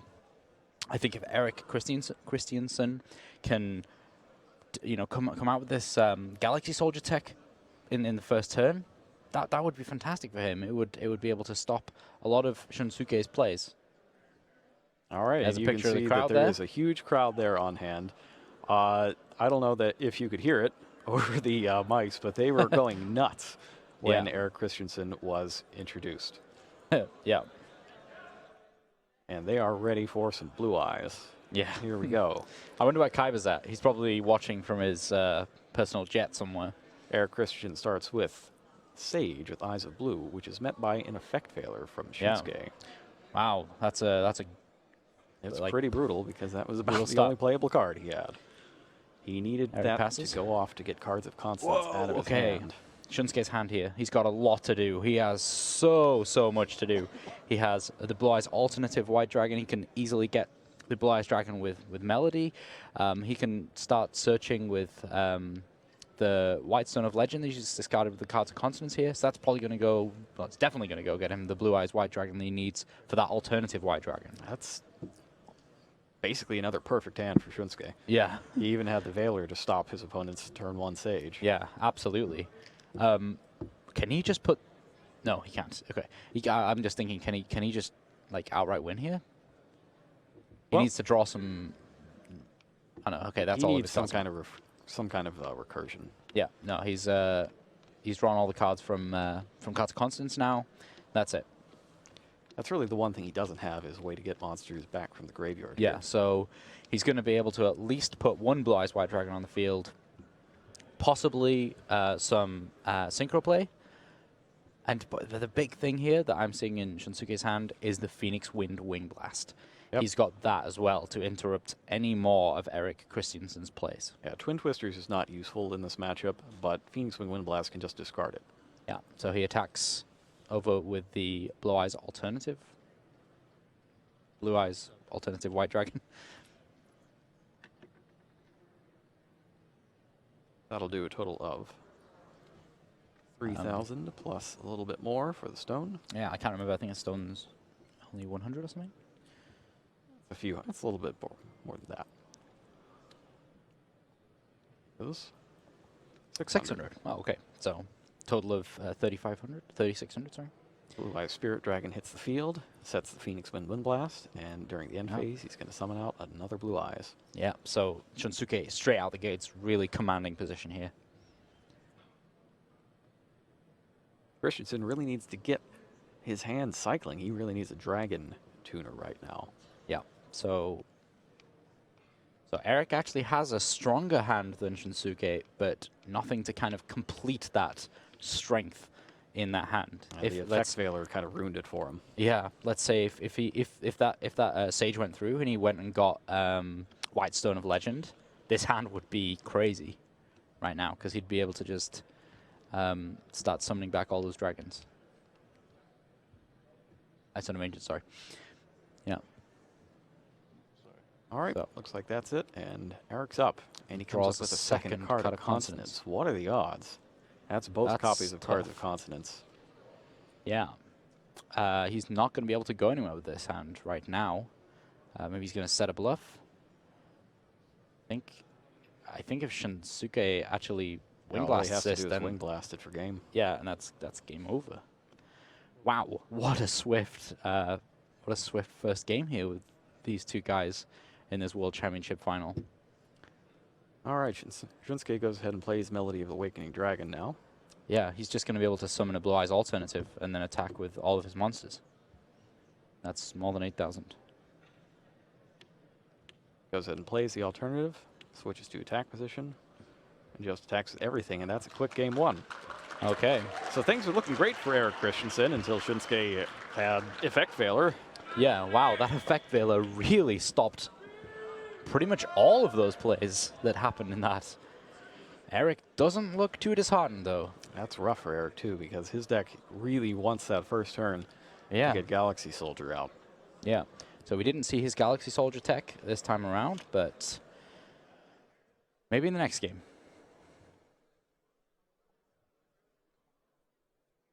So, Shunsuke is running that Cat Sith tech. Fabled Yeah, Sith. I like that a lot. It's very, very useful. He's probably going to drop the Twin Twisters out of his main deck. It'll be kind of funny to see a couple of Blue Eyes decks throw cycle readers at each other, but I'm Yeah. afraid that's not going to be the case. Eric Christensen is not running cycle reader. He No. is running Ghost Reaper and Winter Cherries. He actually has, is that 2 Smashing Grounds? Yes, it's 2 Smashing Grounds. I haven't seen that since the +1 gadget deck. It's kind of cool because it's a non-targeting thing, so you can play it when Spirit Dragon is out, and then whatever they chain to bring out will yeah, just I get guess hit that's by right. it. Wow, that's actually really cool. Yeah, and generally it has, like Azurites has a lot of defense, and so does Spirit Dragon. Yep, 3,000 each. Wow, that's actually a really cool tech card. So we actually might see that coming in here. That would be really interesting. Not quite as old as Thousand Eyes Restrict, but pretty exciting nonetheless. Because he is main decking the Dark Hole already. Yeah. So having more non-targeting removal is pretty good. Always good. Here we see the crowd again, going wild. Here's That's the strangest Yu-Gi-Oh! Mexican wave I've ever seen. We've got some fantastic hats out there in the crowd. Oh, look at that one right there on the left, waving it around, hitting the dab. I don't know if that's appropriate for a children's card game. I guess it's okay for the NFL. Yeah, we don't have the NFL over in Europe, Jerome. What is that's the football, right? Yeah, you do. You have it like 4 times a year. Do we? Yeah, they go to Wembley and play. Oh, well, there you go. I need to get down there. Wembley's not too far from me, actually. So, players look like they have made their decisions for side decking, and are now counting out side deck. Make sure 15 is still there. That was a swift game 1. That's the only way to describe it. Very swift game 1. I think we would have been in for a much longer, more back and forth match had that Sage gone through. Yep. That is one of the things you learn when you're playing this deck is that Sage is vital to it. If you can block that, you do it. Yep. Kind of like, just like a lot of the really powerful decks we've seen over the past couple of years have had that who just have a single normal summon.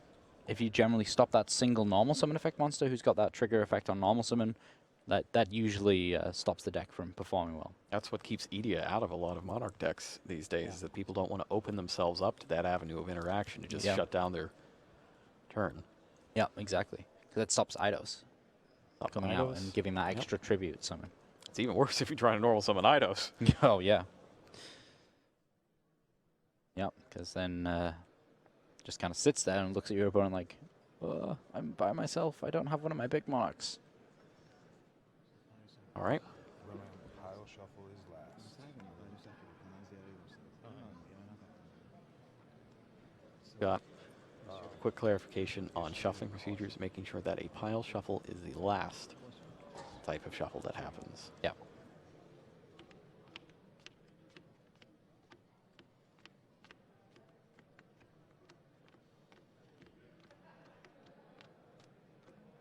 Both players here look so calm. Eric's got a little smile on his face. It's funny. I was talking to the U.S. contingent this morning, and Ed Masu was fine, Travis was fine, and Eric was freaking out a bit. Right, okay. And now out of the 3, Eric is the one who's made the finals. Yeah, so the other 2 guys are freaking out because Eric's in the finals. Now the tables are reversed. I'll go first. All right, Eric's going to go first again. We'll see if he can push this to game 3. Even more sportsmanship there in that World Championship finals. That's fantastic to see. Is that Master or is that an effect that I couldn't quite see from Shunsuke? Okay, Eric opens an anti-spell fragrance. That's interesting. Think he can play all of his own cards? His hand just looks like 3 spell cards and 2 anti-spell fragrances. No monsters. No. But one of those spell cards is an Upstart Goblin. Yeah, so you can trade it for something. And he's going to need to. He's got Soul Charge, Upstart Goblin, 2 double anti-spell anti-spell fragrance, fragrance, and a Return of the Dragon Lords. Wow, really that's not a great hand. That is not what you want to see when you are facing I don't even know elimination. what that card needs to be. Comes up with Dragon Spirit of White. Yeah. Also not useful. Yeah, at the very least he can set his Soul Charge so that next turn he can play it if that anti-spell fragrance does end up getting flipped over. But Shinsuke's hand isn't necessarily much better. Especially not with the... Sets 4. That's 4, everything but the dragon. Yeah. So, going over to Shinsuke's hand here. Also, yeah, Cards of Consonance not live here because Master is not a dragon. As well as the Cycle Reader could be very useful. Christensen, in theory, would get an advantage from getting his spell cards first, but having the Cycle Reader will stop any sort of revival should it happen. Yeah. And he picks up the White Stone of Ancients. Yeah. Is that the White Stone of Ancients? It definitely looked like a White Stone. Yeah, it's a White Stone of Ancient. It just very swiftly appeared in our hand here. Did not have Cards of Consonance, correct? That wasn't his... No, that was Shinsuke's. That's Shinsuke's. This is actually our first mirror match of Yeah, the it tournament, so I'm still getting a little used to seeing all the Yeah. same cards on both sides. Yeah, well, Shinsuke here... he picked up the Sage. He picked up Sage with Eyes of Blue. Yeah, I don't necessarily think that's as good as having the White Stone of Ancient straight away. Well, he does have the Cards of Consonance. Yeah, of course he does have that. And that is going to be set because of the anti-spell fragrance. So he's going to be able to go somewhere with this hand right now.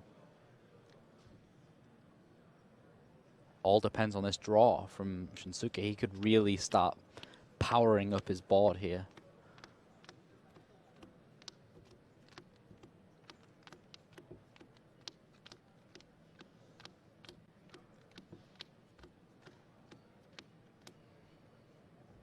Very carefully, making sure everything is in its proper order. Yep.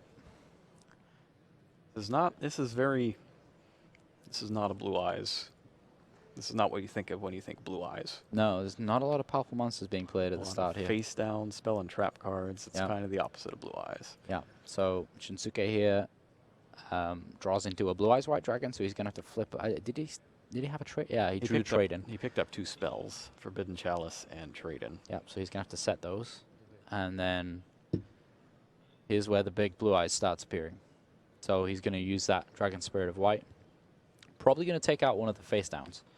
Not going to choose to get rid of that anti-spell fragrance at this point because he's already set all his spell cards.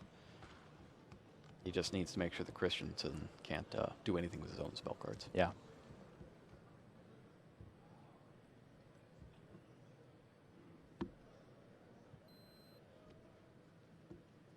Christensen could really use a Sage right now. Yeah, I could. Having the Sage to be able to send your own stone to the graveyard might be pretty nice. Yeah. Yeah, I think Eric has a lot of catching up to do here. Shinsuke is just having that Dragon Spirit of White is making him so far ahead because he can then put that in the banish pile straight away and summon the Blue Eyes White Dragon from his hand, and that's kind of, as far as a simplified game state's concerned, having a 3,000 attack monster on the field, not anything to shake a stick at. And picks up Cards of Consonance yet again. That card is following him around like a bad penny. Yeah. Asking which 2 was set during this turn. He was asking, did he set these last turn? Yeah, okay. Confirm that.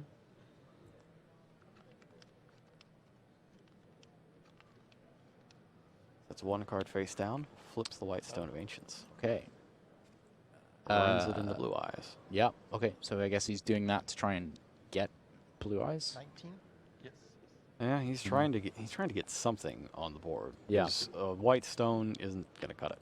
Yeah, I think he has to do that so that he at least somewhat has. Yeah, that he has got that Cycle Reader. That's gonna take that right out. Yeah, this turn Shinsuke is going to be able to discard Blue Eyes to trade in, draw 2 more cards, flip a return, and he may in fact be the first 2-time back-to-back world champion. He's looking like he's got some power plays here now. He's got all these set cards, anti-spell fragrance, stopping Eric in that last turn from playing that Cards of Consonance. Couldn't play it anyways because he'd set the stone.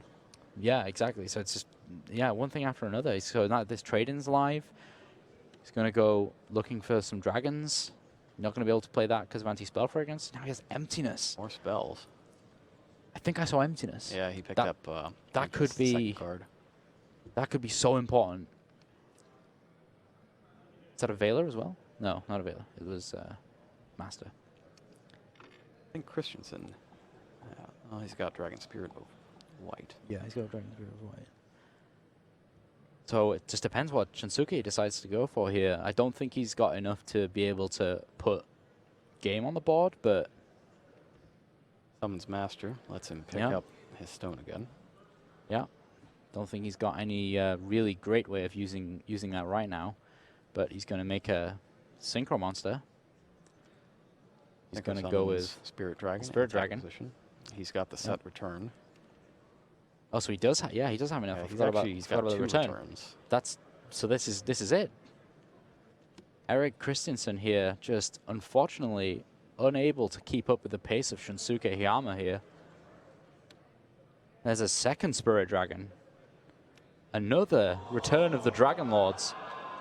Take out more set cards, and this is it. Shunsuke Hiyama is going to be a 2-time world champion. Well, that's not at all what I was expecting to see right now. Well, that was the power of the Blue Eyes deck. That is the fastest final match, I think, in any championship level tournament ever. Yeah, wow. Because even in the case of the old, I think, 2010 World Championship with Frog FTK, I mean, it has ended in literally one turn, but the turn took 10 minutes. Yeah. Each time it happened. That is the power of the Blue Eyes White Dragon right there. Very swift 2-0 victory. Shunsuke Hiyama becomes the first 2-time world champion. And it all started because one person couldn't make it last year. And he took hold of that opportunity. He's actually not the first one to have done so. Yeah. Galileo, back when he won with Frog FTK, things just happened to wind up that he gets to go to the World Championship. But when you get that opportunity, you have to make the most of it. Yeah, and he has absolutely made the most of it. That means he is going to be... he's going to make his fourth World Championship. Fourth appearance in the World Championship 2017. Which is, I mean, 3 in a row was unheard of to begin with. But yeah, 4 in a row. Wow. Is extremely unheard of.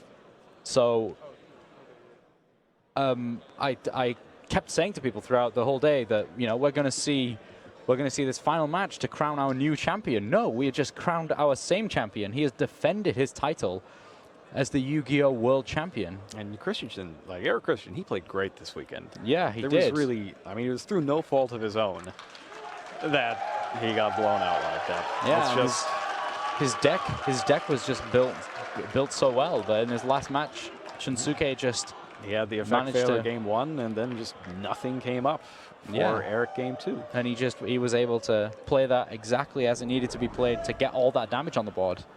That's it. I mean, it's just the worst case scenario for Eric. It happens from time to time, normally to Monarch players. But in this case, that's what ended Eric Christensen's magical run at the World Championship. He will not be the first Triple Crown winner. However, Shinsuke Hiyama, we still have history here. 2-time world champion, back-to-back. World champion, back-to-back. It's incredible. So there's a lot of things to take away from this World Championship. Everybody watching at home has finally gotten a chance to see how the Blue Eyes deck operates when it's running on full steam. So what kind of things do you think people are going to take back and put in their own decks?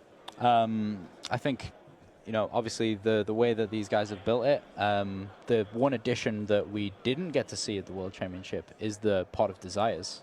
That's true. That's very popular over in Japan right now. Yeah. I actually think that people might try to adopt the Galaxy Soldier deck. That seems very good going We've not seen forward. that anywhere yet. Anywhere at all. Maybe it might conflict a little bit with Desires because part of the point of Galaxy Soldier is that you have to have one search the other. But if you have 3, well, if you only banish 1, then you're still fine. Yep, exactly. Yeah, what a fantastic final match. And, you know, Kaiba sat on his private jet just thinking, Blue Eyes won at the end of the day. I'm glad Blue Eyes won somewhere. Yeah, because he got beat by Yugi earlier.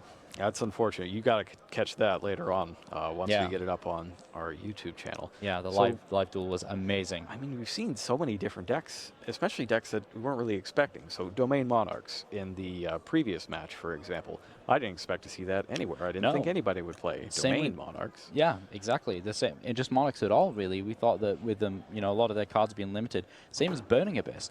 We didn't realize that people were still going to be able to play it with, a very limited amount of Dante's. Dante's or Skarm, Graph. That's a lot above. Of cards. All that stuff was limited, and still, people did pretty well with it. Yeah, really well. So, yeah. That. What else did we see? Magispectors? Magispectors made a big showing here after not really showing up at all elsewhere.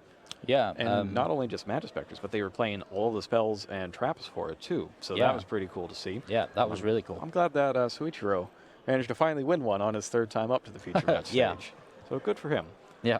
That was really nice. Yeah, we just got the crowd out here who are watching the match going absolutely crazy. All right. So we are going to crown our world champion coming up next in a special awards ceremony. But until then, please enjoy a little more of the action from this weekend. Thanks for watching, guys.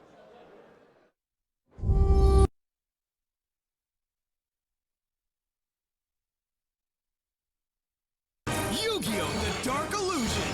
The ultimate wizard returns along with powerful new monster, spell, and trap cards to power up your deck. Yu-Gi-Oh! The Dark Illusion! 9 cards per pack, each pack sold separately.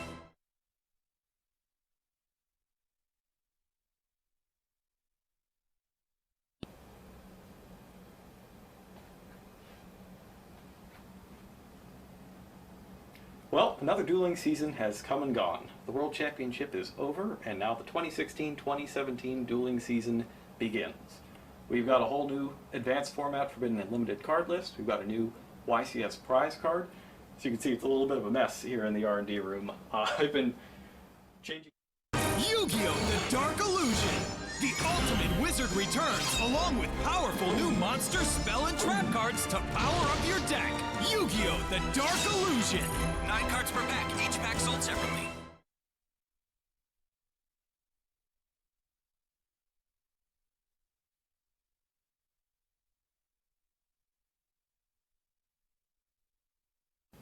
We're about 2/3 of the way through the Dark Illusion regional season.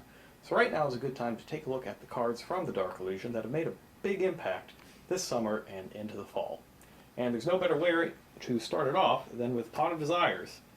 Easily the most controversial card in the entire set. Some duelists are enamored by the power to draw 2 cards for just getting rid of 10 cards from your deck that you might not have seen anyways. And other players swear it off entirely, refusing to give up that much of their deck or change the way they build their deck just for the power to draw 2 cards. I personally like Pot of Desires a lot.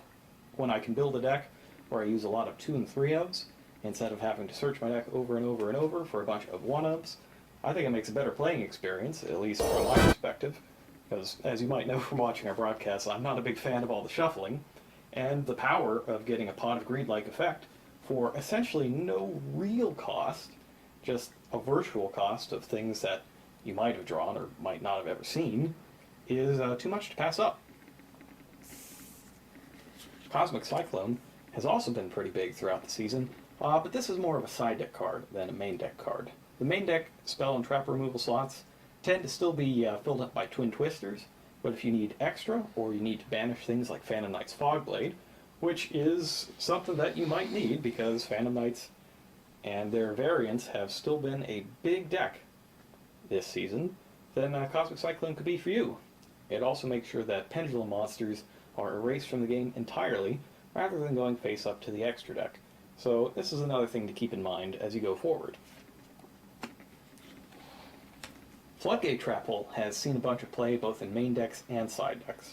In terms of main decks, this card usually sees play if you're playing with a lot of level 4 monsters and Trap Tricks Rafflesia from Breakers of Shadow. It's also available in the Mega Packs from this year's Mega Tins as well.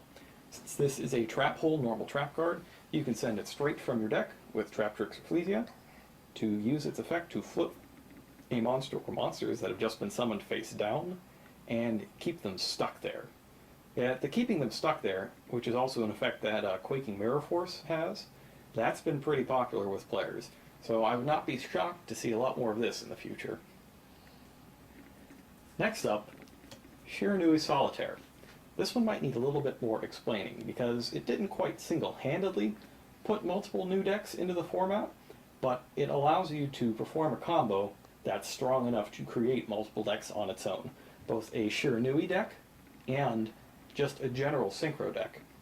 So the thing with Shiranui Solitaire is that if you draw this one single card, you can essentially trade it in for Psyframe Lord Omega, which is, I'd put Psyframe Lord Omega in one of the top 5 Synchros right now in this format. This has the power to return banished cards of any kind to the graveyard, including face-down banished cards that you might otherwise never get to see again with Pond of Desires. And it also has the power to both protect itself from being destroyed while taking a card out of your opponent's hand temporarily. And that gives you information as to what your opponent might be playing, and it also sets them back a card, while ensuring that you're going to have a big attacker on your own turn. So how does Solitaire turn into this? Well, Shiranui Solitaire can be tributed to get a zombie-type tuner monster with 0 defense from your deck. So you summon Solitaire, you tribute it, and you summon Unizombie from your deck. Now Unizombie has 2 abilities to increase its own level, or actually, 1 face-up monster on the field even. But in general, you're only going to use this effect on Unizombie. So you can send 1 zombie-type monster from your deck to the graveyard, and increase its level by 1. So you send Mizuki, and increase Unizombie to level 4. Then you banish Mizuki to summon back the Solitaire that you tributed to summon Unizombie. And there you go, right there is your level 8 Synchro. So essentially it's a 1-card combo to get Psyframe Lord Omega. And it's even better than that. So this on its own is an Omega. This on its own is not. But either of these, plus Instant Fusion, is 2 copies of Psyframe Lord Omega. So how does that work? Well, like before, you summon Solitaire, tribute it, summon Unizombie, use Unizombie, sending Mizuki, to make Unizombie level 4. Then, you activate your Instant Fusion, and summon Elder Entity Norden from your extra deck. Now that'll activate Norden's effect, and it's going to be able to special summon a level 4 or lower monster from your graveyard. Okay, I'll go ahead and summon back... Ooh, let's see. How about the Mizuki? So, this is where play sequencing really matters. You can't use Norden right now because that'll cause the monster that you summon with it to be banished. So instead, you Synchro Summon with Unizombie and Mizuki to get 1 Omega, and then you banish your Mizuki, summon back Unizombie, and activate Unizombie's other level increasing ability. It lets you discard a card from your hand, it could be anything, and increase its level by 1. And now you've got level 4 tuner, level 4 non-tuner again, and you can Synchro Summon a 2nd copy of Omega. And similarly, if you start off with Unizombie, you can activate its effect and send Mizuki to the graveyard. Then use your Instant Fusion, summon back Norden, and activate Norden to summon back Mizuki. And you see that we have the same situation as before, where you again Synchro Summon your first Omega, and then banish Mizuki, summon back Unizombie, activate Unizombie's effect again, and Synchro Summon for the 2nd Omega. So those combos, and especially the ability to get to them faster on the first turn, are what have made Shiranui Solitaire a big part of the Dark Illusion Regional season. Now, going into the future, I expect that we're going to see a lot more of all of these cards, but I also am going to go out on a limb and predict that we're going to see a little more of Spiral Super Agent. Now this card has not appeared in competition quite yet, because in general, unless you're playing something like the deck that we showed a while back about the new YCS prize card, Spiral hasn't really shown up as a deck on its own yet. Spiral Super Agent, however, does not need any of the other Spiral cards to function. it can special summon itself from your hand, even if you control monsters, if you can guess what's on top of your opponent's deck. There's no penalty to guessing wrong, you just get to look and see what's there, which is information you get to use first, since you're doing it on your own turn. And if you're correct, Super Agent can special summon itself and destroy a spell or trap card. So I really like this card in decks that focus on synchro summoning. If you wanted to make a full-on synchro summon combo deck with this guy and the Speedroid and Shiranui Solitaire, you could do that. And it actually works pretty well. I like using it with Mind Crush as well. If I don't really need the extra summon, I'll just go ahead and guess Trap with Super Agent. There's no penalty for missing, so you get to keep Super Agent and you get to find out what your opponent has. And since it's your turn, you can set Mind Crush and just deny your opponent that card right away. So this is my pick for something to keep an eye on in the future.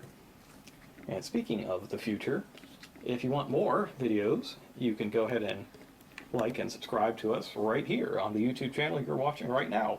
Or you can follow us on Facebook, official Yu-Gi-Oh! TCG, or follow us on Twitter, Yu-Gi-Oh!_TCG, and you can keep up with all of our latest tournaments and the tournaments that we do live broadcasts from on Twitch at official Yu-Gi-Oh! Channel.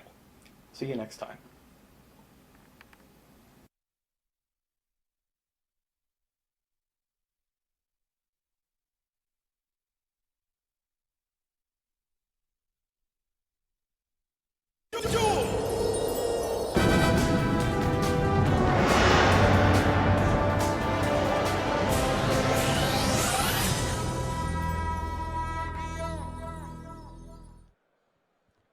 Hello and welcome to the top 32 of the North American World Championship qualifier.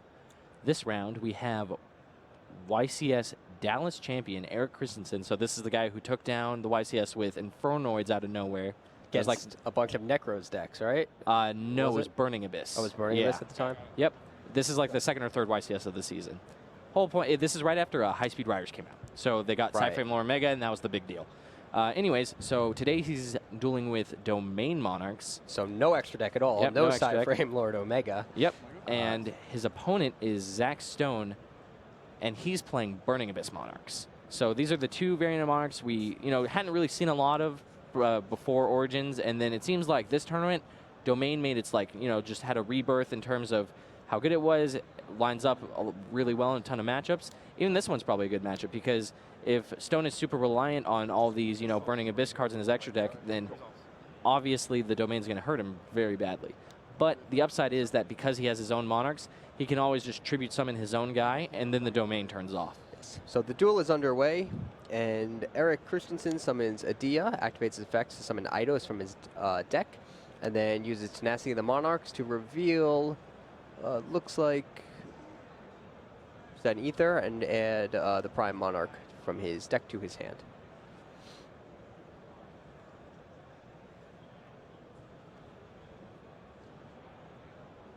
Yep. Where's the banner zone? Next, he activates Anywhere off the map. Pantheism ditching Prime. Yes. Anywhere not in a zone, banish there is fine. Oh, I think that was actually a Thestalos, a Mega Monarch he revealed. Looks like that's what's in his hand. So that's actually also an interesting choice that we don't see in a lot of decks. Yeah, we see it. It was popular for a while in the Domain variants that used Escalation, because there was just a combo where you could Erebus Thestalos and then Erebus again during their turn with Escalation, so you just get a bunch of cards out of their hand super early. But he doesn't even use Escalation, so it's just Thestalos. Yeah, I mean, just looking at your opponent's hand and choosing a card to remove from it is huge in a format where so many decks rely on a combination of cards to make plays. That's very true, especially with Domain. Like, if you're trying to win the game via Domain and you can take a crucial card out of their hand, it's a big deal. It's true. So Christensen activates Return of the Monarchs. And on the hand right there. You can if you want. I want to stream to let them know what I drew. Yep. I'm so sorry. It is what it is. Yeah. That's very cool. Saxton a little upset with what he drew, but that's okay. He's revealing the Monarch Storm 4th, 2 Tenacities, the Prime Monarch, and I believe that's Frost Blast of the Monarchs from his hand. And now the Monarch Storm 4th is gone thanks to Mega Thestalos. So this duel, without a very good top deck here, is going to be over immediately. Yep. This could... Yeah, so Stone shows his hand right that, like, you always see Monarch cards, right? Let's say he draws for turn, next turn he concedes. How do you think that Christensen sided against his deck? Yeah, he would side only against Monarchs, more Extra deck likely than Monarchs. not. Yeah. Yeah. So, like, that might give him a little bit of extra deck, edge. Yeah. Certainly extra deck Monarch since he has an extra deck. Yeah.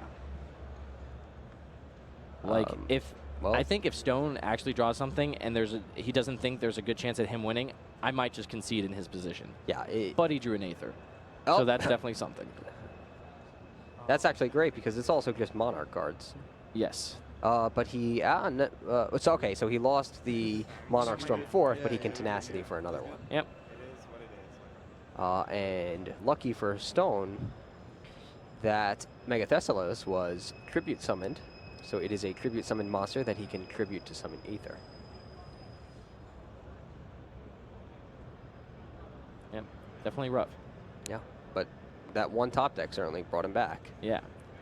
I mean, it's just crazy. The fact that he had to pass his first turn and then just give his opponent, 6 cards, do whatever you want with Domain Monarchs, and crazy, crazy. Well, he found Stormforth, so that's a good one. So he can Stormforth the Thestalos, because that's a tribute summoned monster, right, and then just put Aether into play, which is nice. Oops. But it looks like Christensen's going to respond with his own Aether, tribute summon it. What? In Aether activation. Oh, is he going to summon Karat? No, there's no way to do this. Return cannot be activated. Last thing on the chain was Stormforth. Mrs. Timing. Return Mrs. Timing. When What's he planning? I think he was trying to do some cool things, but he didn't realize how the chain links work. Yeah, Because he's not going to get a return. He's not going to do a lot of things. The Stormforth still resolves. He can still just tribute the Aether because that's a tribute summon monster. Right. Yep. I thought maybe he could have summoned Karaz, had Karaz destroy his 2 tribute summon monsters, his tribute summon monster. One tribute summon monster to shut out the Monarch Storm 4th into Aether, but that would not work because of the way the chain resolves. Yep. Or wait, would that work? No. It depends on the. He chained the effect of Aether, so Aether would come out to the Monarch Storm 4th. Yes, and then that Monarch would Storm. work. Yeah, new chain, Aether would activate. Yeah. Yeah, so because he didn't use Aether's effect. Correct. He had only used the Monarch Storm 4th, so that could have happened, but he declined to do so.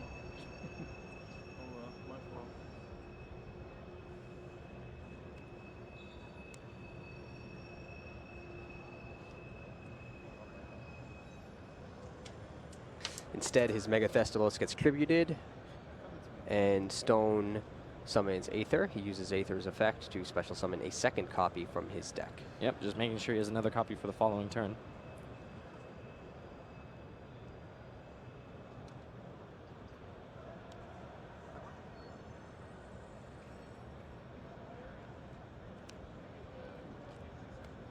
Yep, Frostblast, it's a Twin Twister. Getting a little bit of value there. Normally not the strongest cards against Monarchs, but I like it. I like it. Can I read it now? Okay. Yeah. I was reading that. Yeah. It's not a card I see a lot of. No worries. I understand. Banish another That's Monarch what spell it's trap. just in my set. Target one set on the field, destroy you can match this card. I thought it was better. And a Monarch spell trap the graveyard, then target a second card and destroy. How many demise did you play? I can't recall. I want to say no. I want to say 0 to be honest. I think the only Cosmo matchup I played it was one Cosmo. The other side. Okay. yep, so we get to hear a little banter between the players talking about what matchups they face, how many demise decks. Card demise just being the the key card in all those decks. Even though they're just a bunch of different decks, they all kind of do the same thing, just draw cards and set traps. So how you try to beat them is usually the same because of that. So this is a special summon one. This is a tribute summon one.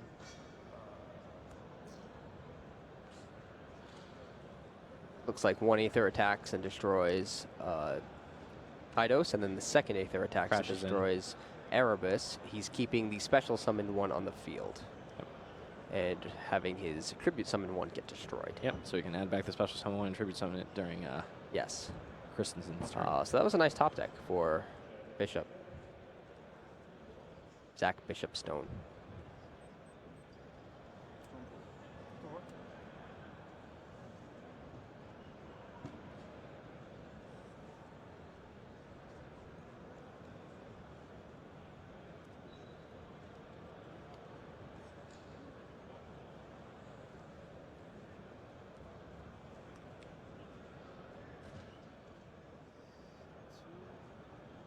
2 cards and end phase. So end of main phase 2. Ooh. Activate.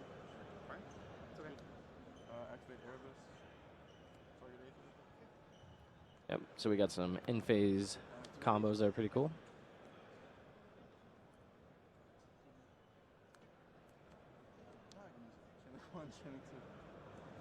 Or I suppose main phase combos.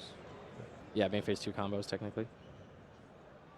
So he summons Aether, he uses Aether's effect, uses the effect of Return of the Monarchs. He gets to kick 2 Monarch spell or trap cards from his deck to his graveyard, and then it looks like he will add Erebus to his hand with the effect of Return of the Monarchs.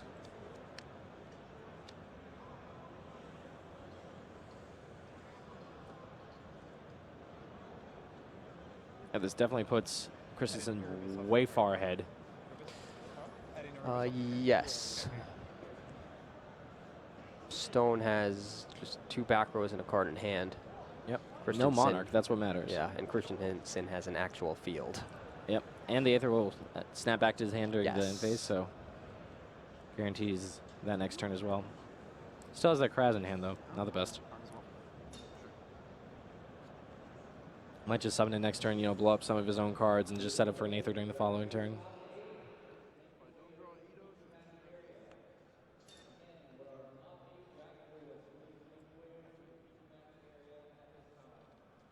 It's interesting, we still haven't seen a single Burning Abyss card on Stone's side of the field. Yeah, I mean, sometimes you just draw the other half of the deck, I guess. But it's not like he's playing many more like Burning Abyss monsters than anything else, right? Yeah. Well, I guess Monarch spells are probably a little more. Let's see how many Monarch spells he has. He has 13 Monarch spells, but he has a whopping, looks like, 13 Burning Abyss monsters. So same amount. Yeah. So Christensen banishes Eidos, summons Adia, uses effect special, summons another Eidos, tribute summons Erebus, uses its effect, shuffles the Prime Monarch back into Stone's deck, and now, and that's enough. There's no way to bring the Prime Monarch back to the field for Bishop Stone, and Christensen's attacks from his 2 big Monarchs, Erebus and Aether, are more than enough to finish off the 5,200 life points that Stone has left. Yeah, for a second there, it looked like Christensen messed up really bad and was maybe throwing the game a little, but... On what play? When he did the Aether thing. Well, he could have gotten Kraz, right? And he could have done all that. Right, and since he knew everything, yeah. I mean, maybe I'm missing something, but he knew all of the cards that Stone had. Yeah, so he because could have destroyed his own Aether after special summoning Kuraz, and then Stone, if I remember correctly, would be left with only the Erebus, not Erebus, the Aether in hand, the Monarch Stormforth that he had activated, a couple of spells and traps he couldn't use. Yeah. So there would be nothing to tribute summon the Aether for. Yeah. But Bringing back some nostalgia, right? Christensen takes it. Yep.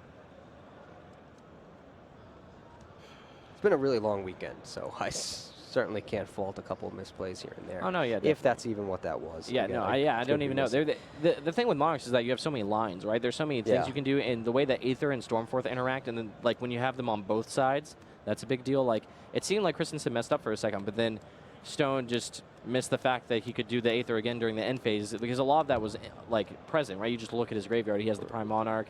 He used Stormforth earlier, like all those things. So it's definitely rough.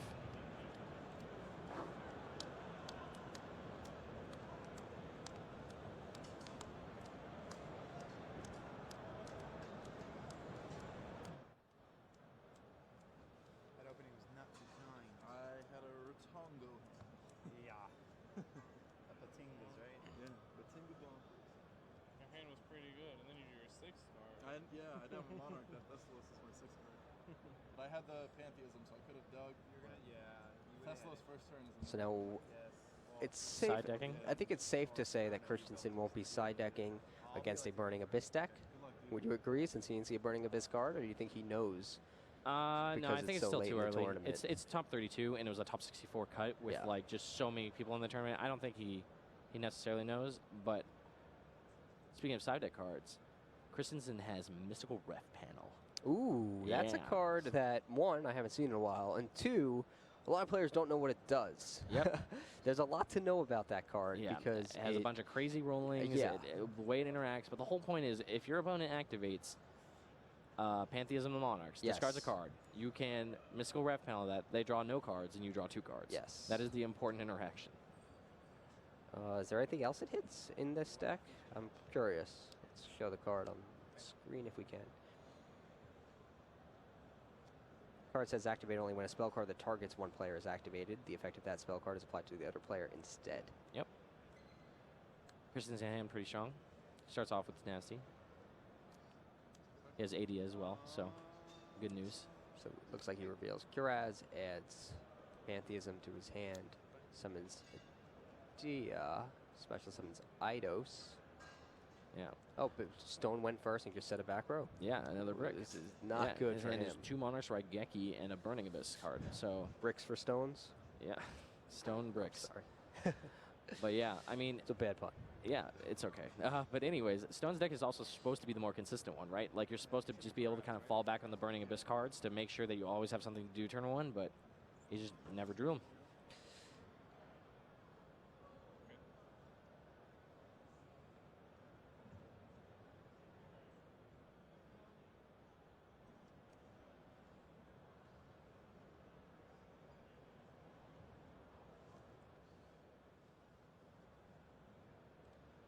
Now Adia and Eidos are on the field. Yep. Reveals domain. Domain. So yep, 3 domains off of Pantheism. I wonder so which one he's going to get. Yep.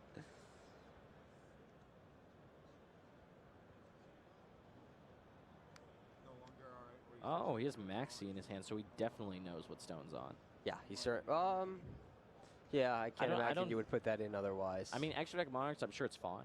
But, like, I just don't think it's great, right? And that's what matters. Like, because Monarchs already have the problem of inconsistency, right? So, like, side decking is a big deal because you don't want to take out your key engine cards. So, I mean, Maxi's a little better than others because he can always just usually trade for at least 1 card, you know, just filter on another. So you're probably right. He probably knows. Yeah, Christensen's hand is a lot better than Stone's. Kirby summons Aether already by attributing the Adia after lowering its level. He wants to use the effects of Aether and Return of the Monarchs, but Stone chains Twin Twisters and destroys the Return of the Monarchs. Nevertheless, Aether's effect will activate, and he will special summon a second Aether from his deck.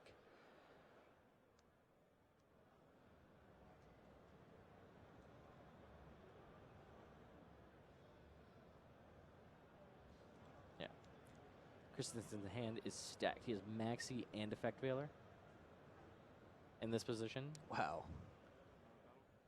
All brought in from the side deck, too. Interesting. Yeah, there's no way he doesn't know. I mean, it's interesting they brought in Effect Veiler, right? Because that's only good against the Monarch. Yeah. But, like, it obviously hits Terror Top, but... Right, so... Anti-Spell Fragrance, the draw for Stone. I would assume both Aethers not attacked. Helping. This match might go just as fast as the first one. Yeah, it might be over. Yeah. Let's see what's in Stone's hand. Well, he gets to Raigeki if he wants to, and he sets an anti-spell. That's basically his turn. Stone has Raigeki, Seer, Aether, and anti-spell fragrance. Is that correct? Yep. We can bring it up. Okay. Starts with Raigeki. That'll clear the field for now. Oh, he baits a Maxi. That's solid. I respect that. Just draw another Aether.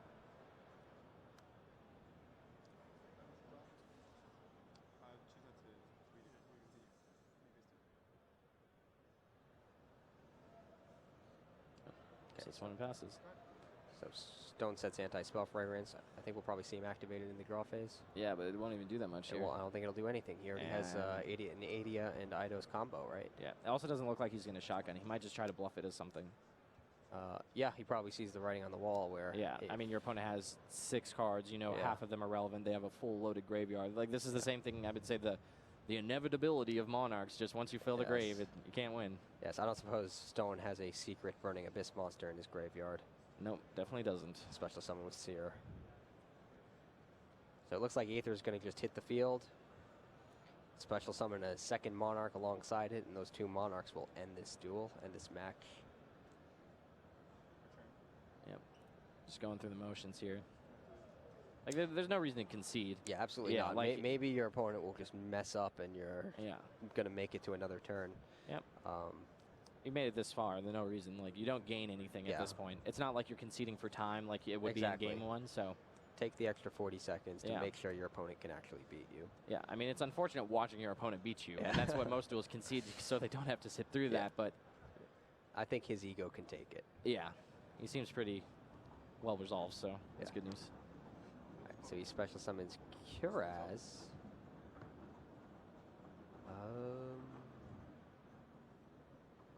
Kraz misses timing. Idea is one. Yep. Can't even activate the effect of Kraz. Reduces that. Tributes away the Kraz. Erebus. Erebus effect's going to activate. I assume shuffling back the up. And that's it. Erebus hits the field, and the combined power of Aether and Erebus is enough to take down Stone's brick hand. Back to YCS Anaheim. We're getting ready to start off round 4. And in this matchup, we're going to see a lot of this. If you can't tell what that is, these are many of the Pendulum monsters and cards involved in the Metal Foes deck. Because we have a Metal Foes mirror match for you between Chansey Wigglestove and Matthew Gibson. Yeah, we're going to see a lot more Metal-Foes mirror matches, I'm sure, as we go throughout the tournament. But It we're taking at seems least likely. one now because it's good old Chansey Wigglestove, the man himself. He always gives us some pretty good art on his request forms, but his record does not always back it up. In this case, though, he's doing just fine. Definitely started off 2-0. We haven't heard from him yet this time around, so 2-1, 3-0, still pretty 1 of the good. 2, yeah, definitely still in a very good spot at the beginning of the day. So we'll see what happens. Differences between their decks, though, actually it's quite night a bit. and day. There's a lot of things different here. Yeah, should we start at Wigglestove? Wigglestove, pretty standard for the most part, right? Mostly. Very interesting part is that he's using 2 Metal Foes Fusion and only 1 full Metal Foes Fusion. You usually see the opposite. Yep, you and Billy were talking about that earlier. But then we look at Gibson's deck, and that is just crazy looking. No copies of Combination, 2 copies of Counter, 0 copies of Pot of Desire. All right, well, let's see how this works out for them.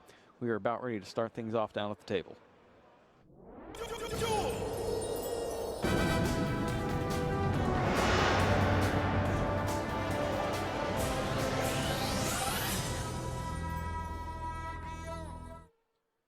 All right, we are just about ready to get underway. And there's actually one other really big difference that could turn the tide of battle here. And that is the fact that one of them is running 3 copies of Pot of Desires, and the other is running 0. Yep, that is definitely a big one. Also, just Gibson's deck, he only has 2 Gofu as well. Gofu is one of the... It seems like he's not maxing out on the cards that he wants to see. Exactly, early. yeah. When you think about the best Metal Foes hand, it doesn't even have, like, the 2 cards you first think of aren't Metal Foes cards. You think of Gofu, Bunbuku, right? Because you get an 8, you get to search a Kyrian, you have all these tokens to do stuff with. And it really opens up. You have any amount of Metal Foes in your hand, things are going good. But, you know, only 2 Gofu, no Pot of Desires. It's going to be interesting. All right. And you can probably immediately tell which one's who's Chansey. who. It's the guy on the right. Yeah. Wigglestove, very known for doing everything upside down. So. Does it for his opponent's benefit. Yeah. If he plays the cards that way, they can read them right away. Yeah. Press second champ. Good old writing down the hand for everyone at home. But he's going to deal with it the same way Wigglestove does. Yeah, it looks like he's got a pretty good opening hand with a pair of Metal Foes, Gofu, and a pair of Max C's. Yeah, that is nice. Gibson also opened up Rabbit, though. That's a big one. Not as big as we've seen Rabbit, you know, in the past, but still a solid one. Wigglestove's up first. Special summons Gofu and summons 2 tokens. Yep. He then activates his Metal Foes Wolflame very helpfully, showing his opponent what it does. Not that he doesn't know, since he's got a gold driver in his hand, which does the same thing. It's that Metal Foes Fusion. Now I'm most likely going to place the other one. Yep. Is it normal summon? Yeah, so he normal summons it so he can get into the extra deck, right? Yep. Yeah. Gets into the extra right there. Now the token is a normal monster. Yeah, very important for how this deck works. Looks like he's just going to Zolkin it up. Oh, yes, he is playing Zolkin, huh? Yeah, the interesting choice too there, right? Not everyone is playing Ultimate Zolkin also, but he doesn't even have the extra card to set in his hand. It's double Maxi. So he's going to try to dig for it with the draw he gets off of the Metalphos fusion. That's absurdly dangerous. With Maxi, though, it might not be the worst, but yeah, like it's definitely a risky play. But it's high risk, high reward, right? Oh, he finds a spell, I think. And that's really what he needed. Yep, part of it. Oh, he just activates it. I don't know if that's right. I don't know. He's not synchroing Zolkin and then setting it, and it was then so using perfect. It. Well, I guess like regardless, if he draws any Melphos, it's setting a card too. So maybe that's how he's viewing it. But you don't lose anything by doing it first, right? Right. Thank you. Maybe he just wants to wait to make the decision until after he sees what he gets. Maybe that makes sense because you have multiple options off of what to summon with Zolkin. What does he got? The usual Void Ogre, Crystal Wing, Void Ogre. You see? I don't. Oh yeah, there's Void Ogre. Yeah. I mean Ignister if you need it, but you don't need it yet. There's Ultimate Zolkin. Very strange card to be sure. It has no level stars on it, but it's treated as level 12. It is the dragon, right? From 5Ds? It's from the manga. Oh, okay. This was a card used by, I believe, Rex Goodwin. What? That's crazy. This whole entire time, I was under the impression that it was like the dragon, like the 5D pieces, but no, crazy. Rex Goodwin, huh? Yep, and it has an upgraded form from Premium Gold 3, which was Ultimatal Bishpulkin, the Phantasmal something or another lord. Ah, more letters. Mm-hmm. Oh, I drew Boombuku. That's a good one. All right, so Crystal Wing, Synchro Dragon, and a pair of face downs go with Ultimate Zolkin. Yeah, the Maxi's really going to be the kicker here. Not the best in the Melpho mirror, but still just a way to force your opponent where anytime you have a field, right, if you have Maxi to back it up, it's just real bad because That's your the thing, opponent's... though, like in the Metal Foam mirror, it's normally not that great, but when you deal with Rescue Rabbit, it suddenly gets a lot better because they have to make 2 summons. Yep. Yeah, Gibson's definitely going to get hit hard by it.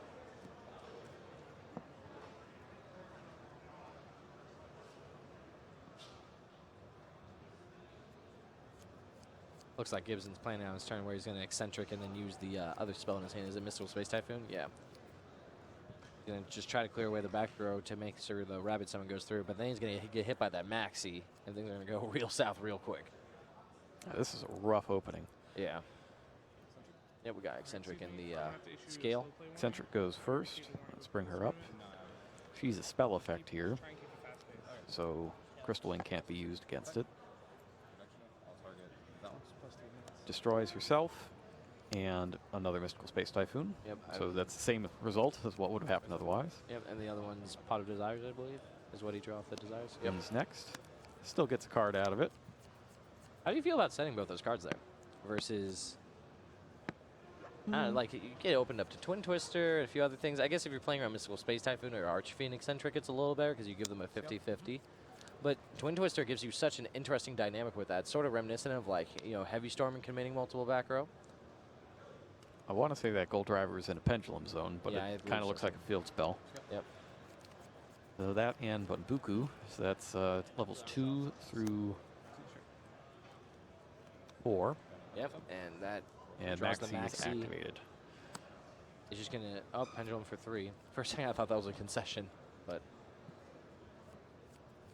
Can't special summon it from the deck, but you can special summon it elsewhere. Rescue Rabbit, the cutest thing that has ever dominated a format, I'm sure.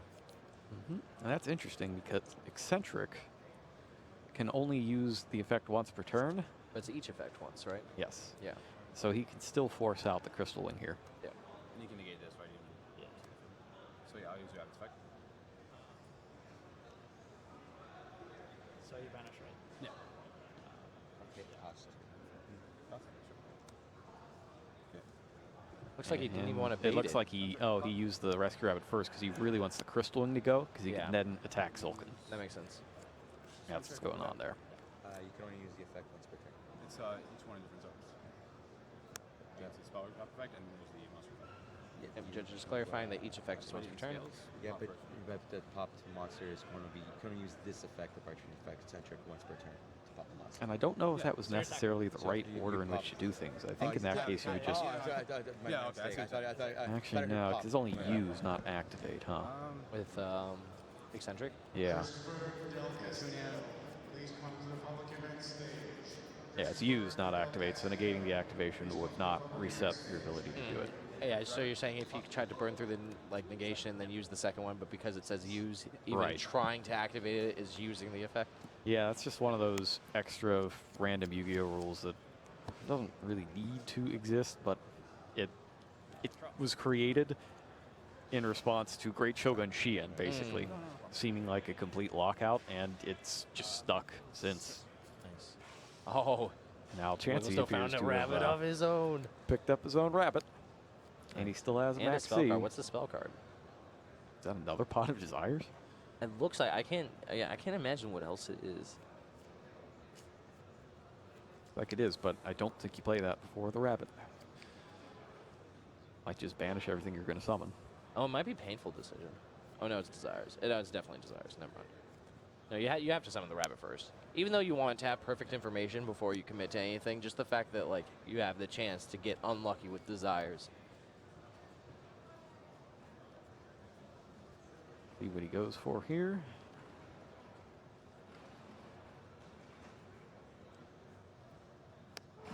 It's 2 silvers, 1700 attack, level 3.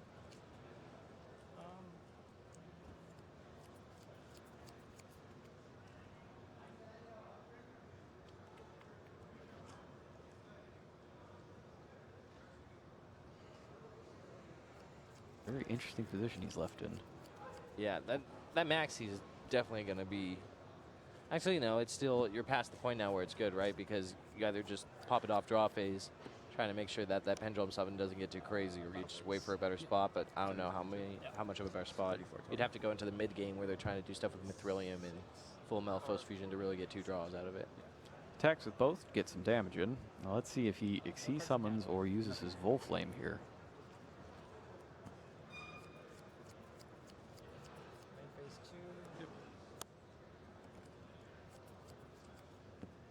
I believe Breaksword is his.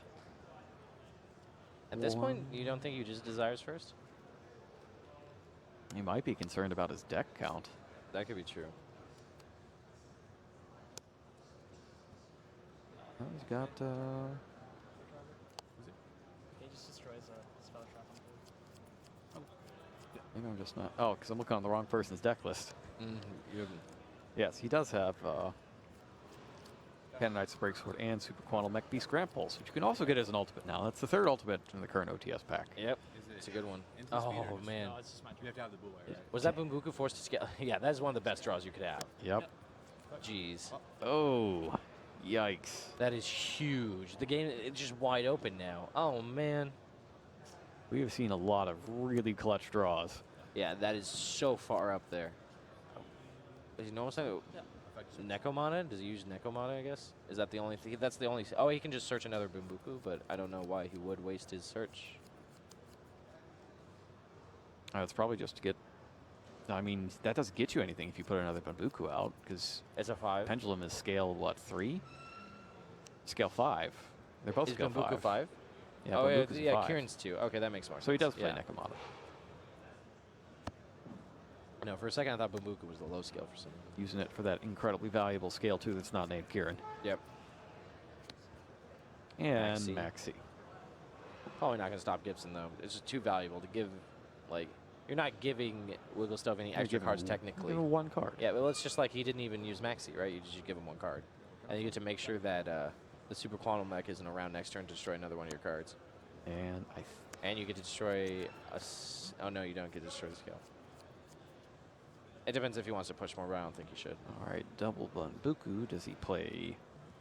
No, it doesn't look like he plays Totem Bird. Yeah, I feel like that's only popular in the ones with Terratop. Really? Yeah, I haven't seen it very much in the other ones, but I could just be wrong. But I'm a big fan of Totem Bird, even if I've just got Bunbukus and Nekomata. I guess Nekomata gives you another reason to use it. And it's especially good here because you're playing against another Pendulum deck and being able to negate Pendulum spell. Pretty big. Yeah. Tonenberg is a very powerful card. Took it a little while, but finally found a home. Yep.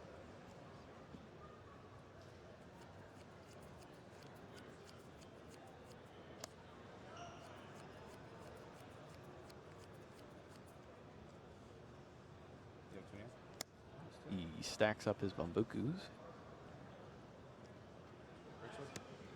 Break sword. He summoned Phantom Knights, a break sword. Another draw for Maxi.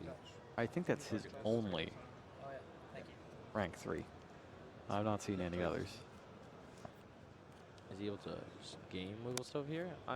Oh no, he wants to get a trigger off the combination. That makes sense. Combination. Reading combination. That would be what? Eccentrics 1,000 or? Isn't it? It's not 700. 700. I actually don't know. I feel like it's 7 or 8 or something, but I could be wrong. No, it's 800 attack 1,000 even. So I'm thinking of Archfiend Eris. Oh yeah, the counterpart. Got 16 and 19, about 50, 55. Oh, Gofu. Drops a Gofu.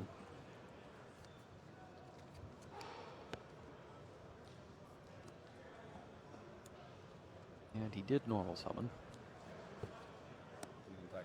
What did he normal summon? Didn't he normal summon Bambuku? Yep. Yeah, I'm sorry. It's okay. Yeah. Yeah, I'll get it. He is reminded of this. Does some quick math. Still such a rough spot. It is. It's crazy how this game turned out. I did not. It seemed like Wilzo was so far ahead. And, you know, he might still be because he's picked up a 1 and 8 pair. So he can blast away that Volflame, get it to the extra deck, and then set up for a Pendulum Summon. Put him at 25, correct? 25 to 46. I right? like not activating the desires now that I think about it. If he thinks he can do something the following turn, right? Yeah. If he thinks the Maxi's going to give him enough cards where it can guarantee search, the full Malifaux's fusion he needs, make sure that piece is just still part there. Up. He picks up some kind of Malifaux's fusion. Yep. Looks like. Is it full or standard? I don't know. It looks like standard at first glance, but it's a little hard to tell. We'll see once they're ready to sit down. The question is, does he have any Malifaux's cards left in his deck to full make the play? Malifaux's fusion is what he picked up. So that's really good here. Yeah. Now, do you think you just jam desires because there's minimal downside, or you got to use some Malifaux's first, right? Yes. You want to get that Volflame in the extra deck. Yeah. Was that his Banished Pile face up? Oops. No, that's a graveyard. No, the one on the right. How's that? It might be. Yeah. I don't know what that is now that I think of it. It's definitely. Well, there's a Rescue Rabbit on top, I guess, so it makes sense that at least the top cards face up. The card. Yeah, looks like he's going to grab a combination. That's face down.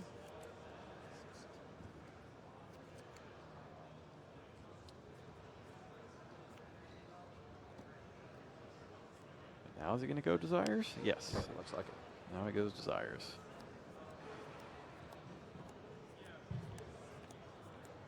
Ten cards. 2 of the hand. Not a whole lot left.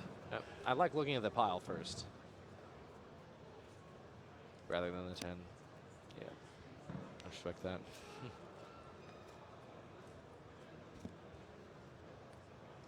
All right. And Go he's got Eccentric. Those are good ones. Ooh, not bad. Not bad at all.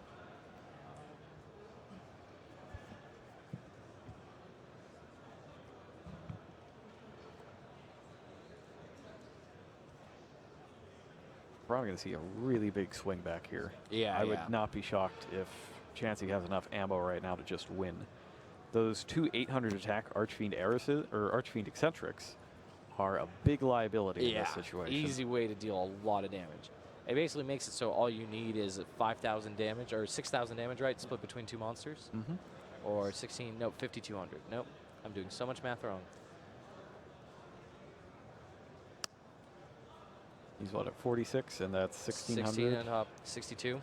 62. Yeah, 62 split between 2 And monsters. I mean, you can get 42 of that off of Utopia the Lightning. Yeah. Yeah, so he probably has it here, and I'm sure he sees it. Goes Gofu. No tokens. Does not summon tokens because he needs all the space. Yep. The effect. Waves off the token effect, and now he's got his scales complete, and the pendulum swings back the other way towards Chansey's end. Oh, just summon them all. You know you want to. It's a very satisfying feeling. Pendulum for my full field. Fills up his field, so he's got the 2400 attack Volflame, 2100 defense Sealan, another 2400 attack Volflame, and the 800 attack Archfiend Eccentric. And we know he has Full Metal Foes Fusion. Synchros for 8. Yes, 8. And he gets Ignister Prominence, the Blasting Draco Slayer. And let's see if his Luster Pendulum is still in the deck. Yeah, and then How he super needs it. He destroys his opponent's Luster Pendulum to shuffle Breaksword back into the deck. Destroy this one, shuffle the yeah, to your deck. Battle phase. And now he's looking for damage. Yep. I mean, Full Metal Foes Fusion is enough to do it, right? Because battle phase. I believe so. Yep. Boom. Got the Full Metal Foes Fusion. Fuses him up. Ooh, And Gibson Lotus decides gets to it. shuffle That's up. Good. That was an exciting game. A lot of action on both ends there.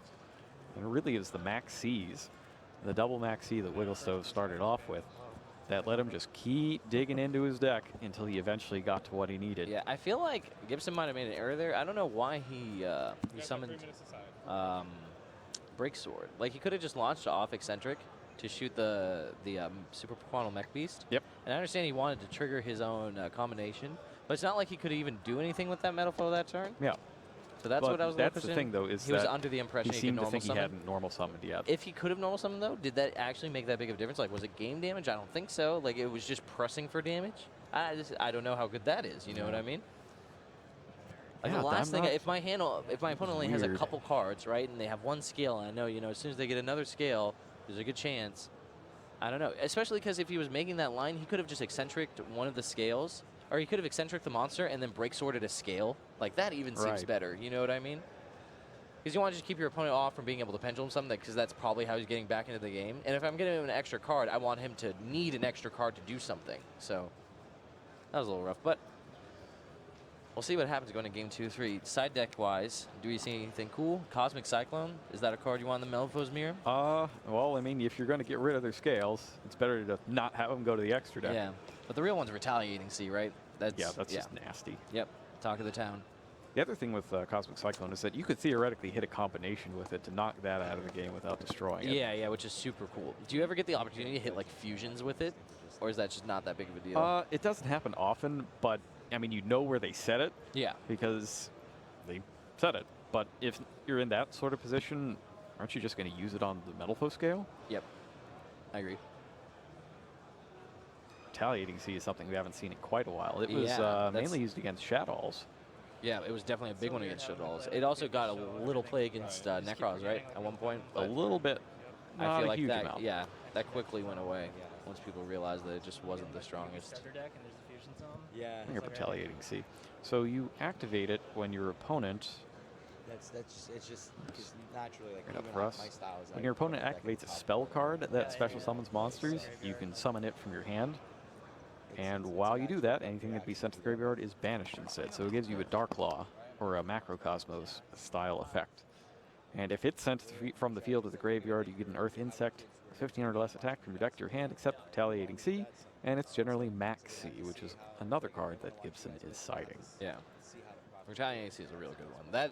That upside of just when it goes away, you get to add Maxi is just crazy. Yep. Like the first part, if it was just the first effect, that card would still see just as much play. I feel like, but just icing on the cake. You know, the crazy thing about it is it's actually pretty tough. Yeah. It's got 1400 attack Yeah, and defense. back in the day, that was Manju Senju stats. That was a right. real problem. You got to block off those ritual searchers. Yeah. In actuality, that was never a problem because the reason it ended up not being popular, right, was because of Necros Attritia. Like, you gave yourself a way to be Necros Attritia, which, believe it or not the best thing you could do in that format. I banish my one Necros ritual spell, and then I banish your everything. Yep. Who knows? And it looks like they're about to start the second. Looks like duel. we are getting be ready.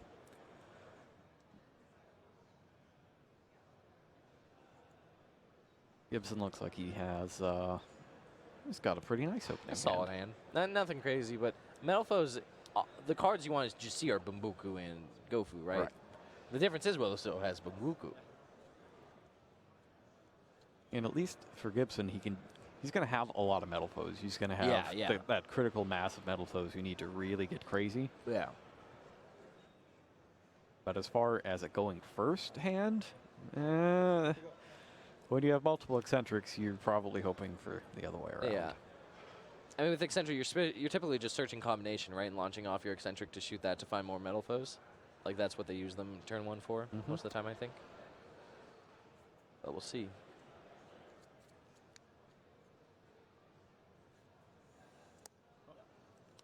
Volflame in the pendulum zone destroys eccentric. Eccentric goes to the extra deck.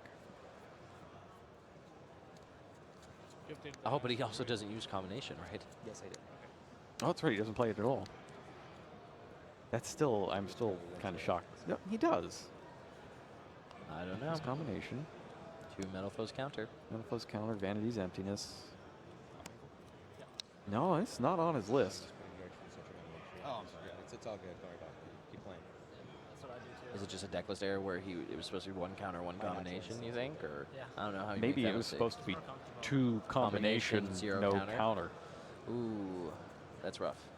It's still, as soon as that gets discovered, he'll take a penalty and be forced to play with counter instead. Yeah.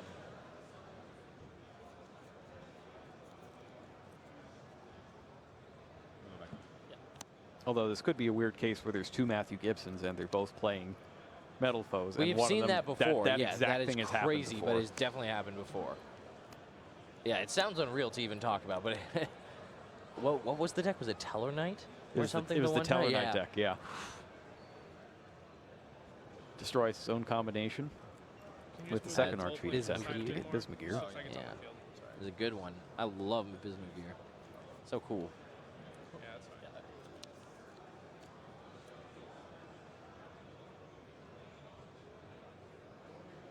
Making sure that he gets these cards in the right order. Gold Driver destroys Volflame, setting Metal Foes Fusion.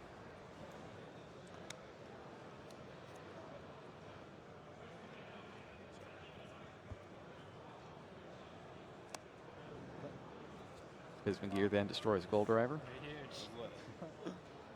No Bambuka or Gofu though. Oh my gosh. Yeah. That was a restrict. Oh yeah. Sets full Metal Foes Fusion.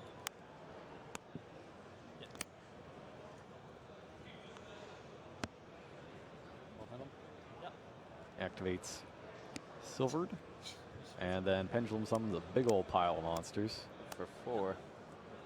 Then he's going to be able to destroy that Bismugear, right, and make sure he gets a search during the end phase. Seems pretty good. Yep. Full Metalfoes Fusion first, or regular Metalfoes Fusion. Yeah, you can't play full Metal Foes Fusion Yeah, because because it's it just quick play. Yeah. Here's Mithrilium.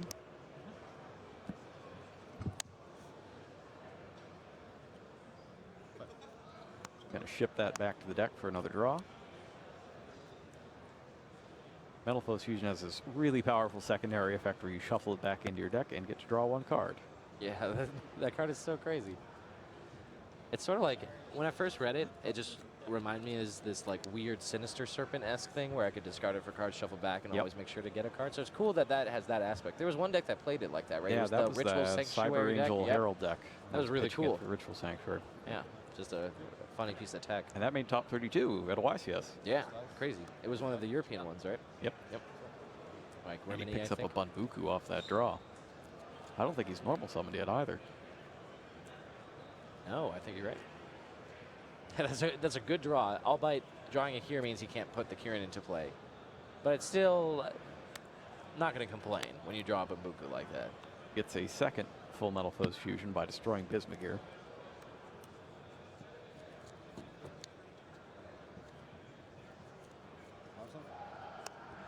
And then goes ahead and normal summons Bunbuku. At least it's later. Right. Now.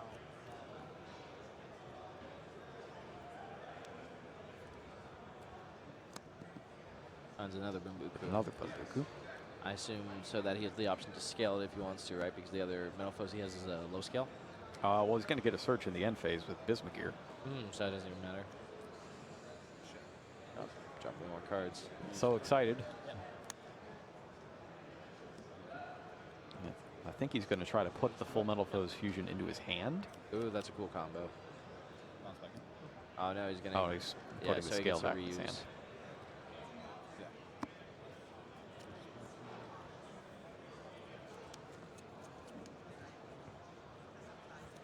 So even if he just does that, even if he didn't reactivate it, it'd be interesting that he could get all of the cards off his field so they couldn't just be destroyed by ignition speed removal. Silver reactivated, destroys Archfiend Eccentric this time.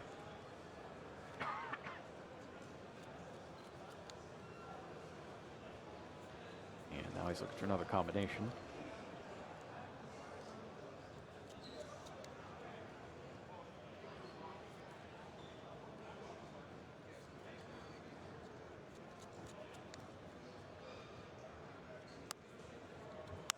Close combination?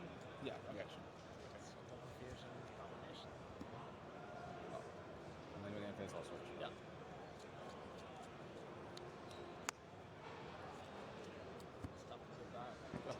And that's his end phase search. He goes for Volflame. And Chansey is up. And hopefully this deckless thing will not make the difference in the match. Yeah, definitely. Normal summons Bumbuku. Yeah, there's this unfortunate aspect to the Malfo's Mirror where going first is a huge advantage because you're the one you're forcing your opponent to react to what you've established, right, with Mithrilium. Yep. And then when they do react, you get to do tricks with like full Malphos fusion for Alcast and all these other things to really just put a damper on what they're trying to do. Flips up combination there. That's important because it's got to be face up. Yeah, you can't. Uses Kieran.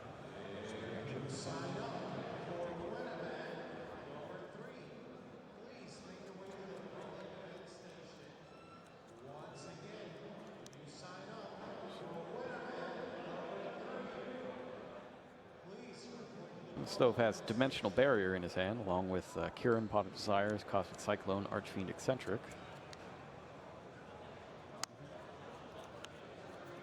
After the search resolves, Full Metal Foes Fusion is activated, and he fuses Mithrilium with Volflame.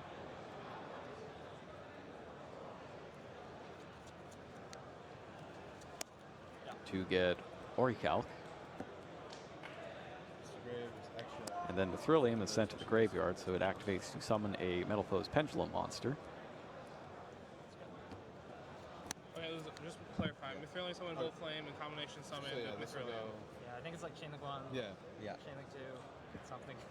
Yeah. Okay, we grave can and this like And then when Volflame is summoned, the combination that you shouldn't have activates as well. Yeah, that's Bumbuku's there. Bumbuku's there, yeah. Okay. Which is a very cool card. Yeah, super cool. Fusion monsters fusion summoned. You can target a Metal Foes fusion monster or Metal Foes monster in your graveyard with a lower level than that monster and summon it. Sent to the graveyard from the field, you can add a Metal Foes monster from your deck to your hand. Yeah. The neat thing about this is that it's just if a fusion monster is fusion summoned. Including your opponent. You don't have to. Yeah. It's very similar to like Wind Up Factory, Gateway of the Six Samurai, how those cards played interesting roles in the mirror match just because they sort of stopped your opponent from doing things because they didn't want you to fuel your cards. Right.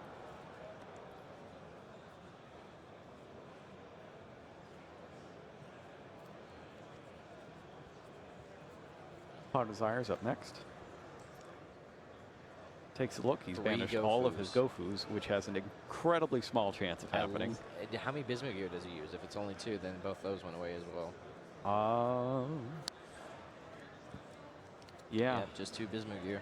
That's hefty Desires. Jeez. Actually, just the worst hit-off Desires I think I've ever seen. Yeah, I don't know about the worst, but that was real bad. I mean, normally you only lose, at the absolute worst, you lose all copies of one card. Not all copies of both cards. Yeah. Well, that's the thing, though. You just get rewarded for playing 3-0s more so than 2-0s when you're using Desires, right? Because of that exact situation. Yep. You only need to banish 2 Bismuth Gears to be out of Bismuth Gears.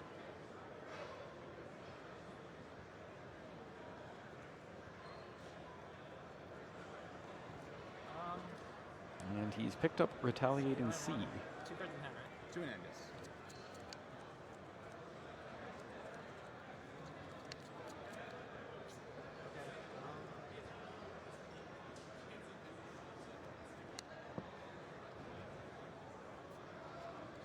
Thinking about the Cosmic Cyclone, what to use it on.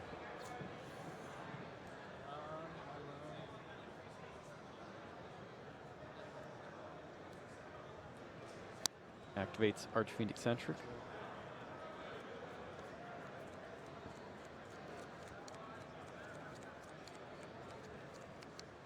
Got a 7 and an 8. Archfiend Eccentric not long for that pendulum zone.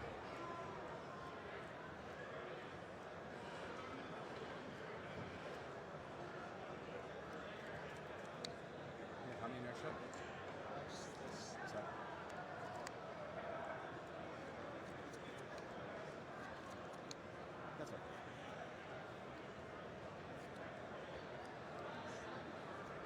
Destroys Eccentric to destroy his own Metal Foes combination. That'll get him another search.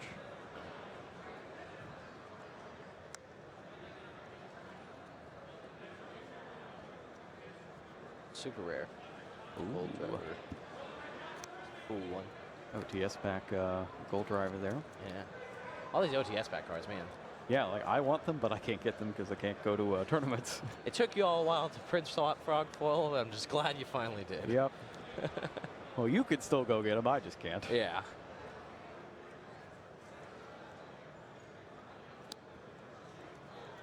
Puts a Volflame in the other pendulum zone. 2 hand, right? No, 3 hand? I have 4. Oh, you got it, sorry.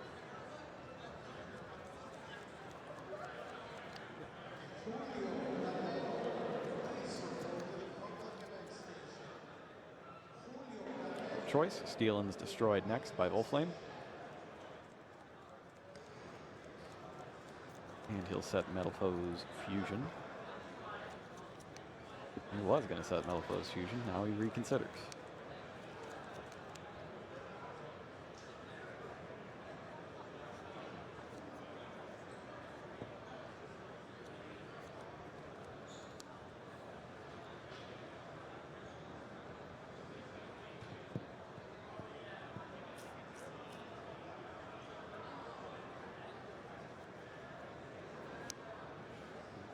Takes full Metal Foes Fusion. I guess he's looking to open up his plays on Gibson's turn.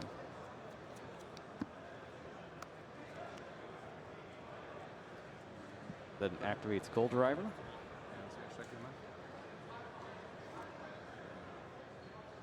We'll see if he destroys the Banbuku first. Yeah, Get a little more value out of his pendulum zone.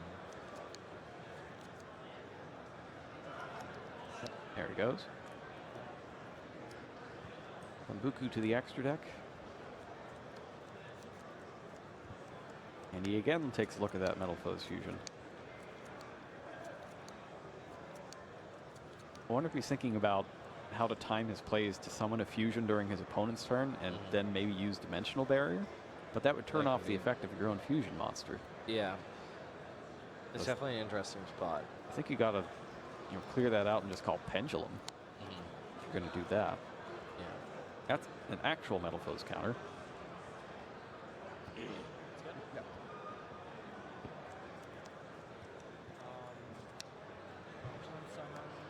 And he pendulums for 4.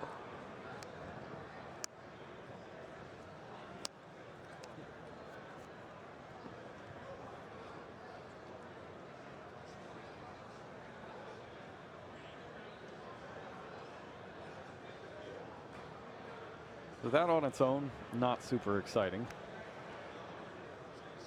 Yeah, not the most. And this is exactly what I'm talking about. They're getting to the situation where it's literally who's going to have more actions to make, right? Who has the last response? Right. Very reminiscent of old Yu-Gi-Oh! In this very weird way. Just whoever has that last little thing is going to start with Archfiend Eccentric.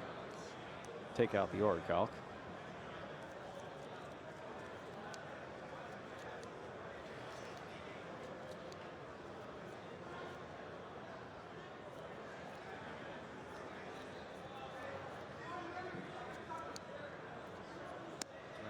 swaps. And that activates Orcao's effect.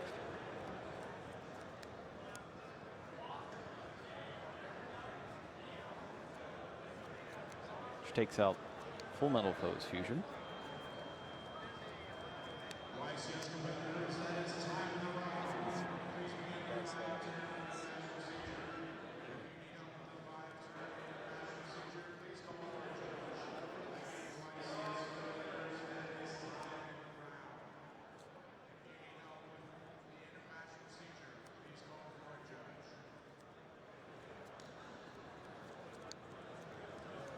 Next up, activates Kieran, bouncing back Steelin and Mithrilium.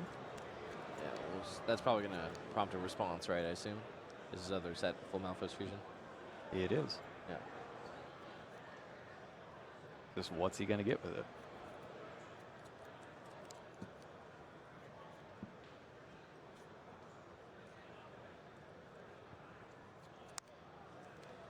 Here we see Retaliating Sea. Don't see it often used on your own turn, but it's quick play fusion spells. It'll definitely happen. There it is.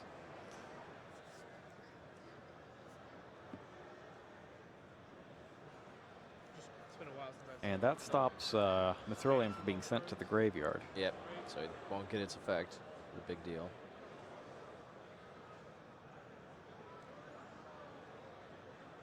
Yeah, that interaction with Full Malphos Fusion and Retaliating Sea feels way too close to El Shaddai Fusion and Different Dimension Ground. I mean, Full Metal Foes Fusion is basically the same card. Yeah. I just remember how big of a blowout Different Dimension Ground was back during the Shaddai format. I don't think Retaliating Sea is as big of a deal, right? But it seems pretty huge when they use it on Mithrilium. Because you invest like a substantial amount of resources into Mithrilium, even though you're using Pendulum cards. Yeah.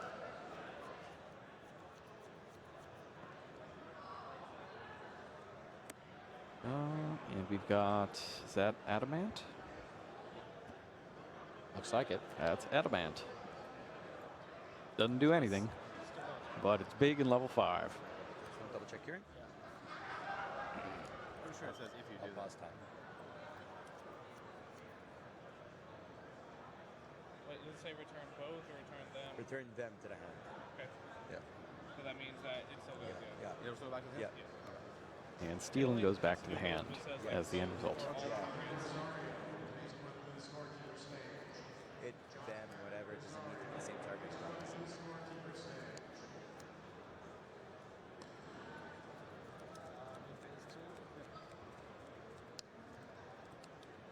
So that's 3 more cards. So Yeah. that's enough That's for a now. good position to be in, right? Your opponent has to react to your Kieran. You have Full Malphos Fusion set still, right? Yep.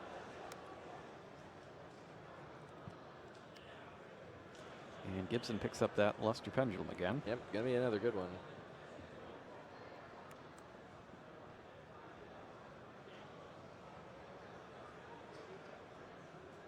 Gonna make sure he finds that Kieran. Then probably. Yeah, he has to be very careful here. Everything's still banished, right? Yeah. It checks Retaliating Sea one more time.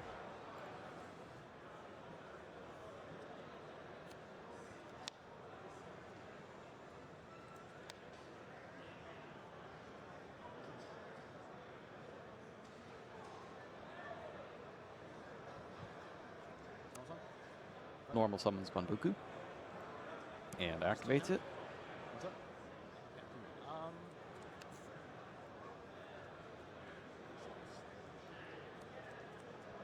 Checks the Pendulum monsters in Gibson's extra deck.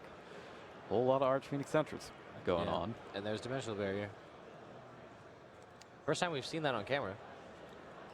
First Dimensional Barrier of the weekend.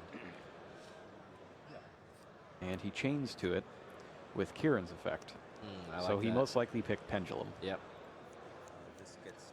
Oh, sorry. Yeah. Yeah, banished. For that, Mask of Darkness.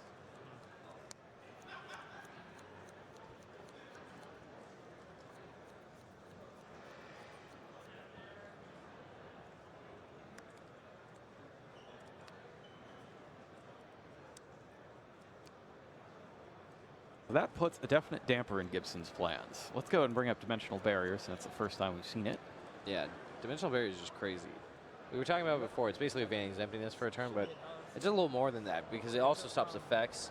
You can use it sort of in this position where it's back and forth, whereas Emptiness sometimes is a little weaker. The fact that they can't Twin Twister it, obviously a big deal. Yeah.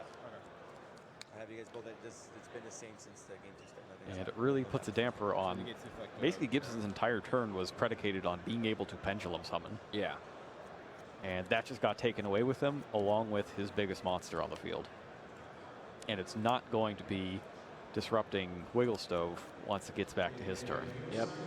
That's a big part about it. The same reason we see like Vanny's Emptiness, one aspect of it being so powerful is that you get to choose when to turn it off, right? As soon as you play a card, send it to the graveyard.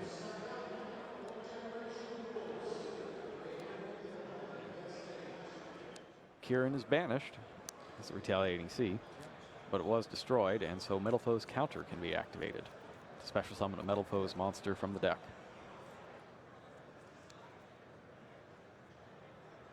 That's unfortunate that Kieran's banished, though, because of the Retaliating Sea, right? That's right. Yep, that's a big deal. And so is the counter. And it has a graveyard effect, so it's also kind of a big deal. Yeah. Yeah, Wiggle Stove kind of needs to either close here's this the one thing. out. Or I don't know that that was quite a legal play. Either player can special summon monsters of the declared type, so if he picked Pendulum, then he actually can't do that. That is definitely an issue. See if we can. It seems like a bit of fair play, a bit of turnabout is fair play. Well, you're playing a card that you didn't write on your deck list. Well, I'm going to do this. It's definitely not intentional, though. It's just a case of forgetting what's going on. Yeah, all the cards are pretty very complicated. Spanish. A lot of people are not used to playing with the Macrocosm. Destroys his own Bunbuku with Silvered.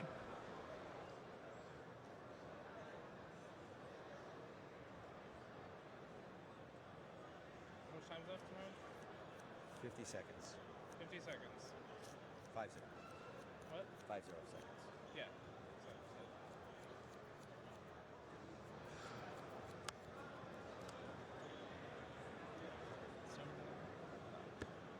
Sets Metal Foe's Fusion.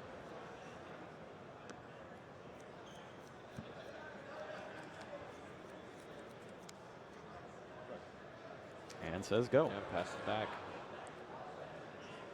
Effective Dimensional Bear has ended. Yep. And Initiative Wiggle back to Stove is Wiggle up. Stove. Draws a Desires. He's seen quite a lot of Pot of Desires in these two games. Destroys his own Retaliating Sea now with Volflame. And sets Metal Foe's Fusion. So he attacked, right? He crashed? No, he used Volflame's effect. Because he destroyed it, he can get Max C to his hand. Yep, that's a good one. Not only does he get to turn off the card that's negatively affecting him, but he gets to buy back a Maxi at the same time. It's pretty good. Yeah. Real good in Melfo's Mirror, that's for sure. Oh, yeah. So dice can count up to 6, essentially. I mean, it's just really good in Metalfoes Mirror, though, because they can't side anti-spell, right? Like, that's the big thing. Like, anti-spell is actually the card you want against Metalfoes, but Retaliating Sea is, like, you know, sort of the second best, but doesn't hurt you too badly.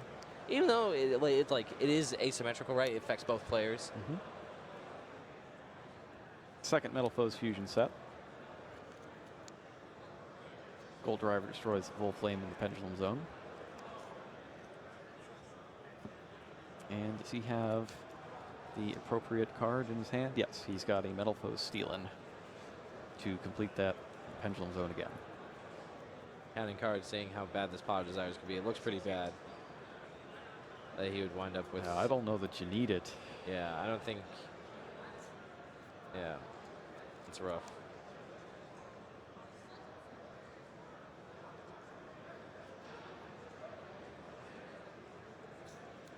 Yep. He's Learn really hard. struggling Yep, with it, but he finally goes for it. decides. From searching for the match. Oh, you're right. Chancey, I'm going to have to give you a Quick shuffle up first, though. Yep, because they're searching. See how many get laid down.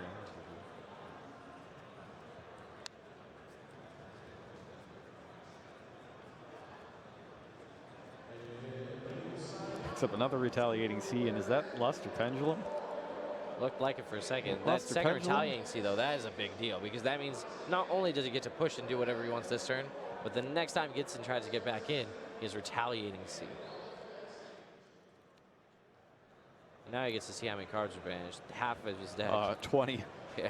20 plus whatever was banished from his own Retaliating. 22 banished cards.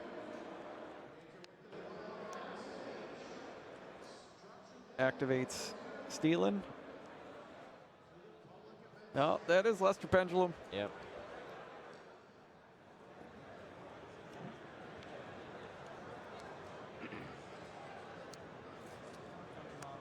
He has an opportunity to set Gibson's board position back to the Stone Age. Yeah.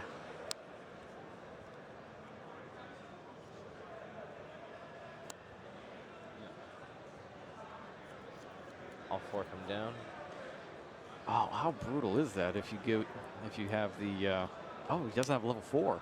No. Yeah, so he's not able to do much other than represent a 1950 body, right? Lesser Pendulum can't be used for Xyz or Fusion. Right. Yeah. I was gonna say, if he could bring out Ignis through there and destroy the remaining Pendulum scale to shuffle that combination, look out. Can he do something with Mithrilium? Does he have a way to put it into the grave and then trigger it to get back a level 4? Like use Archfiend Eccentric to destroy it, get a level 4, and do something super cute like that? I mean, he could fuse it. That also works fuse too. it into a second one. Oh, he plays 2 copies of Malphos Fusion. Yeah, right, he that got doesn't them really both. matter. Yeah. I don't know if Gibson is just choosing not to use a combination. Or he had forgotten. Or doesn't know that he can. I mean, a big part of the Malphos mirror match, Billy was telling me before, is always bouncing opposing combinations with your Mithrilium. Because you kind of set them back in tempo a lot, and that's a big deal. But it looks like, oh, just straight up normal summoning, or... Yeah, it looks like you just flat out normal summoned it. Yep. That might be, that looks like enough. Yeah, it is enough. And Chansey Wigglestove. Yeah, Workshop and Metalfoes takes right there. a really strange back and forth match, especially I never that seemed like second he was game. that far behind. Like a little bit for a second in the first game, right? When it was the first game, right? Or was it the second game? That at one point it felt like Wigglestove had it, then Gibson had it, then Wigglestove seized it back. Yeah, I think that was the first game. Yeah.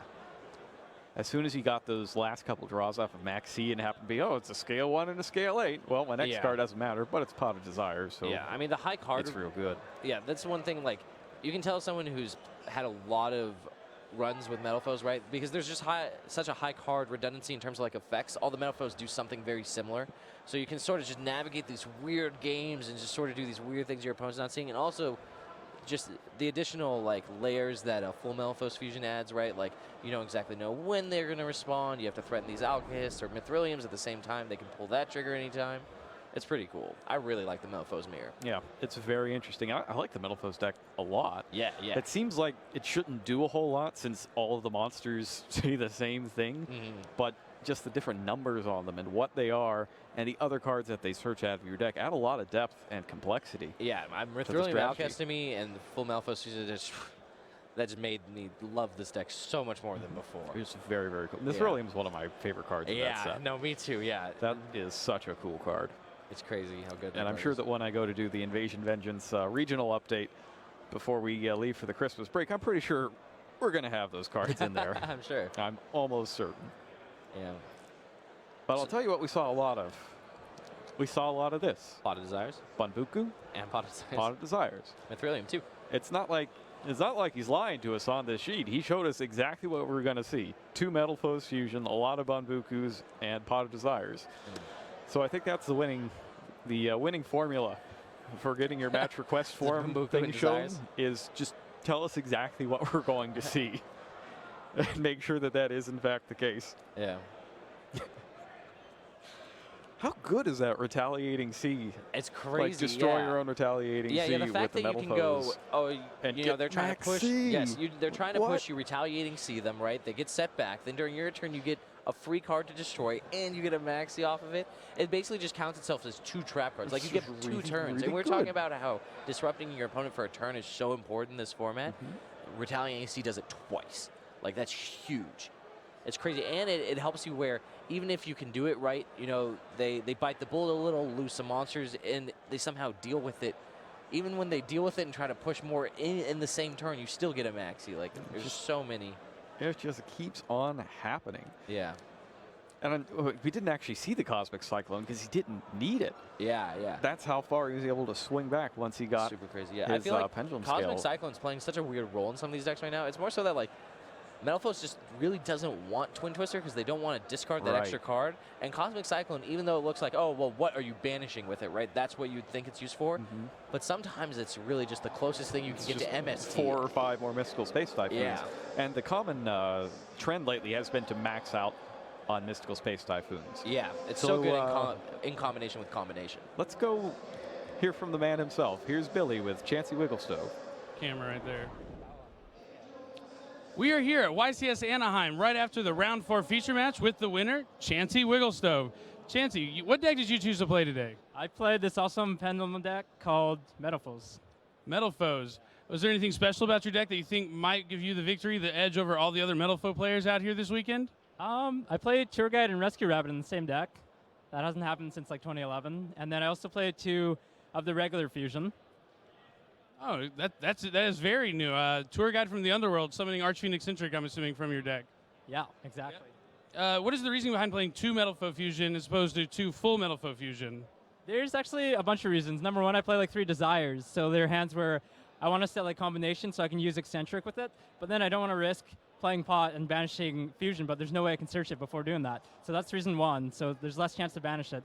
And then reason 2 is if you play any good ABC player and you set Fusion, they're going to instantly banish it and think that you're out of plays, right? So that's what they do, and then you still have it. And also reason 3 is like Retaliating Sea in the mirror match, which banishes everything, but then you still have a way to win by having 2. Oh, that's very solid reasoning. It's this kind of thinking that might give Chansey the edge this weekend to come out on top with his Metalpho deck. Back to you, Jerome and Robbie. All right, thanks a lot. It's good to hear. Yeah. But the reasoning behind that, that's very interesting. I just love Wigglestove so much. He's just, you know, full I workshop, upside down the whole time, right? I want to point out that this actually says Metallica Foes. Metallica I think he Foes? might have mispronounced his deck name. Metallica Foes, that's what it says. It's a good one. Yeah, no, you just tell how experienced he is. That like he just gave some very solid reasoning. The one thing about banishing Desires, I would consider like wouldn't that make you want a second wouldn't you full play Metal 2 of Foes, each? two? But I like his argument about the ABC Buster Dragon, where yeah, you know, if they're greedy, they really want to do that because it also means that they're not attributing off their Dragon Buster to get back the A, B, and C, right? That's so right. they value that banish for that reason. So they're opening themselves up to Kaiju, but in that light, like, oh, by playing a second copy, you know, I deal with that, but if the player's doing that, like, why wouldn't you just rather have, you know, a Kaiju? I don't know. Oh, I mean, he sides in the Kaiju, so he does that too. It just seems like a way that you can take advantage of maybe a less experienced player. Yes, well, that's exactly and what that's I feel another like the thing you Kaiju have to do. If you want to win one of these events, you have to beat the people that you're better than. Yeah, you got to capitalize any situation you can. Yeah, and part of, like, half the tournament's preparation, right? You build your deck, you understand every matchup, every interaction, and that's just all before you sit down at the table. It's crazy. Actually, the more I look at this, the more I like it. I really do feel like I'd want that second full Metalphos fusion for a lot of those same reasons that you would want the second Metalphos fusion. Yeah, Just yeah, having it that would make sense opportunity. that in that same light you'd want it. And it looks like he changed the number of Pot of Desires in his deck at one point, Yeah, where he from finally decided 2 to that the 3. third one was better. So, I wonder what it used to be.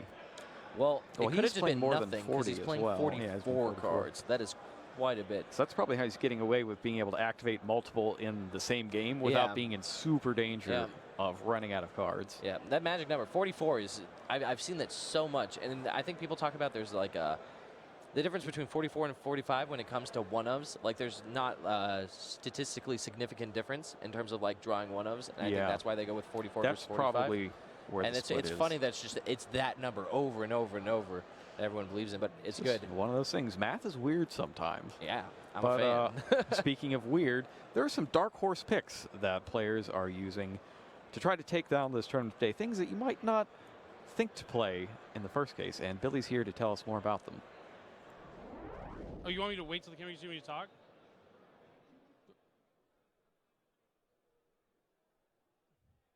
Here we are at YCS Anaheim. Round 4 is winding down. We're waiting for round 5 to start. I've been walking around checking out what's going off at the top tables, and I've come with a few dark horse picks that people might have written off earlier in this format, but I think have a good chance of winning the tournament here this weekend. The first deck I want to talk about is Blue Eyes White Dragons. This deck was very dominant and very popular for a long time, but since the release of Invasion of Vengeance, they've kind of fallen off the radar a little bit. But Metal Foes are now the most popular deck by far, and Dragon Spirit of White, being able to banish spell and trap cards, can really disrupt what the Metal Foes are trying to do and not let them pendulum summon. So I would keep my eye out for Blue Eyes White Dragons coming back into the meta and swing of things. The next deck that I think might be a dark horse pick to win, Mermails. We have Mermail Abyss Gund here, but their ability to make multiple Bahamut Sharks in one turn and utilize Moulin Glacia, they're able to summon multiple Totally Awesomes, which is one of the strongest cards right now, and discard 2 cards from your hand with Moulin Glacia, preventing you from even playing the game most of the times when it goes first. And going second, Megalo and Neptabyss are great cards to help deal with breaking your opponent's boards. So I would imagine they're going to do very well this weekend, and I've already seen at the top tables they have some success. And the third and final deck I want to talk about is Paleozoics. This trap monster deck uses trap cards that do things that we've seen in previous Yu-Gi-Oh cards, but they have a special ability when they're in the graveyard and a trap card is activated. You can special summon them back, and they're level 2 water monsters, and they are able to make their new guy, Paleozoic Opabinia, and he's able to search the deck for any Paleozoic trap that you need and allows you to activate them from your hand. He's also unaffected by monster effects, which a lot of duelists are using this weekend to do everything for them, like ABC Dragon Buster, Crystal Wing Synchro, and others like Metal Foes Mithrilium. But I would watch out for these 3 decks. I think they're all going to have a showing and at least be able to place in the top 32, but we'll just have to wait and see. Back to you, Jerome. Fantastic. And Paleozoic in particular, it shares a lot of similarities with the old Chain Burn deck. Sort of, that yeah. People used to play. I've seen versions that use Accumulate Fortune and stuff like that to keep the draw cards, but yeah, it's the high chain link is what you're saying? Well, it's just a bunch of traps. So I'm going to activate this, then activate this, then activate this. But the really tricky thing about it is that even though it looks kind of like Chain Burn, because it plays a lot of traps and it flips them all at once, it's nothing like it at all. So if you go into a match against this deck thinking that you're going to use the same tactics as you did last time around, you're going to get blown out by the Paleozoic, Xyz monsters, and Totally Awesome, and have no idea what that's the hit big you. thing. Those last 2 decks are Totally Awesome decks, and that card is just on another level. It's so powerful, especially because a lot of the Paleozoics can also play Swap Frogs, and same thing with the Mermail decks if they want to, or you could just have the more pure Mermail deck where it's more of a combo or aggressive like we saw Philly Luna play. Yeah, out of those 3, I'm definitely expect a lot of Mermail on the top. Good. All right, well, we'll see what rises to the top as we're about to hit the halfway point of day 1. Stick around. You can join the ranks of Yu-Gi-Oh! Duelists with Starter Deck Yuya. Learn to duel with this complete deck full of monsters, spells, and traps. Starter Deck Yuya. It's time to duel. 40 cards per box, each box sold separately.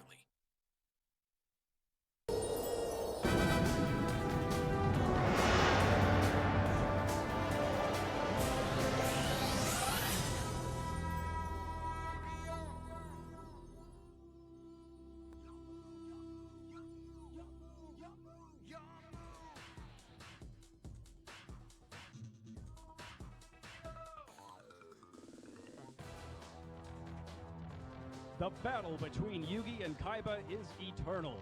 It spanned time and space and is now crashing through the walls of reality itself. Right here, right now, you are about to witness another chapter in the greatest rivalry there ever was. Please welcome to the stage Eric Stewart as Kaiba and Dan Green as Yugi.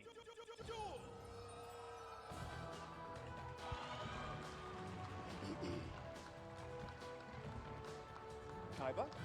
Yugi, good to see you.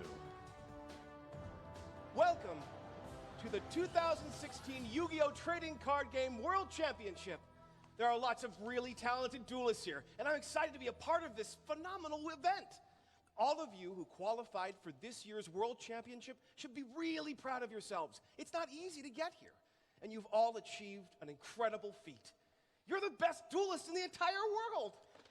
A tournament of the best duelists in the world? Oh, I knew I'd find you here, Yugi. Oh, hey, Kaiba. Are you here to see the finals of the World Championship and the Dragon Duel World Championship? The yeah. duelists are shuffling up their decks and about to begin. It's going to be an incredible show. Ah, please. I don't care how highly ranked these duelists are. I'm not here for them. I'm here for you, Yugi. As soon as I heard that the world's strongest duelists were gathering in Orlando, Florida, I hopped onto my jet and came straight here. You're here for me? But why? Because we're going to duel, Yugi. You've defeated me before, and I want a rematch.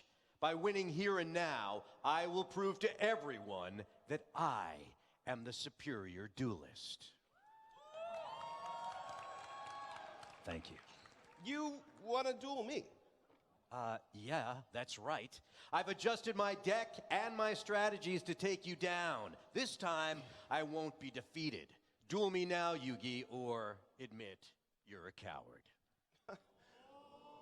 Well, Kaiba, if you want to duel, you've got to duel.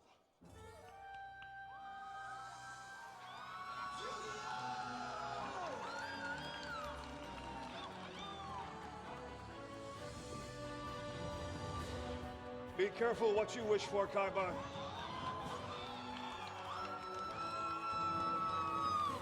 I won't be defeated easily. I'm counting on it. It's time to duel. I'll start this duel off with graceful charity. This card lets me draw 3 cards and discard 2. I'll draw 3 cards and discard Electromagnetic Turtle and Magician's Navigation from my hand. Next, I summon Magician's Rod in defense mode. A Magician's Rod? Where's the Magician, Yugi? You'll see soon enough. When I summon my Magician's Rod, I get to add a Dark Magician-related spell or trap card from my deck to my hand. I add Magical Circle. Now I activate my Dark Magical Circle.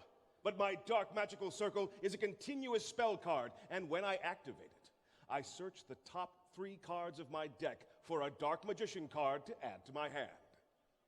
I add the ultimate wizard himself, Dark Magician, to my hand. Okay, I see what you're up to. Your old tricks again, Yugi. I truly admire your skill in wielding the Dark Magician's strength. But in this new age of dueling, it doesn't stand a chance. My monsters are far superior to your magician. We'll see about that, Kaiba. I set 1 card face down and end my turn. I draw. First, I activate my field spell card, Mausoleum of White. This field spell card sets the stage for my triumph and your demise, Yugi. Now, I special summon Kaiser Vorse Raider to my field. Kaiser Vorse Raider? My Kaiser Vorse Raider has 1,900 attack points, and while I control no monsters, I can special summon it from my hand. Next, I summon Maiden with Eyes of Blue. Your Maiden with Eyes of Blue has 0 attack and defense points. It poses no threat to me. Perhaps on the surface. But my Maiden with Eyes of Blue also has a special ability. Special ability? Once per turn, whenever she's targeted by a card effect, I can special summon a Blue Eyes White Dragon from my hand, deck, or graveyard. I activate the effect of my Mausoleum of White by sending a Blue Eyes White Dragon from my deck to my graveyard. I target my Maiden with Eyes of Blue and increase her attack and defense points by 800. Now that I've targeted my Maiden with Eyes of Blue, I activate her effect. Come forth, Blue Eyes White Dragon! By summoning your Blue Eyes White Dragon, you played right into my hand. I activate Magical Dimension. I tribute my Magician's Rod to allow my Dark Magician to descend from my hand and take its place. Come forth, Dark Magician! And that's not all. My Magical Dimension also allows my Dark Magician to strike down one of your monsters when it's summoned. Dark Magician, destroy Kaiba's Maiden with Eyes of Blue! Even with my maiden with eyes of blue gone, I still have 2 powerful monsters on my field. You won't for long. My dark magic circle enhances the power of my dark magician. While it's face up on the field, dark magic circle allows my dark magician to banish 1 card from your field when it's summoned. I banish your blue eyes white dragon from the duel. Oh no! Now, you only have your Kaiser Vorse Raider, and that monster is far too weak to take down my magician. I set 1 card face down and end my turn. It's my move. I draw. I summon Curry Bandit to my field. Now, I activate Curry Bandit's effect. By tributing Curry Bandit, I draw and reveal the top 5 cards of my deck. I reveal Spellbinding Circle, 1,000 Knives, 7 Tools of the Bandit, Mystic Box, and Dark Illusion. Since all of the cards that I revealed are spell and trap cards, I keep all 5 of them in my hand. Now, I attack. Dark Magician, use your dark magic attack to destroy Kaiser Vorse Raider. I activate my trap card, Shadow Spell. This card stops your attack and reduces your Dark Magician's attack points by 700. Not so fast, Kaiba. I banish Magician's Navigation from my graveyard. While I control Dark Magician, I can banish Magician's Navigation from my graveyard to negate the effect of one of your face-up spell or trap cards. I'll use my Magician's Navigation to negate your Shadow Spell until the end of the turn. Your Kaiser Vorse Raider is destroyed. And now you lose 600 life points. True. But that means my Kaiser Vorse Raider's effect activates. Since your Dark Magician destroyed my Kaiser Vorse Raider in battle, your Magician loses 500 attack points. I set 2 cards face down. It's your move. Now that your turn is over, my Shadow Spell once again shackles your Magician, dropping its attack points to just 1,300. I draw. First, I activate Pot of Greed. This card lets me draw 2 more cards. Next, I summon Alexandrite Dragon in attack mode. My Alexandrite Dragon has 2,000 attack points. Now, I activate Silent Doom. This card lets me special summon a Blue Eyes White Dragon back from my graveyard. Take flight, Blue Eyes White Dragon! Oh, and that's not all. Now I activate the second effect of my Mausoleum of White. Second effect? My Mausoleum of White is more than just an attack boost. Once per turn, my field spell card lets me normal summon an additional monster, as long as that monster is a level 1 light tuner. Light tuner? But that must mean... That's right, Yugi. I've mastered the Synchro Summon. Normal summon my level 1 tuner, Sage with Eyes of Blue, and activate its effect to add the White Stone of Ancients to my hand. Next, I activate Cards of Consonance. This card lets me discard a Dragon-type tuner with 1,000 or less attack points to draw 2 cards. I discard the White Stone of Ancients to draw 2 cards from my deck. Finally, I tune my level 1 Sage with Eyes of Blue and level 8 Blue Eyes White Dragon to Synchro Summon the level 9 Synchro Monster, Blue Eyes Spirit Dragon! Incredible! I knew I would need to step up my game to defeat you, Yugi, but this new summoning technique will give me the edge I need. We'll see about that. Indeed we will.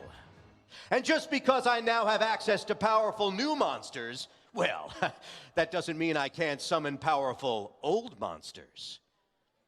I banish Kaiser Vorse Raider and Sage with Eyes of Blue from my graveyard to conjure up the forces of chaos that will lead to your demise. I special summon Chaos Emperor Dragon, Envoy of the End! By banishing one dark monster and one light monster, I can special summon my Chaos Emperor Dragon. My dragon has 3,000 attack points and 2,500 defense points, just like a Blue Eyes White Dragon, but also packs a devastating effect. By giving up 1,000 life points, my dragon lets me send all cards on our field and in our hands to the graveyard, and inflicts 300 points of damage to your life points for each card sent to the graveyard. I activate my dragon's effect. You'll never survive the aftermath of my Chaos Emperor Dragon's effect. You're finished, Yugi. I wouldn't be so sure about that, Kaiba. I discard Clear Karibo from my hand to negate the activation of your Chaos Emperor Dragon's effect. Clear Karibo negates the activation of any effect that would inflict damage to my life points. It looks like my life points and my cards are perfectly safe. Even with my dragon's effect negated, I still have 3 powerful monsters with which to attack. Blue Eyes Spirit Dragon, attack and destroy Yugi's Dark Magician! I activate the effect of my electromagnetic turtle. By banishing it from my graveyard, I end your battle phase. I activate the effect of my Blue Eyes Spirit Dragon. Whenever you activate the effect of a card in your graveyard, my Blue Eye Spirit Dragon can negate its activation. Oh, no. Your turtle is powerless against my dragon, and now your Dark Magician is a goner. I activate my trap card, the Spellbinding Circle. This card paralyzes your Blue Eye Spirit Dragon and reduces its attack points by 700. My Dark Magician is safe. Plus, by activating Spellbinding Circle during your turn, I've unleashed the effect of my Magician of Dark Illusion. Come forth, my Magician! Whenever I activate a spell or trap card during your turn, I can special summon the Magician of Dark Illusion from my hand. While face up on my field, my Magician of Dark Illusion is one and the same as the Dark Magician, which means it's empowered by my Dark Magical Circle. Magician of Dark Illusion, use the power of Dark Magical Circle to banish Kaiba's Chaos Emperor Dragon from the duel. I still have 1 monster with which to attack, and your Dark Magician only has 1,300 attack points. Alexandrite Dragon, attack and destroy Yugi's Dark Magician. I set 1 card face down, and then end my turn. In my end phase, the effect of the White Stone of Ancients activates. Since it was sent to my graveyard this turn, I get to special summon a Blue Eyes White Dragon from my deck. With my Blue Eyes White Dragon joining my Blue Eyes Spirit Dragon and Alexandrite Dragon, you don't stand a chance. It's your move. I draw. First, I activate my spell card, Thousand Knives. My Magician hurls 1,000 knives at your Spirit Dragon, destroying it. Sorry, Yugi, but I chain my Blue Eye Spirit Dragon's effect. I tribute my Blue Eye Spirit Dragon to special summon a new Synchro monster, Azure Eyes Silver Dragon, in its place. It looks like your Magician missed the mark. When my Azure Eyes Silver Dragon is special summoned, its effect activates. Now, the dragons I currently control can't be targeted or destroyed by card effects until the end of the next turn. Impressive, Kaiba. But my turn is far from over. Since I activated a spell card while my Magician of Dark Illusion is face up on my field, I now get to special summon Dark Magician from my graveyard. Return, my ultimate wizard. Now, the power of my Dark Magical Circle activates, banishing your Mausoleum of White from the duel. Now it's time to show you the new summoning technique I've mastered. You've mastered a new summoning technique? Behold, as ancient powers enter a new era, I build the overlay network. I combine my level 7 Dark Magician with my level 7 Magician of Dark Illusion to Xyz summon Ebon High Magician in defense mode. No way! You thought your synchro summoning technique would give you the advantage in this duel, Kaiba. But a mastery of my own new summoning strategy is about to give you more than you bargained for. Ah! And just because I've learned some advanced summoning techniques doesn't mean I can't summon old favorites just like you did. I banish Magician's Rod and clear Karibo from my graveyard to invoke an ancient chaos summoning technique. As the forces of light and darkness combine, a new soldier is born. Come forth, Blackluster Soldier, envoy of the beginning! My Blackluster Soldier has 3,000 attack points and 2,500 defense points, plus an incredible effect. My soldier has the ability to banish one monster and attack twice each turn. Thanks to my Azure Eyes Silver Dragon's effect, my monsters are safe from your banishing effect. But they will not be spared from its attack. Blackluster Soldier, attack and destroy Kaiba's Alexandrite Dragon! I activate Negate Attack! Your attack is negated, and your battle phase immediately ends. I chain my trap card, 7 Tools of the Bandit. I give up 1,000 life points, and my 7 Tools disarms and destroys your Negate Attack trap card. Blackluster Soldier, continue your attack! Your Alexandrite Dragon is destroyed, and you're down to just 1,400 life points. Now, Blackluster Soldier, attack and destroy Kaiba's Blue Eyes. Both of our monsters have the same number of attack points, which means both of them are destroyed. I set 1 card face down before ending my turn. Normally, a monster summoned by Blue Eye Spirit Dragon would be destroyed in the end phase of a turn in which it's summoned. But my Azure Eyes Silver Dragon's effect stops that from happening, which means my Azure Eyes is here to stay. It's my move. I draw a card and then activate the effect of my Azure Eyes Silver Dragon. During my standby phase, my Azure Eyes Silver Dragon's effect lets me special summon a Blue Eyes White Dragon from my graveyard. Return, Blue Eyes White Dragon!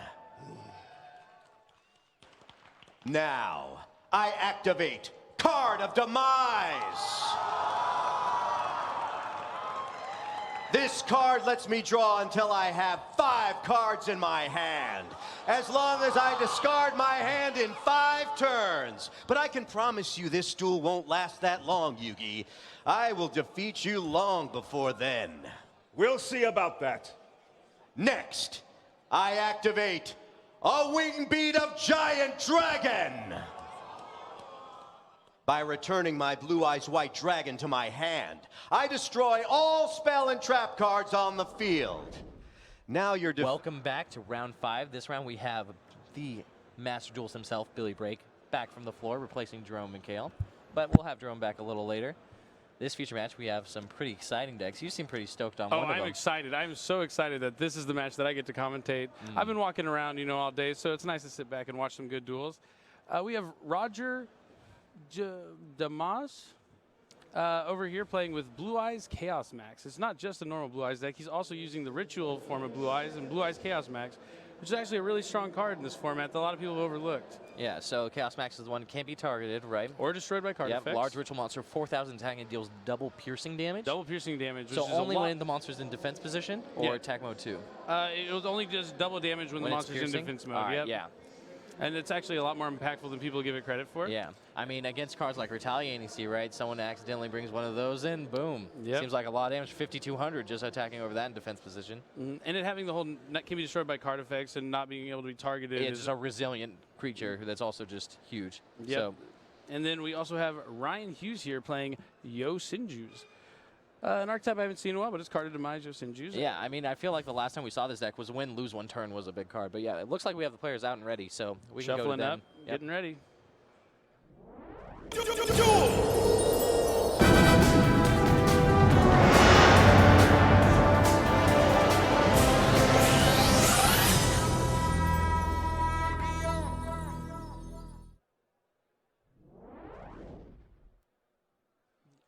Here we go. Yeah. Get ready for round 5 of YCS Anaheim. So Yosenjus, what are they really trying to do? They're normally a very trap-centric strategy, right? But is there any key thing, you know, maybe I'm not too familiar with Yosenjus. What can you tell me about them? All right, well, basically Yosenjus, you have Yosenju, comma 1, comma 2, and comma 3, and they all have an ability to let you normal summon another Yosenju with their own, when you summon one. Yeah. So you basically, you summon a bunch, you want to summon 4 Yosenju, Yosenju 1, 2, 3, and the Sujik. And they all, at the end phase of the turn they were normal summon, return to your hand. Okay. So they're able to summon all the monsters out of their hand, set all the trap cards they draw, then activate a card of Demise, and draw until they have 3 cards in their hand. And since the deck doesn't rely on special summoning or anything, that restriction doesn't slow them so down they get whatsoever. to play big payoff cards like Card Demise and Pod Duality. And even though Card Demise would normally make them discard their cards, they can make it so they discard before the monsters bounce back to their hand, so they really get around any drawback that Card Demise has. So they basically get a card that's better than Pot of Greed most of the time. Exactly. Yep. They can resolve the card of Demise, discard their hand when it is nothing, and then return all their monsters to hand. And so they work similar to an old card, Wind Up Rabbit. It has the quick effect to banish itself. So they're very good at dodging certain cards like Regeki, Dark Hole. Yeah. So, yeah, it seems like that the Yosenju deck is more of a disruption strategy and tries to get in little pieces of chip damage here and there, right? And you can't really ever deal with their monsters because there's somewhere you can't really deal with, which is the hand. Exactly. Yep. All right. Well, they're underway. Let's see who's starting. The die roll is very big. Yeah, I believe the Blue Eyes Duelist won the roll. A 6 to a 2. Fortunate. Got a solid hand. At least Alternative Dragon, Dragon Shrine, it looks like. Maybe a Chaos form and a Blue Eyes Chaos Max. I'm not sure what that middle field, spell card is, but we'll see pretty short. It also might be Advanced Ritual Arts, but I think it might be Chaos Max or Chaos Form. I do not know. Yeah, we will find out shortly, I'm sure. Oh, the Blue Eyes player also main decks 1 copy of Swords of Concealing Light. The card's very good right now. It can it turns off cards like Magic Spectre Kieran. Putting it face down is one of the only ways to stop that card. Same Since thing it can't with be destroyed Malphos by Outcast, right? Same thing with Malphos Outcast. Since Kieran can't be destroyed by card effects or targeted, you have to use cards that don't target and will somehow remove it from the field or put it face down not to be able to use its effect. You included Book of Eclipse in your tech update earlier, so it's just very similar to that, right? Just Very sort of similar. a different take on that effect of just flipping everything face down. Yep. Because it also, as long as the Swords of Concealing Light's on the field for the It next 2 locks them standby down, phases. right? Yeah, Yep, that's they're the big difference. It locks them down. But in that, you sort of get the payoff of that while you also get the drawback that's vulnerable to cards like Mystical Space Typhoon and things destroying, whereas Book of Eclipse they can't really respond that well to with just simple spell and trap card destruction. Exactly. Yeah. Couldn't have said it better myself. Yeah, you lost connection as well. Still Do you waiting. have a favorite Yosenju out of the commas? I would have to go with Yosenju, comma 1. I feel like he gets the most work done, being able to bounce a monster to the opponent's hand, or I think it's any monster on the field, by as long as you control another Yosenju. He's the useful monster removal. No, he seems like he'd be really important in a sort of tempo trap disruption strategy that Yosenju is, where they're just really trying to get in, hits of damage, make sure you can't do anything too powerful with your monsters with all my trap cards, and then just getting some more damage. Having like a reoccurring way to just bounce away a threat seems very powerful, so I can agree with that. Yep, and a lot of you see the Yosenju player main decks 3 copies of Drowning Mirror Force. Drowning Mirror Force requires a direct attack, but then shuffles back all the attack position monsters from your opponent's side of the field. Since Yosenju's all return to the hand, Drowning Mirror Force, you get to utilize it very well because you will never have any monster on the field to be attacked. So it's another big payoff card like Card of Demise that Yosenju gets to utilize maybe a bit better than most other decks do. I like that. It's very good. Yeah. Also, interesting choice. We also see like Dark Bribe in Hughes' deck. How good do you think Dark Bribe is compared to a card like Starlight Road? Well, this format. When you're playing a deck like this, you need something that has the ability to stop Twin Twister. So I can understand Dark Bribe, and you're comparing it to Starlight Road. But at the same time, not all decks do play Twin Twister, so the Dark Bribe will still be useful against the other decks. But at the cost of giving your opponent another card. Okay, so you have a Dark Bribe set, right? Your opponent activates a Union Hanger. Do you snap it off every time? I think you do. Yeah, yeah. Union It's Hanger a is so must-stop high card. impact that it's a big deal. And yeah, once the Union Hanger resolves, chances are they will be summoning an ABC Dragon Buster, and that Dark Bribe will not be doing much to stop Yep, that. I can understand that. Do you think you Dark Bribe Full Malifaux Fusion? Is that another big one? A less full so? Metal Fusion? Yeah. Then, yeah. Dark Bribing Metal Fusion not is the not so best. great, but Yeah. if you're able to have it set, and then during your turn, a lot of Metal Foes don't play too many trap cards. They rely on using full Metal Fusion to fuse for full Metal Foes Alkahist, and then if you're able to Dark Bribe it, that could be their one trap they have, and then the game's over because they can't stop anything that you're doing. Oh, we're still waiting.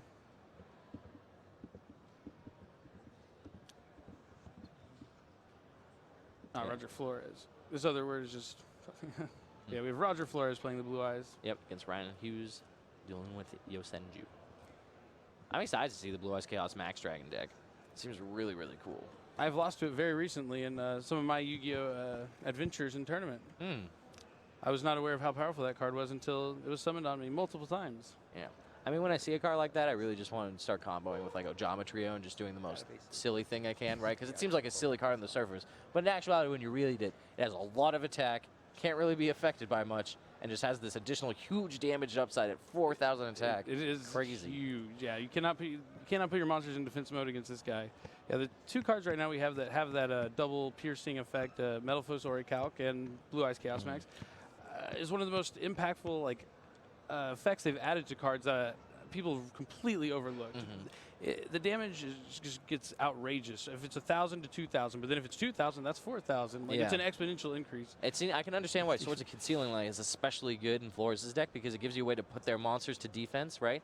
And unlike Book of Eclipse that hits the whole entire field, you can Swords of Concealing Light just their side, right? Right, exactly. Yeah. Yep. And there's That a lot seems of really monsters good. out there with 0 defense. Yeah, Such a as real full big Metal one. Foes Alchemist. Yep. If you were to fuse for that and then get Swords of Concealing Light and attacked with a Chaos Max, that's 8,000 points of damage. Yeah, I could see cards like that, or even like enemy control or something. Anything that has the ability to switch on the defense while giving you another type of effect at the same time. Yep, could be strong. Indeed. Okay, so we're not gonna. Oh, still waiting. Maybe looks like they're about to get things underway. Yeah, it looks like we're resolving the card hand shower text issue. Just play the game as normal. It had Sometimes a you got few technical issues and you just technical gotta difficulties. wade through them. Yep.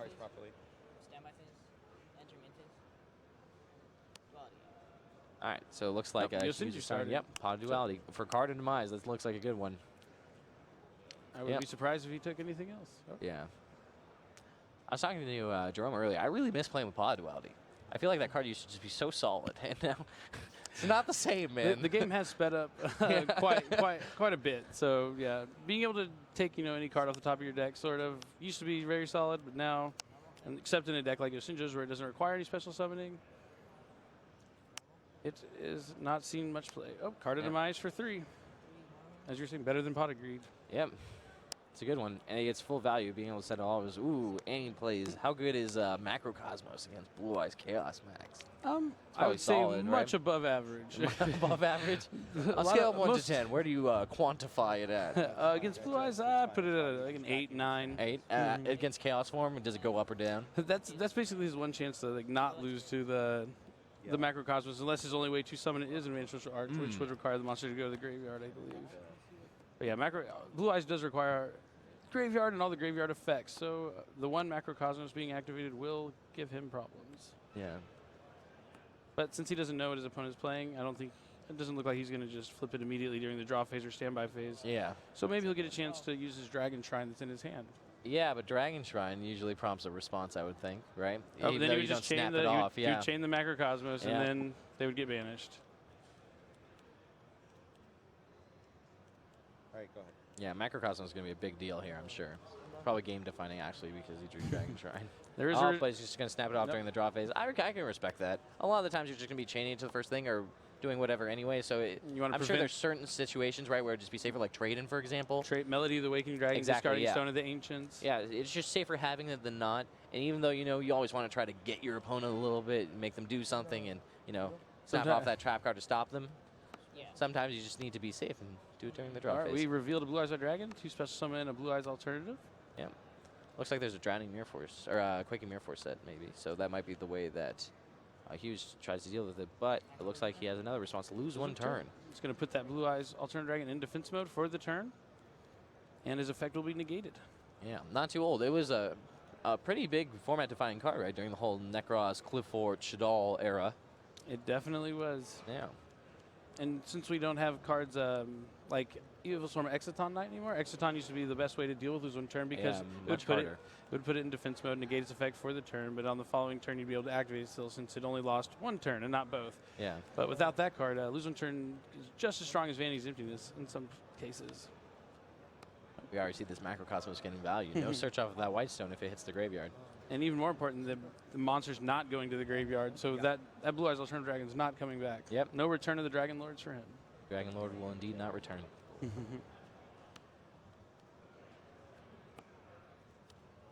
He's going to Synchro for it in attack mode, but the lose one turn is going to trigger and put it in defense mode. Tried to make a decision there that didn't matter too much, but it's okay. Looks like we might see a Solemn Strike in response. Seems solid. There's no reason to leave a big monster out there like that, especially when you know. He's Solemn Striking in the summon. Yeah. So you take 15. His main reason probably was Yosenju's probably have a hard time without combo 1 and another Yosenju. Dealing with that 3,000 defense can be rough for Yosenju's. Yep, definitely a little rough. Because they like to, peck down. Yep. That deck's all about just little points of a little bit of damage here and there. Ooh, and Missile Space Typhoon. Missile Space Typhoon. Hits the Dragon Shrine, though. Not the best card, obviously, but. Okay. Oh, but he draws another card optimized off the top, so any chance Hughes had of running out cards. Not happening in this game. Duel's most likely going to be over before he gets to 0 cards. So yeah, if Roger can't find an out to this Macrocosmos, it will be ended very quickly. Oh, he's going to boost. I'm pretty sure that boosts him by 1,000 attack points. Yep. So he can attack for 2,000. That's 36. And 15, I believe. How do you feel about the main phase 2 card demise versus the main phase 1 card demise? Card of Demise prevents you from doing any more damage to your opponent for the end of the next turn. So he's getting the damage in, and he's still able to activate Card of Demise while still doing the damage. So it was good idea there. I've seen Duelists losing the top cut of YCSs in the past because they looked over that fact and they were excited to play the card and draw cards. Yeah. Usually you want to be playing all the things that would get you more cards before just so you can make more decisions. But yeah, Card of Demise is not that kind of card. Definitely a small pitfall that maybe some less an easily overlooked line. Yeah, trade in. Yeah, not the worst thing. Even though both cards get banished, it just means 2 fresh cards. Yeah. Gonna have to read lose one turn. Let's see if we can bring up lose one turn. Oh,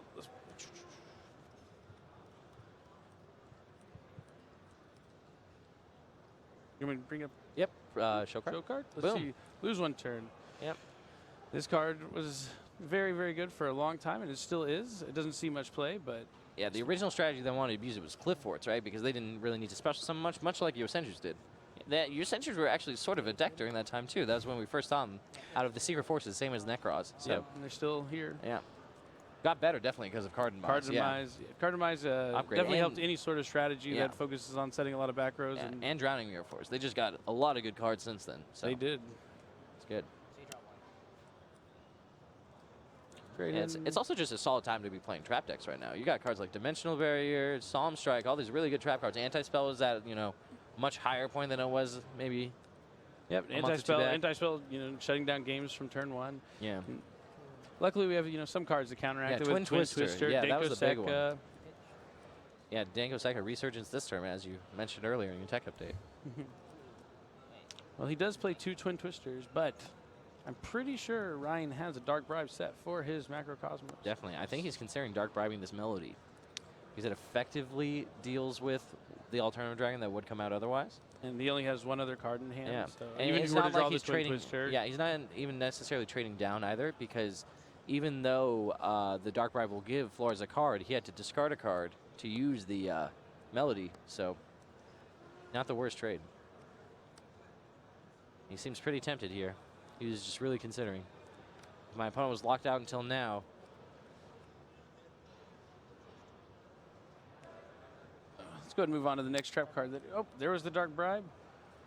Yep, Macrocosmos, big one. I think this is a good Dark Bribe because he's drawing the 2 cards in hand. So if even if he was to draw the Twin Twister that he was saving the Dark Bribe for, his opponent would have no cards. So might as well Dark Bribe the card that's going to allow him to special summon a 3,000. I think he should seal the deal here, right? 3 monsters, definitely more than 4,400 points worth of damage. I would believe so. Yep. Tenki also, especially in All-Star in this deck, bumping everything up by 100. That's a big deal. Every single Tenki adds up so much. Especially when your monsters are so weak and you rely on each damage, attack. yeah.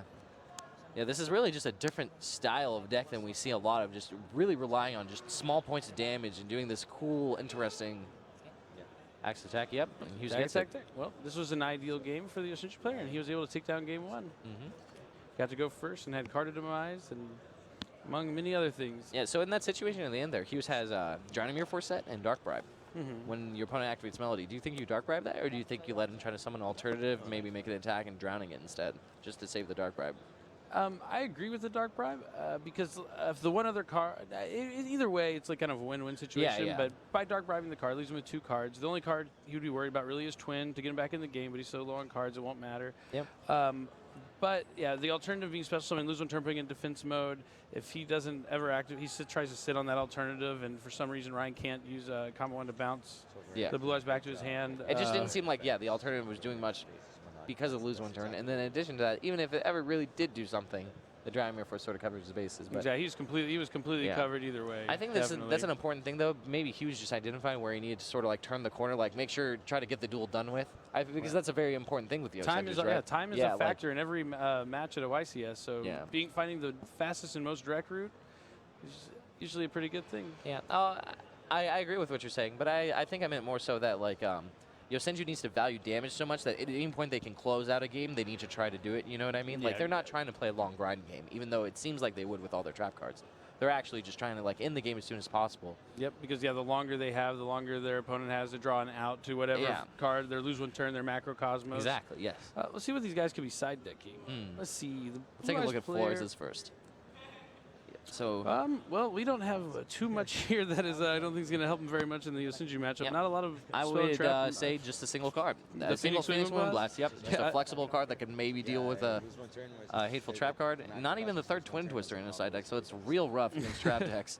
Yeah, this is going to be Torrential Tribute is also actually a pretty good one, so I can see them putting both in. Oh, that makes sense. Yeah, just on the last summon, just get them for 3. Yep, I like that. And also, no one's really playing around Torrential Tribute anymore, so that's a big deal. Let's look at the Yosenju side deck. We got some Kaijus. Going second, I could expect those to be going in. Raigeki, Necro Valley, anything? Raigeki would probably going in. I could see the Kaijus, Raigeki. Light Imprisoning Mirror, that's probably going in, right? Where else would you bring in other against your Blue Eyes opponent? I haven't seen it used in a while, but Light Imprisoning Mirror can be really good. We'll see if he chooses to decide it going first or second. I would put it in either way. Anti-Spell? Do you think that's a maybe? I could see Anti-Spell is actually just not that good against Blue Eyes. Yeah. But so I could see maybe siding in when he goes first. But if you see the Chaos Max cards, do you consider pushing it in? I would much highly, because that would turn off the man juice, he definitely saw at least some, right? That I think he just at least from discarding, So the anti-spells could definitely go in. Yeah, well, we'll see. I think this is probably a pretty good matchup for Hughes. His trap-heavy deck is just so good at what going second is trying to do. Yeah, going second is going to be hard. That could be true. But the Drowning Mirror Forces are a very good out to the Blue Eyes Chaos Max when normally Yosenju would struggle with it a lot. So we'll see if Roger's able to figure out that he cannot attack directly or have that monster in attack mode when attacking directly into a Drowning Mirror Force. But how does Hughes beat a defense mode Chaos Max? Chaos Max actually has zero defense, so he attacks over. Very easily defeated. But if that Chaos Max has a couple of Return of the Dragon Lords in the grave to protect it from battle, I think I take a lot of them against Yosenjus, though, right? Because they just have so many attackers when they're trying to attack. Exactly. Well, we're getting the hands all situated right now. I can already see Roger's hand, and it looks pretty solid. Yeah.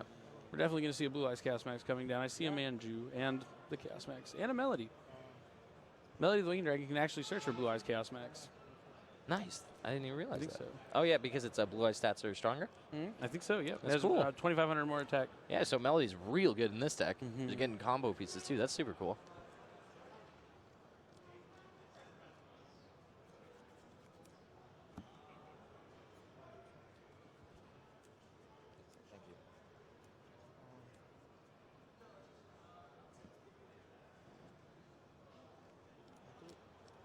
Oh, Advanced Ritual Art. This card has been one of the best ritual spells for quite some time now in Yu-Gi-Oh! It has seen some time on the restricted list at 1, but now I think we're back to 3 copies. Yep. But it lets you use a ritual from your deck to summon a ritual monster from your hand. Yep. So he was able to tribute the Blue Eyes White Dragon from his deck, which is very good because he's able to bring it back with the Turn of the Dragon Lords. Yep. The Melody will allow him to special summon an alternative, so his field is going to be definitely a strong hand, yeah. We'll Does see he if play he Raycades? He could also make a Hope Harbinger if he really wanted to or something. I don't know how good a Hope Harbinger is against Yosenju, though. Yeah, well, it looks like Roger's more so focused only on the Blue Eyes cards. A lot of his extra deck is just Blue Eyes. Oh, but there is a Hope Harbinger right at the end, but we'll see what happens. Yeah, I was more so looking for Alcé. That makes sense. Yeah. Because Alcé is actually really good because it allows you to put a trap card on top of the deck. If you excavate and call the card wrong, you're able to just basically skip their next turn, essentially. Gives it like a time seal sort of effect, which is a forbidden card.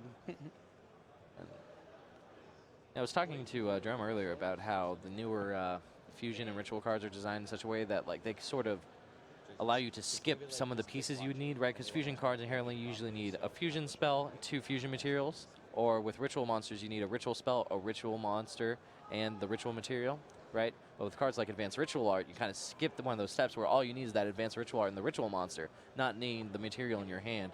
And that's one reason why we've seen Advanced Ritual Art just be so powerful throughout the years. Yep. I completely agree. Yep. The original rituals, if you were to ritual summon any monster, you'd have to use pretty much your entire hand just to summon that one monster. Yep, so it's a lot finding of ways. cards. And anytime you can find ways to sort of just make your card worth a little more, right? Make it go the extra mile. Now considering a rank 8. Yeah, the only rank I could see him making would be a Galaxy Eyes into a Dark Matter Dragon to send 3 different dragons from his deck to the graveyard. With Whitestone of Ancients, that's not too bad. Yeah, but it looks like he chose Legend. Hope Harbinger ultimately. Yep. Maybe worried about possible ways that Hughes could deal with the Chaos Max. Yeah, Hope Harbinger is normally a good card. It will be able to Here, negate not that the card best. demise. Yeah, the card, being able to sub card demise will be good, but Easily outside of being that, bounced by Yosenju just makes it so much weaker. Indeed. Well, let's see what Yosenju's can do going second. That's the problem with a lot of trap-heavy decks is when they go second. Yeah, it's a lot harder for them to get started because they don't have the monsters that can be special summoned to deal with whatever they're facing down, like all the other. That's very decks. true. But that's why I feel like we've seen a lot of like Mirror Force sort of balances that, right? We've seen like Drowning Mirror Force, Storming Mirror Force, Quaking Mirror Force. All these Mirror Forces sort of let these trap decks like buy back into the game where they might have been out of just because they went second. Oh, here we go with the Yosenjus. We have comma 2 and 3, which unfortunately I'm pretty sure is not the one that will bounce a monster. Nope, but it looks like we're just going to see a Utopia Lightning come down and try to take out that Chaos Max. Utopia Lightning is a good out. Doesn't let any other card effects be activated, so I'm pretty sure he won't even be able to use Hope Harbinger's effect to redirect the attack towards him. Nice. And Utopia Lightning is one of the greatest rank 4s to see in the game. Yeah, well, believe it or not a rank 4.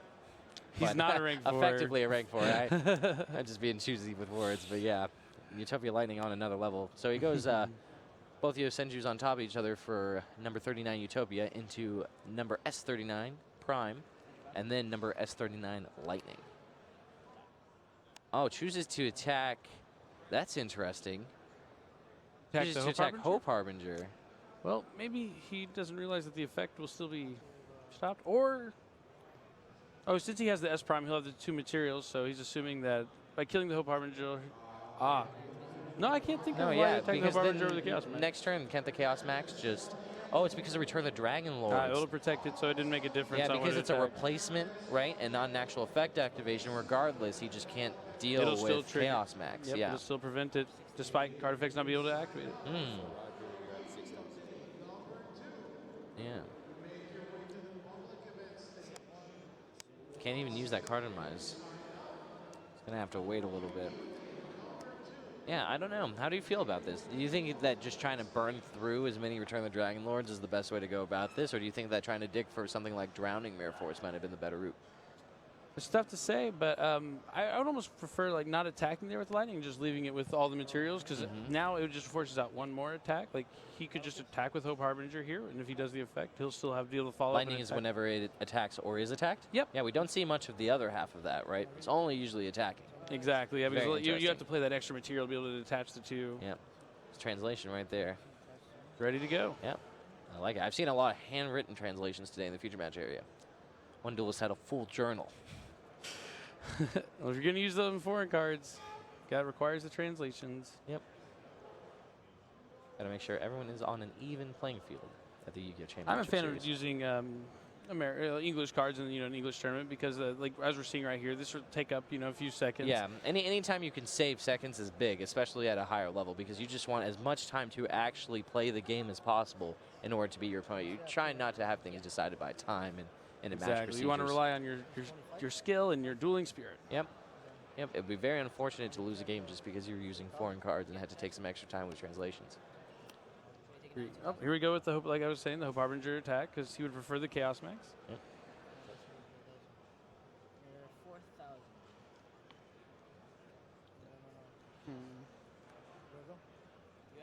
Now, does he stay pumped until the end of the turn?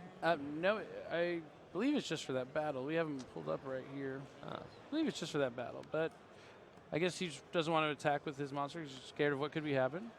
Yeah, it's Possibly. I think it just could have been a small misstep. Or maybe he does think that just the thinking lightning that, stay. because a lot of those effects are like that, you know what I mean, where they stay strong until the end of the turn. Mm-hmm. Let's see, Torrential Tribute, lose one turn, and Yosenju Sujik off the top of Duality. Still not the combo one. Oh, the combo one won't do anything to the Chaos Max. But. Yeah. See, yeah, I just missed this interesting dynamic where Duality, where both players get to assess the value of each card and then make reads based on that. I'm happy to see it. It is a lost art. Yes.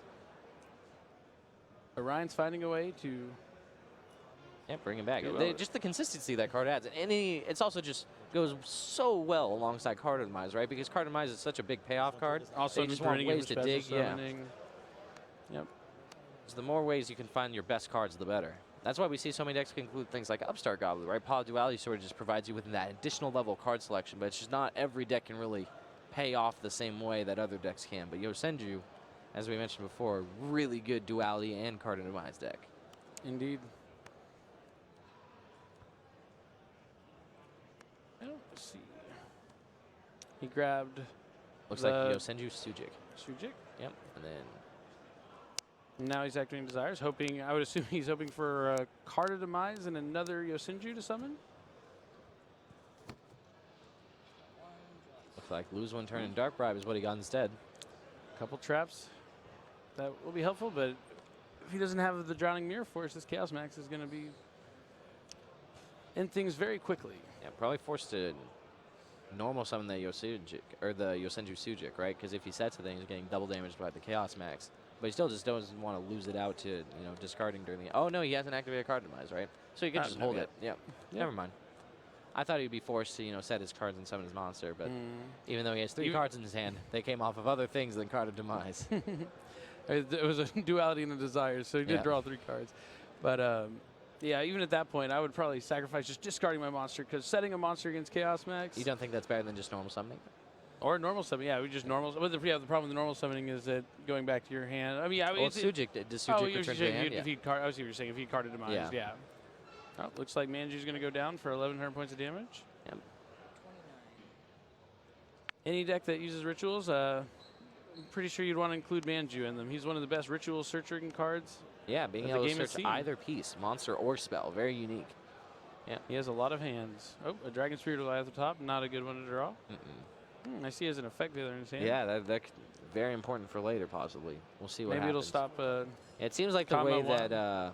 Well, it can't be affected by card effects, right? The Chaos Max? Yeah. No, I'm talking about if he has a Veiler for Yosenju combo. Oh, I mean, against that particular one. I'm saying the only card that the effect Veiler can actually hinder in the Yosenju deck would be the Sujik or the Kama one. Or they do have an extra deck. They, very rarely, but if they are able to special summon and have 2 monsters on the field, Lightning Chidori does come down. Yeah, but I feel like the only thing that can really answer this this Chaos Max now is probably going to be Quaking Mirror Force, unless... Or Drowning.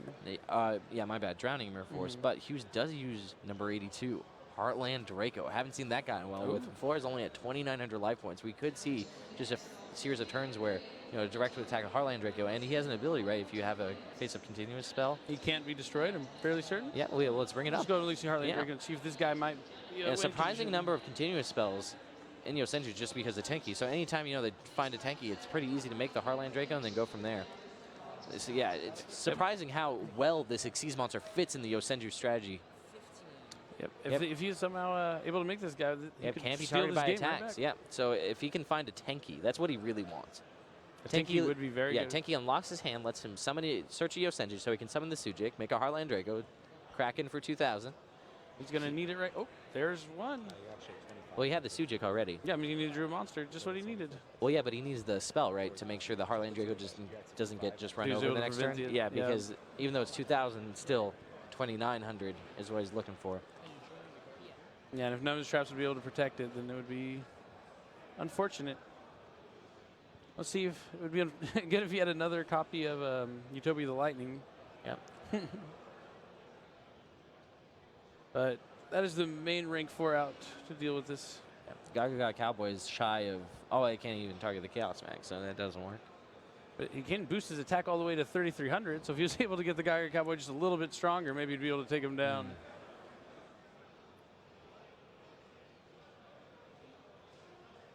Nope, he's looking at the Heartland Draco that we were just talking about. Yeah, realizing it's probably a possible out if he finds a Tenki. But then he went straight to the Brotherhood of the Firefist Tiger King as a way to find the Tenki. I like that. Yeah, if he's able to make the Tiger King and survive for this next turn. And then draw a monster, he needs that part of the equation too. It's important when you're playing a game to figure out the way you can win that game. Yeah. The only way you can, and play to that condition as much as you can. So we'll see if that's... Yeah, he just looks like he's sort of found it. You know, he's thumbing through those exact 2 cards. Reading, clarifying, I think he realizes that this is... If there's a way to win, it is here. He just needs to get a little lucky. Playing to your outs is huge, as you said before. And even though like something's not guaranteed, if it's your best way to win, you better try to go for it. Unfortunately, we do know that Effect Veiler completely breaks apart the plan. Yeah, even if he would have won the Tiger King, that Effect Veiler would have broken down. The Effect Veiler was going to come in handy. And yep. Where's Macrocosmos when you need it? If anything, Venus he's with lucky he Blast got really sealed the deal. Albeit, if it really mattered, Hughes would just Dark Bribe it, but it's a lot of damage. Yeah.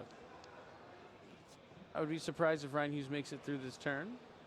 Seeing how just attack over the Yosenju, I'm pretty sure would be enough to reduce his life points to 0. How much attack does that Kama have? Kama 1, I think he has 1,500, but it might actually be 1,600. Or it's Kama 2, right? Kama 2. Oh, 1,800. This is the big one. He has 1,800. So yeah, it'll take a little more. So that's not enough to. And only 2,200, leaving with 300. Well, yeah, but not being able to set a monster just means that it's likely game over unless you can find Quaking or Drowning in your force. Yep. And this is the problem. Normally when your opponent has one big monster and you're trying to stall out for time to get to what you need, you can just start setting monsters in defense mode to stay alive, but the Blue Eyes Chaos Max Dragon presents a problem with that strategy. Definitely. Well, looking over his options again. Yeah, just making sure he's not missing anything. Even though his initial game plan or the way that he, found to solve the situation wasn't able to attain it, just wants to double check to make sure there's not anything else he could have possibly missed. Very good. Yep. Yeah, you see a bunch of lose one turn. Yeah, yep, looks like he concedes. Yep, realizes writing on the wall with Chaos Max. He's probably excited to go first to start this game 2. Yeah, game going 3. first is exactly where you want to be with a whopping 17 traps in your deck. Yeah, you can imagine these light mirrors, the anti-spells. Yeah, just anything he can. These are all going in. Yeah, we'll see if we can watch him thumb anything. Anti-spell immediately down. Light Premier immediately down. They're all coming in. What else? Greater Horn of Heaven? Yeah, he main decks the Grand Horn of Heaven. Grand Horn of Heaven. Which is really good against Pendulum decks. And it's not that bad against Blue Eyes, I suppose. Skips their main phase. Well, he also brought in Raigeki. That was a possible Going out. second? Yeah. He's taking it out now, yeah, but he had brought it in. Okay. Well, Roger's really going to need to see one of his 2 copies of Twin Twisters or both copies of Twin Twisters if he has a chance this game. Yeah, Slimming on Twin Twister in your full 55, even the side deck, probably not the best decision, but in a combo strategy, you want as many cards, to actually help you with your game plan as possible. But yeah, Flores has definitely made a couple interesting decisions with his deck, but we'll see how it goes.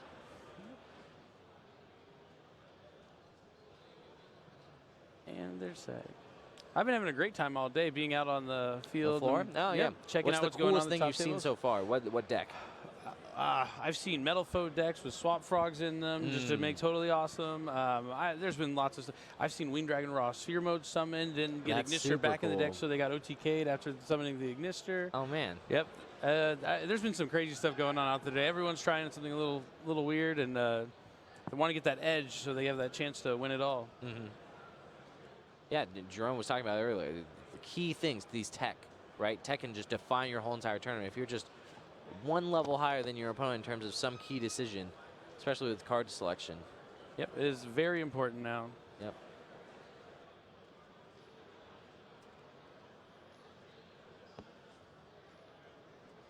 Shuffle, shuffle. Give it a solid cut. All right, looks like game 3 is underway. Yep, we assume Hughes is going first. I would assume. Yep. All 2 right. copies of Lose One Turn, along with 2 Yosenjus and a Pod Duelli, hoping that Pod Duelli gets him to either Card of Demise or Pot of Desires, just find more cards, find more powerful traps. Yeah, definitely. This is, so far, yeah, his hand is not what he desires, but the Card of Demise could really... Oh, is that a copy of Twin Twister I see? That's interesting. No, Usually, it's is that Chaos Max. Floodgate Trap Hole? That's a Treacherous Trap Hole. That's a Treacherous Trap Hole. Ah. Because he made 0 trap cards, but Yeah. does side into the Treacherous. It's an interesting choice. Yeah. But the Treacherous kit will really come in handy Yeah, against it seems great Yosenjus. against Yosenjus. Yep, just They only knocking have, off 2 monsters. Yep, they can have all the trap cards in the world, but if they don't have monsters to, Yeah, they to have attack very you low with. monster counts. That's good. But there's one Yosenju that can recruit more, right, when he deals battle damage, I believe. Yep. Is that indeed. comma 3? 2? Comma 3? 2. I'll pull it up. Let's take a look.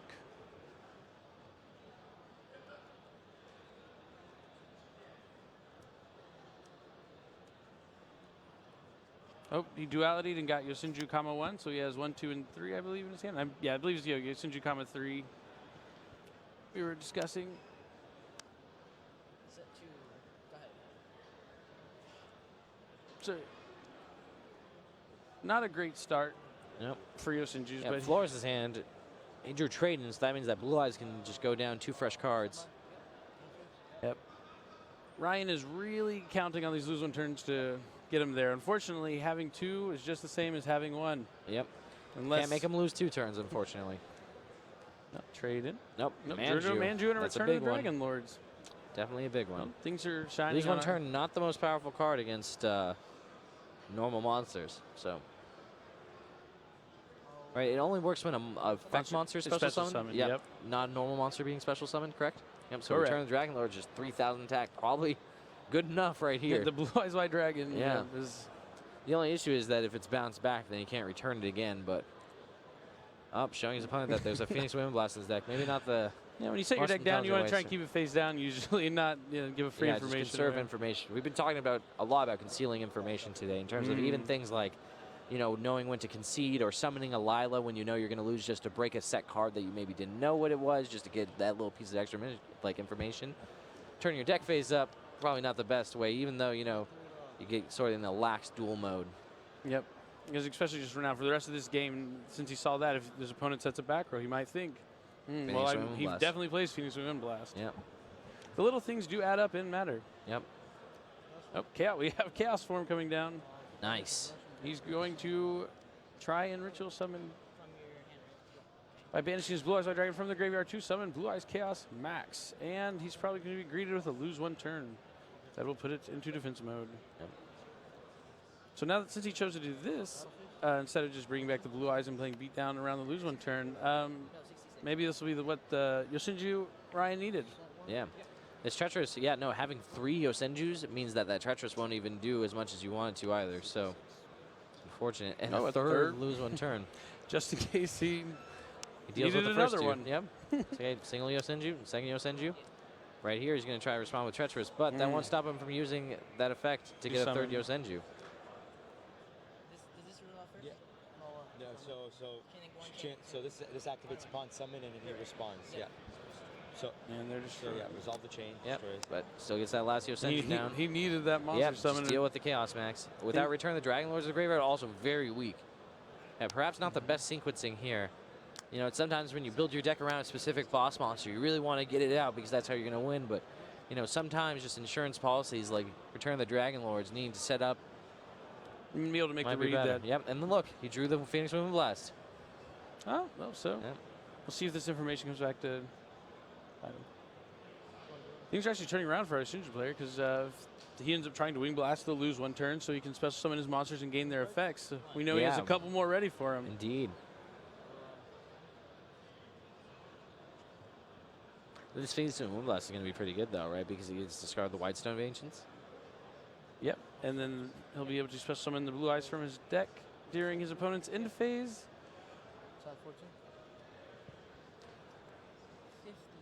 Ryan is living from draw to draw, basically, hoping for a good card with everyone. A Tanky, that's a real good one. Another monster, at least. Yeah, but it's also a very good Wing Blast target, right? Something that you can just make sure to delay. Might be worthwhile knowing your opponent's only card.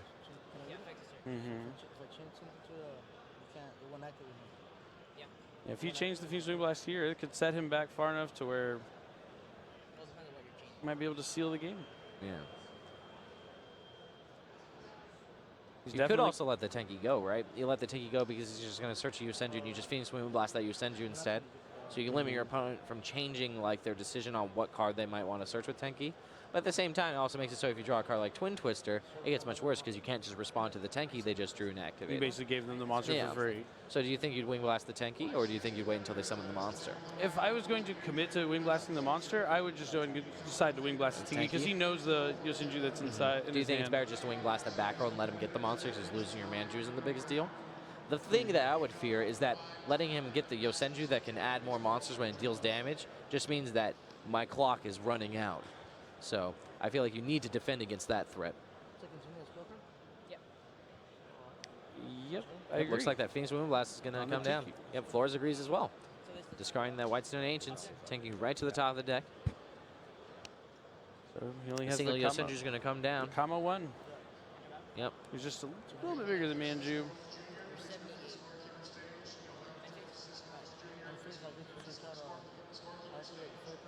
Now this White Stone of the Ancients is going to be paying dividends. Yep.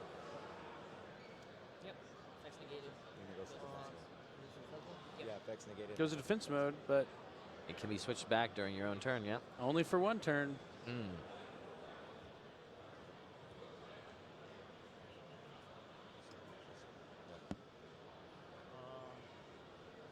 Let's see what Roger can draw here. A Blue Eyes Chaos Max. Yep, unfortunate. Not really what he wants here. The Return of the Dragon Lords can't special summon the Blue Eyes Chaos Max from the graveyard, correct? I don't believe Blue Eyes Chaos Max can be summoned, special summoned in any other ways besides. Yep. Yep. Nope. Chooses to sit on this Dragon Spirit of White defense mode. Maybe he's either playing around Drowning Mirror Force or maybe perhaps doesn't realize necessarily how to lose one turn. Doesn't realize that it has the ability to turn back because summoning you during your opponent's end phase and then starting your turn. It's kind of like the same. You get a little mixed up. Yep. And it happens to the best of us. Yep. The biggest thing about making mistakes in the in Yu-Gi-Oh is being able to realize when you've done them and learn from them and grow from them. Yep. If you constantly make excuses and stuff, you're not going to grow as a player at all. It's very true. Also, even when you do make a mistake, being able to collect yourself and keep playing, not tilting, that's very important. It is very true in any competitive game, but especially in Yu-Gi-Oh.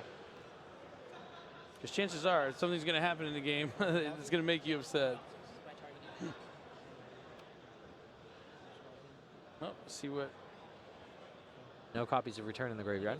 Looks like this Dragon Spirit White's getting bounced. Yep. That's a bad one. Yeah, now Wing Blasting the Tinky, letting him choose which one to search in this case, is coming back to backfire because he was able to search his deck for Kama 1, which is to return the Dragon Spirit of White to the hand. He had the Kama 1, right? I think he had Kama 2. I think he had Kama 1. Okay, well. Yeah. Kama 1's the one that just did attack, the one that's further Kama up. 1's the one closest to the graveyard. Oh, then never mind. He didn't have the Kama 1. Oh, no, never mind. Don't get the names wrong. That's Kama 3. Okay, Kama 3 is the one who searches, correct? I think. Yep, Kama 3 is a searcher, and then that's the one he got. Okay, yeah. He already had the Kama 1. So you're 45, is that correct? Yeah, so 61, that was fine. Well, see, he's turning this opening hand that was not so good into... Yeah, didn't even have to use 2 of the cards. 16. Yeah. Yeah, even drawing him. So you draw 3 copies and lose 1 turn here in this situation, and you know that they're not doing anything face down, but the fact that your opponent doesn't know what they are they're still sort of doing something by striking fear into your opponent. Yes. Big aspect of Yu-Gi-Oh! Bluffing with your face-down cards, or just the impact that a face-down card can have. Oh, Belly of the Awakening Dragon. That's a good one, right? Unlock a little bit of his hand with those Return the Dragon Lords. It'll let him discard the Dragon Spirit of White from his hand. Yeah, so he can use a return, and then he also gets an alternative into play. And while they will be switched to defense mode because of the lose one turn, and he can't really do too much. At least he's doing something. Yeah, and the combo one can only bounce so many. You can only bounce one monster. So if you're able to special summon multiple monsters, you'll be able to start having an offensive. And returning Blue Eyes Alternative Dragon to the hand isn't the most glorious thing in the world. Nope. You would definitely want to find an alternative line to doing that.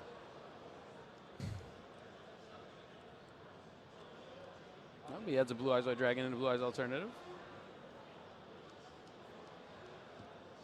Lord of D strummed his guitar and called upon his dragons. Yep.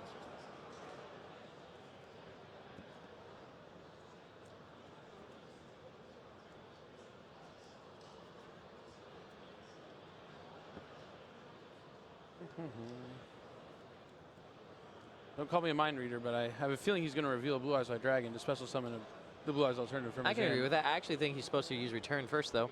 Make sure that return's in the graveyard. But yeah, no, he's definitely likely to do those things. I just hope he realizes to use the return first, just in case something crazy happens. But I don't think it'll matter. Yeah, there's just a lot of stuff that can happen. That Both can these go players wrong. do have a copy of Torrential Tribute either in their main or side deck, so those kind of cards that don't usually matter actually are very relevant. Real big here. That's something I love about Yu-Gi-Oh! There can be cards that don't see play for a long time, so you don't really think about them, and then another player will use them, and will actually be very successful with them. Just because it's been so long since we've seen them. We're going to count till the die goes up to 6. So when start Oh, from 1. looks like time has been called in the round. Time is called, so we have turn 0. He's activating the Return of the Dragon Lords, just like Robbie hoped he would. Yep. Special summoning back Dragon Spirit of White. 1, 2, 3, 4, 5, it's 1, 2, 3, 4, 5, 6. Yep. Its effect will trigger, but it will be negated by lose one turn. Here comes the reveal. Blue Eyes Alternative Dragon coming down. Go ahead and put it in defense mode because that's where it's going.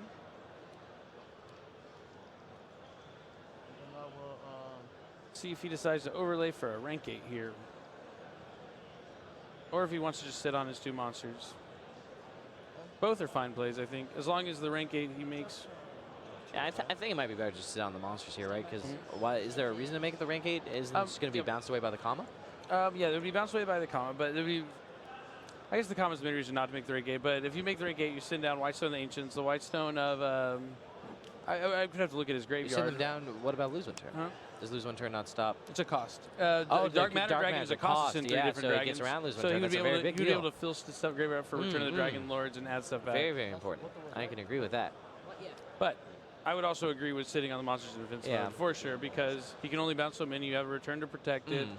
The lose one turn is going to prevent him from overlaying for anything that would deal with it. And now they're in time, so with their life points being so close, he wants to just get that one attack in and try and take the lead and sit on it. It may be with just coming only down 2 to lose one turns. the Did we end see here. what Hughes drew for turn? Does it possibly say over there? Oh, Hughes drew the Drowning Mirror Force for turn.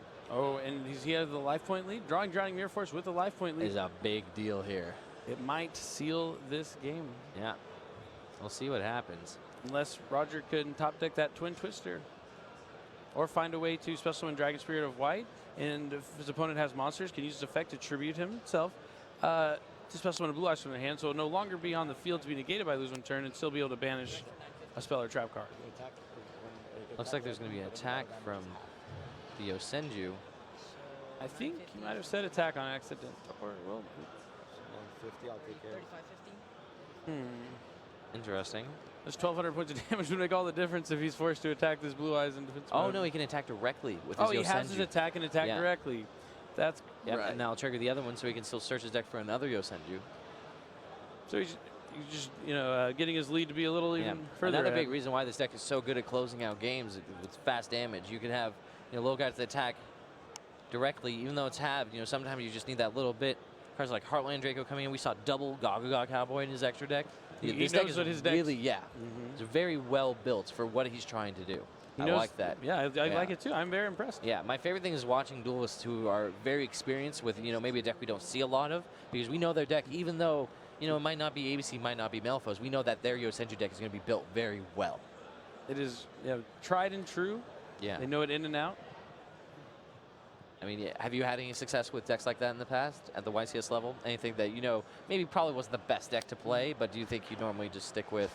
Like, for example, I can name a few I think I have that, probably not the best strategy to do, but I've, maybe gotten a few wins that I shouldn't have just because I had more You knew reps. exactly. You were the best with that deck in particular. Yeah. It's definitely happened to me in the past as well.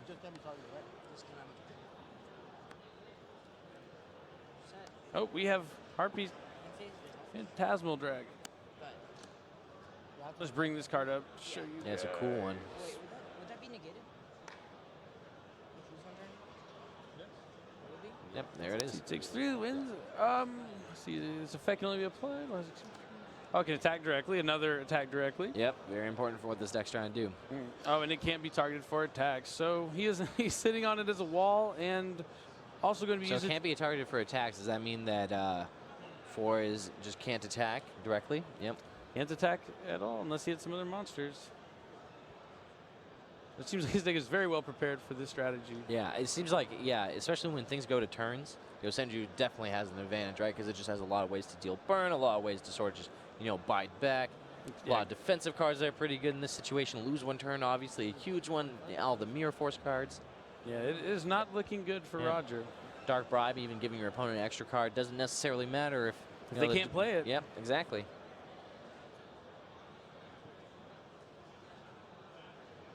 Well, this is a great example of how a deck that a lot of people have written off can be used in the format as long as it's piloted correctly and has its goal. Yeah. To see I'm success. surprised that we're seeing, no copies of cards like Anti-Spell or something in this deck. You know what I mean? Because it seems like, maybe that's a little a little better than Lose 1 turn in some scenarios, but maybe Lose 1 turn is actually just not a lot of strategies are prepared for it anymore just because there's no really good deck to use it in, but Yosenju is one of them. Yep, definitely.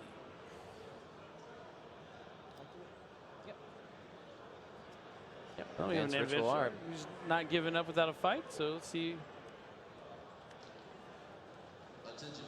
This Chaos Max.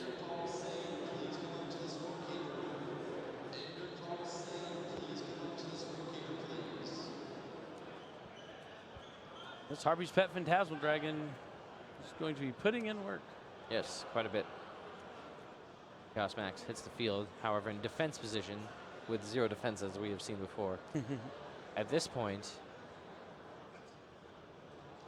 Flores can switch his. Oh no, it just can't be attacked, right? The Phantasmal Dragon, yep. Or targeted, even. Yeah.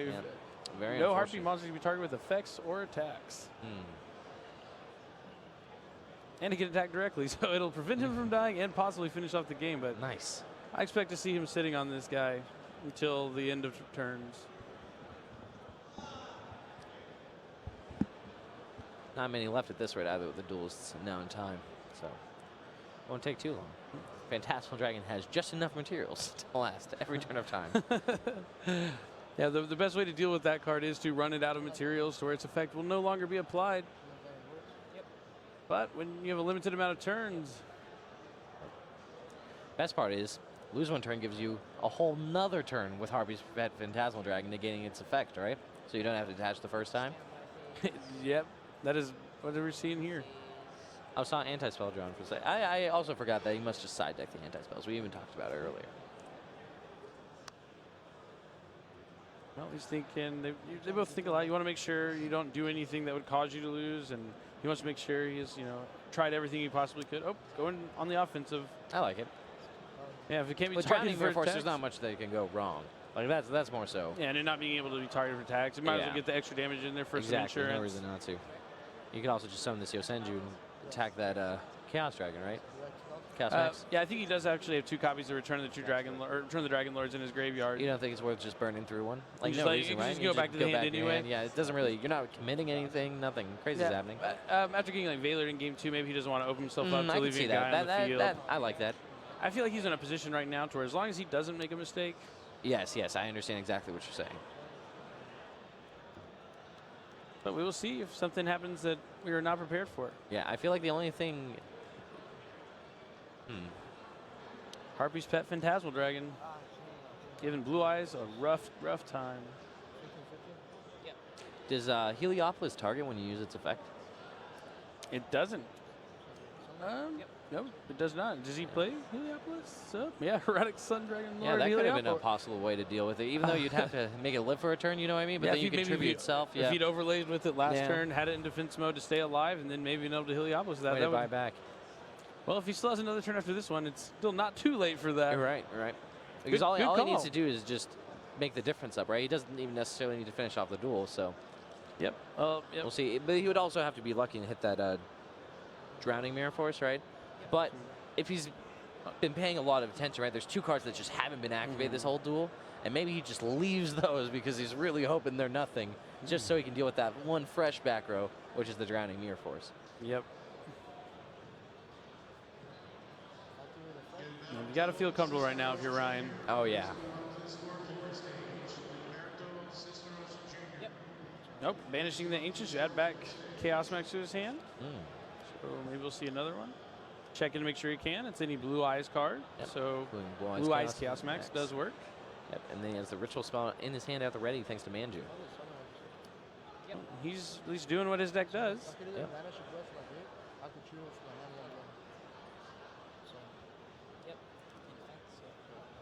Yeah, with Return of the Dragon Lords, he can also just protect the Heliopolis for a turn, right?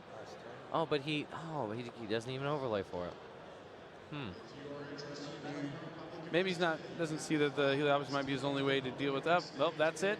The Harvey's Pet Phantasmal Dragon is going to seal the deal on this one in time. It was a good match. Yeah. Got to see some cards we haven't got to see in a while.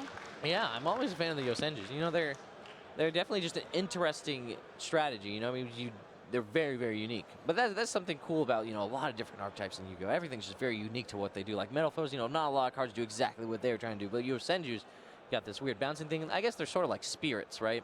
They're basically very close, very similar to the spirits that we have in Yu-Gi-Oh! With being returned to the end phase, but without the special summoning restrictions. Yep.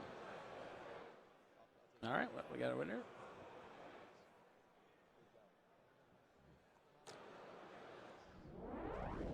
So yeah, that was a pretty cool match. I'm glad I got to commentate that match. Yeah, no, it was fun. It was definitely fun. See Yosenjus, maybe they're back on the rise. Card of Demise. Yeah, I mean, any deck that can just fit Card of Demise, it just needs that one tournament, you know what I mean? If there's a trap that, you know, maybe people aren't necessarily prepared for, or some trap that's just really good in a field, you know, pairing that with a Card of Demise, usually a recipe for success. Yep, winning the die roll, going first with your Card of Demise decks, always a huge part of it, so... Yeah.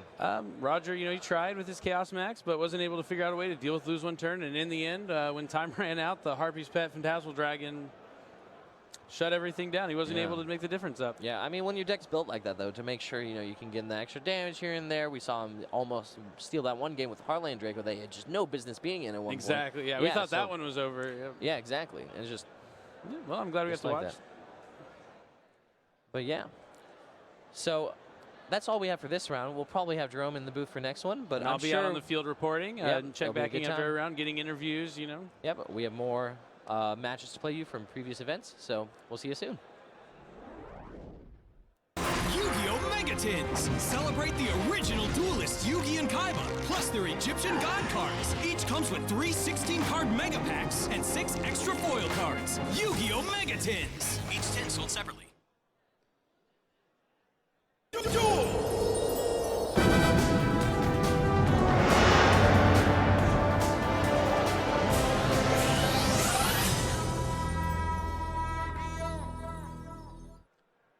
Welcome back to the 2016 North American World Championship Qualifier.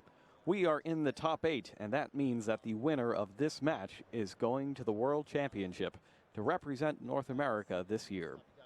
Yeah, we have a pretty stacked top 8. Surprising thing, there is at least 3 Domain Monarch decks left in the tournament. So we've come full circle. Yeah, I mean, I think it has to deal with the fact that Domain gives you such an edge against the Burning Abyss deck. Very true. There was 21 copies of that in the top 64, so that's close to 33%. So if a third of the field in the top cut is going to be Burning Abyss, maybe Domain's where you're supposed to be. Meanwhile, speaking of that, Jesse Cotton is here with his Phantom Knight Burning Abyss deck as well. He is one of the 21. Yeah. He is running, let's see how many, Beatrice? 3 of them.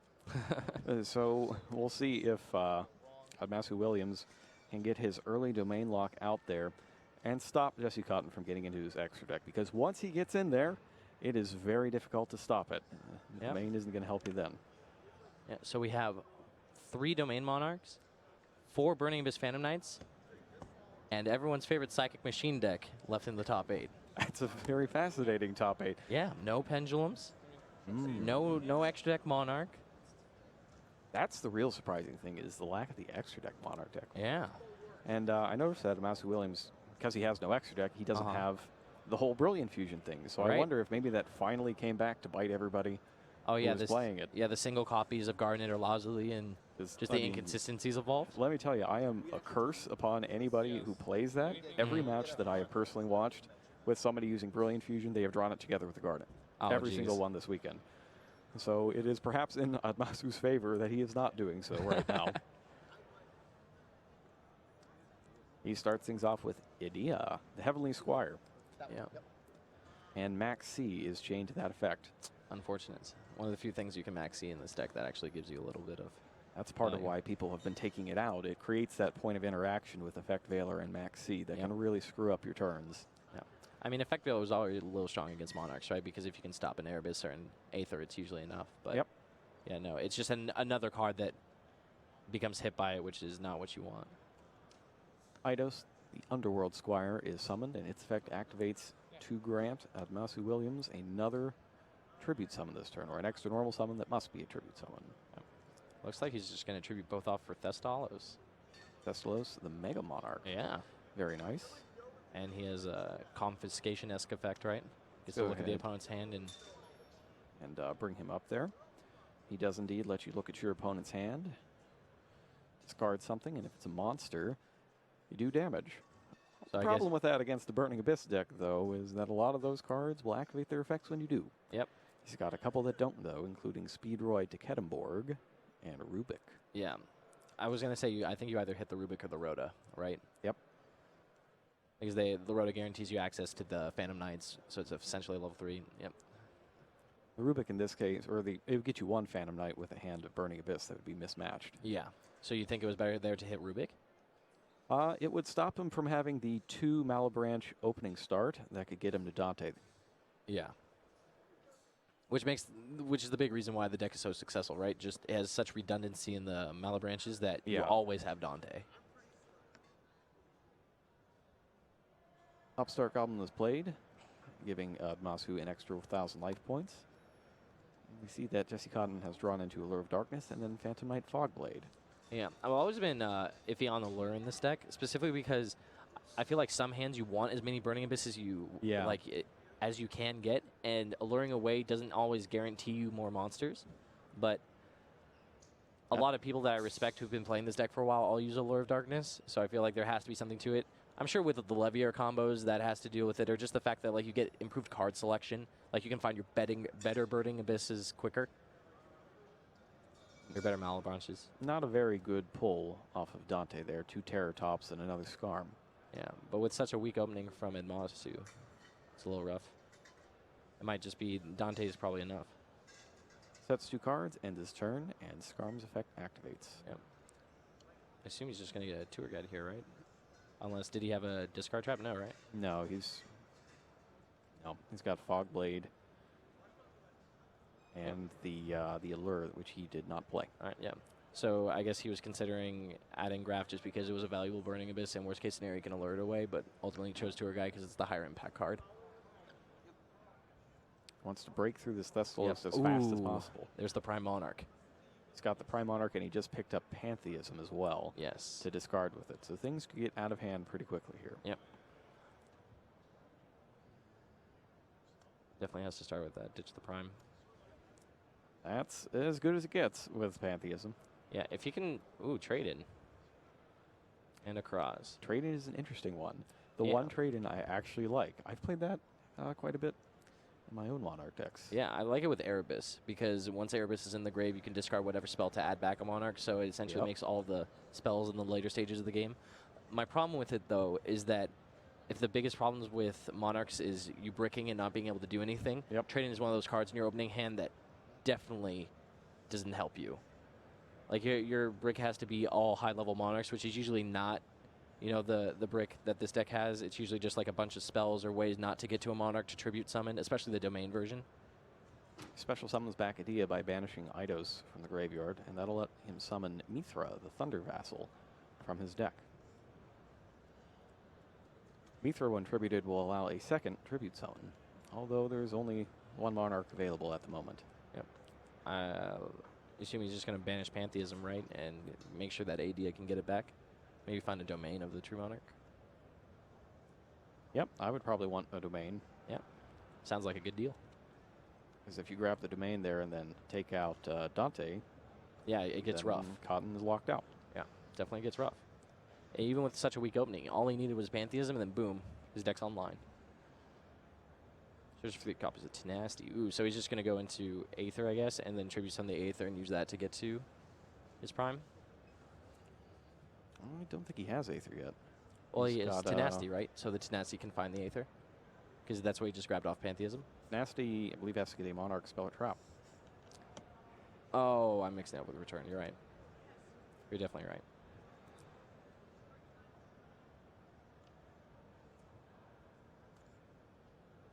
Takes a quick look at the Tenacity and plays it, revealing Kuraz.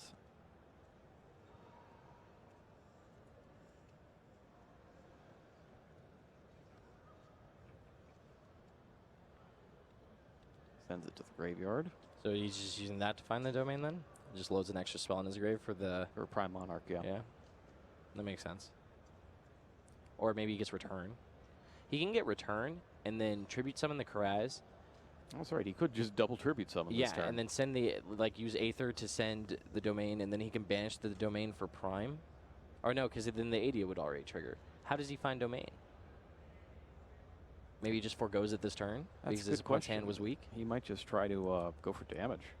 That could work. I think he can put quite a bit of it on the field. Yeah. Though Kuraz can't attack. Indeed. And there's still the Fog Blade. So that Aether probably won't even resolve.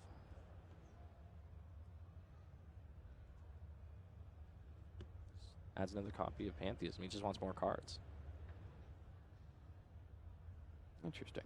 Yeah, very interesting. Activates Pantheism, discarding the Monarch Stormforth. And now he's picked up Erebus.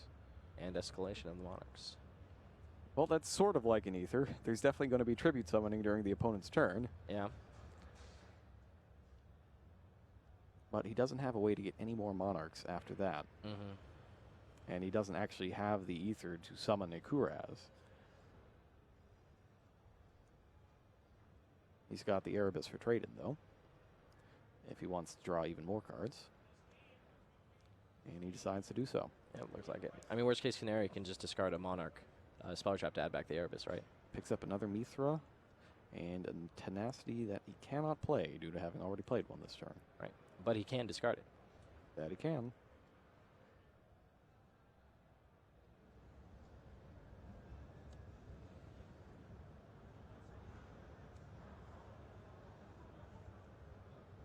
Got Escalation and Tenacity. Up to him which one he wants to discard. Yep. Adds back the Erebus. Seems good.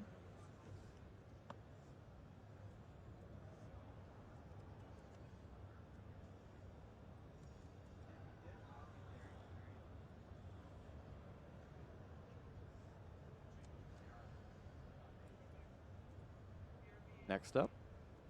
He's thinking about Kuraz. Tributing off the Mithra, I'm sure. Deciding whether he wants to go Kuraz first or Erebus first. Yeah. And just get both effects at once. He can like tribute the Mithra for Kuraz, right? And then use the Kuraz to destroy the Adia. And then the Adia will get back the Pantheism. He could do it that way. And then he also has a tribute summoned monster already, so he could just tribute that for Erebus. Maybe. We'll see what he does. Let's bring up Erebus there. You do get it for a discount for tributing a tribute summon monster. Yeah. He does destroy Adia, which is going to get him a draw and a Pantheism back, assuming that it doesn't get negated by Fogblade.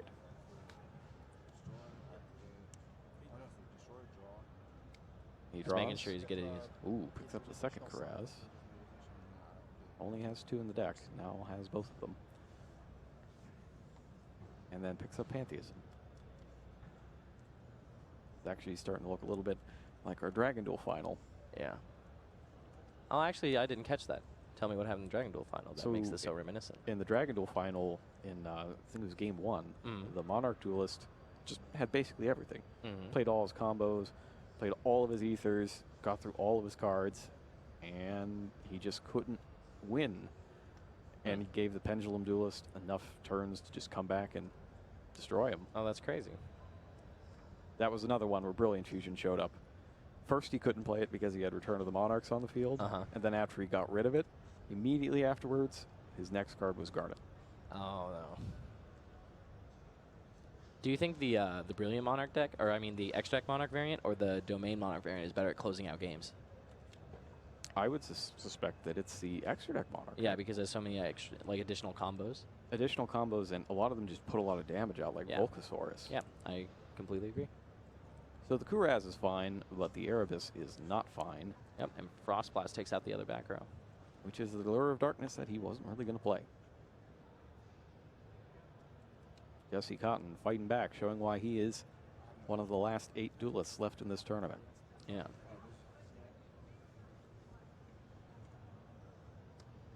Banishes the Monarch Stormforth to bring back the Prime Monarch in defense position.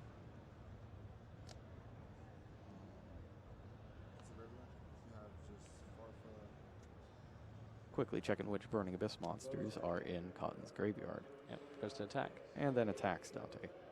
Adds back Skarm. Skarm is added back, and Rupik and Dante go to the graveyard.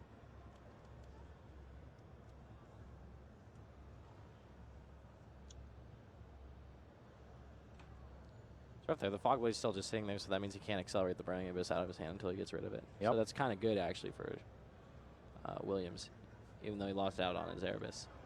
Cotton does need his tour guide to resolve successfully, though. Yeah. So it looks like it will, right? There's nothing to stop it. Nothing to stop it, unless he tries to play around cards that aren't there. Right. Yeah, but I don't think he has that luxury, though. Exactly. Tour guide is summoned.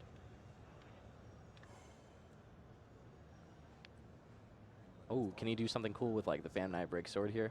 Use like Famni Breaksword, destroy his Fog Blade to destroy. Oh, I guess there's no point in doing that. I was gonna say then you get to like get the Seer trigger to get back Dante, and then you discard your Burning Abyss to upgrade it to Beatrice. But at that point, you don't even need like the Fog Blade being destroyed doesn't matter. Oh, it's just that getting the Fog Blade means you don't have to blow up your Breaksword. Yeah, so you get to that's keep also the points true. on the board. Yep. Chooses Dante instead. Leaves the Sur under it. And he does hit a Ragged Phantom Knight Gloves, monster. yeah. Ragged Gloves is the one that can full Schwerial another Phantom Knight. Is that right? Any Phantom Knight card. Ooh. So you could also send another spell or trap. Although sending out the Fog Blade doesn't really help because you can only banish one of those per turn. Yeah. Getting to Silent Boots would be pretty nice, though. Discard Skarm next to upgrade Dante into Beatrice. Beatrice of the 2,500 attack points. Can't use its effect this turn, though, because it was summoned by its extra ability. Yep. The Prime Monarch has 2,400 defense or 25? 24. 24. It's kind of a reverse Monarch. Yeah, that's what I assumed. Yeah, he looks like he's just crashing Beatrice into the Erebus. This is going to be the first time I've seen the Pilgrim Dante hit the table this tournament.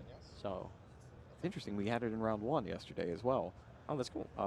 The Blue Eyes Felgrand player Regeki'd a Beatrice. Ah. Yeah, I don't think I've seen it summoned yet by the opponent's card. And it's always like the Burning Abyss player doing something to destroy their own Beatrice. We're forming the chain here. Yeah. I mean, essentially, he's able to go special summon Pilgrim from his extra deck, right? Get back the regular Dante with Sur. It was Sur under the Dante, right? That was originally the tour guide into Dante, and then he detached. Tour guide into Sur. Oh, yeah, I mean, yeah, tour guide into Sur, my bad. And then the Dante will add back a Burning Abyss, and then you can just discard that Burning Abyss to turn the Dante into Beatrice, right? So he can just end with Pilgrim and a Beatrice. I believe that's possible. Seems super strong. He's got Calcab and Kedemborg left in hand. I believe the Sur was the one that was. Oh, no, he's got a Sur as well.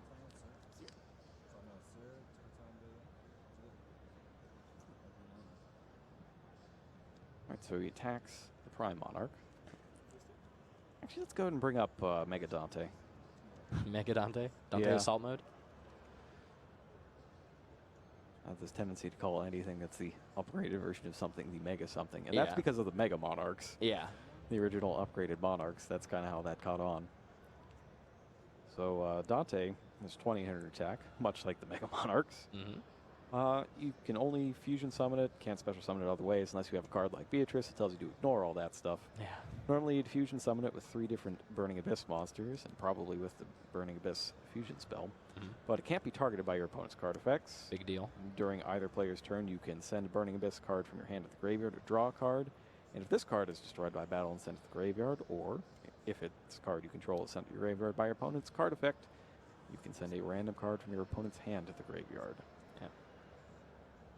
So yeah, he ended very similar to how I said.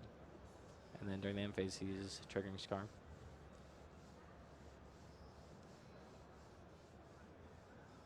Extremely intense duel here. Yep. Both players seem to be very pumped.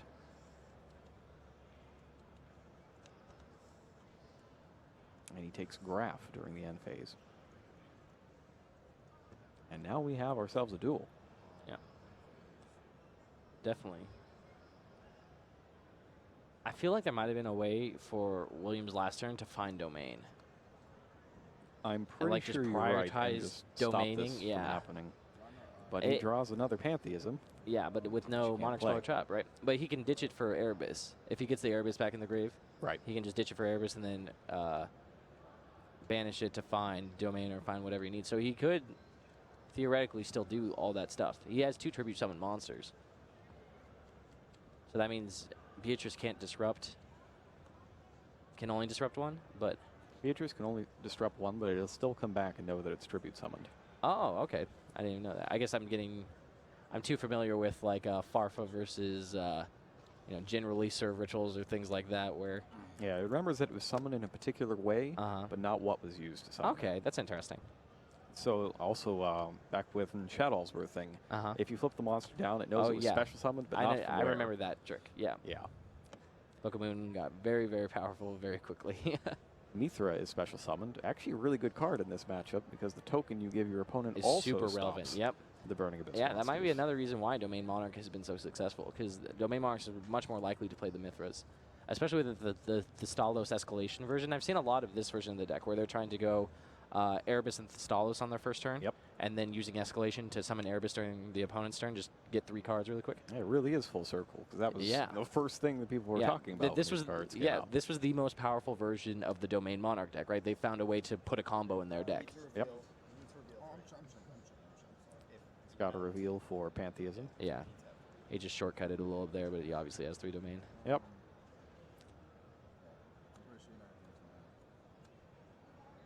There they are. And also the world needs to see it too. Otherwise, they're going to be like Chet and how. Domain of the True Monarchs is added to the hand. Yep. And this is Williams' way back into the game. If he can just stabilize the field a little and stick Domain, that's definitely enough to beat Burning Abyss. But it looks for a second there, it looked like he was considering discarding the Domain for Pantheism. Yeah. I think that's why he gave his graveyard a little look through. Maybe he was thinking about it, but he ultimately chose the Domain. He's going to tribute both away. Tributes 2 monsters. Fogblade. It's gone. Yeah. Soon for another Erebus. Yep. Thinking long and hard, but comes out. Erebus, not a bad answer. Can shuffle cards back into the deck without targeting them. Yeah, so that means if Cotton wants to use the Beatrice, he has to use it now, right? He has to use it after the activation of Erebus is declared. Yeah, Okay, he has to chain it. Yeah. He's probably going to train both, actually, Dante and Beatrice. That would make sense. Yep. It's a bunch of triggers. He's going to get a Sur effect and a Dante effect after drawing a card and foolishing another card from his deck. The Masu has a slight advantage here, though, because he can wait to choose which card to send back to the deck until he sees what Beatrice sends to the graveyard. Yep. Cotton also made sure to order those chain links so that he gets to Foolish with the Beatrice first, rather than draw with the Dante. Make sure he doesn't draw that key card he wants to send to the grave. Very smart, especially if you're playing a lot of 1 a lot of one-off Burning Abyss cards. Yeah. In this case, though, I think he's going to send a Phantom Knight, yeah. Now that is a grave loaded with Fog Blades, right? That's all right.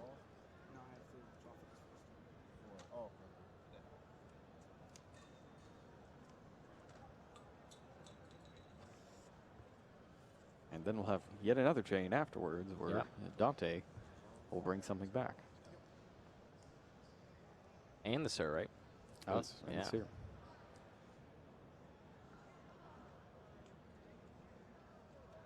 Turn of the Monarchs and the Prime Monarch are sent to the graveyard. What was the other one you said? Okay.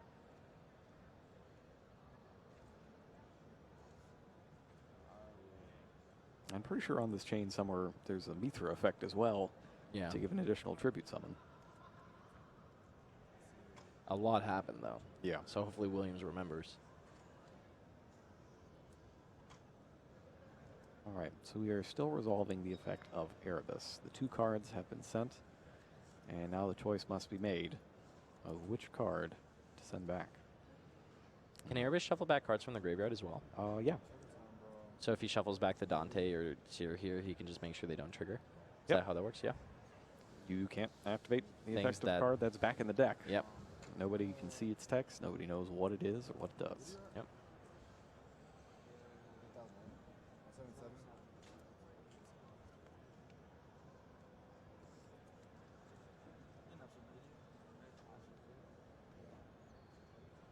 Actually, no, I'm wrong. It's shuffle 1 card from your opponent's hand at random. Oh, no, graveyard, yeah. Okay. No, I'm pretty sure it did that, but the word was just kind of sandwiched in the middle of 2 big I knew it was hand and clumps of field, word. and because it was hand 2, I was like, oh, it makes no sense why it wouldn't be graveyard. Because usually the hand is the last thing it is. Yeah.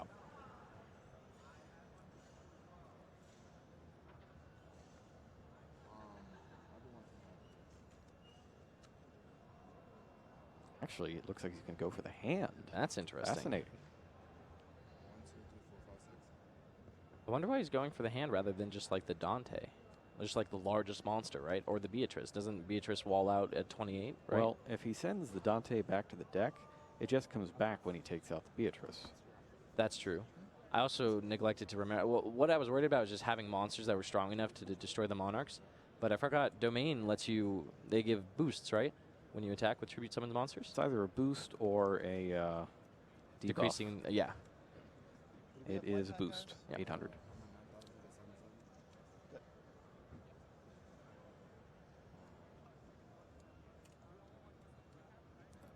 So after all is said and done, Dante's back on the field, courtesy of Seer.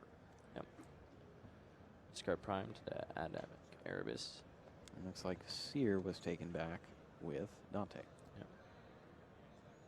Looks like he's going to Domain and then probably decrease the level of his Erebus, right, to 6 because he got that additional summon off Mithra. So then he can tribute away the Prime. Nope. Looks like that's exactly what he's doing. Yeah, pretty strong. It's crazy that these Monarchs aren't once per turn. All their effects, like Aether. The first time I got Aethered multiple times during my own turn, I knew that there was a problem. You know, the problem is all your cards just vanished. Yeah, exactly. And he just wound up with like 8 new cards. It's crazy.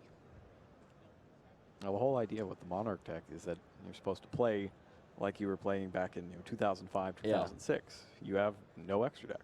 Yeah. I like that. Just really powerful regular monsters. Yeah, no, the theme and the flavor of them is super cool. So I'm a big fan. I don't think I've liked a card more than I've liked Aether actually in a while.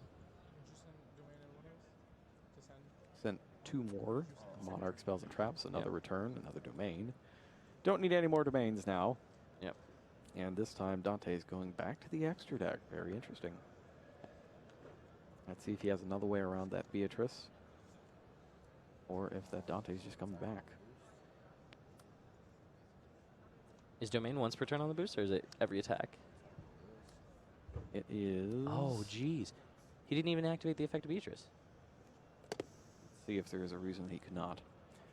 Is it once per turn? Oh, no, domain. He can't special summon from the extra deck. Yeah, from the extra deck. Completely. That's right. Yeah, so that shuts that off clean. Ignoring its summoning conditions does not ignore the conditions your opponent is putting on your summoning. Indeed.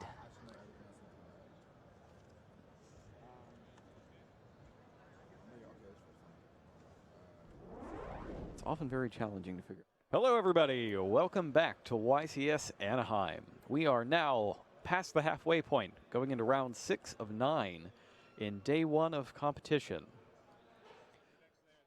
Let's just get right to this one. We're going to need a lot of time at the table here to explain what in the world is going on. So we'll see you there.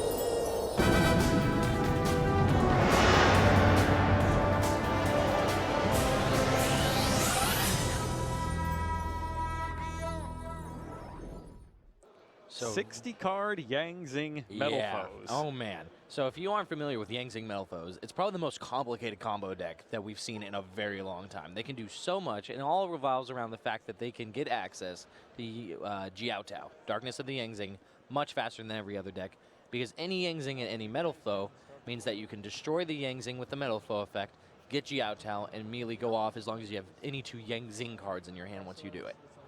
I'm just going ahead and counting up how many other Yang Zing cards he has in here. He's got 20 Yang Zing monsters. Yeah, definitely he has a higher count than normal, right? 24. To accommodate for the 60 cards. Because in addition to having a Yang Zing, you basically need to draw 3 Yang Zings. Right. Yeah.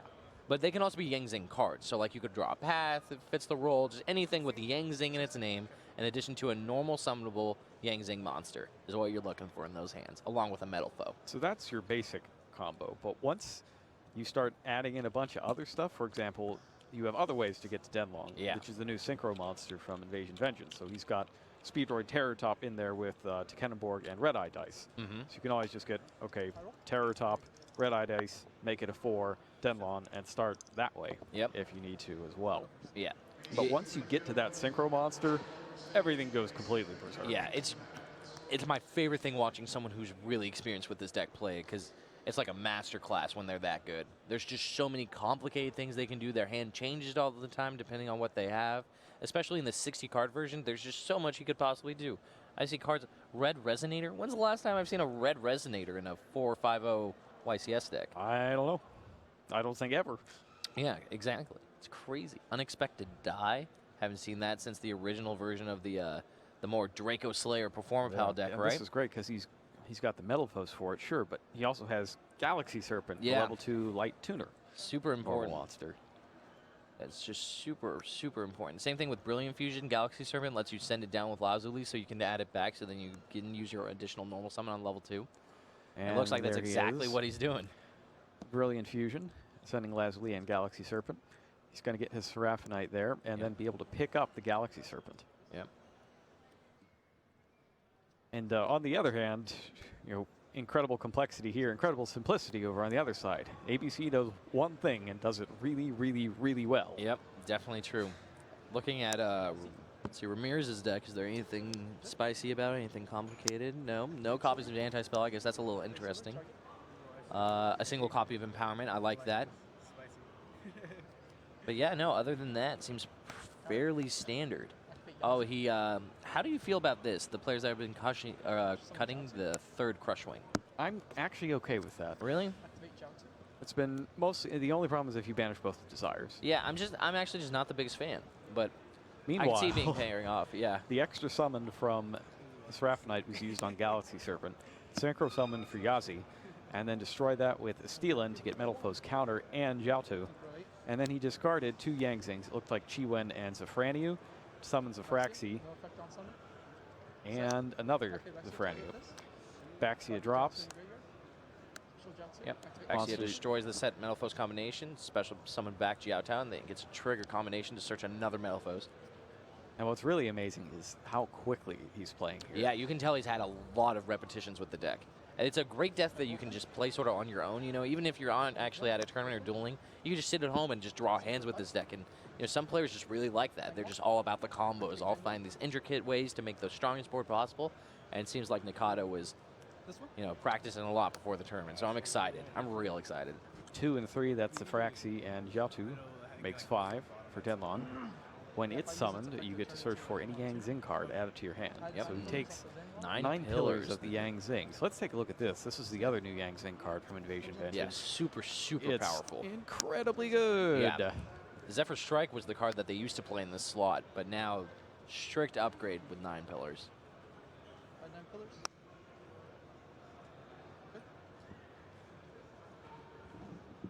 Okay, well, it is a little more quite difficult. showing up for me, but what it does is it negates any spell, trap, or monster effect, shuffles that card back into the deck, and then you destroy a Yang Zing card you control. So Yep. destroying is the last thing that happens, which means you get your regular Yang Zing effects. Yep. Now, Denlon's also a tuner, as you can see there. It was used for another Baxia after a Pendulum summon. And when it leaves the field, you also get yet another summon, so that's how that is a Frandy you got there. Baxia is used to destroy a card on the field to special summon a monster back from the graveyard, and that's Jiaotu right there. That gives him another 8 if he needs it. And he gets a secondary effect as well from the Vixie that was destroyed, and that'll summon Bian. So you can only special summon 1 Denlon per turn. However, each of the standard Yang Zing non-tuners has that effect that lets you synchro summon on your opponent's turn. So, finishing things up with Hope Harbinger, Dragon Titanic Galaxy. That's going to be free spell negation. He's got 2 free negations of anything. And Ryan Hughes is only going to have 6 cards in his hand. Few good ones, though. He has 2 copies of gadgets, a Terraforming and a Union Hanger. So he can try to force through at least 1 Union Hanger to make sure he gets his equips on. Yeah, I don't think that's going to happen because you just wait for the hanger to be activated and then negate its effect with Instead, Hope Harbinger, yep, so he can't seems play a real second. good. I can definitely agree with that. Yeah, at undefeated in this tournament, or at 4-0, we don't necessarily know if he's 5-0 or 4-1. 4-0 or 5-0, either way. Yeah, Nakata has definitely had enough experience against ABC And, to know, yeah. Hughes has enough experience with Hope Harbinger and counter traps that negate everything to know that he's not getting past that. Yeah, so but that's he good. He reserves the conceded before information. showing any cards. Yep, concealing And as he much has information as concealed possible. the deck he is playing. Yep. So that's a very good call by Ramirez right there. However, with how combo-centric Nakata's deck is, it might not even matter because, you know, going to side deck games, he's still just trying to do his main thing. But we should look at side decks anyways and see. I think Daniel Ramirez can actually steal game 2 rather easily just because his opponent doesn't know what he's playing against yet. And he won't know if he needs to put in Book of Eclipse or the Kaiju Slumbers or the Kaijus or anything like that. So if you haven't seen your opponent's deck at all, do you just guess? Like, what do you do there? I think there's definitely some cards that are sort of like flexible slots, like Book of Eclipse, for example, right? Book of Eclipse is solid against metal foes, not the worst against ABC, just sort of does whatever you kind of need it to do. So there's cards like that. But going back to what I said, if I'm playing such a combo-centric deck, right, like Yang Zing metal foes, if anything I'm doing this deck decreases its consistency and I'm going in blind, I don't know if I would. You know what I mean? Because, okay, so I put 2 Book of Eclipse in my 60-card deck, right? Yeah. What are the odds that I'm going to draw one of these Book of Eclipse anyway if I don't even know what I'm going against? Maybe I just would rather my deck be as streamlined as possible. So I'm looking here. I'm trying to find. Do you think Emergency Teleport might be a flex spot? Yeah, here? I think there's a lot of things that will extend his combo, right? And those are the cards you're sort of looking to cut because they're not exactly necessary, right? They're good to have because they just make your the combo challenge better. is making your deck do anything in the first place Exactly. against whatever they brought in. Yes. So, like, yeah, it's cards like Emergency Teleport. I'm sure, like, Unexpected Die. There's a lot of cards you could definitely slim to have other things. But it's just like, if I'm playing the guessing game anyway, maybe I just rather these cards be what they are, right? So I can hopefully just do something super powerful. And the interesting thing here on Ramirez's side is he seems to have thrown his lot in a little more with traps than with trying to just maximize the chance of opening with the Dragon Buster on the first turn. So, for example, he's only playing 2 Thrasher, no reinforcement of the army. Right. I don't think that's the craziest thing, though. I think the most common ratio I've seen is 3 Thrasher, no reinforcement of the army, which is interesting. 3-2-2? Yeah, like 3-2-2. Yeah, I see a lot of 3-2-2. Also, I don't think his trap lineup is that heavy, though. 6, I think, is a smaller number. You know, you usually see 3, like, I feel like the most common version I've seen is 3 anti-spell, right? Everyone's trying to play anti-spell because they know Metaphos is so good. In addition to that anti-spell, they'll have, like, Psalm Strike or Dimension Barrier are maybe 4 of those cards in total. So I feel like it's close to 7 or 8. So I don't think he's actually playing that many trap cards, but he is using Empowerment and Dragodius. I really like that because being able to like threaten Alcahists and sort of force your opponent to make an action before you start committing to all these ABCs seems like a good place to be. Yeah, Empowerment is one of those. Yeah. Also, like, you can also say the Empowerment sort of takes the same role as that Reinforcing the Army or that Photon Thrasher does, especially with 3 Terraformings, right? Because if you ever open Terraforming plus a Union Hanger, or just any combination of 2 field spells, you can go, you know, Empowerment, discard a card, get your guy, then play the Union Hanger and go off like that instead. So yeah, I'm really sold on Empowerment. Billy convinced me when we were talking about it the other day. Just Empowerment is the way to go, just because of how good against like Alcast and Kieran, and same thing like Thrasher. That's also another reason I think Thrasher is so important. Like originally, I just didn't even want to play Thrasher. I'd rather just play 6 gadgets because it makes my deck as powerful as possible. But Thrasher just being a large body that can threaten a Kieran or threaten a Alcast is so important, or at least force those cards more so.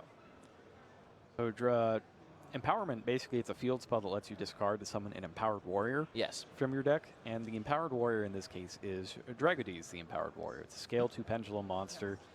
If it's in your monster zone and gets destroyed by your opponent's attack or card effect, you can add a Warrior Spellcaster to your deck. But most of the time, what you need, though, is not that. That's not what you're looking for. Yeah, no, most of the time, it's just a light 4-star material. And that's what you're really looking for. It seems like Ramirez started off strong this time. Union Hanger he got with a combo. gadget. Going off, most likely Tsukiyomi. Yep, he's going to get a search with that B. He already has A in hand. It's another copy of A. Interesting. Let's see what else is in his hand. Traps. Oh, yep, just a bunch of traps. So that's fine. Yeah. This is probably going to end just as quickly as the last duel did, because I don't know that. It's going Cosmic Cyclone. How Cosmic Cyclone actually being a very good disruptive card against Yangzing Metal Foes. One of the few combo decks that, well, actually not one of the few anymore. Since Pendulums became so popular, a lot of these combo decks actually get disrupted pretty well by spell and trap card destruction.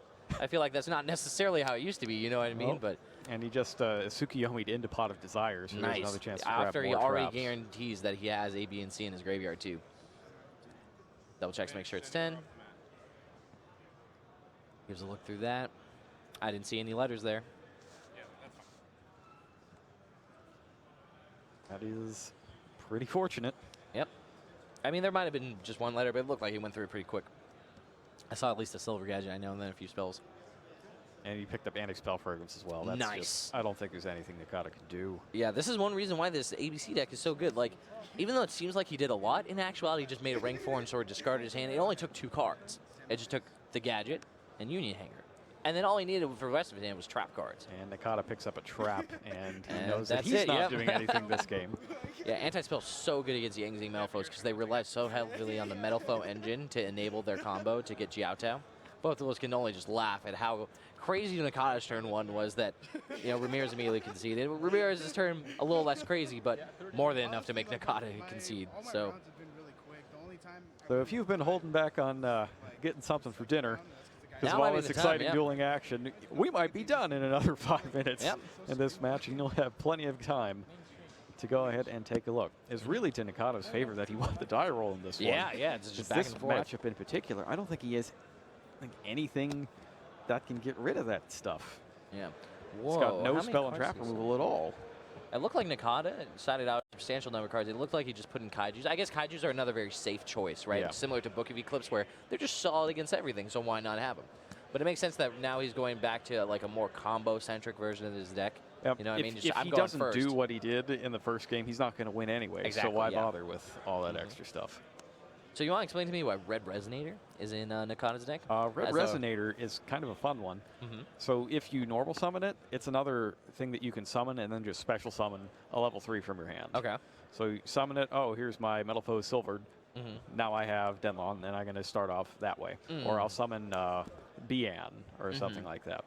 It's just, it's a really flexible card. You just never want to draw more than one of it. That makes sense. So you think that's why he only plays 1 copy? Is there any way to like search it or get use out of just only having a single copy? You know, 60 cards is still pretty big. Yeah, not in the build he has. Some people run Resonator Call for that sort of thing, but if all you're using is the 1 red Resonator, that's not really worth it. All right, so he's just using it as it's a high impact, powerful card that, you know, I'm just trying to fill out a 60 card deck. It seems like he was just trying to get to 60. If you need a normal summon that can get you into Denlong, it does that. If you need an extra tuner that you can pendulum summon, it's that. But in that case, you also get a bunch of life gain, so it can help in an end of match situation if you get there. It just does a bunch of little things that are really useful, Yeah, and just but adds not up to being useful enough solid. to play more than one. That makes sense. I like that. That's good. Yeah, I'm excited. Very excited. I love watching duels who play quickly. That's a lot of action in just 2 turns total. Yeah, right? Crazy. Yeah, no, I can't believe it. The number of things that Nakata did in a single turn is probably just, like, even night and day compared to what Ramirez did, though, right? Like, it looked like Ramirez It took the same amount of time, though, it felt like. Yeah, which is just hats off to Nakata, you know what I mean? That's experience. Yep. Combo god. And Daniel's probably like, well, it'd be really great to get Maxi in my starting hand here. Yeah, right? They're just both That'd be hoping. Rubbing their hands. Oh, man. That could just because it's cold. That also true. It's real but cold I would up like there. to hope that it's because they're hoping for good luck. And Nakata's hand has, it looked like close to what he needed, if not exactly what he needed. With It looks like he's got Jiaotu. Oh, is he missing a Yang Zing? And 1 Yang Zing. But he does have Unexpected Die. But he drew the... and the Serpent. The Galaxy He drew the Serpent, yeah. What an odd hand. I don't think that's quite If there is something to do, I'm sure Nakata sees it. So yeah. That's all that matters to me right now. Is I'm just excited to see what happens. It's a good time. I wonder what Ramirez has looking like. See if he drew Maxi. Maxi's really good against Unexpected Die and all those cards. Maxi's just great against the Yang Zing Metal Foes deck. Is it Maxi or Retaliating? Oh, he drew Retaliating C. Which he can play immediately. Yeah, that's a rough one. See Ramirez smirking a little bit. Up, drew my hand trap. Nakata has to give it a read. And the real problem there is that it gets him Maxi. Yeah. Well, if it's he destroyed, can kill right? it with Silvered. Right. Yeah. Well, it's just more like if Nakata's able to combo through that right now, that's what matters. Now he has to read Jiao Tao, try to figure out exactly how that works. Yeah. If he can Yeah. The use issue it or is not. that Nakata, might be really, really good at comboing off in his deck. Know all the iterations and stuff. But what happens when you throw a wrench in it, like Retaliating C, where all of his cards are banished all of a sudden? Seems like you can't do a lot of what he was trying to do before. Goes ahead and takes Silvered. And Ramirez has opened up perfectly. He has got his Union Hanger combo. Yeah. Yeah, Retaliating C actually really, really good in ABC just because you can use it as a material whenever you need to. So that's nice.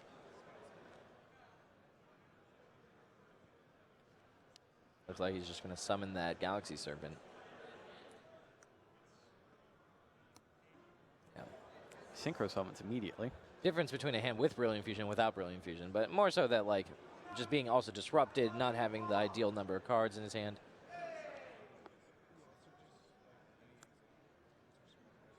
Summons Denlong. Goes ahead and takes his search.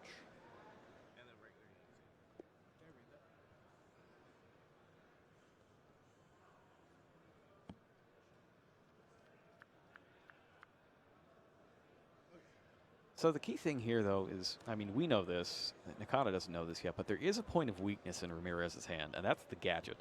It's part of why Thrasher is such an important part. It's a special summon that you can't respond to. Yeah. But even if he had it, he couldn't play it Yeah, because of the Retaliating Retaliating C. Yep. So he's forced Bit of into an the elbow. gadget, which is a prime target for Zephyr Divine Strike? I mean, not Zephyr Divine Yeah. Strike. 9. the 9 paths. colors. He goes So used to terraforming. Zephyr Divine Strike in that deck that flashbacks. The horror. Terraforming for Union Hanger. Seems good. Activates Union Hanger. That's Gets his fine. search. And Nakata knows where the point of interaction is here. Yeah. He's not. Everything's fine.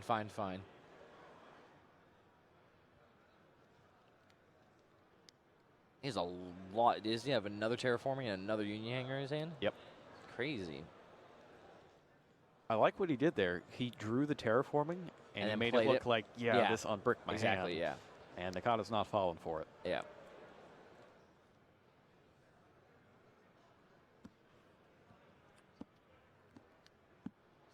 Yeah, I'm questioning. You don't think it's better just terraforming for the empowerment there and just try to do that for a second and then go to Union Hanger after you've like gone through the back row or something? He may have sided it out. That could be true. All right, so in this case, Denlong is banished, but it's a leaves the field effect.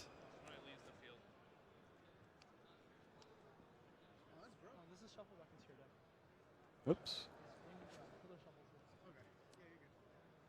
Nice. You see that's a leaves the field effect. If this face-up card leaves the field, you can special summon one Yang Zing monster from your deck.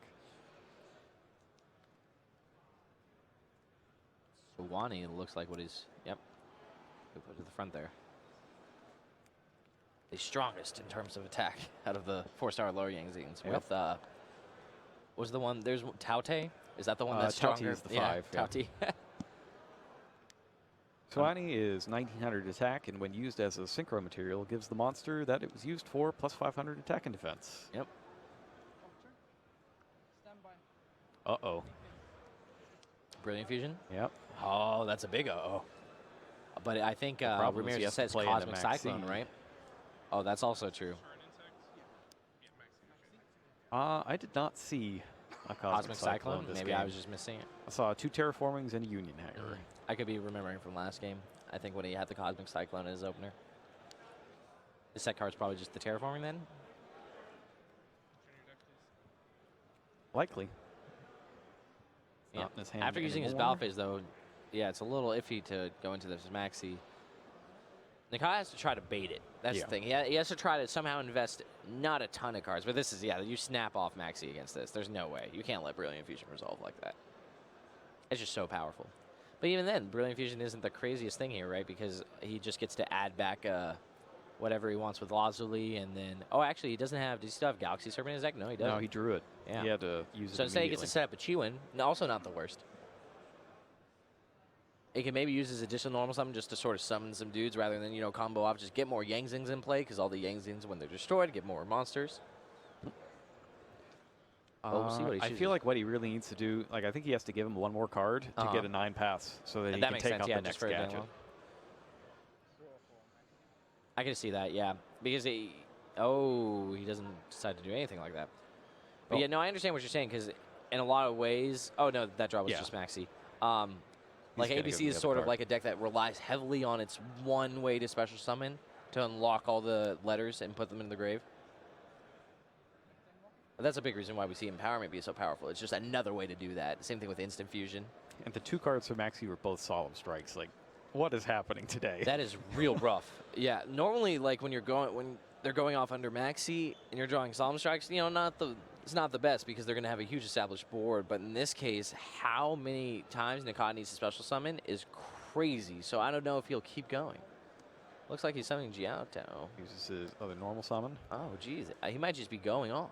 Oh, no? It's going to destroy the... I like that. That's so much That's better. good. Yeah. He's just trying to set up for next turn, I guess. Interesting why he summoned Jiaotao, though, rather than just activating the... I think he's putting that there so he can keep Denlong on the field. What he's going to do here is when he negates with the 9 paths or 9 pillars, he's going to destroy the Jiaotu and trigger both its effect and the Chiwan in his graveyard, and that's going to set him up with extra 2. He can basically make another one. Yeah, yeah. I more so meant that he was using the effect of the Metal Foe after he normal summoned. There's just no reason to do that. Well, I guess actually you could have the reason that you really want this normal summon to resolve, right? And then by threatening the fact that you still have this Metal Foe activation, in some way that could get your opponent to make sure your normal summon resolves. And here's the other great thing about this. He doesn't even need to use the Chiwa now that I think of it.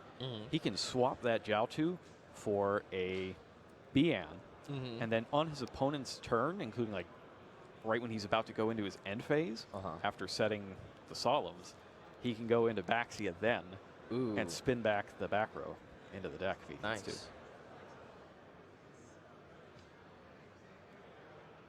Yeah, this is a really interesting setup he's got there. You can tell that he has, I think he's definitely practiced. Oh yeah, scenarios. He's so fast. Yeah. Yep, not the biggest deal, just equipping your letter there. That's what, a C equipped with a B? Yes. And he does not have A in the graveyard yet, correct? Indeed, no. He does not. And Ramirez playing it smart there and not trying to play through it. Yep. In phase Malfoy's combination.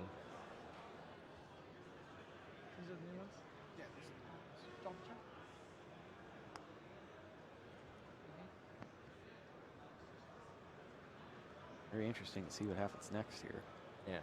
So he can negate one of the solemns if he needs to.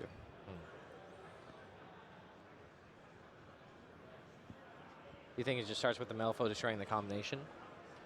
Depends on what he drew there, which we haven't seen yet. That does seem like the obvious play. Line, yeah. It just gets you another Malifaux so you can still do something. Yeah. Goes ahead and does that. Yep. Combination sets counter. Gets And full then flame. combination retrieves. Looks like a full flame. You got Speedroid Red-Eyed dice. That's not really what you want to see here. He's getting all of his definitely one-ofs. not, yeah. All the one-ofs that you're trying not to draw on the 60-card deck are just Yeah. flocking to his hand.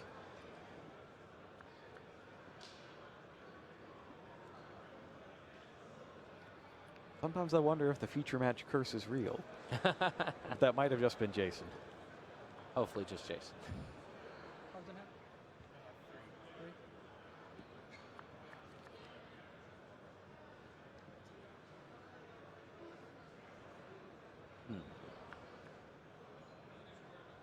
Next, he activates his Full Flame.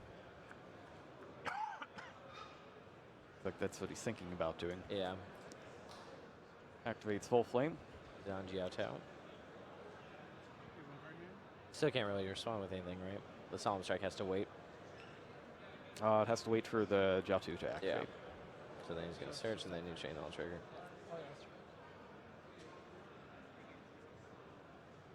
Nakata probably knows what's about to happen too, seeing as Ramir, you know, not necessarily pump faked, but he's sort of pumped to go to do whatever he needed to do.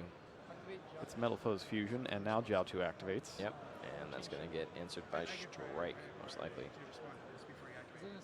Is he going to strike the Chiwen? Oh, yeah, no, does Nakata get to order the chain links? He does. Yeah, so he gets to put whichever one is less important second, right? Yeah. So he's probably trying to get, yeah, it looks like Chain Link 2 is the Chiwen. And the best thing about that is that if the Chiwen gets solved, it just stays. He can use it again next turn. Ooh, that's really good. Because you can't destroy it. It's not on the field, so it doesn't get banished. Smart.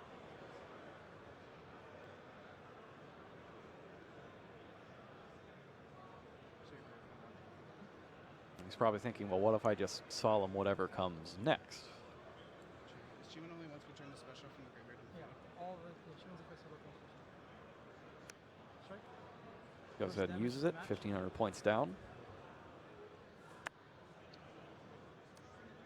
Chiwen stays. In the graveyard, that is. And Jiao-2's going to summon something in attack position. Wait, what are you searching? He's specialing off of Jiao-2. I negated the Chiwen. Yes. Ramirez is just clarifying what's going on.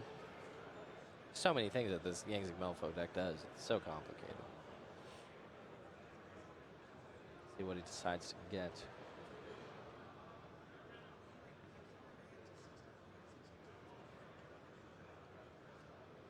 Monster does come down in attack position, which I think Nakata is like, oh wait, this is a Jiao-2 effect. This goes in attack position, so I can't put that there. And he goes and takes Suani.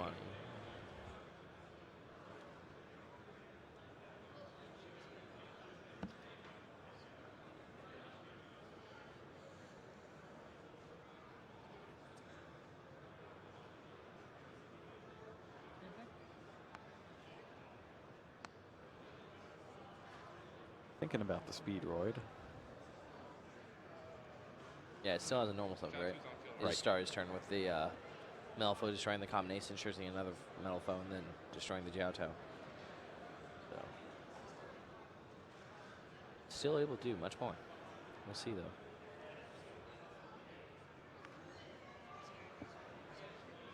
Looks like he's considering Chao Feng. Ooh. But that's putting all your eggs in one basket. A Solemn Strikeable basket. Yep. Indeed. But he might just be thinking, okay, well, there's one Solemn. There's no way the two cards that he drew consecutively off Maxi were both Solemn. That could be true. Attacks with Jiao-2. Yeah, has to get that Union off. Otherwise, Ramirez threatens to special summon it next turn and just get more free cards. Yep.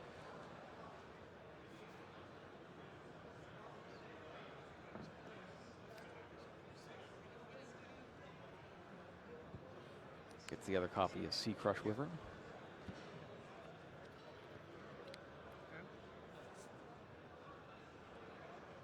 And that's it. So Nakata taking a wait-and-see approach. What do you have like that?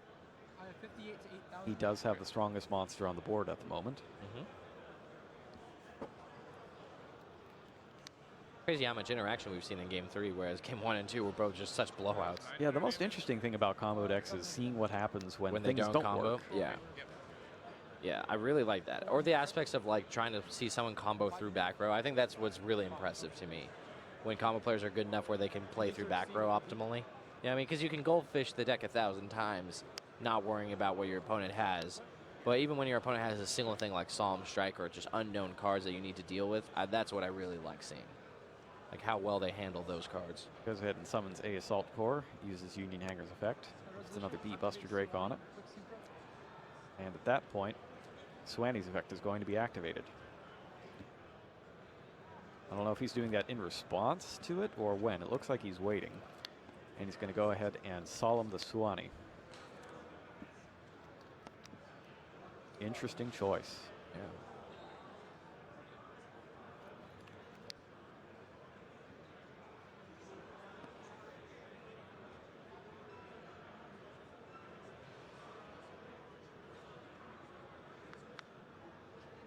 There it is.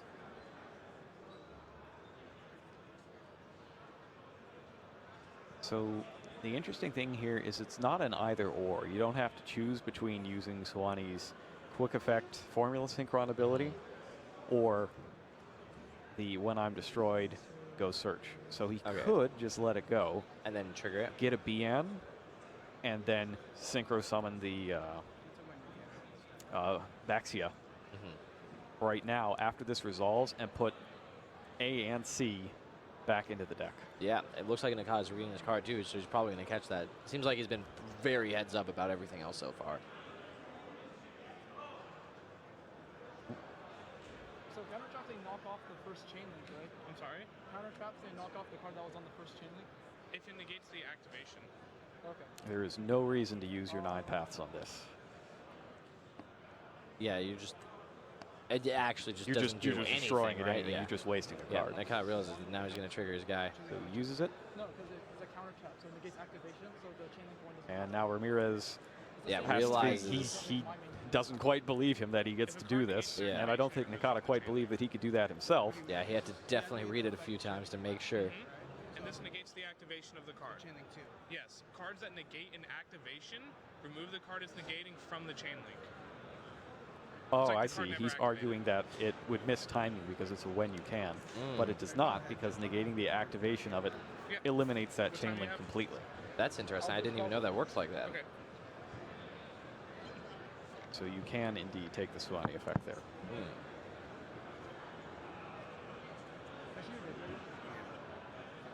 So I'm saying it's going to be destroyed by my card before his card is off. I would assume this is getting appealed because it seems open and shut to me. Yeah, well, that's just a complicated, you know, this is like a rule, yeah. I actually didn't even know that was a thing either.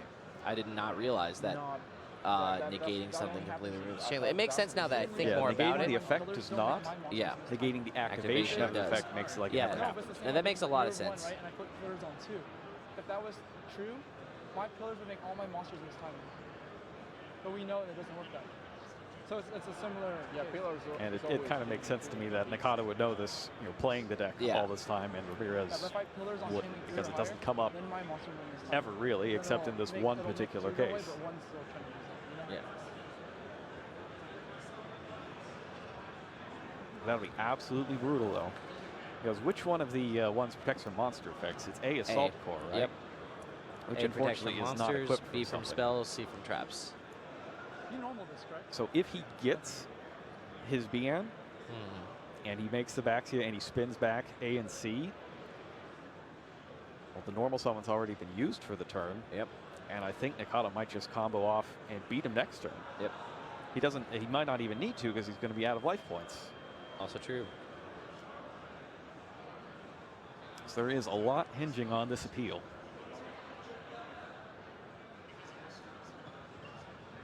Yeah, it's actually been a really incredible day so far. Yeah. In terms of strategies that we've seen that have been Yeah, being a lot of diverse successful. things, a lot of cool things. I'm really happy with how it's turned out so far. One deck we haven't seen at all, Burning Abyss Phantom Knights. It's won been the kinda last on European the, YCS, right? Yeah, it won the last YCS, Yeah. and then it just vanished. Yep. What happened? I mean, and the it's deck not even was- like ABC happened because it was built to beat ABC. Yeah, I think, well, it was Invasion Vengeance happened, right? Basically what happened was that Burning Abyss deck was essentially an anti-meta deck. Right. Strictly built to beat ABC. But now with Metal Foes in the mix, you can't just main 3 Ghost Reaper Winter Chase, 3 Chaos Hunters, call it a day.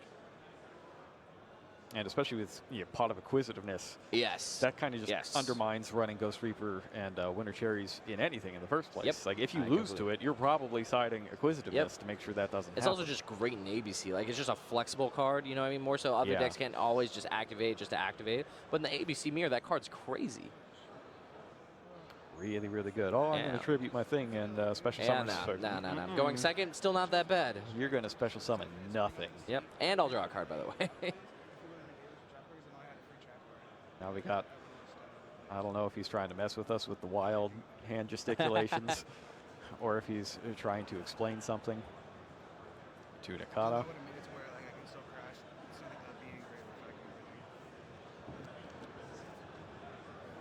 This would be pretty amazing. It looked like Ramirez was in the driver's seat when he started with Retaliating C. Yeah. Well, that's that. And all of those, like everything he could want combo-wise. And looks like Robert has arrived to take the appeal. And he chained a Solemn Strike. So Okay. he gave the activation of Swan's effect. So the chain results. Right. And then since This counter chain the basically decides the game. It's the activation. You're essentially removes from the chain altogether. Does not sound like Robert Wickens to me, actually. Oh, it might be the assistant head judge. Yeah. It will not. So that's something that you might not be familiar with if you just playing local tournaments or Yeah. regional tournaments. When you get to a tournament this size, and I learned this the hard Right, way, so the last thing to we occur was the invented this position of assistant head judge after we had the 75th You good? event in There's too many Edison. appeals? And yes, there were just too many appeals and they were too spread apart. One person literally can't do it all. Looks like exactly what you said happened. Yeah, here it comes. Activate Beyond. And it appears that he's indicating that he's going to activate Bian's effect. I don't know about He does it. He's going to get Baxia. He's going to get another summon. Chain link 1, chain link 2. The monsters are going back into the deck for 2 different attributes. Now we're going to get the Demlon summon. Yep. Probably. And Nakata's Crazy. pumped right now. The key is you need to stay focused and not make a mistake. Just because you've pretty much got it doesn't mean you have it yet. Yeah. I mean, with 2 9 pillars down, right? Doesn't he have 2, I think? Yeah, I think he only has 1. Okay. Well, it just still seems real hard to lose. It's you'd be amazed at the games people You're right. can lose sometimes. I mean, I've seen enough of them where I definitely understand, but without a heads up Nakata has been, I've just been so impressed by all of his play so far.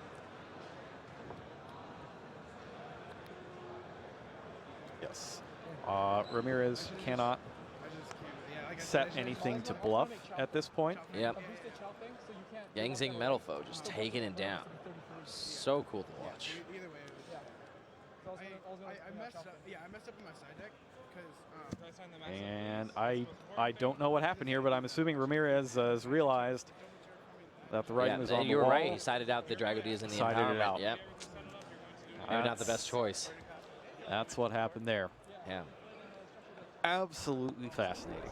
Yeah, it was That definitely was super cool to watch. For a match where 2 of the games lasted 1 turn each, that was one of the most fascinating matches I've seen I mean, all because it day. was just a bunch of complicated, intricate things. Like that Yangzing Melfo deck just has so many things you could possibly do. And especially seeing them play through back row, all the interactions with the Yangzings, super cool. It was nice to be able to see, 1 game each of each deck doing everything that it's supposed to do, everything happening exactly correctly for it.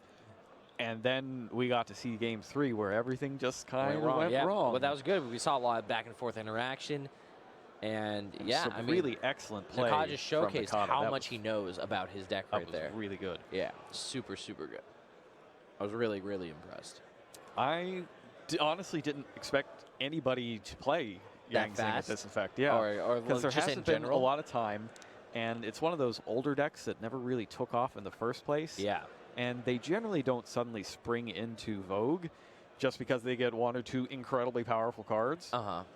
But it's complicated as well, so it Yes. just takes forever to master all that stuff. But to see it happen at YCS, presumably undefeated, that or only one loss. Yeah. And this late in the day, when it's absolutely freezing and get that level of excellent technical play, even when things are going completely wrong, was really excellent. Yeah. And it's not like Ramirez was a slouch. No, definitely either. not. He played very well. Yeah, exactly. It was just as the fact. Well, there was the one misstep with the strike, right? Like that could have that sort of there opened was up the that. whole game, right? But that All was of a more sudden, of a misunderstanding of rule.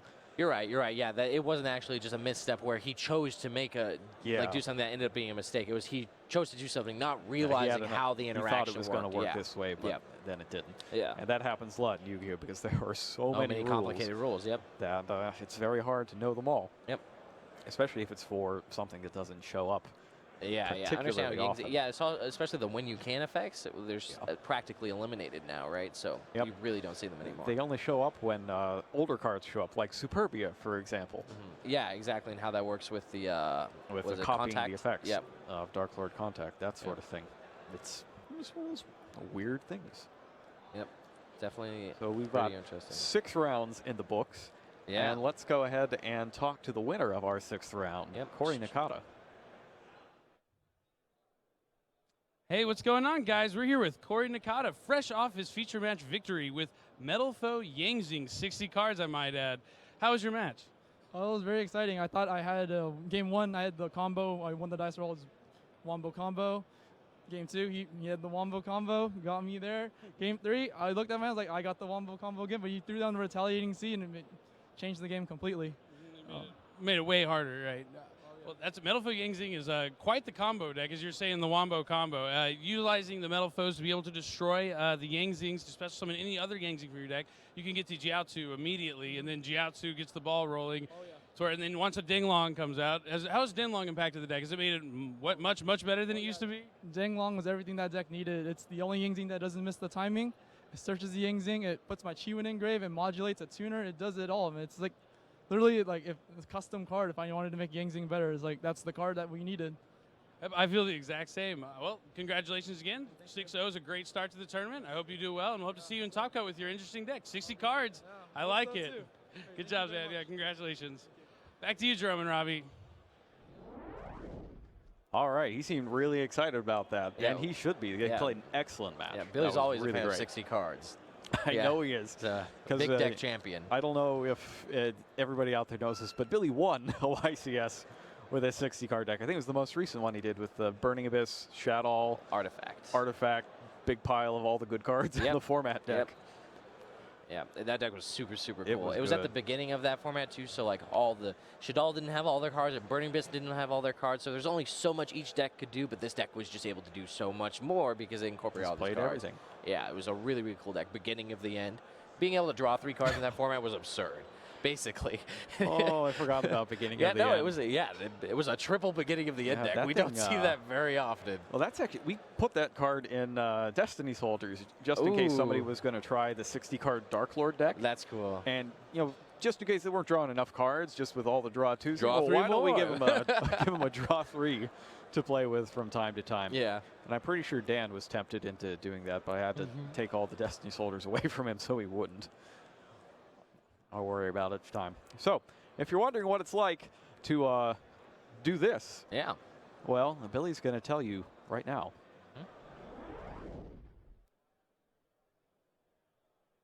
Welcome back, guys. Round 6 of the YCS Anaheim is winding down. I thought we'd take a minute and show you what goes on really to make this live streaming possible, and all the stuff that's going on in the back. Little back tour.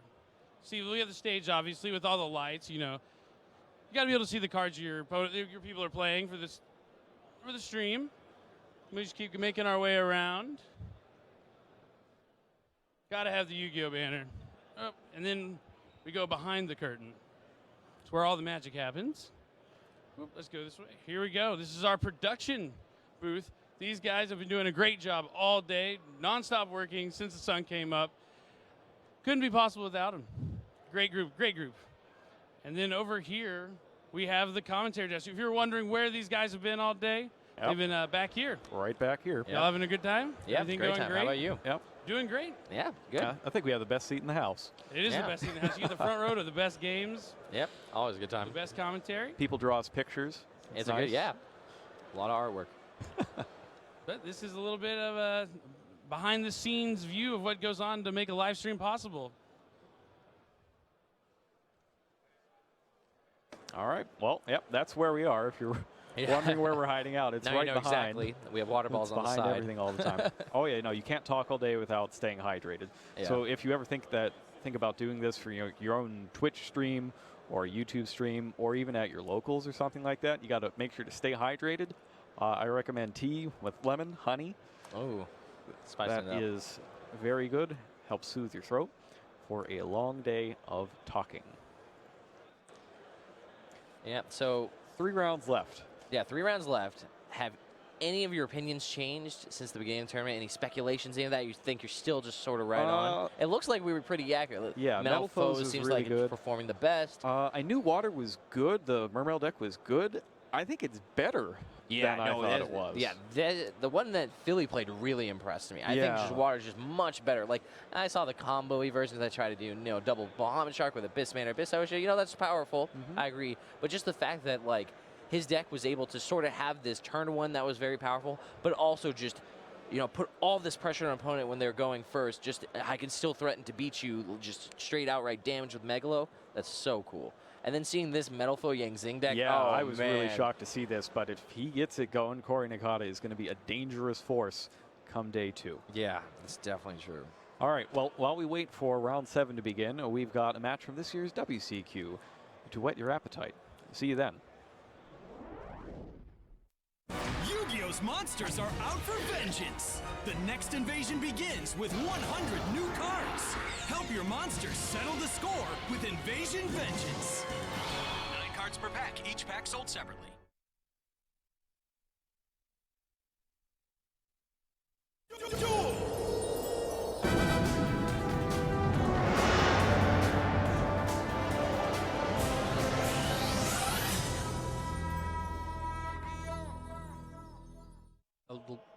Hello and welcome back. We're now at round 5 of the NAWCQ. We have an awesome match. Ed Deception playing Domain Monarchs against David Knopf using Demise Magispectors. Yes, so we saw Magispector decks achieve some success in recent tournaments. Most of the Pendulum decks using the Magispector cards, however, seem to have been using only the Unicorn, Kirin, and Bambuku to search for Kirin. But Knopf's deck is more dedicated to Magispectors. He's also using 3 copies of Magispector Fox, Kyubi, and 2 copies of Magispector Cat, Nekomata, along with the trap cards for the Magispector theme. So his deck is more dedicated to the Magispector strategy. Yeah, it's just one of the other card and mind strategies, right? We've seen them pop up everywhere. They use a lot of traps, try to maximize on their card and mind value. This looks a lot like the list that Cordero Spencer made the top 32 of YCS Origins with. Yes, some changes, but the key cards in it, obviously Card of Demise, a lot of Magispectors. Pendulum Reborn is also a big one because it lets you get Kirin whenever you need to, which, like, if your Kirin gets Solemn Striked, for example, and you need it back, that's a good way to get it back because Kirin is just such a powerful card against the Burning Abyss decks, namely Beatrice, right?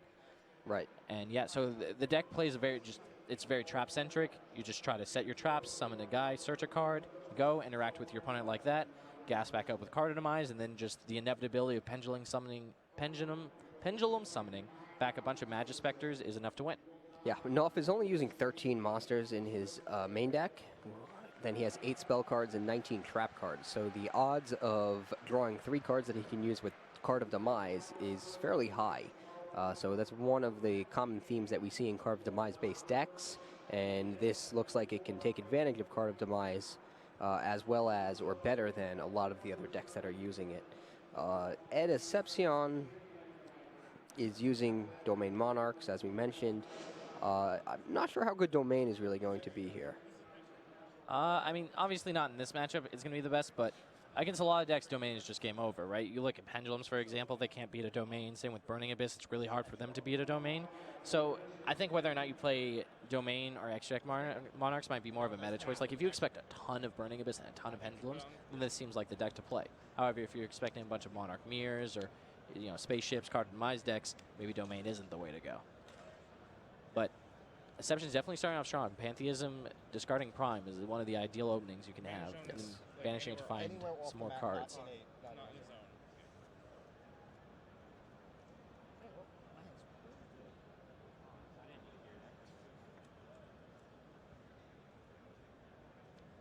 Searches his deck for 2 copies of the Pantheism of Monarchs, Monarchs, and 1 copy of the Monarch Stormforth. Yep. It looks like his opponent will give him the Monarch Stormforth to add to his hand. Yep. Usually players are a little too scared to give the Monarch Duelist additional copies of Pantheism because it obviously does so much. It can be anything. It could even be the Monarch Stormforth. Indeed. Although he's searching for it now, so that means he wouldn't be able to use another copy, but yes.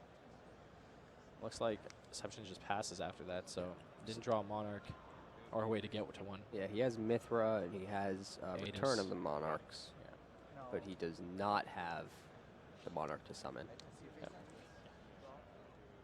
Asception's deck is actually fairly interesting. He's using Caius the Shadow Monarch, the level 6 monster that not a lot of players had used, are using right now.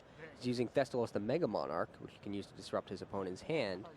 And he's also using 2 copies of Trade-In to accelerate his deck by discarding his Mega Monarchs, Erebus, and Aether to draw the cards he needs. Yeah, so. Trade-In is especially sweet in this deck because you can use Erebus to discard a Monarch spell to add back Aether or Erebus. So basically it means once you have Erebus in the grave, all your Monarch spells are Trade-In targets. Yeah, so they're basically Tenacities. Yeah, so you can turn your Trade-Ins into Tenacity. Not Tenacity, sorry, Pantheism. Yeah. Yeah, so it's very cool. But he didn't get an opening hand that would allow him to capitalize on that type of play. Instead, he just set 2 and passed, and off-summoned. It looks like Magnet Spectre activates effect. Yep, searched Tornado, I believe. So yeah, normal summoned Magnet Spectre, Fox, Hubie. Luckily for Asception, Knopf's hand isn't the best either. Albeit a monster and trap cards might be enough to beat a Brick Monarch hand. And drawing Maxi definitely doesn't help anything. Yeah, not at this point. Oh, yep. Asception is setting it. It's a bad start. Yeah, but at the same time, Maxi also isn't very important against this version of Magic Spectres. They're not really special summoning outside of Pendulum Reborn and Pendulum Summoning. So, I mean, if you can use the Maxi to make you live an extra turn, it's effectively another card.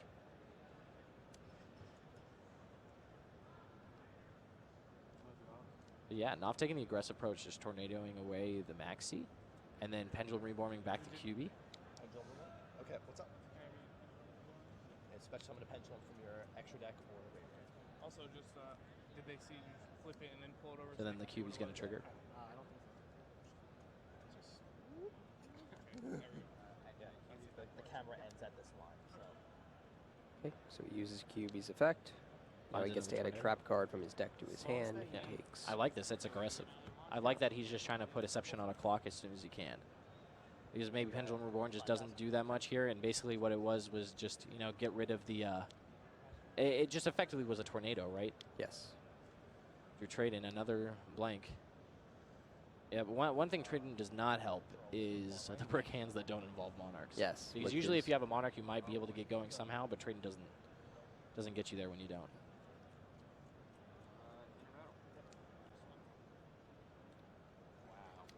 Interesting slow start to this duel.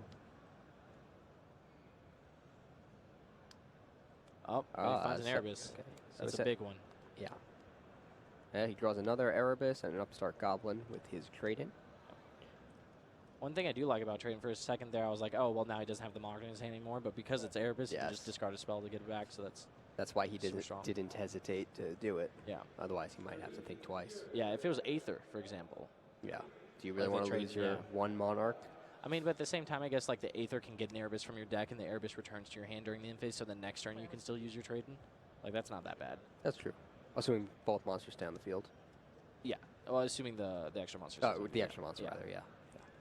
But like at the same, I mean, it's not that hard for that to stay on the field, right? Especially if you do it during your own turn, then you're just getting back during the end phase. Yeah, but 5 back rows on his opponent's field. So the combo of Domain to reduce its level with Monarch Storm 4th. That'll do it. So he used Domain to bring Erebus down to a level 6 monster, and then tributes the Fox to tribute summon it. Yep. Drops a couple cards in the process, but not the biggest deal. So this is now where Monarchs hopefully get into a better position. Anytime they're summoning a Monarch, they're getting 2 spell or traps to the grave, which is the big deal because then they can start loading themselves up with Pantheism, the Prime Monarch, to keep going. Yeah, so that worked out great for Excepcion because by tributing the Fox to summon the Erebus, he got the Fox off of the field so that he can't use Magic Spectre Tornado to get rid of Erebus. So that actually looks like it's just the break he needed. Yeah.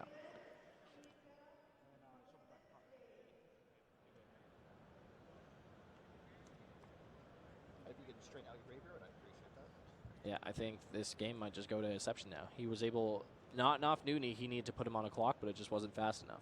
And Exception got there, got his tribute summon, filled his grave with Pantheism, and he also got to return the Monarch's trigger to find Aether. That's usually enough. Yeah. We'll see. Let's see. Reveals 3 copies of Tenacity, adds Tenacity to his hand, activates it, reveals the Aether. Yeah, the right top deck was all Ed needed. Yeah, well, that's how Monarchs work, right? They're just always one card away from just having a crazy hand. Pretty much. And unfortunately for Knopf, his weak opening draw gave Ed Excepcion the time he needed to actually draw that card. So, no legal targets.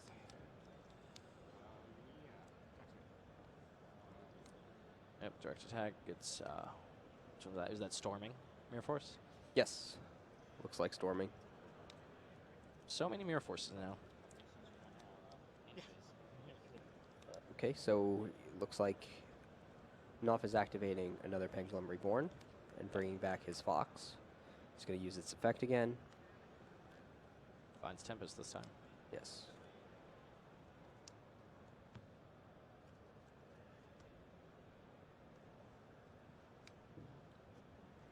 His inability to Pendulum Summon and his ability to only keep 1 monster on the field is going to be very problematic throughout this duel.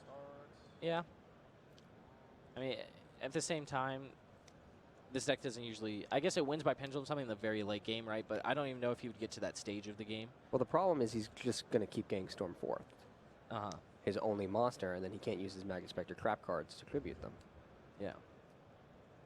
Can you even actually use...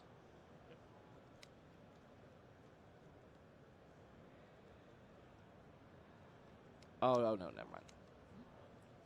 Okay, so Knopf is activating Card of Demise. He draws 2 more trap cards. Magic Spectre Tempest and Magic Spectre Tornado. Another big one is that, like, Domain of the Monarchs is only live when the opponent has a tribute summon monster, right? So if he can clear the way, then he can have a big summon or pendulum summon. He can also just tribute summon the Kirin. If you control a tribute summon monster, then the effect domain turns off. And it turns out he does have a Kirin. Yeah. Well, he activated a card in mind, so now he's just trying to get stuff out of his hand, right? Yeah, anything he doesn't use, he'll lose.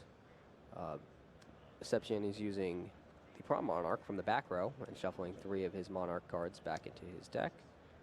It looks like he's targeting 2 spells on the Prime Monarch, but then banishing 1 of the spells to summon the Prime Monarch. Yep, that's the trick with that card, so you can basically... I'm sorry, he targeted 2 of his spells and then banished 1 of them to special summon the Prime Monarch. Yeah, because all you need to do is shuffle back 1 to draw a card, and it basically just makes it so you don't run out of resources. Right, it's the old, you always get to shuffle back 1. It's the old ulti Canahawk. The old ulti Canahawk. Old a year ulti ago. Canahawk trick. That was exactly a year ago that It's exactly worded like a Ritual Beasts had their breakout in a tournament when they were actually had an impressive showing at the 2015 North American WCQ. Yep.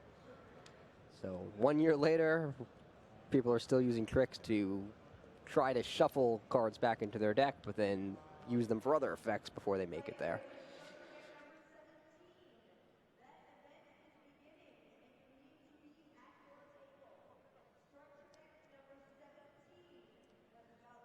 Yeah, I don't see Knopf coming back from this. Like, if the more powerful decks can't come back from, Monarchs doing their thing, then there's no way that something like Magic Spectre can do it. Obviously, there's a lot of chances for Exception to make, a few missteps, but it seems like he's got it down. That trade-in really brought him back. Well, or the Erebus actually to allow him to yeah, it's if it was Erebus, the same, so just drawing a yeah. monster would have been Yeah, crazy. basically any monarch. would have Finds been- Caius. That's All cool. right. We don't see a lot of Caius anymore. No, definitely not. Telling you though, I'm still a fan of the Mega Monarch. I think it's cool in this deck because there's obviously so many ways to search in. It's just such simple removal. You can also, you just summon it during your opponent's turn with Escalation. I guess that's the combo. Yeah, and he has Escalation on the field. So. Yeah, so it's like sort of a trap card. Yeah, it's kind of like Ether. I don't know if I would compare it to Ether, but... Well, when you get all the pieces working, it works like Ether. It's not as simple, and doesn't have the built-in escalation. It doesn't summon a monarch to the field. Doesn't let you kick cards to the graveyard, but it's disruption on your opponent's turn. Yeah. I don't know. Erebus is also just probably going to be better disruption most of the time during your opponent's turn, too. Yeah. But I guess that, like, just That's having fair. a 1 tribute monster is appealing.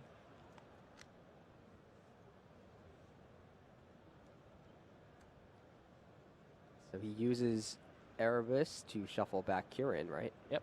Doesn't target, so it gets around Kirin.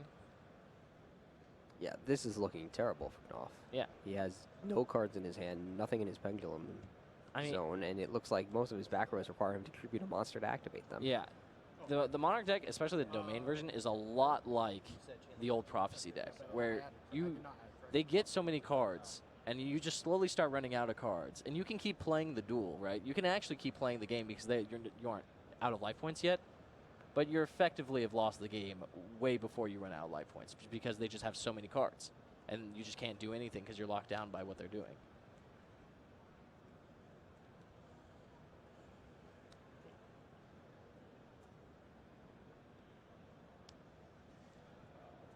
Sepsian activates Foolish Burial, and he sends Adia to the graveyard from his deck. Gets to activate his effect to bring back one of his banished Monarch spells. He brings back Tenacity, uses it, reveals Caius, and adds Storm Forth to his hand.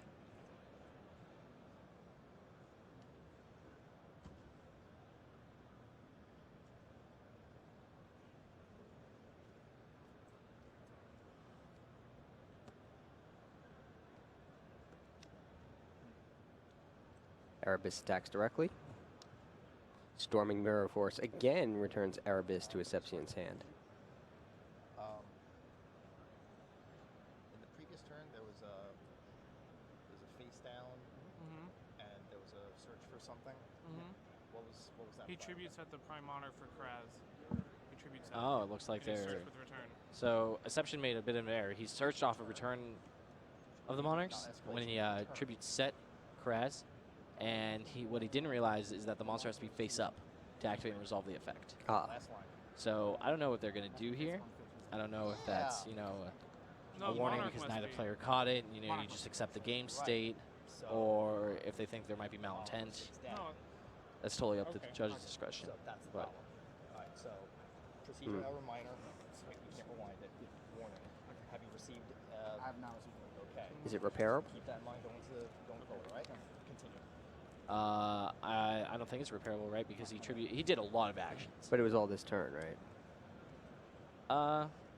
I mean, no. Didn't he shuffle back cards too with the Prime? Oh, he might have. Yeah.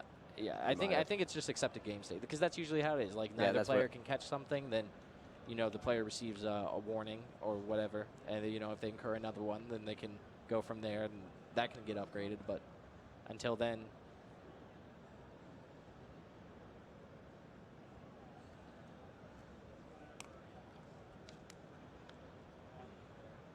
The game loss carries on for the entire event, right? The warning carries on for the tournament, which means if you get another warning for that same type of infraction, you have to answer yes. Looks like they're still talking over with the judge to figure out exactly. All the way until the end of Sunday. Yep, looks like plays are going to continue. I would assume he got a warning there. Yeah.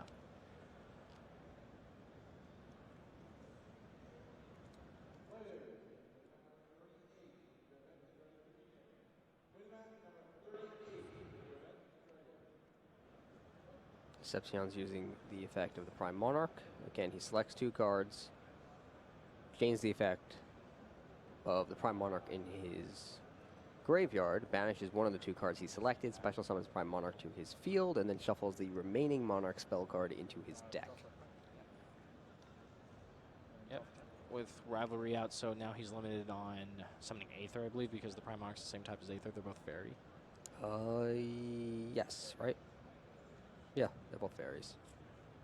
I mean, the Prime Monarch has a picture of Aether on it, right? So I'd very much assume it's a fairy. We'll check. Yeah, Rivalry doesn't even do that much here, yeah, because he can just reduce the cost for a domain and then just tribute summon.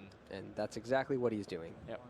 He lowers Aether's effect, tributes the Prime Monarch, summons Aether, uses the effect of return end of Aether. Aether's effect is going to special summon Aether by sending... Did he send 2 cards to the graveyard? Looks like he's doing that now. Okay. Sending Return of the Monarchs and the Prime Monarch from his deck to his graveyard. He has Curaz to his hand. Yep. Can only summon fairies, so... Yes, and then both Aethers attack directly for 5,600. Yep. Losing 34 because of the Upstart combo. Yep. So another attack like that, and that'll be it. Yeah, it's, the issue is just accelerating all that back out, right? Like, you just have to stick on Aether for the rest of the game. Yes, basically. So it's going to be basically. Prime reducing Aether and going from there. Yeah.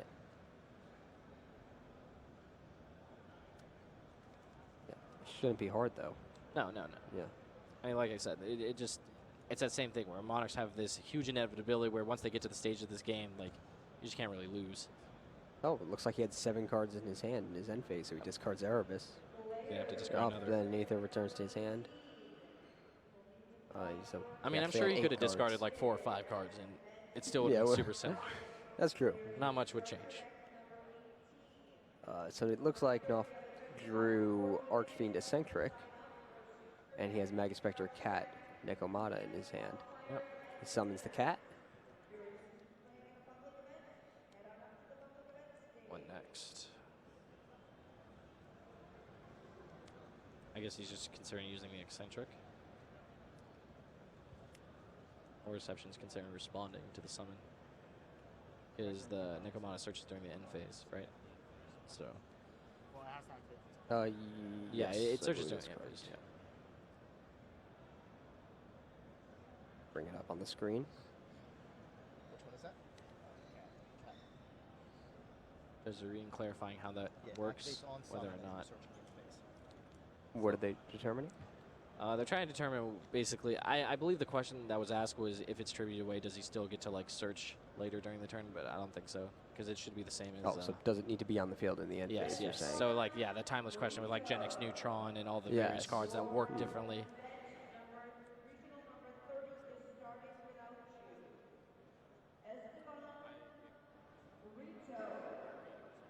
Yeah, no, I still in main phase, still good.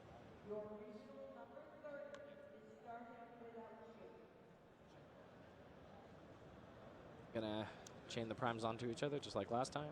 Get to shuffle back a card, draw a card, and special summon back the Prime Monarch.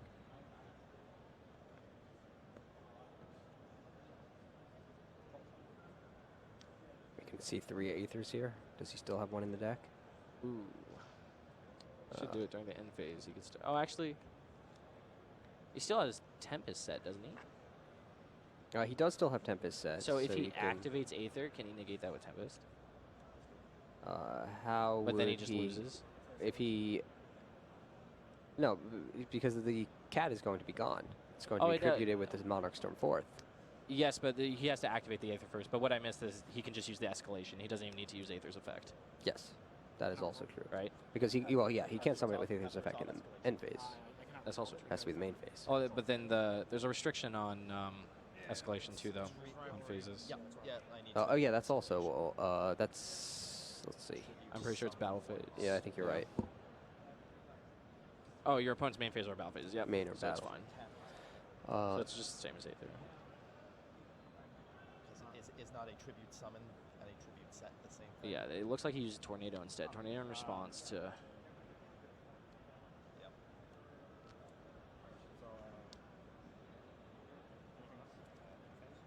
So what happened? Did he have an Aether in his hand?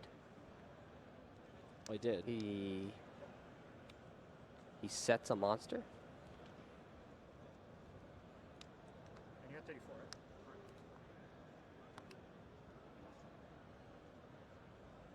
Yeah, I mean, I still just don't see why. It feels like Knopf is making a mistake here by keep playing, because all you can do at this point is just lose in time, right? Like, you're just giving up all the precious minutes for your game 2 and 3. Yeah, yeah. It's probably not likely he's going to win this duel. But there's a chance, right? Yeah. So it's a rough one, but yeah. It's tough to concede when you're still in it.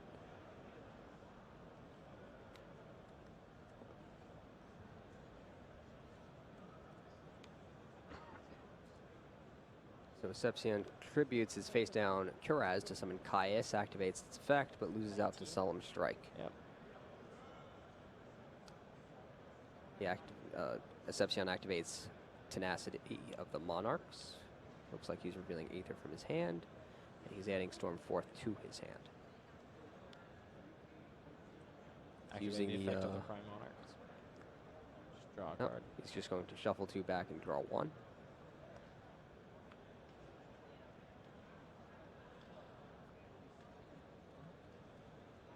Drew an Aether from his deck, activates Pantheism. Oh no, he activates the effect of the Erebus in his graveyard to discard Pantheism and add Caius to his hand. That's a combo. Yeah? If I've ever seen one. See, that 1 Caius, now you can get it whenever you want. Yeah. Thanks, Erebus. I still don't know how strong that is, but yeah. It's cool. Definitely cool.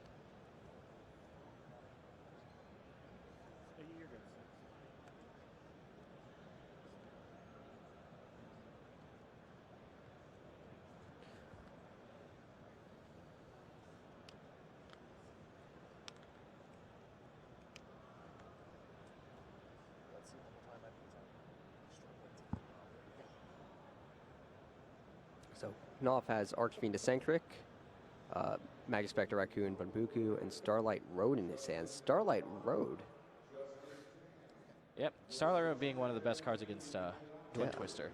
Yeah, he's 1 copy in his deck, and he has, I would assume, 1 Stardust Dragon in his extra deck. Starlight Road's a really good card, but we don't see it a lot. No, but just anything that can battle Twin Twister is what the trap decks need, right? Yeah. So, like, Starlight Road is obviously the most high impact. Yeah, it makes sense. They not only pay 2 cards for your 1 card, but you get a Stardust Dragon out of it. And the Stardust is easily worth another card, Yep. since it can negate 1. Yep. Any destruction effect, and has 2,500 attack points. So it is a huge swing in momentum when that happens. It looks like Knopf has had enough, though, and he concedes. Yeah. So I mean, going game 2 and 3, let's look at side decks.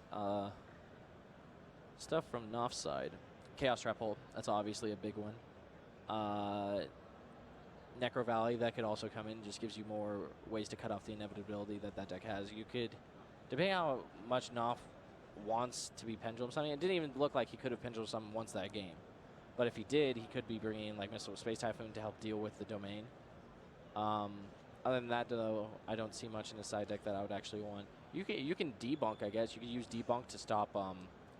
Oh, that's actually not even that bad. You could use debunk to stop Aether, and you could use debunk to stop the graveyard effect of Erebus. Debunk to stop what effect of Aether? His effect to summon him during your opponent's turn. Oh, okay. Yeah, that's true. Which is that's pretty good. And then like, it also banishes the card. So when they activate Erebus, you can debunk that, and then the Erebus is gone forever, which is a big deal. Yeah, and they lose the card cool. as cost. That so that's is like a cool. 2-for-1 trade. So that's sort pretty of. cool. One of those cards comes from the graveyard, but it is powerful. Oh, right. Yes, actually. Yeah. No, you're completely right. But it's a 1-for-1, which is what matters. As long as you're trading for your card and then you get something else. And it's a momentum shift because your opponent might be relying on the Erebus in the graveyard to turn dead cards into live ones. Yep. Sort of rise from the underworld. Yeah. So yeah, we might definitely see debunk come in. Yeah. Can't say for sure, but it's certainly possible. Sepsion in his side deck has Zaborg the Mega Monarch, a Majesty Fiend, 2 Fog King, 2 Storm, regular Storm. Yeah, Storm is really powerful. 3 Twin Twisters, a March of the Monarch, Magic 2 Deflector, Magic Mirror Force, Deflector, and 2 Mystical Mirror Space Force, Typhoon. and yes, Mystical Space Yeah, Typhoon. so we'll probably see some spell and trap removal. Yeah, because come you in figure for that's the one pendulum way zones. that it interacts, yeah. I mean, not even the pendulum zones, right? You're probably just going to try to beat them before they do that, and your domain already cuts off the pendulum summoning. So, like, what you want to be interacting with is their trap cards. Right. Yeah, and right. then you want your domain want to hit just do it. the You want rest. to hit everything. Yeah. But I feel like Magic Specters, they don't have like that one card scale that a lot of Yes. other decks do. So your spell destruction is more effective against Magic Specters than some other pendulum-based decks. That's true, but then my argument would be that, like, domain fills that role. That's true as well. So, like, if Naf commits to scaling 2 monsters to pendulum summon, that pendulum summon must be big, because if domain's just going to cut off in the rest of the game, then you lost 2 cards. That's true. But Magic Specters can amass pretty big pendulum summons which because is true. all the monsters are pendulum monsters, and anytime they're summoned, they get more cards. Yep. So really, when you're pendulum summoning a Magic Specters, you're getting twice as many cards as the number you're pendulum summoning. Yep, that's one reason why this deck's able to play that kind of game, though. Like, none of the other Card and Minds decks really try to outgrind the opponent to the last stage of the game, right? They're just trying to get there until they can win. Just deal enough damage really fast, like the other strategies we've seen. But Magic Specters is one of the few ones that can just amass so many cards. Yeah. Oh, So- and Andy started with Necro Valley. Yeah. So Noff started out Duel 2 with Pot of Duality and activated Necro Valley in his Field Spell Zone. Yep. So he got Chaos Trap off of the Pod Duality, so Exception knows about that. But the rest of his hand is not the best with just double Kieran. So let's take a look at Exception's hand. He activates Tenacity of the Monarchs to search for the Prime Monarch. Adds it to his hand. He activates Trade-In to trade in his Erebus for 2 cards from his deck, drawing another Pantheism. And I can't tell what that monster is.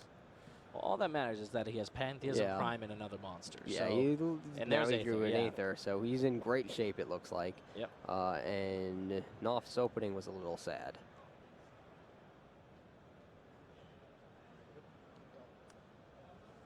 Yep. Next, another copy of Pantheism, ditching another Pantheism. So 2 more cards. This Found is an an 80. incredible start.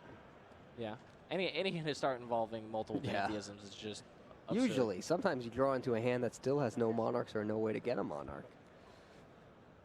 Yeah, but But with this is not Pantheism, you one of can them. usually banish it to help you get going somehow, right? Hopefully. You'd be surprised. Go through 20 cards in your deck and still don't see a monarch. It does happen. But that is certainly not the case here. Exception summons a Dia. He's going to activate its effect. Does he have a banish zone? No, he's activating his effect to summon another monster. No, I know, from but his deck. now it's vulnerable now, right? Oh, you're Like, saying he because should he have didn't banished the banish the Pantheism Pantheism? first, so that if it got destroyed here, he would still be able to use its effect. True. So that might be a slight misstep, but We're 100% sure he didn't banish the Pantheism earlier because he had 3 it's in possible. his grave, right? It's possible he Yeah. did, and I missed it. If he did, everything makes sense. So now he sets 2 of his own cards and activates Storm. Noff tries to negate it with Magic Drain, and Exception has the opportunity to discard a spell card, but he has none in his hand. Yep, thanks to the Storm. So so the Storm is simply negated.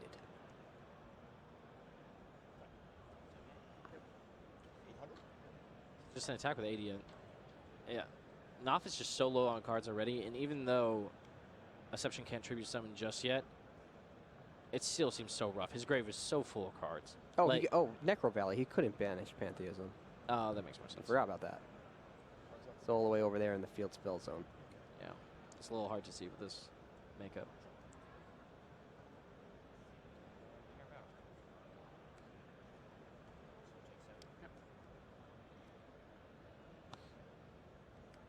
Yeah, this opening much worse facing down Necro Valley. Yes, yes. I didn't realize what an impact that would have. Yeah, but there's still just a bunch of cards. Yeah, Domain gets him out of it too. There's a ton of cards that just help him get going. Domain is definitely one of them because it helps him reduce the cost of his Monarch. The issue is that Nafari has Chaos Trapple to answer that.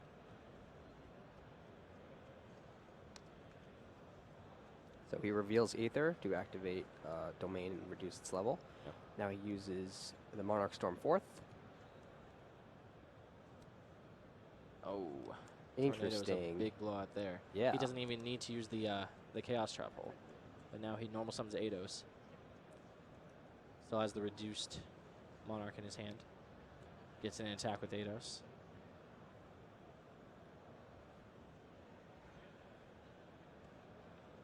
Yeah, he really needs to just find the out. If he finds out to Necro Valley, the game's over. But until then, yeah, pretty much. It'll unlock all of his pantheisms and Idea, and Eidos. Rather, Eidos to get Idea.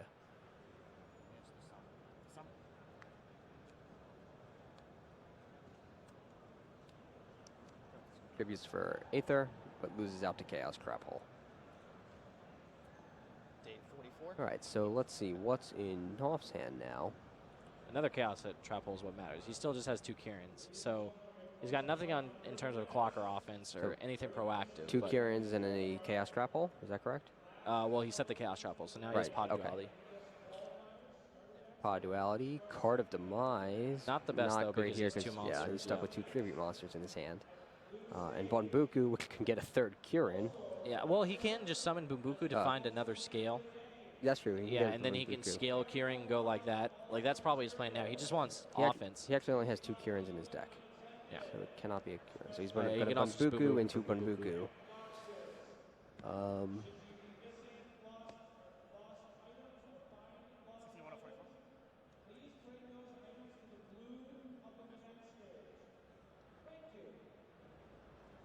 And Deception draws Curaz, which actually goes well with that Tenacity of the Monarchs that he can now activate. Yes, but it also still just loses out to the Chaos Trap Hole on the other side. Of course. Yeah. Gonna activate it. So that's probably what's going to happen here. This is a real top deck war, though. Yeah. I feel like neither of them... As immediately Chaos Trap Hold. Yeah. And Knopf's getting low on life points, too. Yeah, but paid 4,000 to activate Chaos Trap Holes this game. Yeah, but Monarchs don't really have a bunch of monsters that they can just summon, right? Like, they need to get going to do that or to have the tribute resources. Yeah, generally. Yeah, it looks like he's just going to scale, and Pendulum Summon. So this is where the game can go super in Knopf's favor. He gets 2 triggers, he gets a trap card and a monster. That's exactly what he needed, yeah. So Pendulum summons 2, each of the 2 get another 1. And that's enough for Reception. So that's one of the coolest things about Magic Specters. Pendulum summons are really powerful. They let you summon a lot of monsters to the field at once from your extra deck. So from a place that isn't even wasn't prior to Pendulum Summon, wasn't even considered a resource really. Sure. Or at least a limited resource, not in that way. Yes. But it was never a second hand. Right. Which is what exactly. it is now. But not only does it summon it from there, so it just throws cards onto the field seemingly out of nowhere, but it also doubles them because each of those cards searches the deck for a card to add to the hand. Yeah. So that's Magic Specters, and that's how Knopf was able to win the second duel.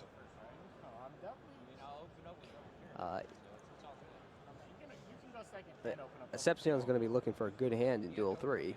Yep, definitely will be.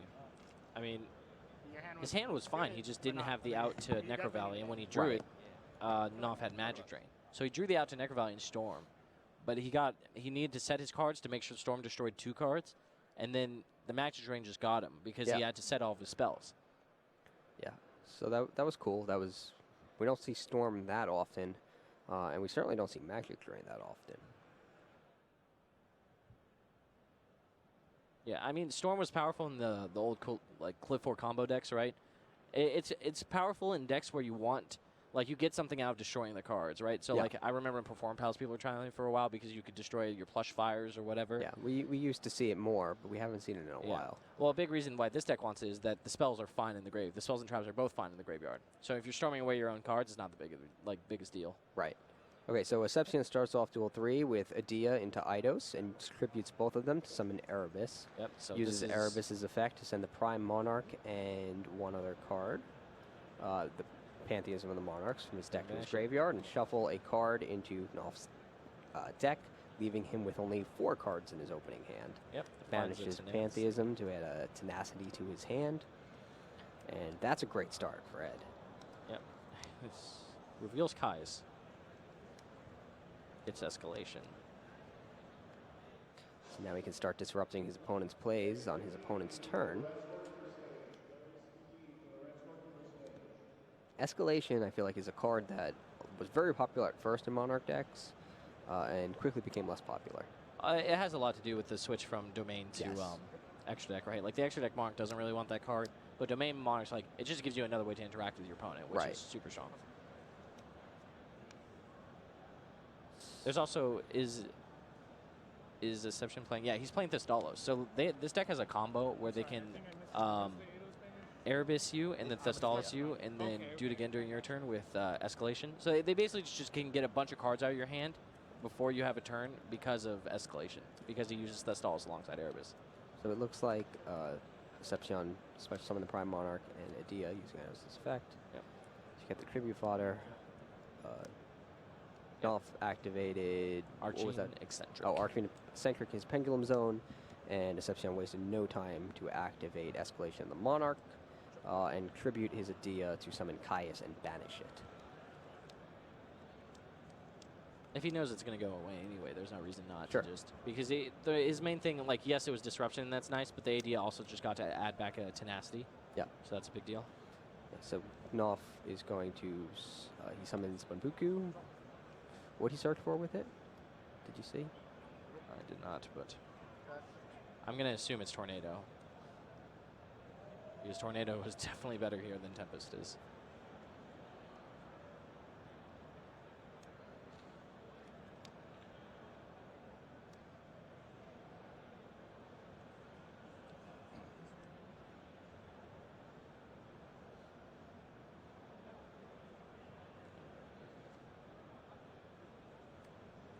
Banishes Pantheism, reveals Tenacity, Return of the Monarchs. So a bit of a decision.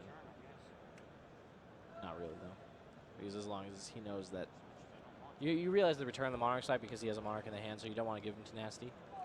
Because the Tenacity can just find Return and then help you fill your grave. Just get more stuff in the grave for that Prime Monarch to keep summoning itself. At the same time, though, you give him the Prime Monarch there, and then it could give him more difficult decisions down the line. But I think the choice to give him Return there is fine. Because it definitely forces him to do something this turn. Or it will force him to do something at some point, but more so... what you're playing around is you just need to survive, right? At this point, not try to play the long game. And giving a Return gives you a better chance of surviving.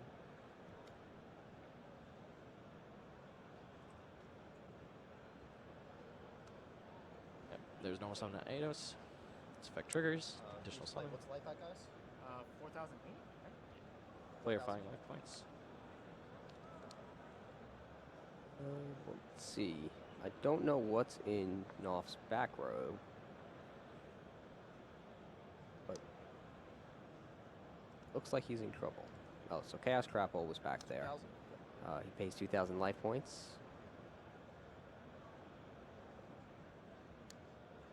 This is a very strong opening for Deception, as typically Monarch openings are either very strong or very weak. Yeah. Oh, he searched QB. That's the only card in his hand. I didn't realize that. Yeah, for whatever reason, I thought, no. I saw Bambuku, I was like, oh, he's the trap one, but no, QB's the trap one. So he searched QB last turn, and then now he's getting another search off the Pendulum Reborn. He searched the one that gets the trap one, so you made a leap in your head. Yep. So now he's going to Bunbuku for Bunbuku. Or rather, that's a Pendulum Reborn into Bunbuku to add Bunbuku to his hand. Bunbuku being one of the few, search cards that can add itself. Yes. Of course, the ever-popular elemental hero Stratos can also do that. Yes, but we don't speak of him since he's not for these tables. Yeah. He's for the Generation Duels. Yes, they can play 3 Strauss. Someone won the Generation Duel yesterday with a deck with 3 Strauss in it, actually. Really? Yep, it was really cool. Very interesting. Yep. I did not think GX could do it, but that guy's deck was super sweet. Is that Kyubi? Yep. So, draw for turn Storming Air Force.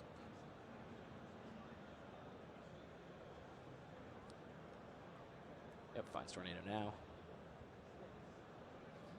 Switches Bunbuku into defense position and attacks Adia with Kyubi to destroy Adia, and Deception is able to add the Pantheism of the Monarchs from his banished zone to his hand.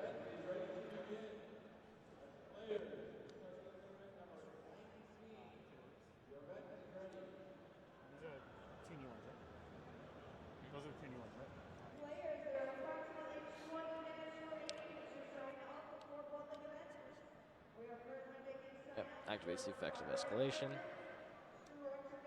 Tributes away Kai's for the Erebus he just got back. Both triggers. You'll get to dump 2 and shuffle back a card, in addition to, I assume, finding an Aether. Down. Yep. Yep, and then he has to shuffle back an opponent's card. Uses a random back row. Well, it's during the main phase 2, technically, I guess, close to end phase, right? Mm. So, can't respond with that one. Right. Reception definitely in the driver's seat. Oh, for sure. Missile space time. He has been all game. Right, gives Nolf another 1,000 life points, which could actually be pretty impactful when he's as low as 2,000. Idea, the beatings continue. Yep. Does he have another Eidos left? Yep. Not good. I'm sorry. Yeah.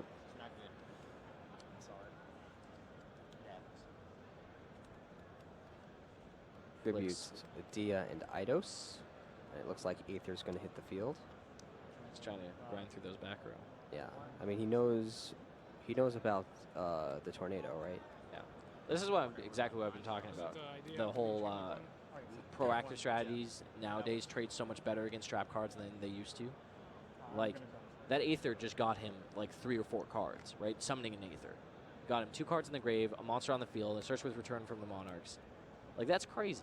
One card just does all that. How are you going to keep up with trap cards without card demise? Yeah, that's really strong. There's a... Let's see. Special summons another Aether from his deck.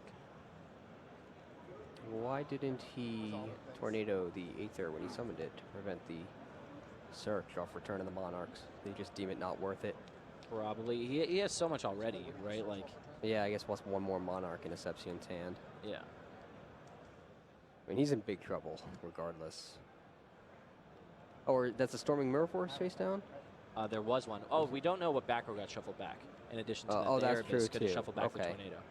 Yeah, so these are all factors that would obviously affect Nolf's play. Yep. So domain. Looks like he still has the Storming Mirror Force. Oh yeah, then ooh, that's huge. Then he doesn't care about an extra Monarch search because Asepsion just added 3 more to his hand. Yep. And you're right, that is huge. I mean, it's huge in the way that Asepsion just got 3 monsters to his hand, right?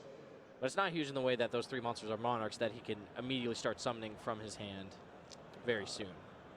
True.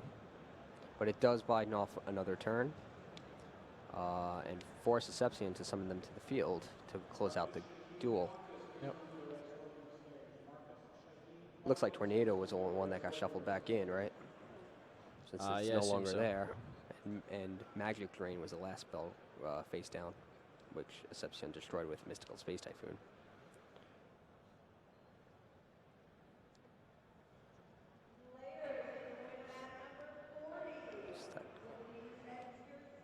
Yeah, Nolf also only has 2,000 life points left. So even this duel goes to time, I don't think he's taking it. Monarchs are very good at defending their life points because of the Prime Monarch. Yes, and it's tough.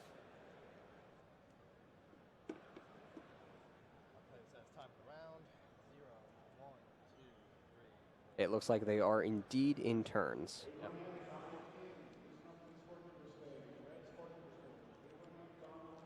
Yeah, I mean, if Nolf can find a way to deal 6,000 damage, well, 6,000, more than 6,000 damage, right? And then not get any damage over the course of the next couple turns, he can win, but I don't see that happening. Yeah, 6,000 is just a tie, too. Well, there's gets to do what here, Totem Bird? Or, oh, no. Assumption considered responding for a second, but sea summoning does not work like that. Nightmare Shark. Yep, he's going to go in and try to do something, but Stormforth going to catch him. Yeah, and even if it didn't, what's 2,000 more damage? Yeah. When well, I guess the idea 8. was just like protecting it, right? But obviously that's not going to work. Erebus is just going to destroy any plans he has. Gets another card out of his hand, gets 2 more cards in the grave. Yeah, so this Asepsion might actually be able to win without time well, being a factor. I don't think time was ever really a constraint, though. Yeah. Like, once he... Yeah, his opponent has 2 cards to his... A lot. yeah, like, if you're counting just cards in hand 3, And then you'd have to not count Return, Erebus, Domain, and Escalation, and all the And cards all in his grave. Yeah, the like, cards in the graveyard also generate cards. he effectively so. has like at least 8 cards, if not 9 or 10. And now he gets to search for one more with Yep. Tenacity of the Monarchs. So now he also has card selection. Yes. And well, the Primarch will make sure he gets an extra card every turn. So yeah, he's basically run away with this duel. yeah, well, that's just how the Monarch deck is, right? Like at one point, it's just sort of trivial. Like you kind of go through the motions, tribute some monsters, fill your grave, get rid of their monsters, and at one point they just don't have any cards. Hello, everybody, and welcome back. We are now entering the home stretch, the final 3 rounds of day 1. This is round 7. And just a quick update from our last match. Corey Nakato was 5-0 at the time. He's now 6-0 going into round 7. And actually, there was another Metal Foes Yang Zing deck that was undefeated at the time, who we do not know the fate of in round 6, but it seems like it might be just creeping up out of nowhere as a real contender in this tournament. Dangalong just makes a big difference. Same thing with 9 Pillars. Yeah, and the fact that you can even combine it with the Metal Foes cards is really fantastic. Yeah. And we're going to see a little more of it in this round as Logan Prophet takes on Jacqueline Bernal, who is running a fascinating Metal Foes Abyss Actor hybrid deck using the new cards from Destiny Soldiers. So let's head down to the table and see how that all works.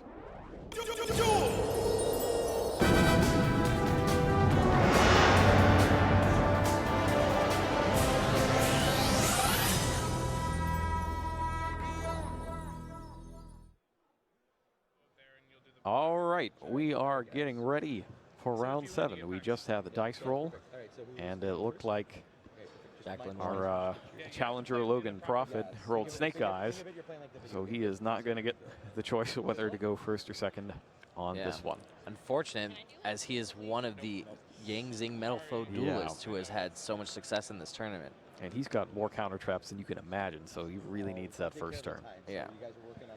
But I'm really excited to see Jacqueline Bernal's deck in action. It'll be fascinating. Yeah.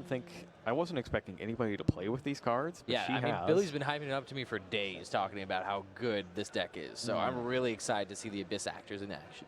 I don't know.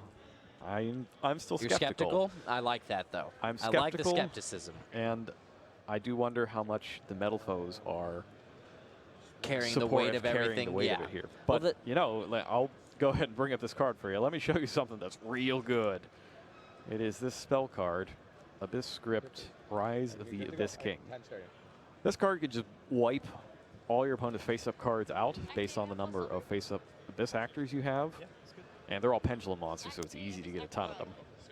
And your opponent can't chain to it if you have a level 7 Abyss Actor or higher Abyss Actor on the field. Yeah. So it's possible to definitely steal a lot of wins just with that card.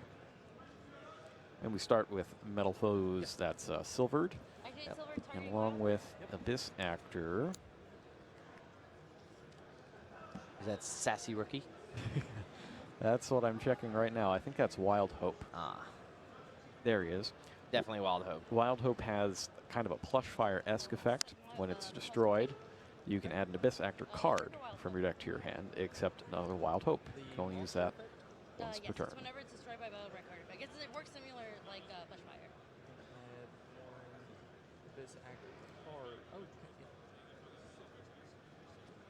Puts it in the hand. Yes. And she goes ahead, and oh, there he is. There's that Sassy Rookie. I'm a fan of this one. Go and bring Sassy Rookie back. There he is.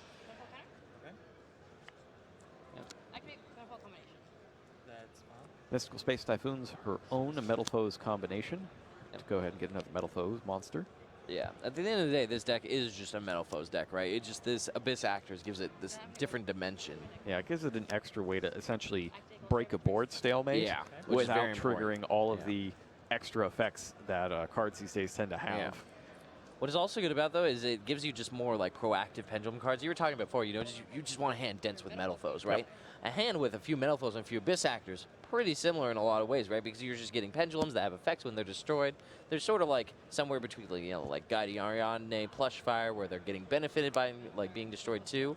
So I don't know. I'm excited to see this because we were talking about like engines you could splash in Metal Foes earlier in the day, and this could just be the best one out of all of them. All right, so Gold Driver destroys Silvered to set Metal Foes Fusion, and then Steelin is activated to complete the scale 1 and 8.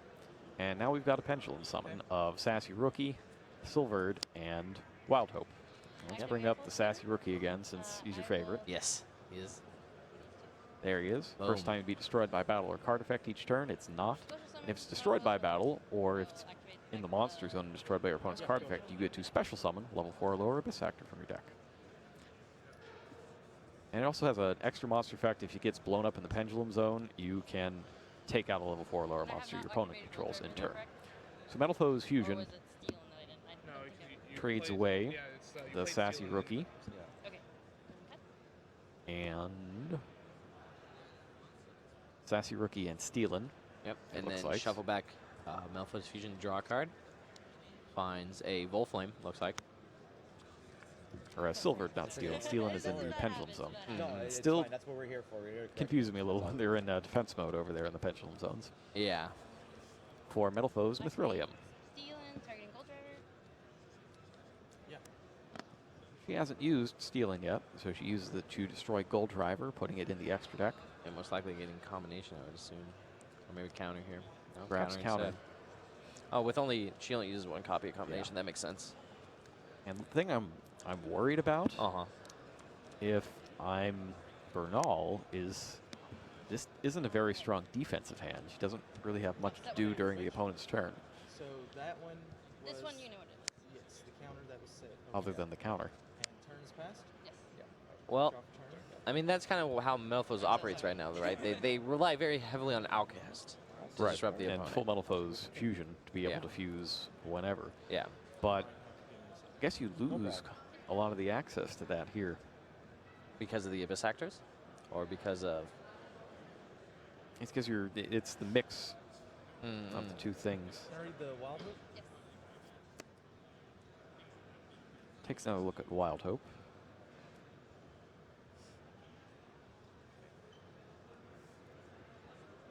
No, she is playing the full complement of normal monsters. Yeah, yeah, she's using as many Malfo cards as you can. Right, That's why I okay, like this deck. It's just like in Bismugear. addition. Bismugear is the one she's not maxing out on. Yeah, which is very common, right? We've seen a lot of double Bismugears. But she's also slimming on the spells and traps. I think that's the big place she's slimming. There's only one or a full Malphos fusion, one Yeah. Malfo fusion, only one of each trap card. Yeah, she's kept all the monsters, just slimmed down on the spells and traps. Also, no copies of Pot of Desires in her deck. That's the big difference, I think. So here's the crazy thing. Prophet goes in and uses Mystical Space Typhoon on a face down.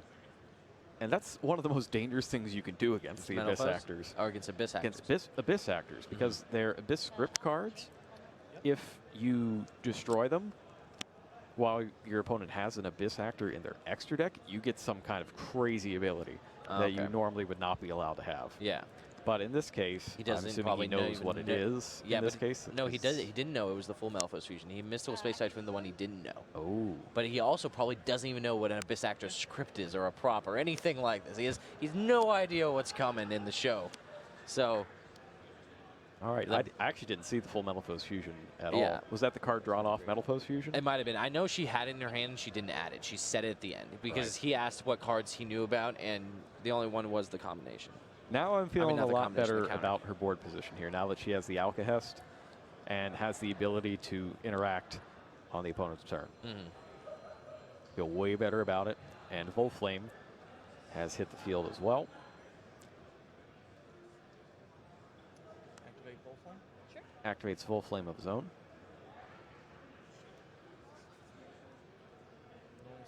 Summons Puleo. Puleo? Yep, it's the wind. Yeah, the 1-star, right? And he's forced to hand it over in response to Not the Volflame most effect. impressive Yangzing Malphone turn one we've seen so far. Nope. That's another one that would have gone a lot better had he gone first. Yep. There, right there. Just one Alcast activation. Enough to disrupt the whole turn. I don't think his turn was going very far anyway, but Yeah, we definitely kind haven't, of showcases how. Let's go and bring up Alcast, because I don't think we've seen him yet today. No, this is the first time we've seen one actually hit the table. It's cool.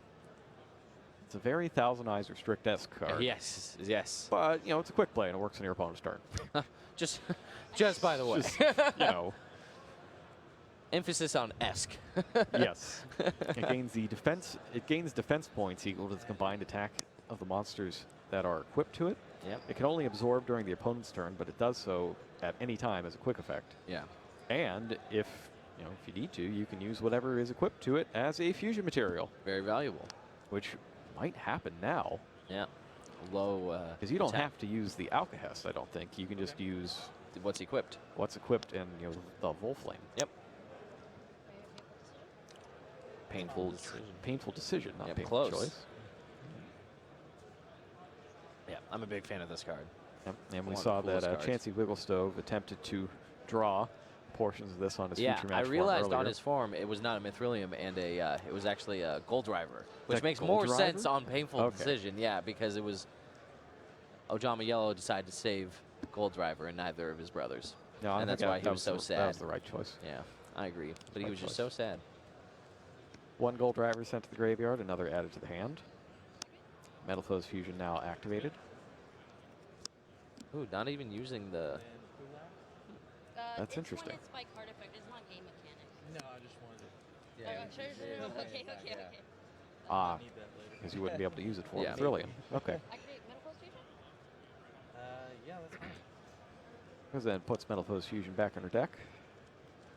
I believe Jacqueline Bernal is also a bounty duelist. Look at that Konami lanyard around her neck. Oh, yes, Yeah. she is. So that's cool. The winner of this will get some Astral Packs or Turbo Packs or whatever we're giving out this time around. And she picks up another Metal Foes, which is not a bad thing. She still needs to be able to complete that scale.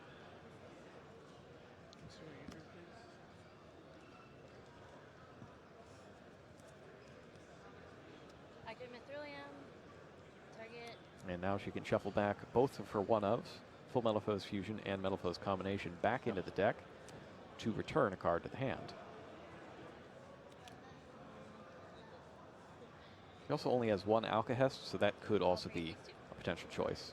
Yeah, it looks like she's going to go for Alcahest and Fusion.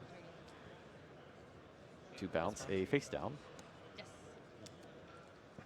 That is Metal Foes Combination. No Metal Foes in the graveyard to summon back with it. So Prophet conceals the information and just takes it back to hand. Prophet unable to profit conceals the information. So Mithrilium's on board. Gold Driver hits Pendulum Scale. Massive pendulum summon. That's 1 and 8 again. And now the whole troop is coming to play.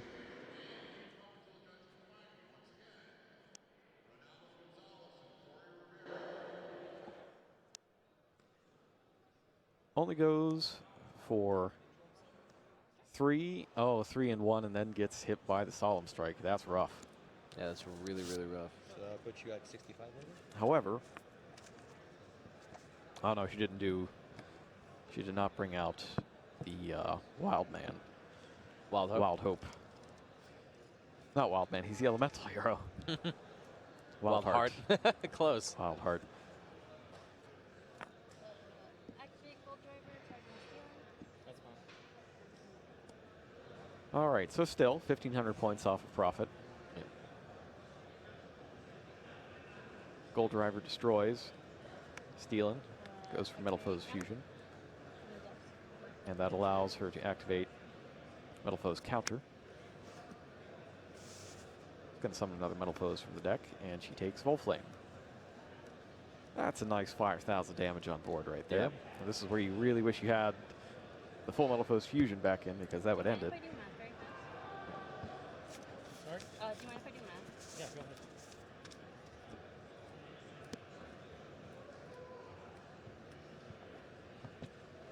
Just make sure this is that right.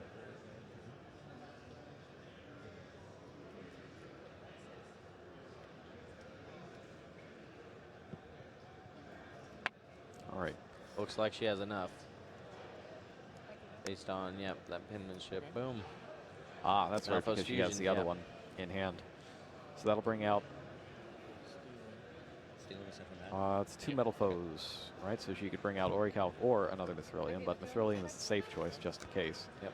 That gets her another summon of one of the cards that was sent to the graveyard due to the failed Pendulum summon. So now she's got 7,400 damage, which is more than enough. And Prophet scoops it up and is ready to go to game 2. Yeah, at first that huge pendulum summon may have seemed a little bit aggressive, but she definitely realized that she could push through it regardless of what happened. Smart stuff. Cool. Yeah. And that is why you play triple Cerulean. Yes. It is incredibly important to have constant access to that card. Crazy powerful. I'm nervous that I might make a mistake and not catch it, you know? All right, so things go pretty well for Jacqueline Bernal in game 1. Yeah. But was it Abyss Actor things? Was there a lot of Abyss Actor things? No, just a couple, right? Well, I think that Bernal's deck is less of an Abyss Actor deck and more of just like, it's Metal Foes, right? And this is just the best sort of other Pendulum cards you can play with them. So you know what I mean? Like basically a substitute for the Magispectors. Well, she also plays the Magispectors. Does she? Yeah. 3 Bumbuku and a Kirin. This is just more. Oh, yeah. They are there. Yeah, she's just slimmed off like some of the excess traps they play. You know, there's no strikes, no dimension barriers, nothing like that. Oh, I see what's missing now. Gofu is missing. Oh, that's a big one. That's what's not here. That makes some amount of sense. Gofu is a really powerful card, but it's only really an opening turn card, though. Yes, which is very true. Whereas, you know, pendulums are just great throughout the game. Right. Yeah. You also get the most payoff when destroying pendulums with your Metal Foes, right? Even though Gofu generates a bunch of, you know, free cards, uses materials, and used to destroy things. Sometimes you just need pendulums to get stuff done. Yep. Looks like he's going a little bit more on the Xyz side of things than the Synchro side of things as a result. And you do get one thing that the Darks do give you is access to kind of the Dark exclusive. A big one being Xyz monsters. Key Beetle. Key Beetle. Yep, Key Beetle Emptiness. Key Beetle. Just as good as it was when we first saw it. Yep, and she is running that combo. Yeah, definitely a solid one. Yeah, no, the cards she's removed are like Gofu, 0 copies of Pot of Desires. Right. Yeah, stuff like that, like slimmed on the Melphos cards. It's definitely like an interesting take on the deck. And I think she's going to have a pretty good game 2, actually. Now that she knows what she's playing against, you know, this is a deck that can spit out a lot of monsters at once. So you might actually get ye old Winged Dragon of Raw Sphere mode. Yeah, it seems coming really in good. there to tribute them all at once. DD Crow is good against that deck too. She has a lot of solid side deck cards, at least 5. I really like Denko Seka here. Because he's going to try to put as many counter traps down as possible. That makes sense. And none of them actually, other than Solemn Warning, none of them actually can react to Denko Seka. Yep. Continuous effect. I definitely agree with that. I could see that. What about Prophet's End? On Prophet's End? Well, I think he's going to treat it as if it were just another Metal Foes deck. So that means Twin Twisters comes in. It's interesting. He's got and the Band played on here. I haven't seen that card in a long while. That's the one you can't special summon a monster with the same levels you control. Let's take a look at that. All right, so neither player can special summon monsters with the same level as those they control. Neither player can special summon monsters with the same rank as those they control. Yeah, that's definitely a strong card, and I'm surprised we haven't seen more of it in the past, because it's just another one of those, like, stop you from doing your thing cards, you know what I mean? It's probably not that good against this deck, though. It seems good against Burning Abyss, strategies like that. Rivalry of Warlords could be good here as well. Because you have the split between the actors and the Metal Foes, you can stop mixed pendulum summons between that makes the two. sense. But Still the good thing probably about not the having most so much powerful. Metal Foes going on is that you can don't just have to excise that part of the deck if you need to. Okay. Next up is Looks like side decking was done very swiftly, and we're ready to go.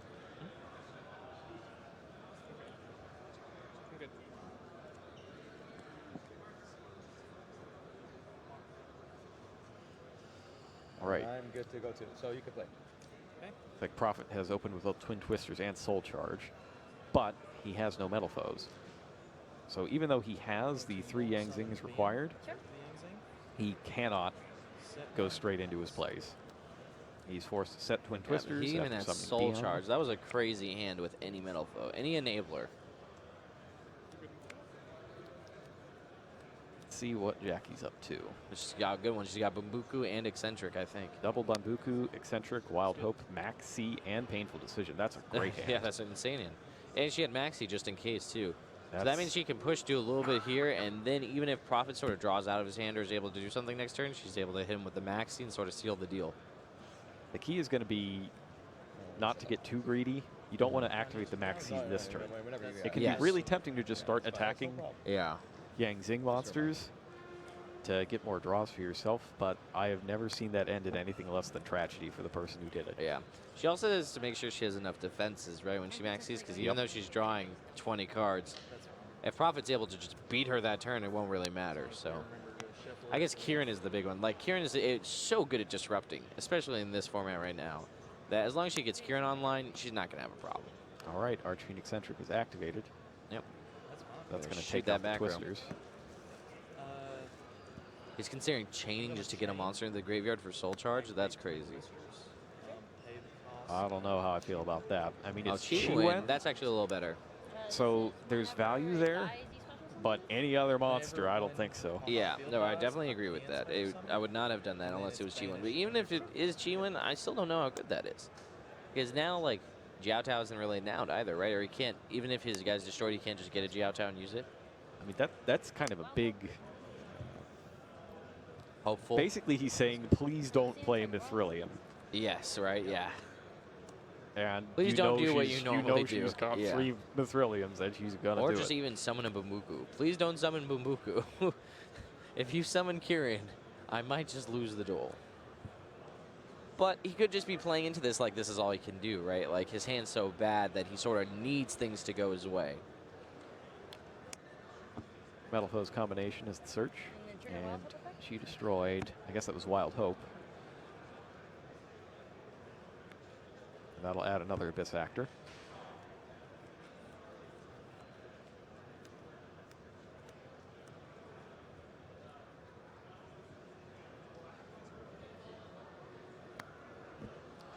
That is...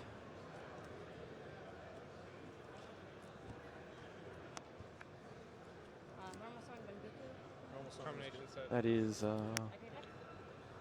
Sassy Rookie. I'll just throw him up there again. Yep. Thanks. Who did his hair? I don't know. Oh, I think you might want a refund on that. I think it works a little better for like Eddie Redmayne or Matt Smith, but if you are kind of a wooden puppet pendulum monster thing, I don't think you can pull that hair off. I don't know. He's definitely got the sass for it, so that's all I really care about. Magic Spectre Bunbuku is summoned. Searches out Kieran. And the Sassy Rookie, spend the Pendulum Scale, activated there. Okay. That's a 2 and an 8, so a big pile of monsters hits the board. Activated effect of Wild Hope. I can increase his effect for. I could make his attack 100 for every Abyss Actor on the field. And now we're taking a look at Wild Hope. Gains 100 attack for each Abyss Actor monster you currently control. No, it's not that good. It's not that good. And it may not seem like much, but 100 here, 100 there adds up. Yeah. I feel that's just one of those incidental effects, you know what I mean? Like, it's not really what you're playing the card for, it's just more upside. Yep. To bounce to hand. Yes. Yep. Archfiend Eccentric, return to hand to bounce. Just give me a second. Yeah, this is really good. She gets to end with Totem Bird and a Kieran up. That's real hard. With Maxi in her hand, too. With Maxi and the one Abyss Actor that's left on the field, if it does somehow get destroyed, adds another card to her hand. Yeah. That's very strong. 6,000 total. 6,000 total? Including the 1,700? 6,100. 6,100? And she played it perfectly as well. She did not destroy that BN to let him get into his combo with Chuban. Yep, didn't even need Mithrilium because of the Kieran. So 2 12s. Babuku's 12, correct? Yes. So I did 2 12s. I did the. I didn't do the. 6,100. 2,000. Okay, I'm gonna go 8,000 minus 1,600, 1,900. Okay. Yeah. So hold on. So we got the 2,000. And then the 17. Yeah. Now we're getting some quick damage calculation here. Yep, make sure all that math is right on the money. It's a lot, I can tell you that. So 12 would be 68. I want to say 62. Well, it's 12, 12, 17, right? That's 24, 41 plus however much Kieran is. Kieran 22? 12, 12, 17 or 12, 12, 18? I think it's 100 for every Abyss Actor monster. Does it not count itself? Oh, no, it's only one. Okay, Yeah. that's right. It doesn't count the scale. Yeah. So however much that is plus Kieran's attack. Is Kieran 21 or 22? 2,000. 2,000, ooh. 2,000. So yeah. So Logan's down to 1,900, 6,100 damage. And he is facing down a Kieran and a Totem Bird. And he picked up a Metalfoes monster, Metalfoes Steelin, which he really could have used on his last turn. Yeah. Still has Soul Charge. He can still get himself into this game, I think. Like he can he? Isn't it just going to get negated?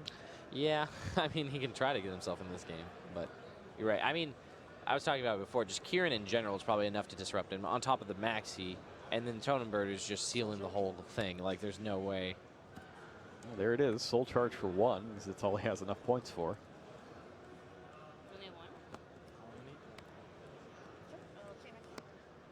Play Maxi. That might not even be worth negating. Yeah. Let him take the 1,000, go down to 900. And that Chi-Wen can't use its other special summoning effect. It's just going to get banished if it gets destroyed. Activate Stealing? Activate Stealin, and that's going to draw out the Totem Bird. It goes to the edge. It goes to the graveyard. It goes to the graveyard, yeah, because the activation was Goes to the graveyard because the activation was negated. It was not on the field when destroyed. Yep. And that's Kieran is going to make sure nothing else can happen, and that's the duel. So, you were skeptical about Abyss Actors before. Yep. I'm sure you're just as skeptical now because we only really saw the Metalfoes do their thing, right? Yeah, I didn't really learn a lot about Abyss Actors other than Wild Hope's pretty good. I like Wild Hope. But I guess he needs a supporting cast to go around with him. Yes. Definitely the case. Battle phase? Going to battle phase. He's going to try to crash into Totem Bird. Yeah, that's not now happening. that it's got the minus 300. Well, actually, you can't battle phase because of Soul Charge. Oh, that's correct. Oh, yeah. Thank you. Did not Seems Definitely not happening. perhaps a little unlikely to go through. Yeah.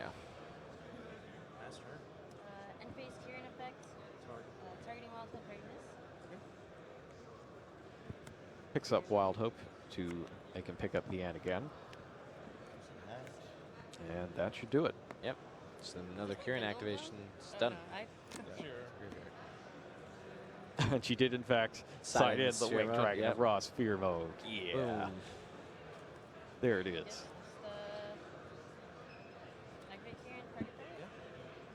Goes ahead and uses the Kieran, and then just pendulum summons everything else back. And that'll do it. And boom.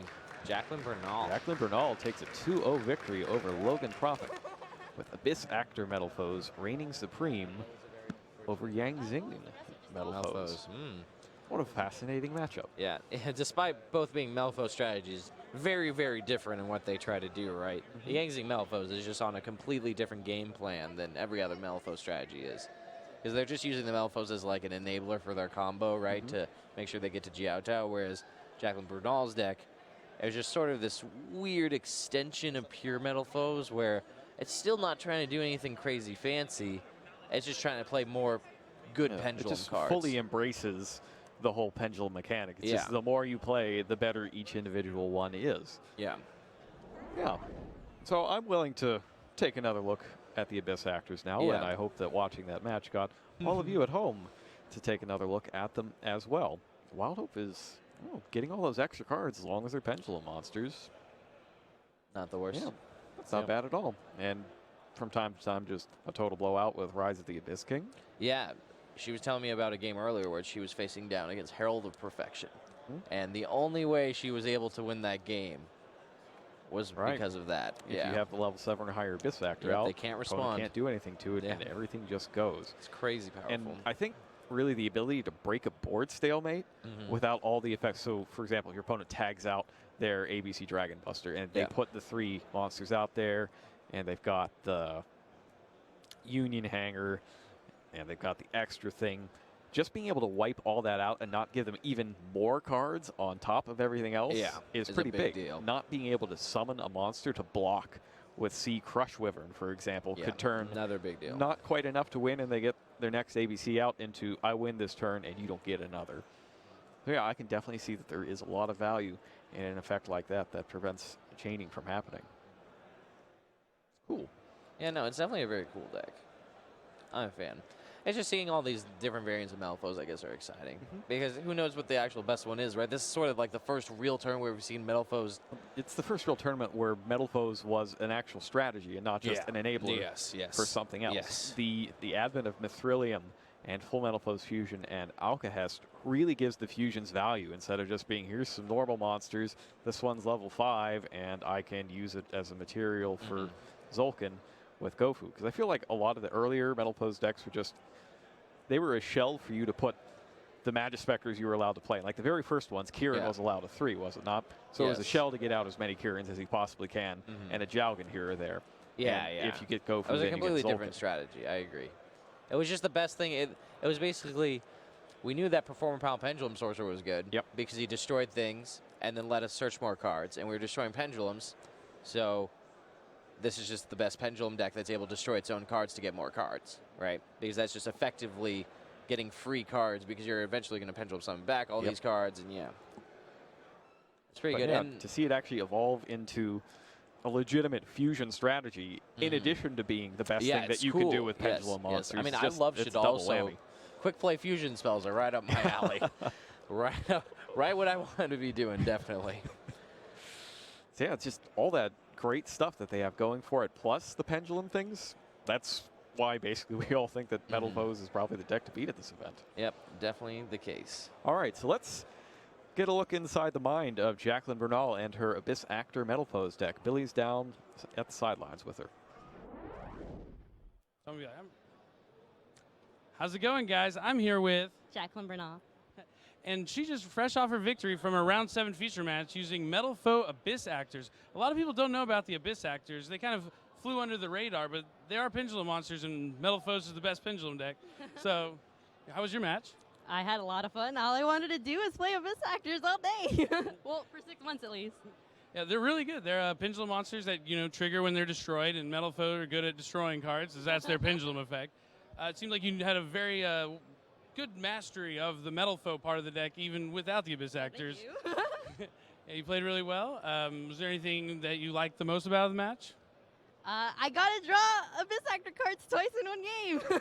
You got to use them and show off a little bit what they can do. They're like plush fires, and plush fire is banned, so why wouldn't I play plush fire? That is good reasoning. Well, congratulations. You're still in this tournament, looking strong, trying to make it to the top 32. I hope to see you there. Thank you. Is there anything else you want to say?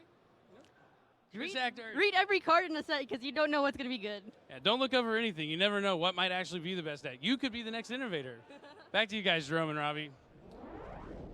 Now that is really good advice. That is actually, the best advice I've heard in a while. Yep. You really should read all of the cards very carefully. Yeah, I mean, that happens a lot. Like, look at cards like Vanity's Emptiness. Yeah, how that many was times a is the Star card from Strike Blast card. Common? Yeah, it's just undiscovered for how long?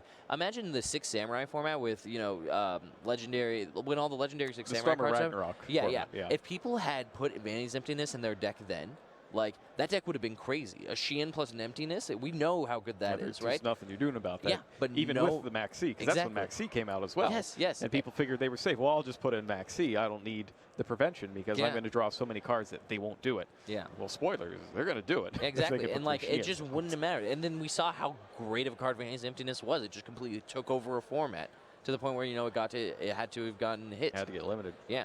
And then their point was pretty good about the Abyss Actors, that like it does fill a role similar to Plush Fire or like Guiding Ariadne, right? We've seen Guiding Ariadne in the Metal Foes decks just because it's something you want to be destroying. And that's the same thing. Like if I want to be destroying my pendulum cards anyway, I might as well destroy something that gives me a little bit of extra value off of it. So I kind of like that. Yeah. And it worked out just fine. I think it's also important that they're good scales, right? Because aren't they 2? Yeah, it's a bunch of 1s and 8s or 2s and 8s. Yeah, that exactly. Sort of thing. Whereas like Ariadne is a 3, and that's not what you want in all Metal Foes. So, all right, so there's a lot of stuff going on out here, and really this place is huge. It could take forever to walk from one end to the other if you get caught in the crowds or anything like that. But Billy is going to do his best to show off what it's like to be at a YCS that's just this huge.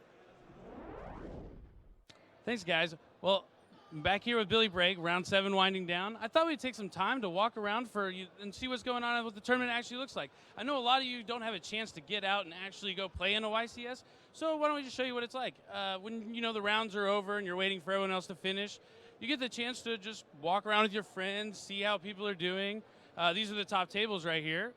See if we can get a little closer through the waves of people and Duelists. See what's kind of going on. Excuse me. We got a lot of interesting matches going on. The time's almost over. But yeah, these are the top tables. What are we at? Table 13. Happy about our feature match win. We have an epic match going on down right here between Paleozoics, it looks like, and Gadgets. It's not looking so hot for them. We'll let them get back to their game. YCS Anaheim, there was a lot of raffles and door prizes. One of the raffles was this Black Rose Dragon, won by Yuri Diaz over here. Yep. So basically, this is what you do at a YCS in between rounds. You can walk around, see what everyone's using, have a good time, sit at a table, meet people, and do whatever you need to do. We got another match going on. Let's see, it's a Metal Foe Mirror match. Late in the game with Garen and Pete Navarro. Sci-Frame Lord Omega is a super solid card. These players are at a high table, so they're both undefeated. So they're both having good chances of making a day 2 and maybe possibly a top 32 cut. This is when the rounds really get intense. But yep, that's where it is.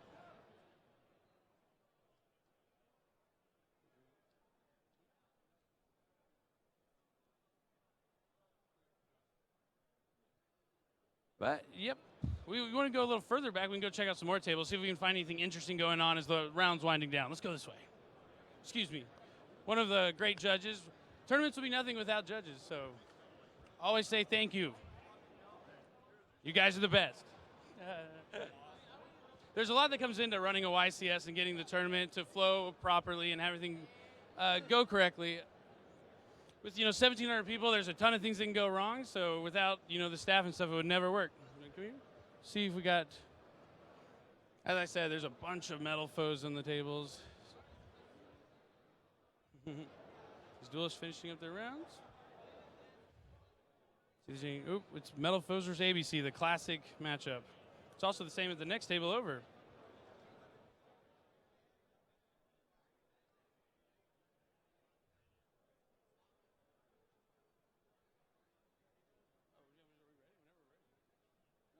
Well, that's a little look in on what goes on at a YCS. If you never actually got to be at one and walk around and see what the floor looks like.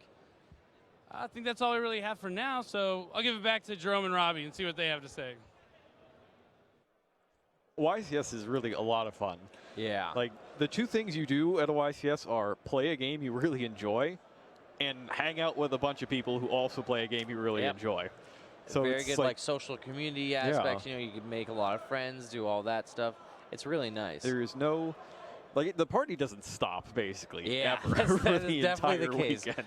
When you arrive on Friday, up until when you leave on Monday, there's always something to do with people who love Yu-Gi-Oh! And even you wind up meeting people in the airport as well on the way back. Yeah, no, I've done that so out. many times. Oh my goodness. So yeah, as you can see, this hall goes on practically forever. Yeah, this Billy is was just at the top tables. Big room. It just keeps going and going and going, and it's all full too. We had over 1,700 people show up. That's amazing. It's a huge one. So you said third biggest, right? Third biggest is what Leighton told me. Nice. Dan says it might be the fourth biggest, behind the previous one that was held here in Anaheim. Oh, that could be the case. I can see that. So top 5 for sure. Definitely top 5. Is that all we know? Two 1,700-ish events, something like that. So we've got 2 rounds left today before we go to day 2, and we're going to get to round 8. Well, time just ran out in round 7, so we've got another rewind for you, and we'll be back with round 8. Yu-Gi-Oh! Rivals of the Pharaoh, with cards like Bakura's Dark Sanctuary, Kaiba's Neutron Blast, and Little Yugi's Silent Swordsman. Some of the strongest cards the Pharaoh ever faced. Yu-Gi-Oh! Rivals of the Pharaoh. 5 cards per pack, each pack sold separately. And you get to banish a card from your opponent's hand, field. Hello and welcome to round 7 of YCS Columbus, second to last round of the day.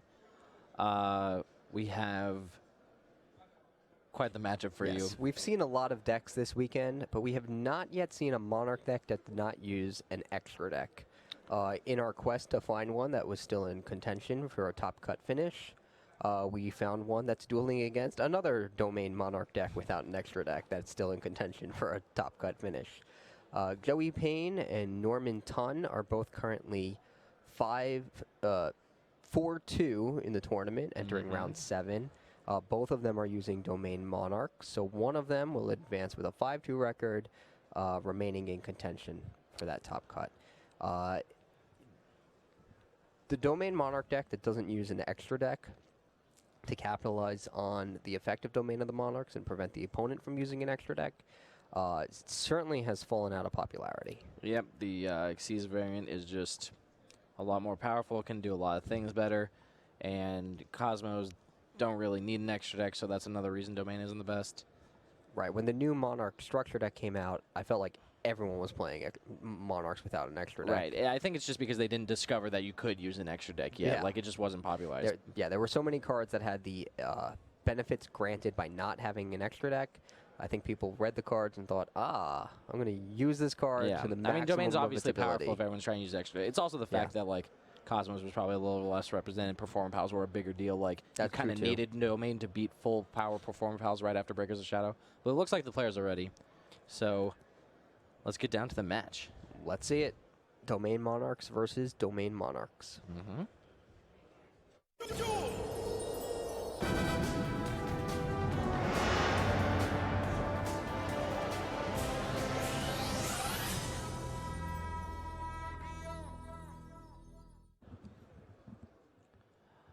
All right, so we have Norman Tun versus Joey Payne. Both their decks. Let's see if there's any like big differences. Ooh, Tun is using copies of Super Quantum Red Layer, whereas Payne is not. Payne's opting to use Majesty's Fiend and a single copy of Mithra. There's 2 copies of Mithra in Tun's deck. And in terms of spells and traps, is there any big differences? Both are maining 2 copies of Twin Twister. Ooh, Payne has copies of Enemy Controller in his main deck. I have not seen that in Monarchs yet, so that's kind of cool. Besides that, there's not very much, though. I mean, I guess Payne also has a copy of Escalation over the 3rd copy of the Prime Monarch. The Prime Monarch's a little bit... It's not bad in this deck or anything, but it's just less important than it might be in the extra deck variants because it doesn't provide you with, like another way to Xyz. You're just using it for tribute fodder, but the way that this deck usually tries to use Prime is to actually just, like, draw cards, right? It tries to do a more fair Prime thing in terms of, like, activating as an actual trap card and using that as a way to, like, accrue advantage in the late game. Right, so it looks like Tun used Pantheism to discard the Prime Monarch, draw 2 cards, and then use Tenacity of the Monarchs to search his deck for another Pantheism, add it to his hand. He's using Pantheism to discard Domain and draw 2 more cards.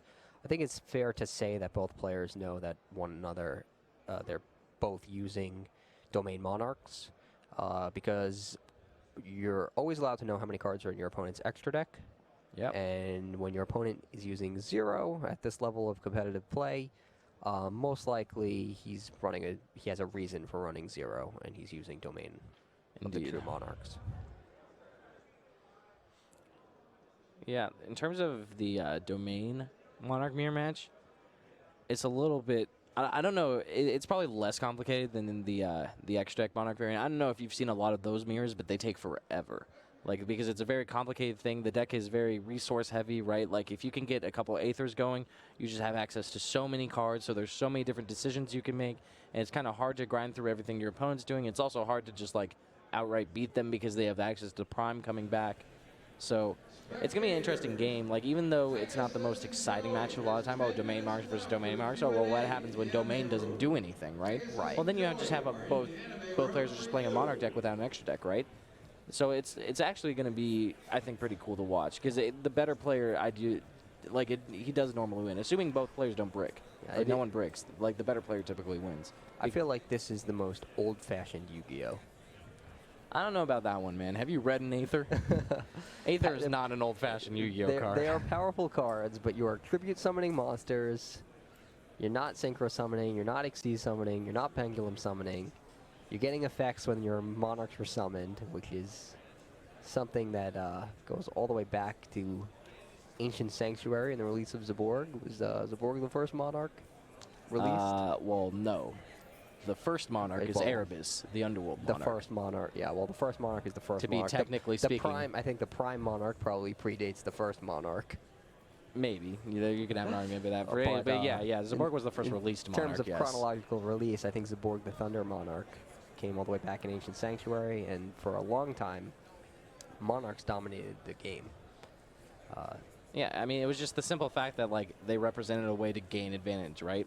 Like, even though you had to tribute a monster to summon a card that would take away one of your opponent's cards, you would just find ways to get around that tribute, and, like, you know, using Soul Exchange or possibly a monster that generates another monster, and that was just old-fashioned Yu-Gi-Oh! Trying to, you know, gain advantage out of your cards. Where it's kind of the same thing here, but it's obviously just going to be more fast-paced. Like, you got cards like Pantheism and Aether and Erebus. Not nearly as simple as it used to be. Right. So Pain is... looks like he banished Pantheism from his graveyard. Reveals 3 copies of Domain. Surprise, surprise, one of them gets added to his hand, the other 2 shuffle back into his deck. Yep.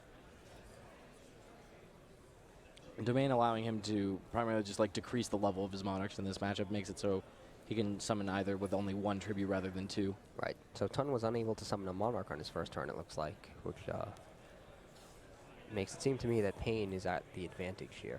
Oh, Pain also using March of the Monarchs. That's cool. That's not something we always see. Good combo with cards like Majesty's Fiend. Yeah. It's just like a way to help you lock out your opponent when you're using Domain. Yeah, I don't think it does anything in this matchup, though. No, I mean, it's not going to do very much now. Because you're just not trying to win in the same way. I guess it stops Kuraz. I mean, yeah, if that's relevant. Oh, there's the March. Summoned Ether. Not Ether. Summoned Idia. Used to summon Erebus. Eidos. Yep. Confusing them. Idia into Eidos. Eidos gives you the Eidos, extra summon, and then there's Erebus. Erebus, yes. Looks like he's about to get blown out by a Twin Twister, though. Coming in that March just means he lost another card. Oh, yeah, but it was the safe thing to do in case that down card could destroy the Monarch. That's correct. He still gets to resolve Erebus, too. That's what you really want, just getting the Pantheisms and whatnot to your graveyard, making sure you don't run out of cards. That's right. Because Tune's hand is obviously weak if you can't tribute summoning anything on this first turn. So now, assuming he lets Erebus' effect resolve, what do you go for? What do you shuffle back? Yes. I mean, field hand, or you could pick the Prime Monarch, but that's probably not. I'd probably choose Pantheism, I would think, because it's the card that guarantees. Yeah. Okay. Because it's almost like shuffling back a card from your hand. You know what I mean? But it's going to be better than a random card most of the time because it's a search. Yes, exactly. Looks like he's considering it. Yeah, but that could be wrong too. Like you could also potentially shuffle back the Prime Monarch. Because if you leave your opponent with 2 of them, that means they can use 1 during your end phase, 1 during their turn. Right. That's 2 tributes. And it appears from here that Tun is desperate for the tribute fodder. Oh, but no, he just chooses to go for hand, trying to hit a Monarch or something. Yeah, I don't know if there's a wrong decision here. Yeah, no, I mean like there's just a bunch of different lines you can choose, right? There's too much. And there's argument. Yeah, there's arguments for all of them. Yeah. And the best line is probably going to be like the best thing that can possibly happen is him hitting the hand and him hitting the best card of that hand, right? Like you have to factor in that like there's a 33% chance I'm hitting his best card if it's out of his hand, but whether or not that best card is better than a Pantheism, you know, what I mean that's really more of a question. Yeah, it's hard to say. Yeah. Well, there's a Kuraz in his hand. That Pantheism can become a Monarch Stormforth, so Erebus won't be a problem.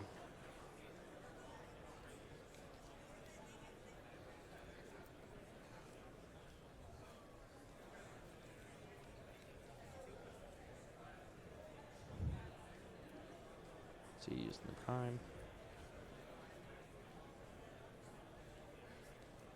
What else is he going to do here? Pantheism discarding Domain of the True Monarchs. He's going to draw 2 more cards. Is there a reason to activate Pan before activating the Prime before activating Pantheism there? That's interesting. No. If there is, I can't think of it. Yeah, right. Oh, do you only have 1 copy of the Prime Monarch? I swore he had 2 when he found out his grave. No, it still looks like 2. There still looks like there's a trap setting there, but there were definitely 2 in Tun's graveyard. Yeah, maybe right there he didn't. Yeah, I definitely saw 2.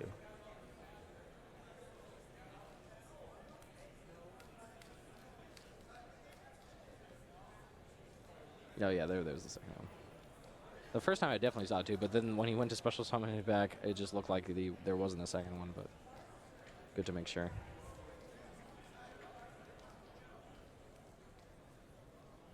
See what happens.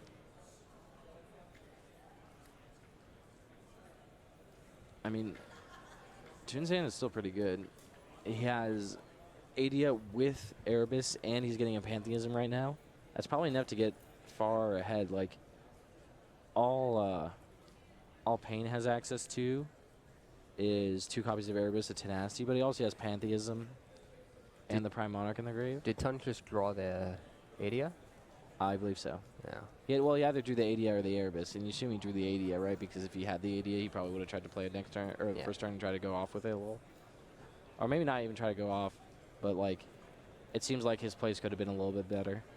Yeah. But maybe he just didn't find what he needed to off of the off of his draw spell, so then he was, like, hindered. Yeah, I mean, he had the Curaz before, too. Yeah. I feel like, at the minimum, He probably just had 2 monsters, yeah. Into Curaz. Yeah, no, you're definitely right. He also could have just probably found, like, the Return of the Monarchs off of some effect, so if he did have that, like, he could have just gone all the way. So he probably drew the Adia. Yeah.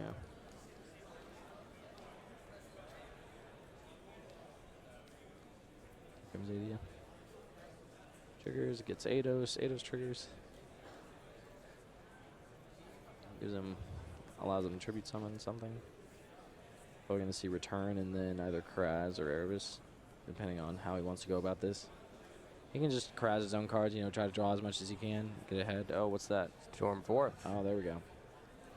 Ooh. Erebus. That seems pretty strong.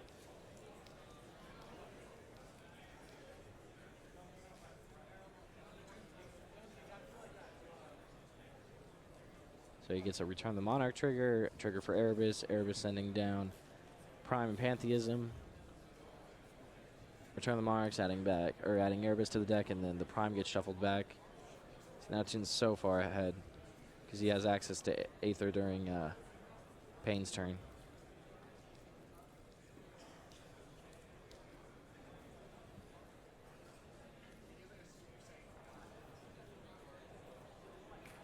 Adia attacks, Erebus attacks. Pain should drop down to 4,200.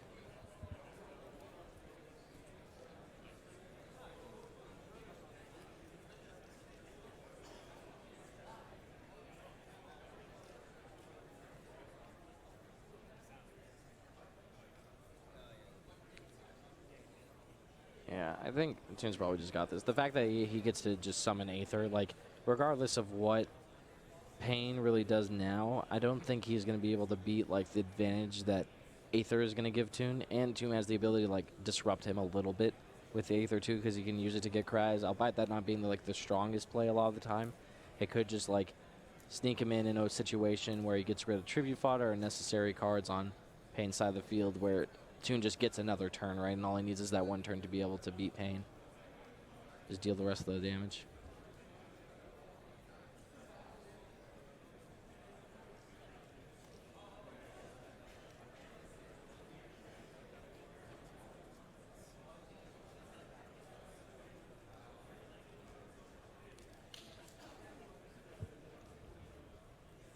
See, Pain's Pantheism reveals Monarch Storm 4th. 3 copies. Adia has 800 attacks. He's at 4,400 life points.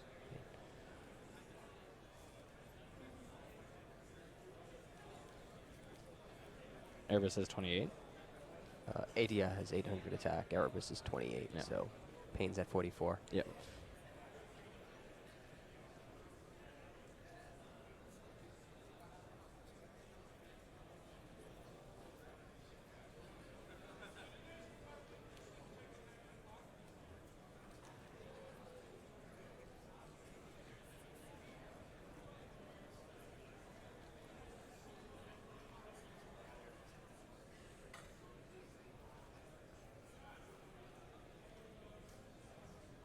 Yeah, I'm starting to wonder if Pain could have maybe done a little more than he did on his first turn. Because his hand didn't seem bad. And especially because, like, he has access to... Let's see. Make sure Pain's the one. Yeah.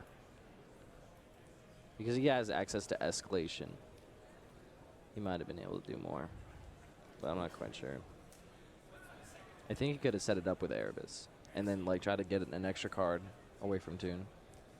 Maybe. And then like gets an just the fact that he gets another tribute summon too means that he gets 2 more cards in his grave. Yeah. Tun uses Curaz, destroys Zone Aether, and Curaz to draw 2 cards.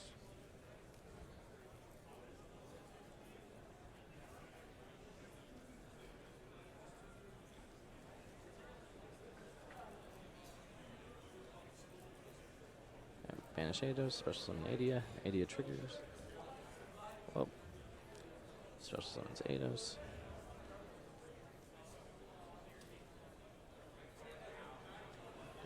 Looks like he's using Eidos' effect.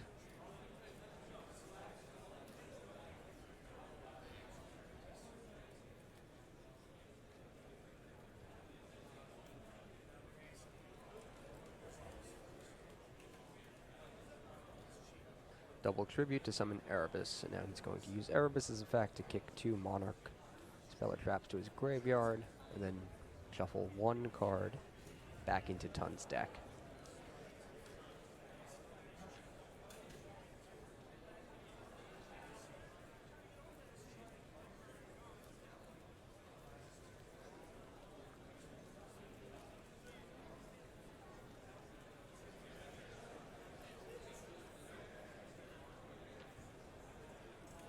It's like he's deciding what he wants to get rid of with Erebus. Yeah.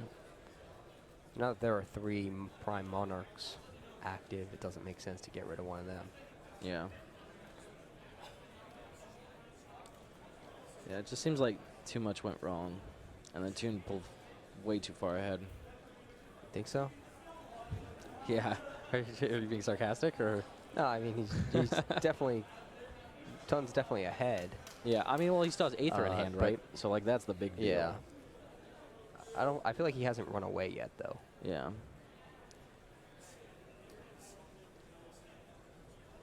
Oh no, he used the Aether. He still has Erebus in his hand. It's more so that like he was just able to deal so much damage already, and that Pain's turn doesn't seem like it's going to be super impressive. But maybe he can go off more with like. Does he still have Tenacity? Oh no, because he gets the additional summon. Ooh. Yeah, he hasn't used his actual summon. So he can't use the additionals, either the initial or the additional one, granted by Eidos. And now he's using the other of the 2. So now he gets to summon another Erebus. Yeah, it's really hard to it's hard to really tell who's winning in the Monarch Mirror. I mean, it's just like who has access to more cards all the time, right? Yeah, but it constantly swings. Yeah, what I missed was that the Eidos trigger he hadn't summoned yet. So when he goes Eidos special summon Adia, bring back. Right. Yeah, he gets a whole nother tribute summon. So now he basically sets up the Aether. He gets to do exactly what I was saying. Like, oh, this is why Toon pulled ahead, right? Like he got more tribute summons. Right, but when you're pulling 2 tribute summons a turn, it's a different story. So now he's getting rid of Return of the Monarchs. That's all right. He's using Tenacity. Now it kind of looks like Pain's ahead.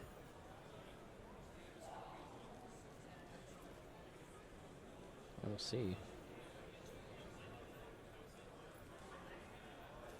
Yeah, for as little credit as people give Domain Monarchs, like the Domain Monarch Mirror has to be just one of the hardest matches to play. Yeah, I've like assuming neither player draws unplayable, like navigating through all of the ways to it actually, I don't know how hard it is, but it's more so that you just have to make every one of your cards worth so much, right? You just got to get all the value you can out of everything, because that's how you're going to win. I've played it before. It's actually pretty intense because you have a lot of information when you're playing this matchup. You know, your opponent has a lot of cards in the graveyard that are relevant cards. You basically know most of the cards in your opponent's deck that they can get with the Pantheisms in their graveyard, and they're constantly showing you cards that they add to their hand.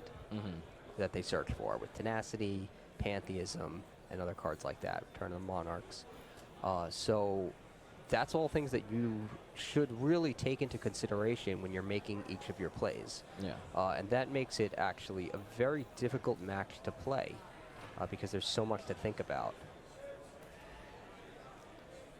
And it really takes a while to actually just sit there and think. He has all of these cards. All of those cards. I have all of these cards. What should I do? Yeah. That's why I said, though, I think the matchup just really revolves around, like, just doing as much as you can, right? Like, the more things you do, the more cards you'll have, and that's how you win. You just try to run. You just try to get so much going that they don't have enough stuff to like match you. But then the issue is that like in the domain monarch mirror, I've seen so many end just like one player messing up and they just run out of resources in their deck too. That like, does happen like you a can't lot go also. too hard. Yeah. And like that's the problem. You need that. That's why the Prime Monarch plays in a weird important role. Where, like you can start shuffling back cards, drawing cards. The Prime Monarch is actually surprisingly powerful as a trap card in this matchup. But a lot of players will quickly dump it to the graveyard with Erebus and Aether. Yeah, because a lot of these duels end when one player runs out of cards to kick to the graveyard with Erebus and Aether, and they can't use any more Monarch effects, or can't use Pantheism to search for cards they want. It's a weird match. It's another one of those things where like your deck is built around domain, right? And like the point of your deck is try to lock out a lot of these decks with domain. Yeah. But then you play against a matchup where it doesn't revolve around domain anymore. Right. The reason you're running domain, the reason you forego the extra deck is to take full advantage of domain, and that part of the effect is completely irrelevant when your opponent has no extra deck. So, ton discards. Super Quantum Red Layer.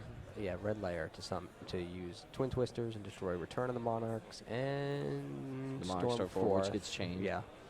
Pain is going to chain Storm 4. There's no reason not to.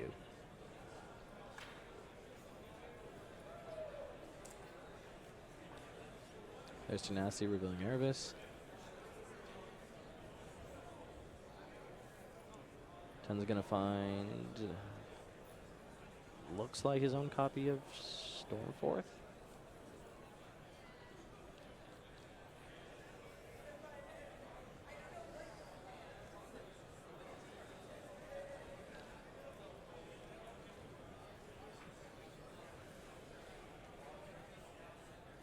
Yep, Stormforth.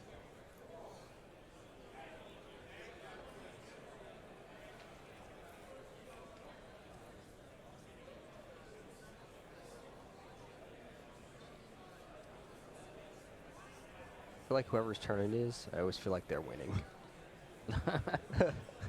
Obviously, that's not correct. Yeah, I mean, I don't even know if that's like the case right now, but yeah. It feels like Tun's winning now. Yeah, well, no, because he's got the Monarch effects. Yeah, but he Pain still has Aether in his hand. Yeah, like he used Stormforth, so he can still just use it now. So he had the floating Stormforth. Yeah. So now the Erebus resolves. He's gonna send 2, shuffle back a card, and then Pain's gonna be able to trigger his monster.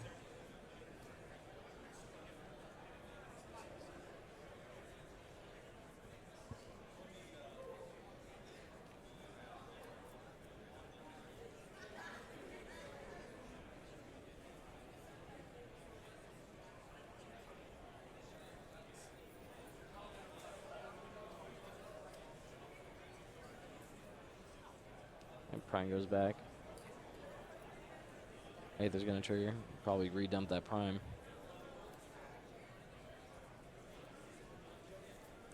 So now they're both running out of resources. They're running low on them at least. Maybe you don't even send the Prime. Maybe that was the opening Pain needed actually, like getting. I guess not. But I was gonna say maybe getting Tun to spin back the Prime. So he can redraw and now use it to send cards back. That would be interesting. Because both those, they're definitely running out of cards. Yeah, it's kind of weird actually that Tun sent all 3 primes to the grave, right? I mean, kind of, yeah, but it's just more so like if you send 2, there's a good chance one's gonna get disrupted, right? Yeah, I guess that's true. And then like with 3, it's just the insurance policy, like, oh, I'm gonna have tribute fodder for the rest of the game. True. Until you run out. Oh, he has a set Prime. There you go. So then no certainly reason to didn't set need Prime. that one. Yeah. So back 2 copies. Yeah. See now Pain's just gonna pull so far ahead. Yeah, it does look like it. Especially because one of these Aethers snap back to his hand, right? Because they were special summoned off the other. That's correct. Yep. So in the end phase, he'll get an Aether back. And he can summon it on his opponent's turn because he has a tribute summoned Aether on the field. Yeah, the cool trick you can do with 2 primes too, like if one's in graveyard and one's on the field, you can activate the one in the graveyard and then respond with the one on the field. Yes. Yeah, it's the old was it Pedal Fin? Canahawk, whatever, that combo. Yeah, the ulti Canahawk. Yeah, it's very similar. Combo. Thankfully not the same. Yeah. But very similar. Doesn't take nearly as long to you know, repeatedly perform.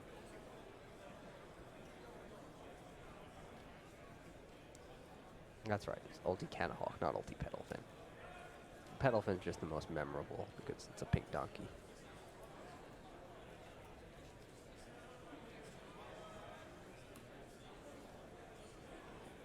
Not dolphin. They're all weird animals in that deck type. Yeah. I really do like the ritual beasts. Yeah. I was never the biggest fan, but that's okay. They remind me of gladiators. Yeah, I could tell. I saw the look in your eyes. Tried to quickly douse that flame, but not quite fast enough, I guess. Okay, so let's see. Eidos banishes itself, special summons AD to the field. Pain has more than enough tribute fire. It looks like it's almost like he motioned to pass, but I don't think that's what happened. He's going to special summon Mithra next, give 10 a token. All right. Nice YCS token. Yep, first time we've needed to use those so far in the future match area. I'm excited. Almost got one with that Gores, but not quite. Oh, that's right. Yeah. And then Banish Pantheism, revealed 2 copies of Stormforth, and copy of Escalation. All just bad news at this point.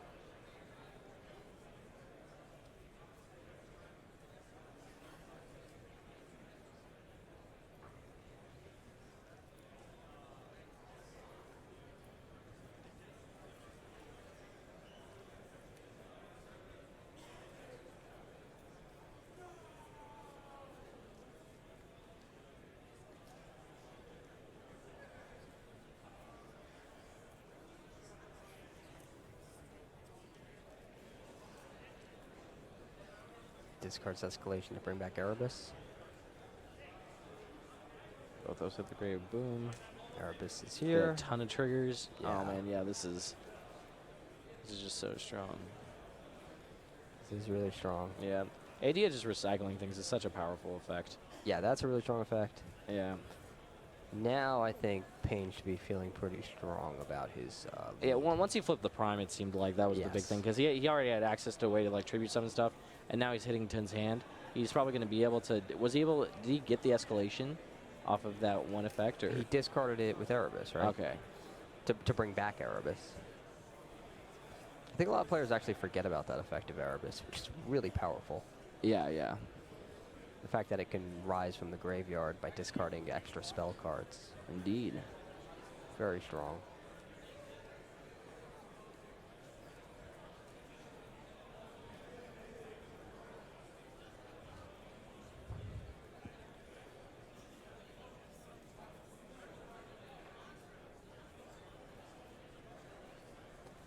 Yeah, both the monks are actually themed like that. Erebus coming from the rising from the grave, Yes, and Aether and coming from the hand. yeah. Yeah, all their effects are quite flavorful. Erebus is definitely the coolest looking one. He just looks so cocky. So nonchalant. Yeah. Doesn't care. He knows he's strong. There's Majesties. Has he used the additional summon? Mithra grants an additional summon, right? When it's tributed? Yeah. It does.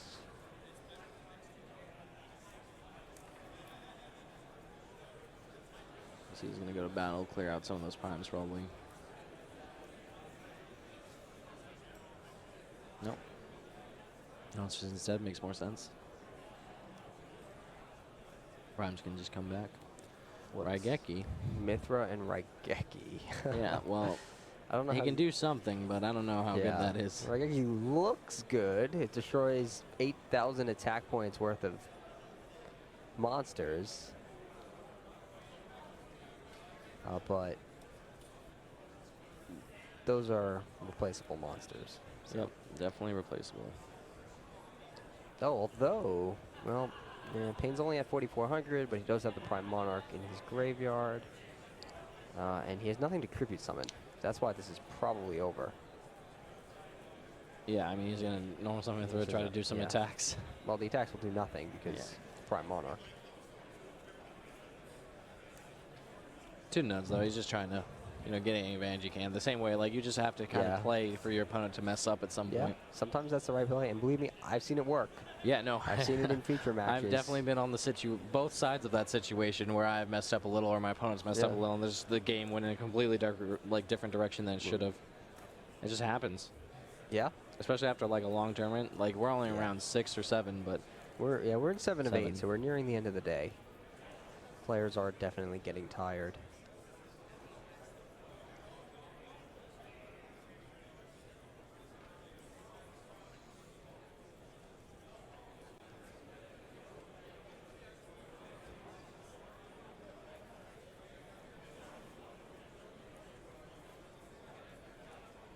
The only issue is that, like, at what point do you, like, just concede? I was just thinking that. Yeah. I think it's probably over for Ton, and we're pretty far into the round. He probably needs to conserve as much time as he can. Yeah, to make sure to win game 2. Like, that always happens with these, like, long control decks. I really hate conceding. I don't like to concede, but there's so many cards in Payne's hand. He has, you know, resources that he can recur with the Prime Monarch. He has tribute monsters in his hand. And Ton has no hand, no monsters to tribute summon, and just 2 1,000 attackers on the field, plus Mithra. So I think for the most part, all hope is lost here for Ton. And he's probably better off just going to the second duel to have enough time to actually finish it.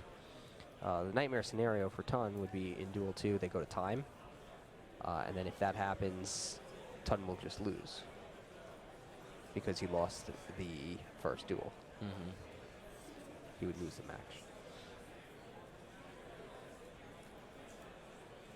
Wait, how are you saying he loses first match if game 2? If game 2 goes to time. Well, like game 2, but then it's highest life. So, like, if he's just higher life, then he wins game 2 and then it's a draw. So he doesn't necessarily lose. If he is higher life. Yeah, if he's higher life, then he wins the second game. And then it's a 1-1, and then it's a draw. It would be a draw. Yeah. Was it always like that? Yeah. Well, not previous to draws, no. Previous to draws, it would be like... But while draws were available? Yeah. Well, because you just do highest life for whatever game, because that's in the match procedure for Yu-Gi-Oh! Right. And then he wins game 2, right, because he has higher life. The first player had won game 1. So then there's just not a third game played because there's draws during and Swiss. That would be and that's it, yeah. No sudden death, no nothing. All right. So I guess it doesn't really matter to him if he keeps playing. Yeah. Right? Huh? Yeah, I guess it doesn't really matter to him if he keeps playing then. Not necessarily, because like you have to consider the odds of him, like if he can win game 2, right? Like they're both going to have a real hard time to win game 3. So by conceding early in game 2 and and then assuming conceding early in game 1 and then assuming you win game 2, game 3, it's less likely to go to like, you know, a draw or whatever, and like someone can decisively win. So that's more so the option. Does that make sense? Right. Like, because you want game 3 to be this game where like it's not just played by life points, right? It's played by who actually wins. It's not just going to time and whatnot. And like that's what's going to happen if this game goes so long. We're going to probably see it go to time either towards the very end of game 2 or game 3, and then just a completely different dynamic rules who wins, right? It's just highest life rather than actually winning the game. Right. But is that to his disadvantage though? That's the question. I mean, I don't believe it is. Well, how good is an X2-1 record? Well, that's an important what you have to factor as consider, well. yeah.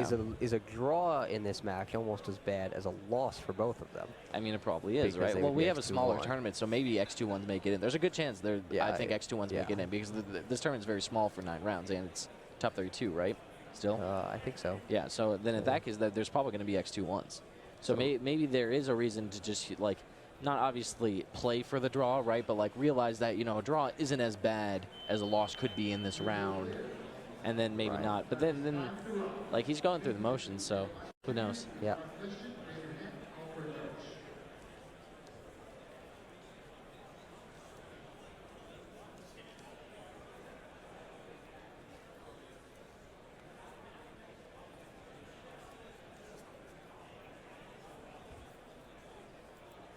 So it looks like time just ran out in the main tournament. That's obviously not the same as the clock here. but I can't imagine there's a lot of time left. No, probably not.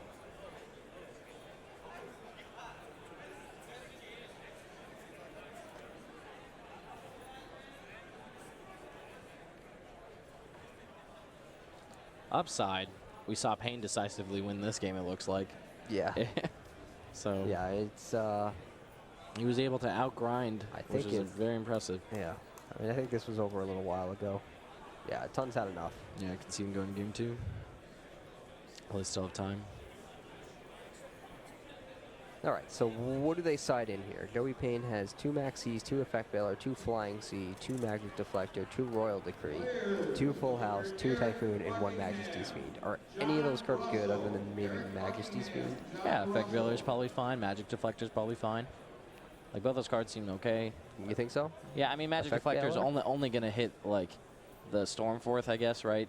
Because the domain is not exactly irrelevant, but you don't need it to shut off domain the same way. Right. But it's okay against it, right? It also stops, like, Twin Twister and a few other things. So, like, if you're really looking to take cards out, like, you could put in Magic Deflector, but Effect Veiler has to be good.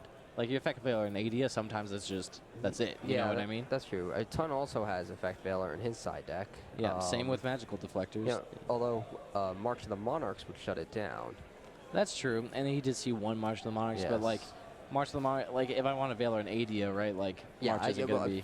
No doubt. Yeah. Effect Veiler on ADIA is very strong. Yeah, no, I assume... it's just, is it strong enough to justify using Effect Veiler? Yeah, no, I think it is. I think you definitely bring in Effect Veiler. Like, Okay. Effect Veiler's going in.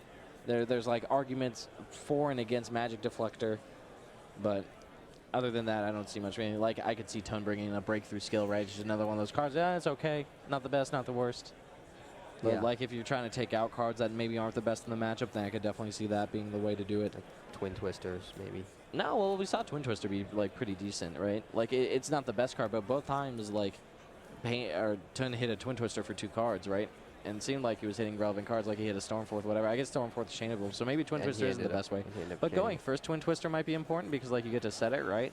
And then during the end phase, you get to hit 2 cards. Just about the fact that it's, like, they can't respond, but you're right that they could probably just make that clean cut, like 2 Twin Twister for 2 Effect Veiler. Of course, the risk then is... They bring in something like Mask Restrict. Yeah. Hello, everybody. Welcome back to YCS Anaheim. There has been a change of plans in the day's proceedings. Originally, we were scheduled for 9 rounds of Swiss today, with 2 more tomorrow before the cut to top 32. However, that has changed. This round, round 8, will be the final round of Swiss played tonight. Round 9 will be moved to tomorrow morning. Everybody will be invited back to play who has not yet dropped from the tournament. And after that round 9 tomorrow, then we will make the first cut that would normally be at the end of day 1. And in that cut, all players with 19 match points or more, that's 6 wins and a draw, will be able to play the last 2 rounds of Swiss, rounds 10 and 11, and after that, then we will cut to the top 32 and have our playoff elimination rounds. So, in the final match today, we have the UDS winner from Los Angeles, Ryan Murakami, who has brought his belt back, and for very good reason, because as long as you have that belt with you, in addition to the eternal fame, glory, and recognition of your peers, you also get free entry to all premier events for life, as long as you bring that belt. The kicker, 2 buys. That's 2 right. round buys every YCS you enter. You That's essentially get basically winning VIP a treatment yes, and it's free. That is crazy, the value of winning a UDS. So is unreal. If you don't know how many UDS points you have, you should know. Yeah. You get on Yu-Gi-Oh! And check that out. Because you could be playing in a UDS Invitational twice a year. Your shot at the title belt. Yep. It's just, it's unreal. Yeah, no, it is. Between, like, how good the playmats look, the prizing, and, like, the belt. Oh, man, there's just so many things that are exciting to me about That's the right, UDS. and When it was unveiled, I couldn't believe the it. game mats. So, you know how game mats usually are? They're kind of that rubber version. The game mats you get for making top 8 at the UDS Invitational are this nice cloth with the art stamped on it, and I've seen what we're planning to do for the next one, and it's gorgeous. That's awesome. Absolutely gorgeous. So, Brian Murakami and his Blue Eyes deck is about to take on Peter Sin and his Metal Foes Yang Zing deck. Yeah, 3rd time we've seen it today. I didn't expect it to be that popular, but it seems like the lack of hand traps, you know, people slimming on Effect Veilers, Maxis, maybe making this deck a little bit better. Both duelists, I believe, are 6-0-1. Yes. That's what I saw on Ryan's sheet. So both are doing really well, and it's looking like Metal Foe's Yang Zing is just a lot better than we thought it was. Yeah. But let's see how it'll fare against Blue Eyes in round 8.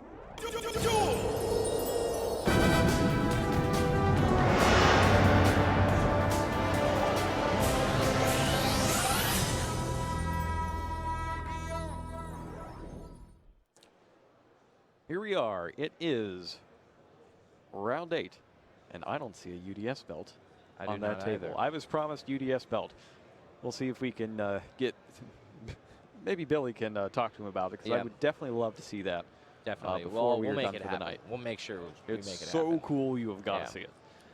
So key to success as a Yang Zing Metal player, opening up Soul Charge. Yep. Peterson met that requirement real quick here. However, that's about all he's got there. Yeah, definitely. He's missing the key Metal Foe, right, to unlock his whole hand. He's just going to be forced to probably like set a Yang Zing and maybe set a trap, maybe not, and pass. Yeah, I don't know how I feel about set Yang Zing. Okay, he is activating the Zephrania. I was worried that he was just going to set the monster and the Speller Trap, or in the 9 pillars, and not realize that he can't use it without a face-up Yang Zing card. And the other thing that does is it gives away the information of what he's playing without having a real, I don't know, getting much of a benefit out of it. Rough first turn for Peterson.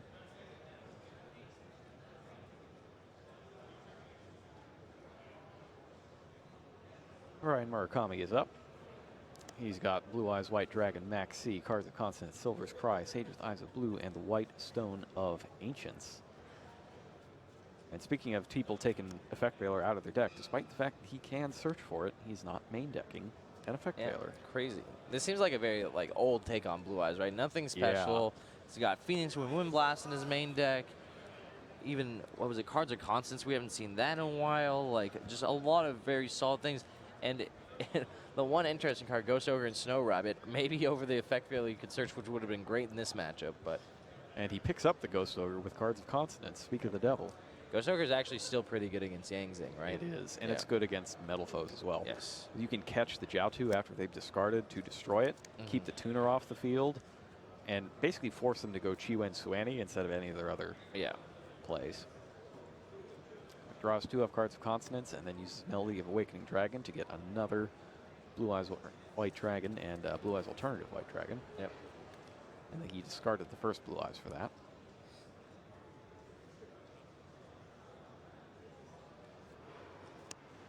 Special summons Blue Eyes Alternative by revealing the Blue Eyes that he searched.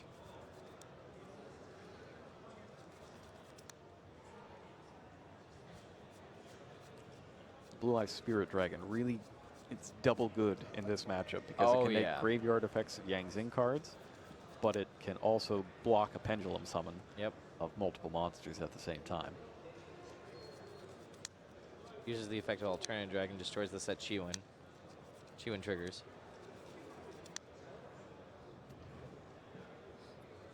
It's a Swanee. Swanee in defense.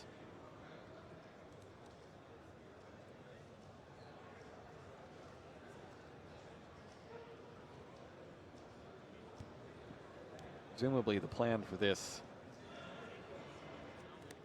is to try to catch the Spirit Dragon on the Graveyard Negation effect. Yeah.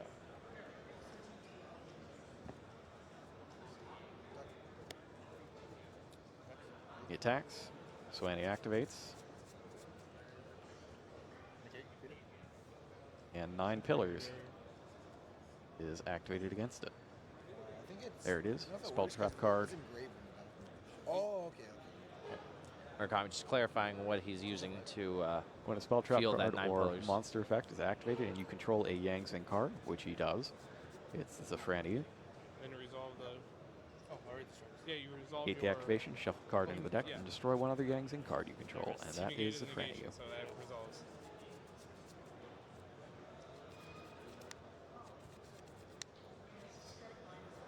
So now we see Jiaotu. Silver's Cry could actually just break this right open, right?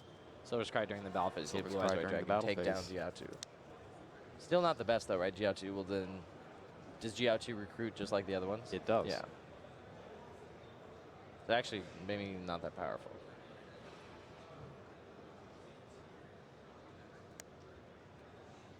The Maxi Ghost Ogre combination is pretty good here as well. Yeah, yeah. He's not even too worried about what happens next turn because he's just going to draw so many cards out of that Maxi. If anything really important happens, he has Ghost Ogre to disrupt it. But it looks like he is going to follow with that Silver's Crime.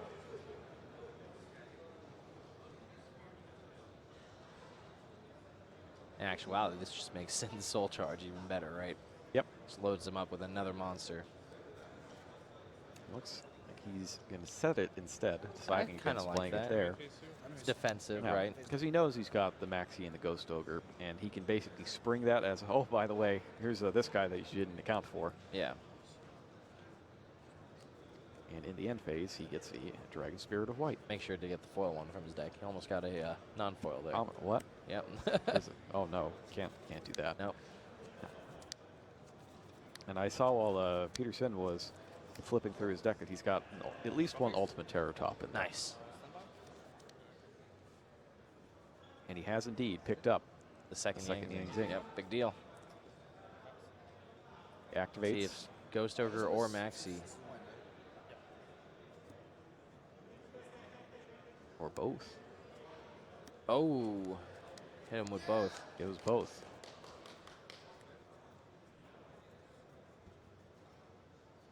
Can I take a look at your graveyards?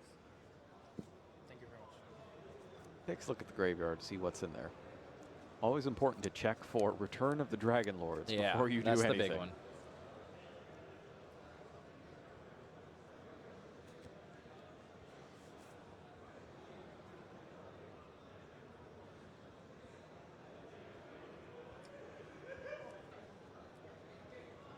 So Peterson special summoning 2 Yang Zing monsters from his deck. One with 0 attack and one with 0 defense. And then he'll also get the effect of Jiao Tao, right?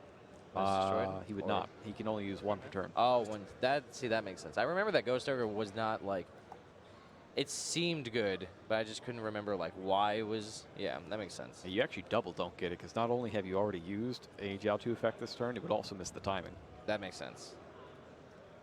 Oh yeah, because it's channeling 2 Iron. Yep, that's pretty cool. Channeling 2. All right, so Swanny's going to be the 0 defender. Chi-1 going to be the 0 attacker. Always a useful card because it has 0 attack and defense, so you can use it in either combination. Yep. And he has to give him 1 more card. Yep, just like Fang Long. But that's all he has to give him. Because otherwise, those monsters are banished at the end of the turn. Yeah, this Soul Charge is going to get him right back in the game, too. It doesn't matter. As long as he can survive another turn and have enough life points to make that Soul Charge relevant. Yep. Big deal. Okay, if you kill this with And I think he's going to be pretty good since Denglong is, well, for one, it's bigger defensively than Dragon Spirit of White is. See there, it's got 2,800 defense points. It is not an easy card to get rid of. And when it leaves the field, it also leaves something in the way to block further attacks. Yeah. Oh. He's playing it this turn. Sin is just going in. I like this. Let's see how it works out. With no more relevant hand traps to draw, too, Murakami could just be in a really bad place. Well, it's a case of, are you just going to let him draw his returns? And then he just puts down 1 billion dragons, and now they can't be destroyed? Soul Charge for 4. And now he's going to use Denlong's effect. Yep, modulate some levels. So the good thing here is that he only gave him 1 more draw off Max C. And now he has 2 different Yang Zing Formula Synchron-esque effects that he can use to synchro summon on the opponent's turn. So this represents multiple copies of Baxia if he needs it to spin a whole lot of cards back into the deck. Can I call back their effects? Or is it too late? I'm sorry? Can I call back their effects? Or is it too late? Pull back the what? He's trying to not. Yeah, I'm trying to not use it anymore. You've already activated That effect of Denlong Yeah. is to send a Yang Zing, rather a worm-type monster from your deck to the graveyard, to have this level become the scent monster. And I like that it's a worm-type monster, because Yeah. if you wanted to play Knight Dragolich, for example, That's a really you good could one, dump yeah. Dragolich and then call it back. That's pretty cool. Yeah, no, I've And definitely. your guys are all worms, so they don't go to defense. Yeah, I've seen how powerful Knight Dracolich is, and mostly I feel like in a lot of Asian tournaments, I saw a lot of that card. It never seemed to take off here, but for a long time, it was like a 3 of side deck card in a lot of decks. I used to bring it to YCSs when I would go do incognito Winamats and that sort of thing. remember that, I would bring yep. Knight Dragolich. Yeah, it's a good one. Anything that just stops your opponent from doing things is usually a card worth utilizing. Not bad, not bad. Nope. Dragon Spirit of White is tributed on the end phase to summon the other Blue Eyes White Dragon from the hand. And then, as it's a normal monster in the graveyard, it's brought back to banish 9 Pillars of the Yangzing. So that's good. But banishing 9 Pillars doesn't stop all your monsters from being sent back. Yeah. It was brought by Soul Charge. So. It's effective. And it appears that Denglong is level 4 now. Do I have to wait for my opponent to activate something first before I use it? Or can I just activate it? It depends on what phase you're on, but it doesn't have to be in response to another effect. Main phase 1. When you enter the main phase Yeah, 1, go up. you're Effects. Single for 8. He activates 1 Suani to special summon Vaxia and kick both Blue Eyes White Dragon and Dragon Spirit of White back to the deck. And presumably he did this because the battle phase was declared. Yeah. I think he said when he enters main phase 1, actually. He Really? asked if he had anything, yeah. But I could be wrong. That was just based on the little bit I heard from the judges. Okay. Sin. This gain 500 thanks to this effect. That's all And that Vaxia is going to have a plus 500 attack and defense, so it's a 2,800 attack. Leave 3,300 defense.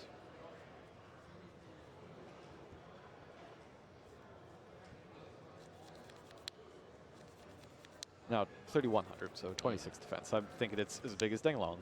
Yeah. And because it left the field, he also gets a Jiaotu. So he's got 2 different combinations that could become another Denglong, and he also has a combination that becomes a Vaxia that sends 3 cards back as well.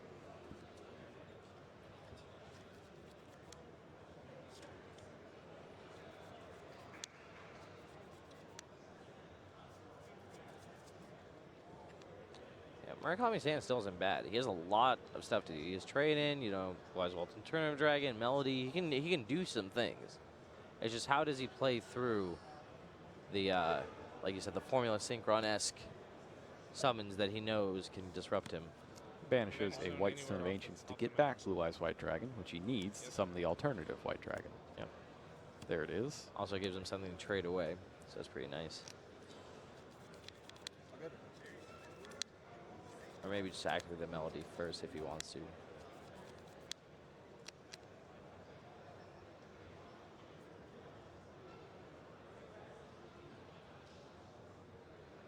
It looks like he wants to play that Melody. But I'm sure he's done the math and sees that that's another 8. It's tough, because if he wants to try to destroy something first, I mean, you can. Another look at Vaxia. I think she's also a when you can. When this card is synchro summoned, you can. So what you could do with the alternative dragon is target one of the synchro materials that would otherwise be for Vaxia, and that would stop it from being used to summon the Vaxia and get the spin back effect. That makes sense. This dies, anything happen? And he activates it to target Vaxia. 1, 2, 3, 4, 5.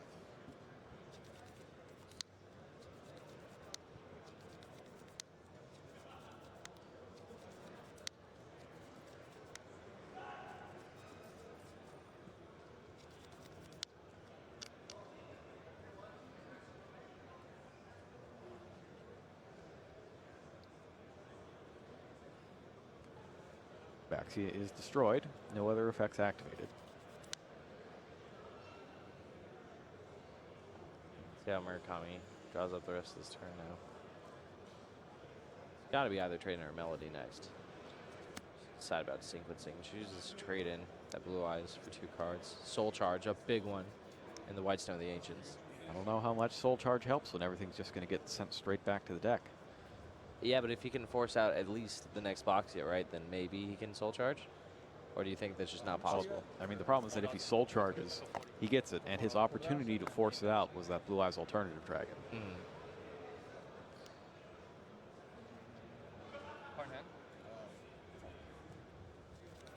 I feel like this might prompt him. You know what I mean? He could, but if you think about it, what's he going to summon with this combination that actually threatens you? Like Danglong. So he's going to get a search here, and he still has the Baxia play. Yeah.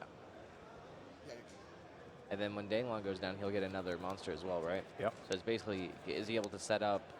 I mean, he can't set up another one, right? No way. No, you can only summon Danglong once per turn, no matter how it's summoned. Oh, no. I mean, he can't set up like another way to summon Baxia or anything, even not for the Danglong. He's got it right now. Yeah. I mean, so one more, another one after this one. Yes, I think I think he can't. Yeah, he could get the he's materials a for it, but he little can't do short. it this turn. Yeah. Well, he would have the 6 and the 2 because he can get Zephyranию. But he can't. There's no more formula synchron effects. Okay, left for him. yeah. Unable to destroy by battle. But he could throw down a Herald of Herald of Arclight. Arclight. That's a big one. Definitely a big one, especially against Soul Charge. Let's see if. So after an effect like that, who can retain like priority to activate an effect? Quick effects. Quick effects So retain both- priority. Yeah, you do trigger effects first, then both players have an opportunity to do quick use effects. quick effects. Yep. So that means that Sin has the opportunity to synchro summon Herald the Arc Yep. like before. And he's gonna do Murkami it. can Soul Charge. Ooh, that's a big one. Jeez, yeah. Good That's move. rough. And he has Yang Zing Path in his hand to gas back up. That's Yep. nice. That's a real good move. That Baxia is indestructible by battle because it used BN. The Herald of Arclight is immune to traps, of Thanks which to there are Dixie. none currently seen.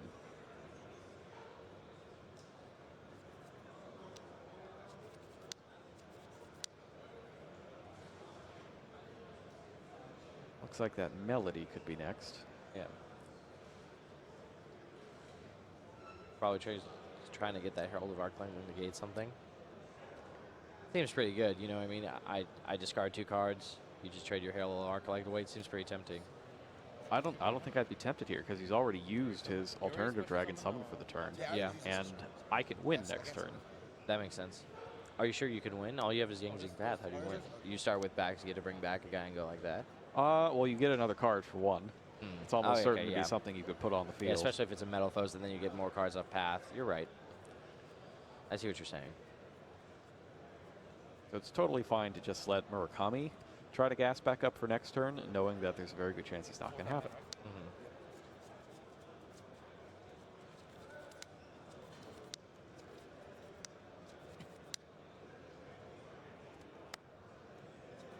And actually, now that I think about it, shouldn't the card discarded get banished? It was. Oh, You was it? discarded Blue Eyes Alternative Dragon. It's on the left. Oh, okay. Yep. Let's bring up Herald of Arclight. Yeah. Very powerful card. It's just a bunch of 3 disparate effects. Yes, On a which are all card that great. isn't like anything like Yeah. the rest of its series. But they're all very good effects. Yes, super powerful. One of them defined the format, basically, right? Yeah. Yeah, I'm sending that with Necros Kaleidoscope. To get another ritual spell. Yeah. Excuse me, I'm going to have to give you a slow And he picks up Teketenborg. Not the best, but a Yang Zing Path will surely make things a little bit better. That's the story of my life. Well, here's Teketenborg. My favorite is the Desires Away Your Terratops draw to Game Board. Yep. Yeah, that's the real Salt that's real Rubbin. good. It's my favorite. Yeah, basically, yeah. How bad can my desires be? Oh, let me show you.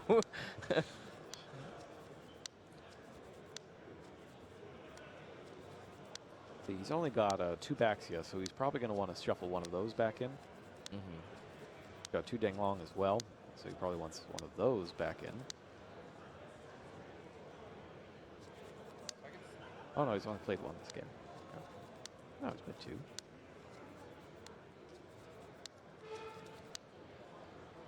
One, 2, 3, Yang Zing, back into the decks. Plays 2 Yang Zing Path. That's interesting. We've seen 1, 2, and 3 today. Player who ran 60 cards, right? 60 cards, just 1. And This then is a more Prophet was on reasonable. Drew Tear Top. Some use of that to Kanemori if he's willing to normal something that Tear Top. Yeah. And he drew a Metal Float. There's the enabler, right? Yep.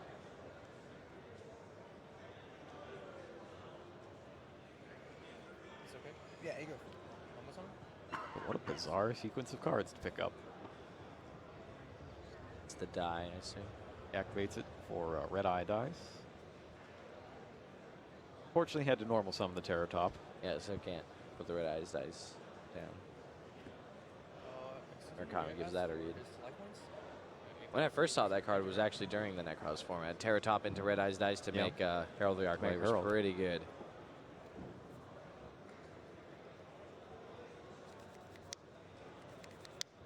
Now, the nice thing with the Borg, at least, is you can use both Baxia to special summon and the Gold Driver to destroy something else. Yep. Set it up, trigger some Chi wins.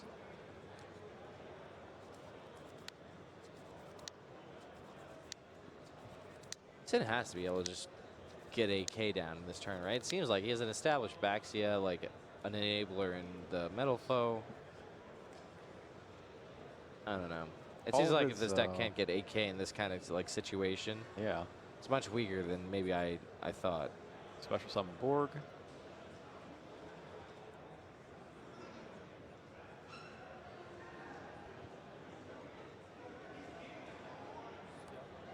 Activates Gold Driver. They're going to use Gold Driver first to get combination to blast that with Baxia. Yeah, to make sure he gets another Malfo. Also sets up potentially a Pendulum Scale. Combination. Because he does have the Zafraniu in his extra deck.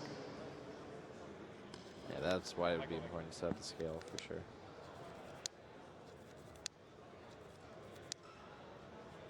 And if he can summon back a tuner.